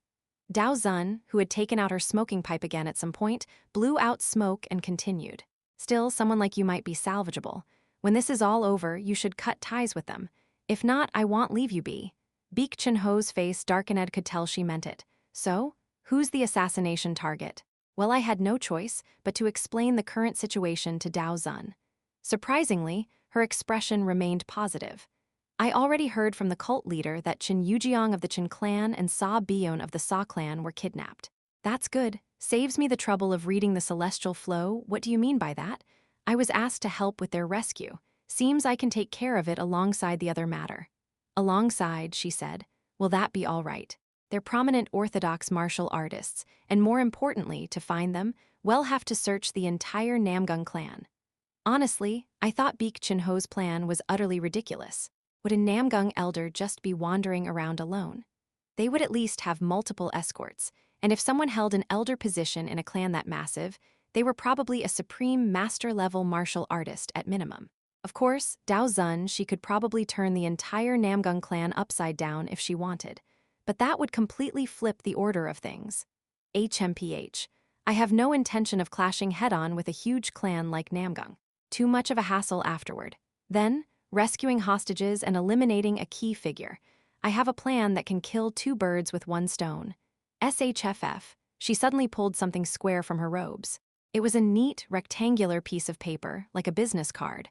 One side was painted black, the other white. Quite a peculiar item. What is that? My question brought a look of disappointment to Dao Zun's face. What? You mean you don't know what this is? Do I need to? For some reason, I had a strong gut feeling I didn't want to be involved with whatever this was. Tusk. I suppose enough time has passed for it to be forgotten. Dao Zun declared proudly, it's the Taiji token. What the hell is that? As I tilted my head, confused, Baek Chun-ho's eyes suddenly went wide in shock. And no way. That Taiji token, symbol of the legendary divine duelist of Taiji that shook all of the Central Plains half a century ago. Oh, so you do know of it? Dao Zun beamed at Baek Chun-ho's recognition. Well now, I thought you were just a mouthy brat, but it turns out you're a promising youngster with a good grasp of history. Oh, for crying out loud. A divine duelist, she said. One of the famed top 3 martial artists in the world was what? A Taiji duelist? I stared blankly at the ceiling in disbelief. Birds of a feather, indeed. Now I understood why a peerless master like Dao Zun had taken in someone like Sochin as her disciple. So they really are birds of a feather. The truth, as always, was bitter. Regardless of how bitter it was, Dao Zun continued her explanation with a sly smile. If I scatter this, the Namgung clan won't be able to ignore it. If I write that an attack will take place far from where the two are being held, the clan's forces will naturally be pulled in that direction. Indeed, that sounds plausible. Baek Chun-ho nodded enthusiastically. Dao Zun's gaze turned toward Gu Chil and Myung-oh, who were off in the corner. There are some useful people among them, too. We could even aim for a secondary diversion from their side. This was, by far, the most realistic plan so far. If Dao Zun creates the distraction and the infiltrators from the Hao sect provide support inside, this might actually work. The previously unrealistic infiltration plan of the Namgung clan was gradually taking shape, all thanks to Dao Zun's involvement. Lady Sa I'll come for you soon. Please hold on just a little longer. Clenching my fist tightly, I thought of Sa Byeon, who must be imprisoned somewhere inside the Namgung clan. Naturally, the outline of the infiltration operation into the Namgung clan was conveyed to Cheon Yura as well. And then Cheon Yura, with an enthusiasm unlike anything before, declared her intent to participate. I will go as well. What? Do you have to? The more skilled individuals drawing attention, the better, no. Someone of my caliber should be more than enough help. That much was true. As long as she disguised herself as the Moonlight Sword Flower rather than appearing as the Heavenly Demon Cult's young cult leader, it wouldn't pose a major problem. The only thing bothering me was how her expression looked mischievous to an extreme. Was it just a trick of the eye? So what's your real reason, Miss Cheon Yura? I want to save Byeon with my own hands, and what else? For a brief moment, a wicked smile played on her lips. I'd like to savor the sight up close off that fool Jin Yeomyung looking utterly pathetic after getting herself kidnapped. Calling that malice didn't quite fit. The grudge she harbored against Jin Yeomyung from her time in the cult was deep and long-standing. In fact, this could even be considered a fairly cute form of revenge. Think you can handle it? In response to her question, I simply shrugged. Well, as I always say, if you want it, I'll make it happen. Translator's note, it is now clear that Dao Zun is female. Chapter 237, United Front 3, the first day of the martial arts tournament had passed. Out of the 64 late-stage prodigies, half had been eliminated, leaving 32 remaining. All of Namchang was abuzz with stories about the tournament. Man, I am really glad I came. No kidding. The ones on the stage, Tade give it 10 years, and they'll be such big shots you won't even be able to look them in the eye. Of course we have to go see it tomorrow too, right? I am worried the scalper ticket prices are going to shoot through the roof.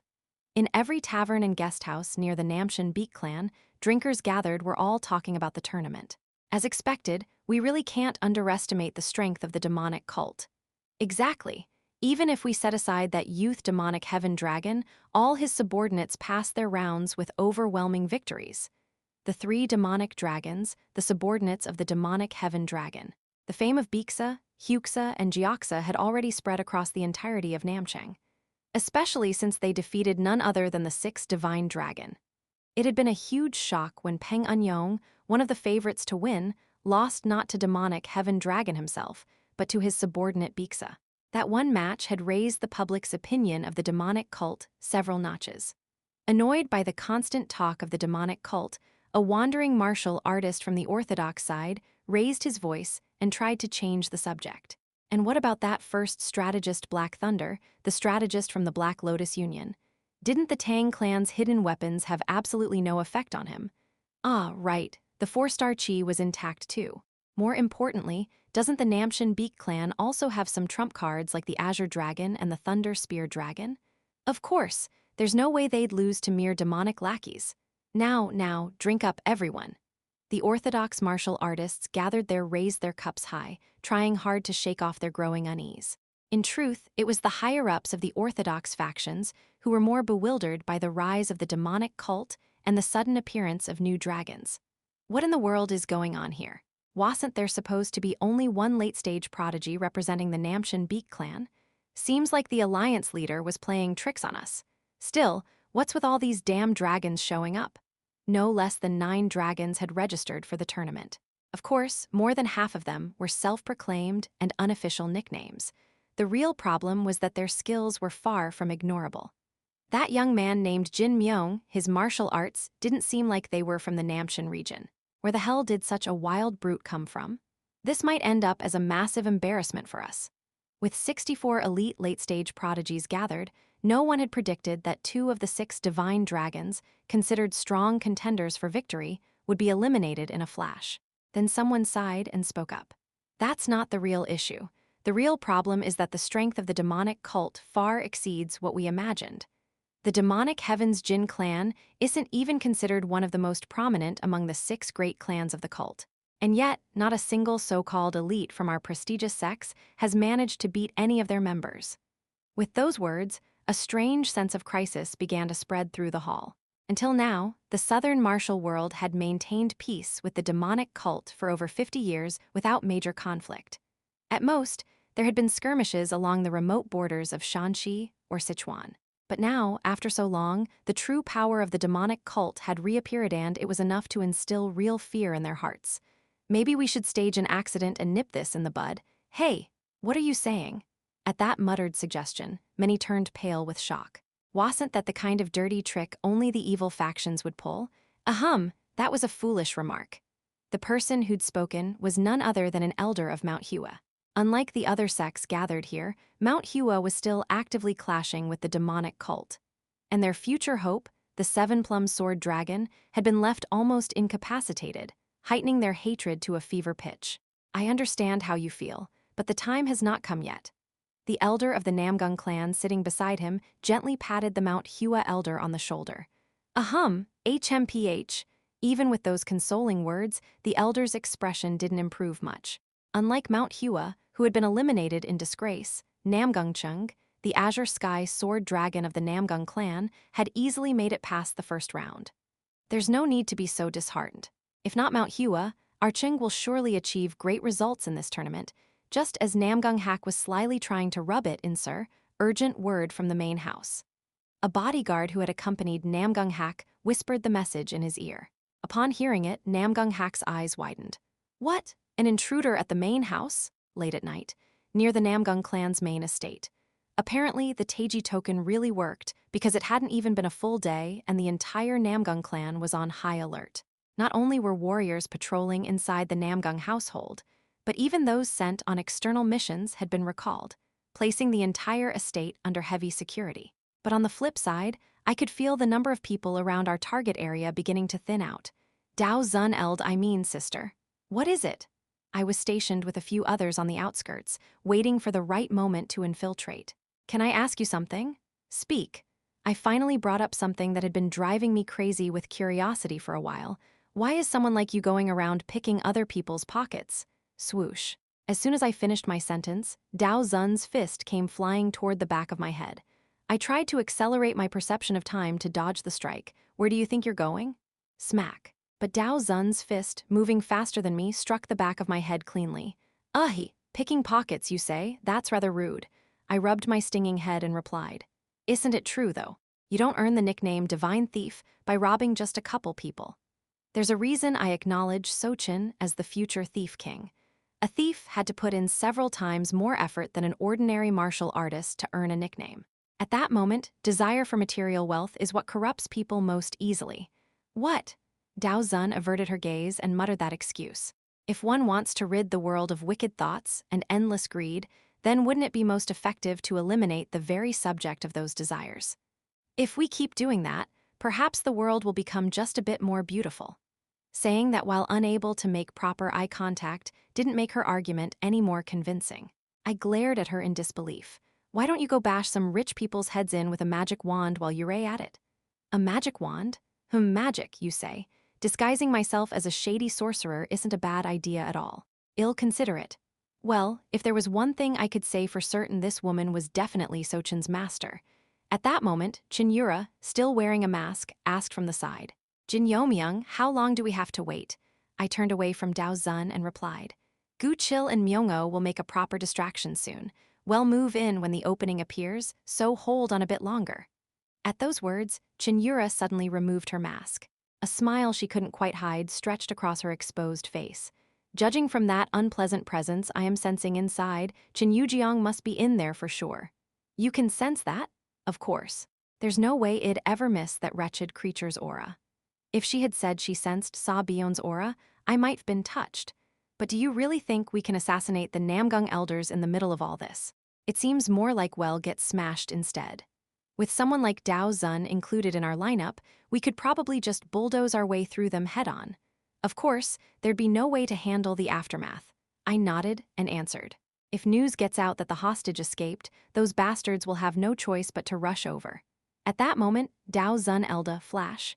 If Sister Dao Zun helps, we'll be able to wipe them out and escape before the place descends into chaos. HMPH, I suppose that's true. Cheon Yura nodded in agreement. Still, this is surprising. Even in this situation, Dao Zun hadn't let go of her cigarette, and I couldn't help but stare at her again. Trying to cling to youth was one thing smack, but I hadn't expected her to so actively cooperate in assassinating the Namgung elders. Dao Zun, having smacked me on the head with her pipe, glared fiercely. I might not have all 6 divine perceptions like the Venerable Buddha, but my eyes can still detect at least some impure intentions. People who'd reached the transformation realm were troublesome not just for their martial power, but for their overdeveloped senses. HMPH, I can pretty much guess what you were thinking. Pouting slightly, she bit into her cigarette again and spoke. Let me ask you something. Why have you come all the way to distant Namchen to suffer like this? To prevent as much blood from being shed as possible. I am the same. I foresaw the future rivers of blood would be spilled, so I am doing everything I can to reduce it. Looking closer, there was a mix of bitterness and deep fatigue around her eyes. She was a figure even Guan Haiyan, the Sword Supreme Sage, referred to as one of the 3 Supremes. She was the eldest of the Central Plains' 3 Supremes, and yet had never settled in one place wandering the martial world like a ghost. It could only mean one thing. She, too, was constantly in motion, trying to prevent a catastrophe, as someone who knew the hidden truths of the world better than anyone. Dao Zun grinned faintly and said, "So, win a little mischief now and then be forgivable?" "No, not even a little." "Click, you cold-hearted little brat." Cold-hearted or not, who in the world calls something like this a bit of mischief? Just as I was about to curse her out with my eyes coong, a distant explosion rang out. It was far enough away that most wouldn't notice it, but both Dao Zun and I sensed it clearly. The problem was it came from the very area we were targeting. Now that's flashy. Dao Zun let out a dry chuckle. Looks like your companions escaped. They must caught a weak point inside. It seemed the chaos stirred up by the Taiji token had finally created a gap in the Namgung clan's defenses. Let's go, time to rescue Byeon. At Cheon Yura's urging, we hurried over the walls of the Namgung estate. From here on, it was a race against time. Sa Byeon glared at Cheon Yeomyung's back, who had utterly wrecked their surroundings. Wasn't that a bit excessive? It couldn't be helped. Not even I can fully control blood reversal chi art. Having undone her restraints, Cheon Yeomyung was now radiating a sticky, blood-red aura across her entire body. Sa Byeon rubbed her aching wrist and muttered, "Good thing I could cut through it with the Heavenly Trust sword technique." HMPH, I'll admit that was mildly useful. The reason the 2 of them had managed to break free from their bindings was simple. Sa Byeon, who had been less tightly restrained, used her internal energy and precise finger force to cut through Cheon Yeomyung's cuffs. By the way, your restraints were far stronger than mine. Any idea why? Normally, if there's a difference in hostage importance, they're kept in separate locations not bound with different levels of restraint. Cheon Yeomyung scoffed at that. HMPH, because I am a blood relative of the Great Cheon clan, obviously. Forget I said anything. No point wasting time arguing. And then, the price of unleashing blood reversal chi art began to show itself immediately. The hostage has escaped. Restrain them. The warriors guarding the area quickly sensed the commotion and charged in. But grag, they were no match for the 2 who had reached the master level. In the blink of an eye, over a dozen warriors were cut down. Sa Byeon checked the uniforms of the fallen warriors and let out a low sigh. So they were from the Namgung clan. Looks like your guess was on point. That would make this Namcheng, right? Possibly. This just got troublesome. Cheon Yeomyung frowned. Even if they managed to escape the Namgung clan, this was still the heart of orthodox faction territory. No matter how powerful they were, even as masters, escaping wouldn't be so simple. Hey, unless we come up with something, what the hell are you doing? What she saw was Sa Byeon, suddenly feeling along the wall for no apparent reason. I learned this from someone. In situations that look utterly hopeless, the best chance of survival often comes from stirring up even bigger chaos. As her fingertips explored the surface, Sa Byeon's eyes suddenly lit up. Found it, clatter, with the sound of something sliding, a hidden passage was revealed. Cheon Yeomyung stared in astonishment. There was something like this in the middle of the manor? Sa Byeon grinned. Whoever locked us in here clearly isn't from a proper orthodox sect. Most likely, it's someone from the evil path masquerading as the righteous. She had overheard a few voices nearby, presumably from the kidnappers or their collaborators. And so, they've stashed us away in one of their bases. Obviously, we need to find proof. That might just open a path to survival. Grin, now that's a line I can get behind. Let's go. Time to cause some mayhem. And with that, Sa Byeon and Cheon Yujyeong's figures slipped into the darkness, unaware that a rescue team was already coming from the outside. Chapter 238. United Front 4, the monk Myeonjeong had a dream, a vision of a pavilion in flames, a vision of people dying everywhere, and a vision of endless waves of enemies pouring in. In his youth, Myeonjeong had wielded a sword. He had thrown away the blade, now sticky with dark red blood, and wept uncontrollably. Senior brother, junior sister, junior brother, the brothers of his sect who had stood with him in his personal cause now lay scattered across the grounds, transformed into corpses. There were simply too many enemies. Under the proactive leadership of the young and capable clan head, the Jang clan she led had been transformed into an elite force, each capable of facing 10 opponents. But the enemies flooding in now were far too man-against-one odds were nowhere near enough. As blades as dense and sharp as those of the Dawson sword sect surged in to fill the surroundings, Myeonjeong felt death approaching. Quagwagwang.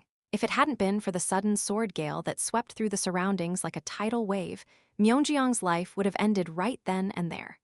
Jang Mi before him descended a young woman, drenched in blood. What are you spacing out for? Gachang-gun, Jang Yeomyung, grinned as she pulled Myeonjeong to his feet. If we're lucky, we might break through the encirclement. I saw the enemy leaders fighting each other over who gets to claim my head. Well, that filthy beggar's probably going to win, though. After lifting Myeonjeong, she pointed her sword forward. Follow me. Her voice remained cheerful. And live, damn you, you flower boy monk. Did you cough, great master? At the familiar voice of a middle-aged man, Venerable Buddha slowly raised his upper body. San, how much time has passed? The man called San answered.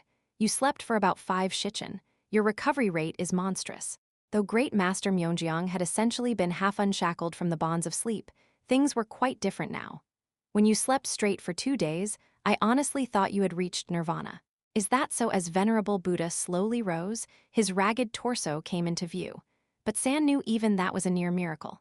The power of the demonic god is truly something. That body, where your organs were once visible, has recovered this far. I think I can move now. San flinched at Venerable Buddha's words. What are you saying? Where do you think you're going in that state? There's someone I want to help. Venerable Buddha continued as he draped a yellow cassia stained with blood over himself. If we leave them be, they will end up just like this poor monk, surely not. San's expression hardened, realizing what Venerable Buddha meant. Venerable Buddha gave him a quiet suggestion. Will you come with me? I'd be reassured with your help. After a moment of contemplation, San sighed and nodded. I didn't expect to return to the clan so soon. I haven't uncovered all the collaborators yet, but fine. I'll go with you. With those words, San flung the door wide open. And beyond it, over 100 warriors, each at or near master level, stood with gleaming eyes, lined up in silence. The Emperor's sky-piercing sword squad will accompany the Great Master. Namgung San, the sword lord of the 8 armies, voiced his resolve. The Taiji token? I thought the Taiji god thief was dead. The thunderclap sword, Namgung Jeong. As the current head of the Namgung clan, he was taken aback by the sudden appearance of the Taiji token at the clan estate, and to demand the clan's official seal of all things Y. The Taiji god thief had built a notorious reputation by stealing from wealthy and shady factions. Of course, what made him most infamous was stealing the emperor's crown. What made the Taiji god thief so fearsome was that even with the advance warning of a Taiji token, no one had ever stopped him. Clan head, do not worry. With the elite of the clan, including the Skywall sword squad, not even a rat will sneak past us. One of the personal guards beat his chest and shouted. Yet Namgung Jeong's expression did not ease. If he could be stopped by force, I wouldn't be so concerned. Though it had been half a century, many of the factions targeted by the Taiji god thief were on par with the Namgung clan. The rumors were so absurd that some even speculated he was Dao Zun, one of the 3 sovereigns of the Central Plains. If only the Emperor's sky-piercing sword squad were still around. What was father thinking as Namgung Jeong let out a faint sigh? Clan head. Is it true the Taiji token has arrived at the main estate?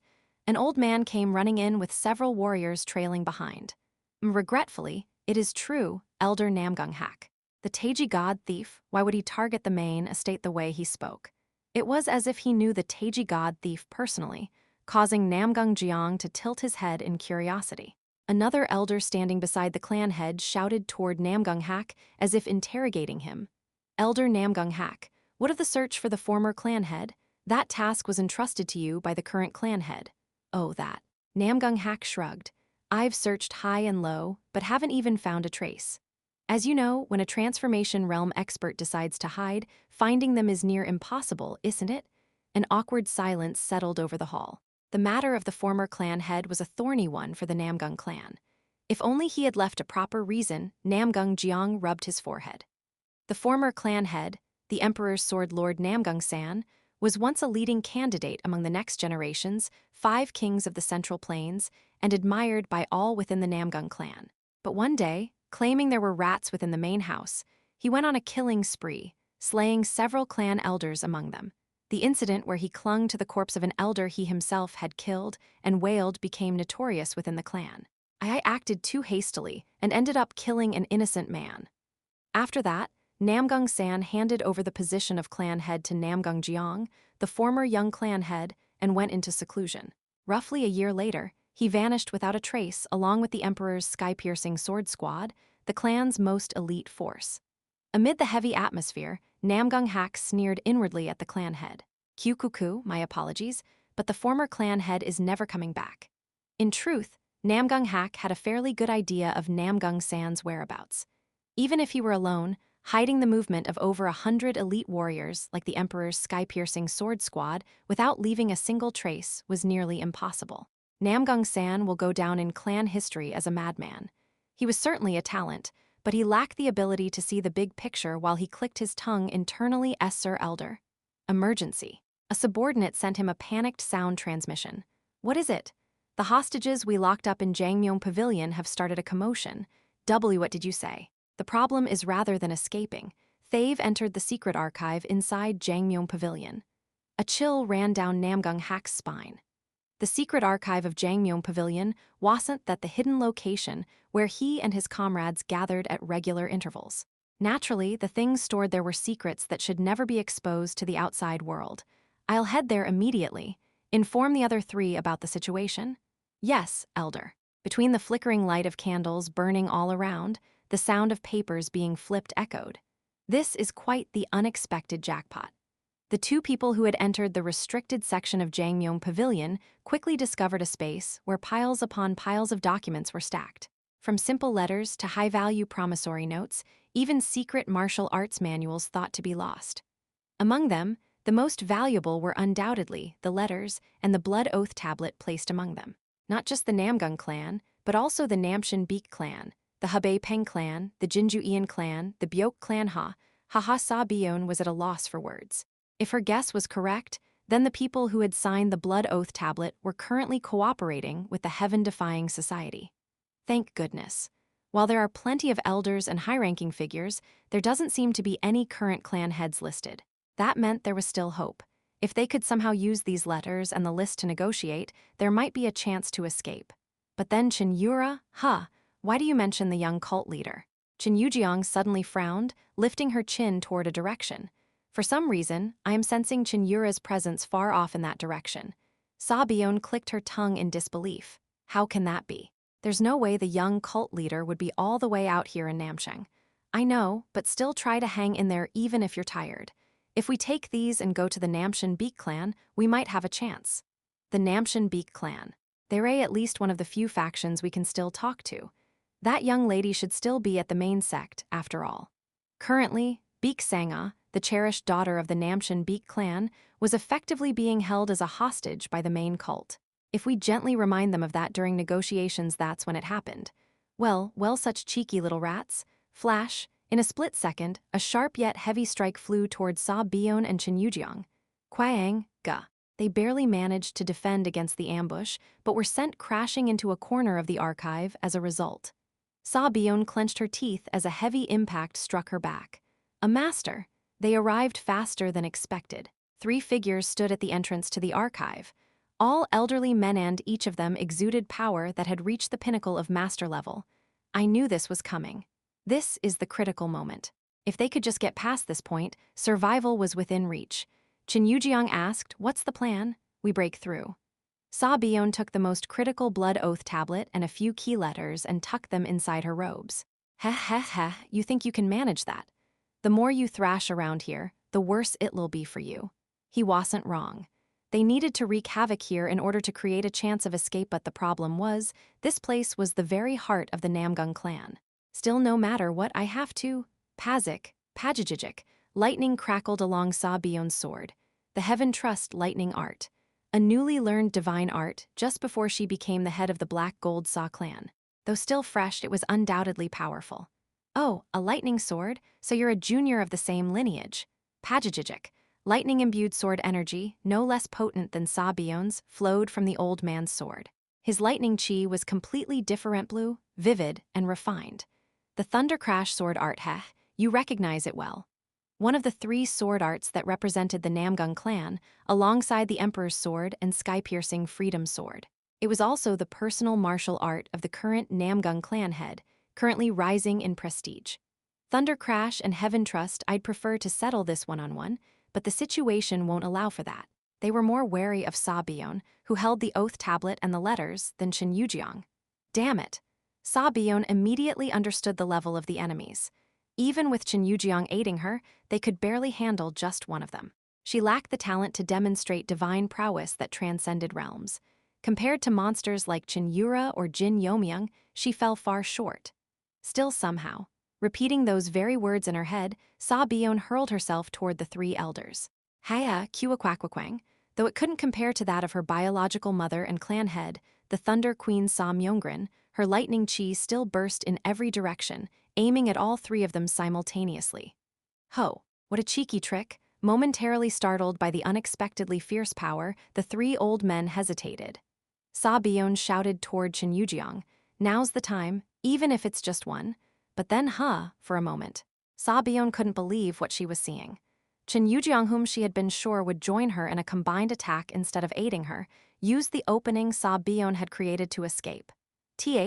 That damn woman. She had at least trusted in the pride of someone who bore the blood of the Cheon clan.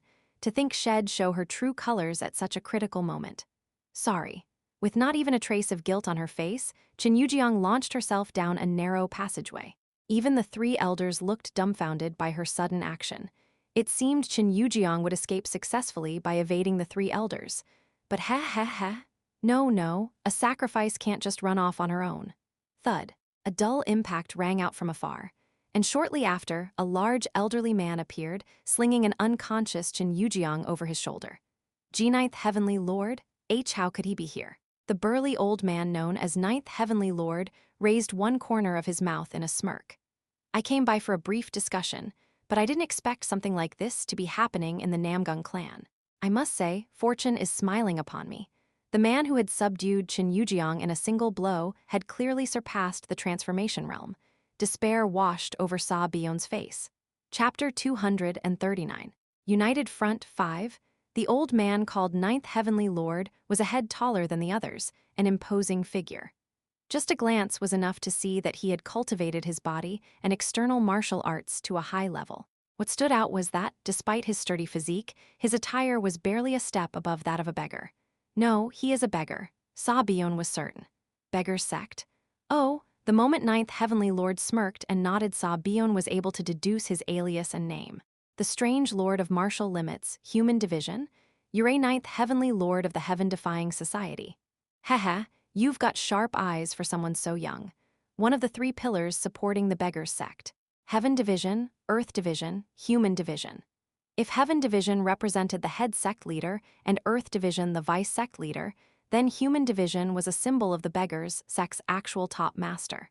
Yura, the Elder Council Lord of the Beggar's sect. How could you? Does it really matter? Regardless of the truth, Yao'll die here.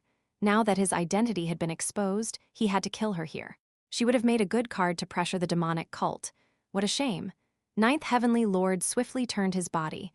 I'll take this girl with me. I am leaving the rest to you. Of course. Leave it to us, 9th Heavenly Lord.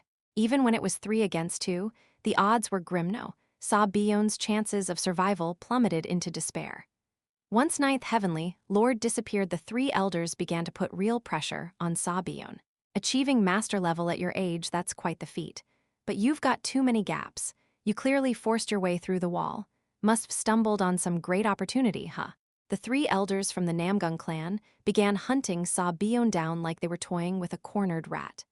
No matter what technique she used, no matter how fierce her attacks, everything she tried was nullified. As her stamina and internal energy gradually drained Gua, a bluish streak of sword chi pierced straight through her shoulder. It was the work of the elder who wielded the Thunder Crash sword art. Jae-ying. The moment her sword dropped from her hand, several finishing slashes came flying toward her. Chwaak.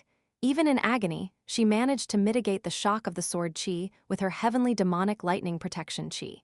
However thud, she barely escaped with her life, but her upper body had been shredded and she collapsed to her knees. Yura tough. Real tough. Give it 20 years, and a new demonic empress would have risen in the Central Plains. Cutting down a sprout like this early on thighs is a blessing for the righteous factions of Murim. The elders encircled her, closing in completely. Saw Bion trembled at their ruthless determination not to allow even the slightest resistance. Cough, cough, she coughed up blood from internal injuries. It felt like if she closed her eyes now, she would never open them again. Is this the end? Jin Yeomyung's sudden betrayal had been shocking, but Saw Bion understood her actions. It was typical of someone raised in the cult doing anything for revenge and survival. I wanted to follow you to the end, I am sorry, young cult leader. She slowly bowed her head.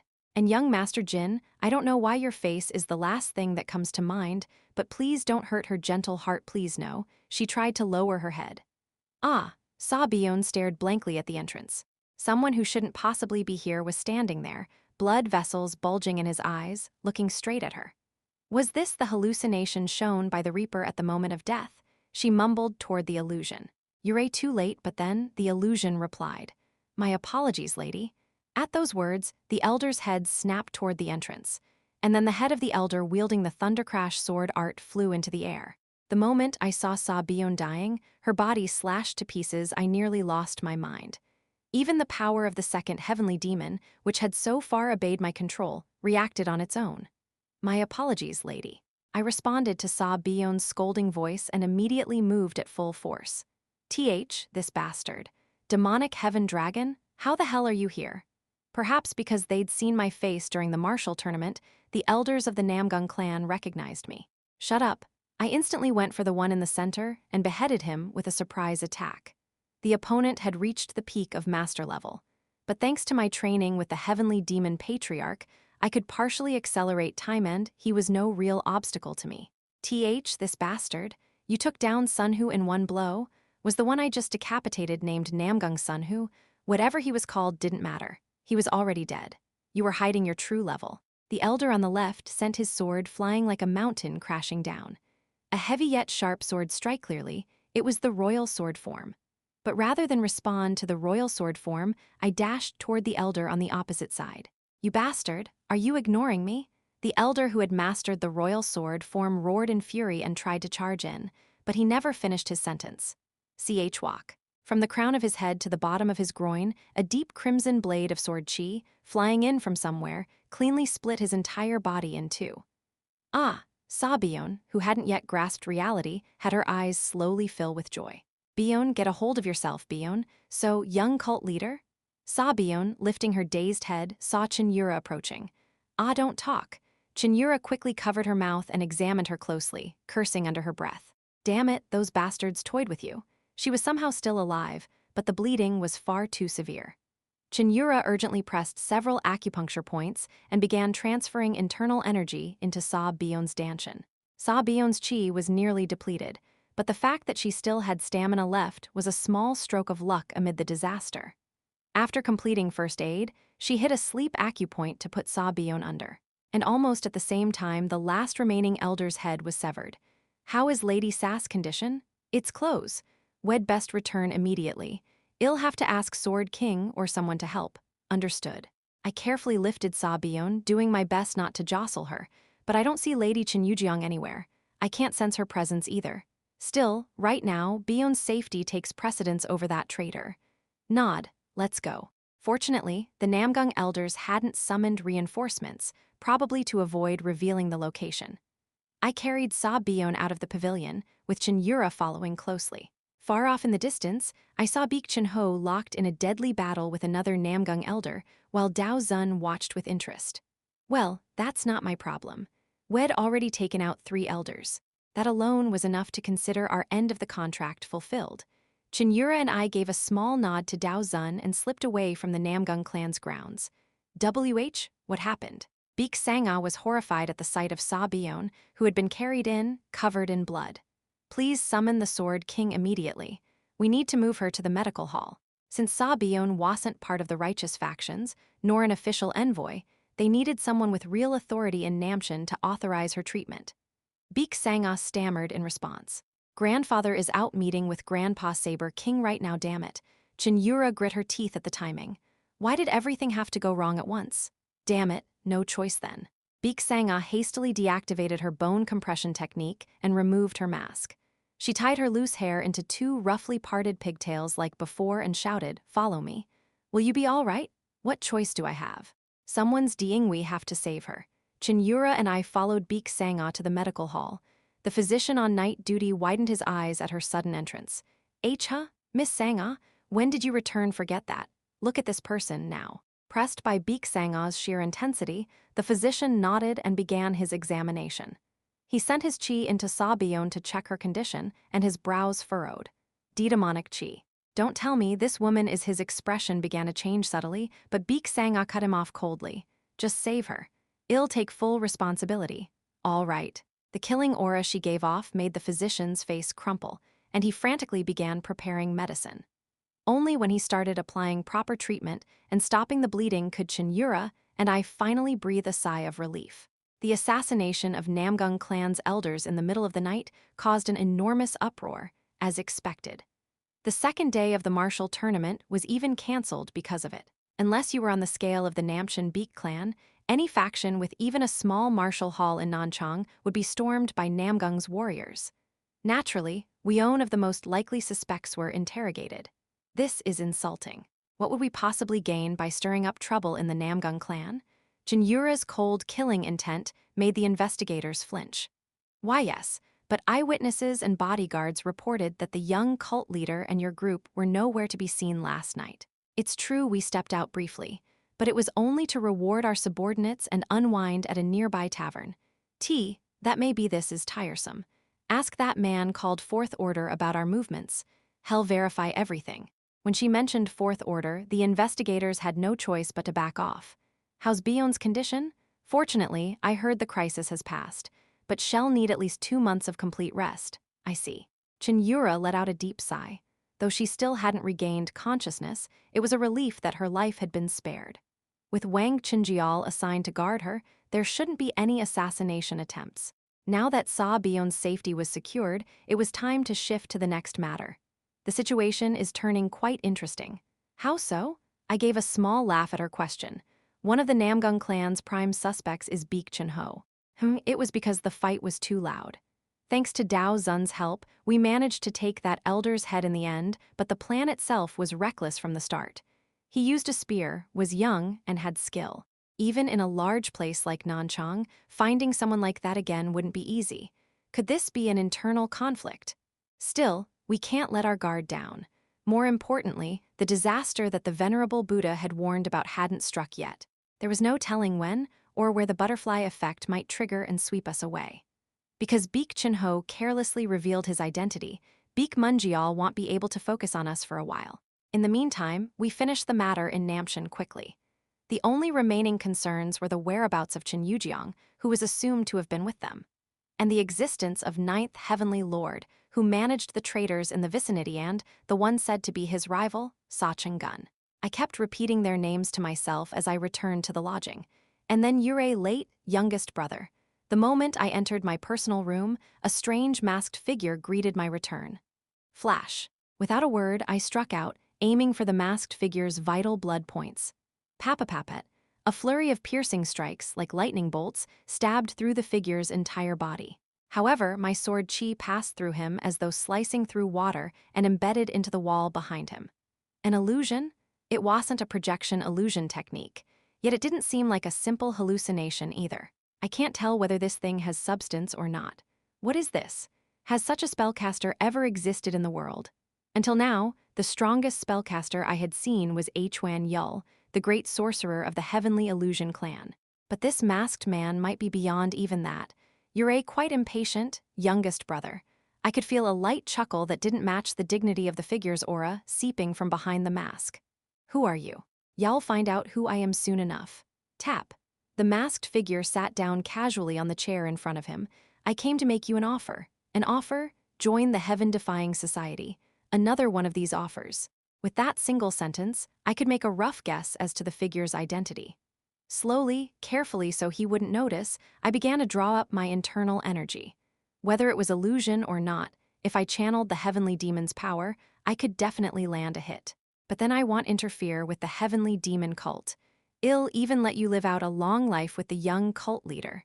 If you want, I can make the demonic Heaven's Jin clan the top household in the cult. What? Sick. So what do you think? Will you hear me out? Chapter 240. Omen 1, for some reason, I had a sense of déjà vu, like I had heard a similar proposal before. Flash. A surprise burst of black gold sword chi pierced straight through the strange man's neck. But just like earlier, only a small ripple of distortion appeared his body remained perfectly intact. I clicked my tongue lightly and withdrew my sword. Even after channeling the power of the heavenly demon, it had no effect. That means it's not his real body. There was no point in continuing this fight. Should I take that as a rejection of my proposal? The strange man clicked his tongue with a tone of disappointment. You talk too much for someone who offered an impossible deal as if it were a favor. Illusion demon Cheon Yura. Oh, have we met before? We haven't. But coming all the way here, I wouldn't mistake your identity. I shot back with a trace of venom. To think the head of the Illusion clan is one of the 10 heavenly lords of the heaven-defying society, the fact that he held the high rank of the 4th heaven lord wasn't something that could be brushed off as a recent betrayal. When did the entire Illusion clan turn its back on the cult? Who knows? It's been so long, I can't really remember. So long ago. I clenched my teeth internally. Me, the cult leader, and even she we were all played from the start of and in our past lives. Cheon Yura shrugged. My offer was genuine, you know. You could have just stayed off stage, watched the world change, and died peacefully of old age. Even if that were sincere, I couldn't accept it. Because I knew just how deceitful those words were. When the world is turned upside down, all the innocent believers will die.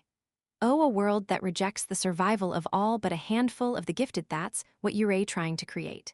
I knew this because I had once stepped foot in the heaven of sacred spirits.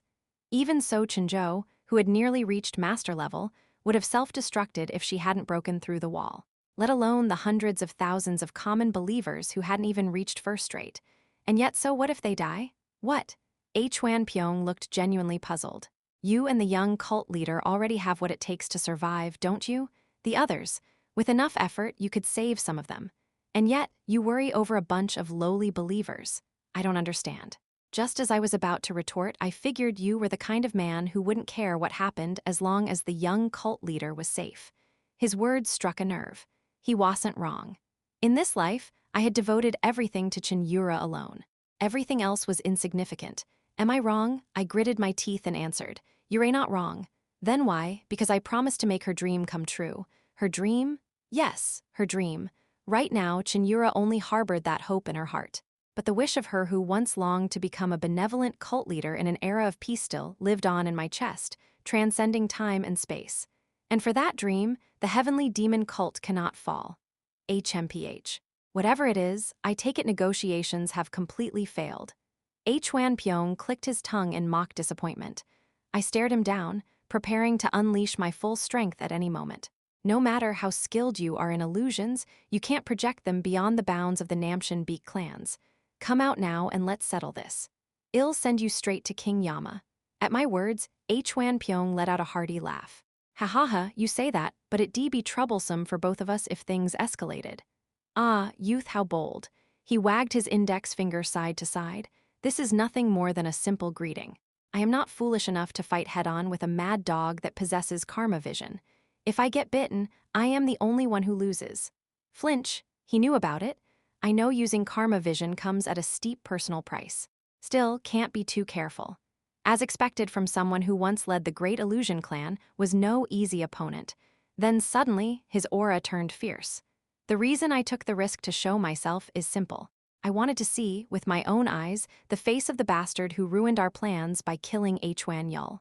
Flinch, the air shifted. Gone was the playful tone. What emanated from him now was a massive presence befitting the head of a grand clan. You've received a gift, so it's only polite to return the gesture. This time, I've prepared a gift for you. A gift? Yes, the strongest card I currently possess. You'll never leave Namchang alive. A trump card prepared by the Illusion Clan's clan leader and a top-ranked heavenly lord. How humbling. And the same goes for the young cult leader. Flinch, my eyes twitched involuntarily. I'll take very good care of her body, so you don't need to worry. Slash. Boom, I whipped my sword like a whip, slashing through Hwan Pyong's neck. Cutting down an illusion was pointless, just a release of frustration, but his words had touched my inverse scale. Even as his neck split, he leisurely gave me his parting words. Curse your own arrogance for walking into enemy territory and die. Whoosh! With that, Hwan Pyong's illusion vanished. Enemy territory, huh? I stood still, mulling over those words in a daze. Of course, the fact that Hwan Pyong had shown up in person wasn't a problem I could bear alone. The previously adjourned meeting reconvened the moment his appearance was reported. We must retreat to 10,000 Mountain immediately. As soon as he received the situation report, Wang Chenjial voiced his opinion with a grim expression. This was no ordinary matter. The illusion demon himself, a traitor to the cult, had stepped forward. Even my own resolve to fight to the end had been shaken. There was no need to speak of the others. We've already established the prestige of the cult in the first round of the martial arts tournament. Even if we pull out now, it won't be a problem. Wang Chenjial's words weren't necessarily wrong. Even if we withdrew, it might leave a minor blemish, but the dignity we had built would not vanish. However, there are 3 problems. Cheon Yura, seated before everyone, raised her fingers one by one. First, Beon hasn't regained consciousness. I heard it'll take at least a month. Your compassion for the girl of the Sa clan is admirable, young cult leader, but her life cannot be equated with yours. Wang Chenjial? Cheon Yura shot him a displeased glare, but his expression didn't budge. From his perspective, a maid's life could never be equal to that of her master. Wang Chenjial bowed his head. Please reconsider. HMPH. That's not the only issue. Avoiding his gaze, Cheon Yura raised her second finger. Second is the Black Lotus unions. It's already widely rumored that they're affiliated with the cult.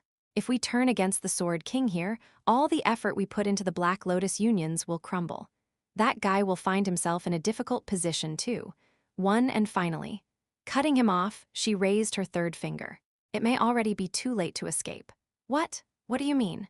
Do you really think the illusion demon revealed himself to Jin Yeomyung without any prior groundwork?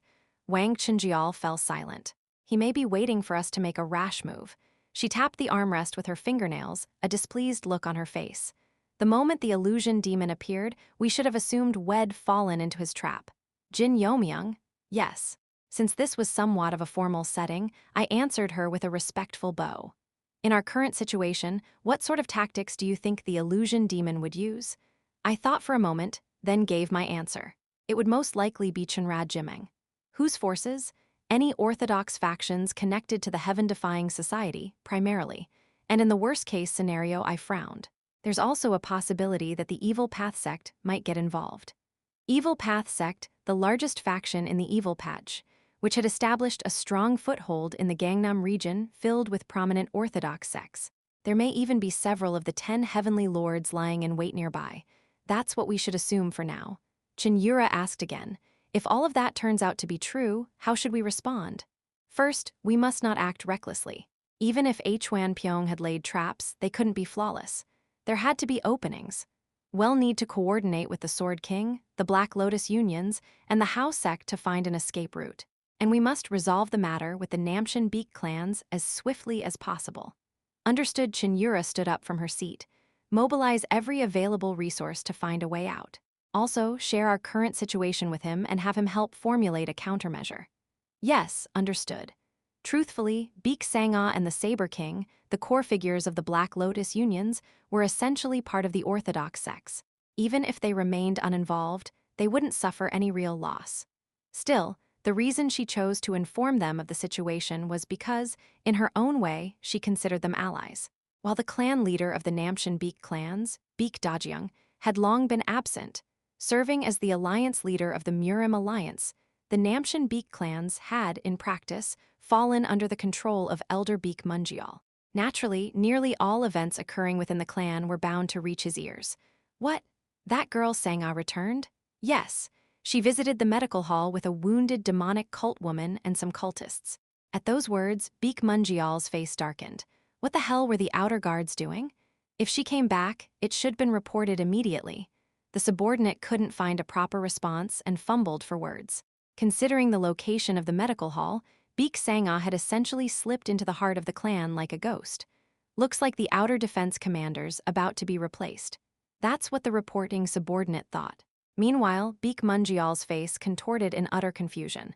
When did she sneak back in? Don't tell me she blended in with the cultists. Baek Munjeol shook his head. He had personally verified the identities of every single member of the cult's delegation. None of them matched Baek Sang-ah. If what Ninth Heavenly Lord reported was true, then the demonic woman who was seriously wounded must be the hostage we entrusted to the Namgung clan.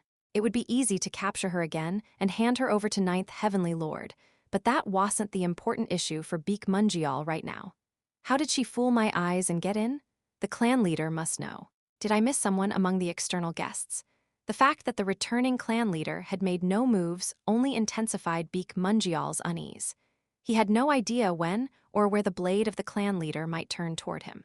The girl could never have snuck in undetected through the outer walls. So she must come in with the external guests, the only possible scenario. After racking his brain for some time, Baek Munjeol suddenly widened his eyes and stood up from his seat. Shiver, Black Lotus Union's it was almost unthinkable. But if there was even a slim chance Black Lotus Union's leader demonic sword flower suddenly, all the disjointed fragments snapped into place, and one truth pierced Baek Munjeol's mind. And no, don't tell me? Just as he muttered those words, so, you've finally figured it out, Jiala. A calm but familiar voice came from behind him. Whirl, Baek Munjeol quickly turned his head. P-clan leader. At the end of his gaze stood the clan leader of the Namshan Baek clans and Sword King of the South Baek Dajeong, holding Baek Munyak, the vice clan leader, in his arms.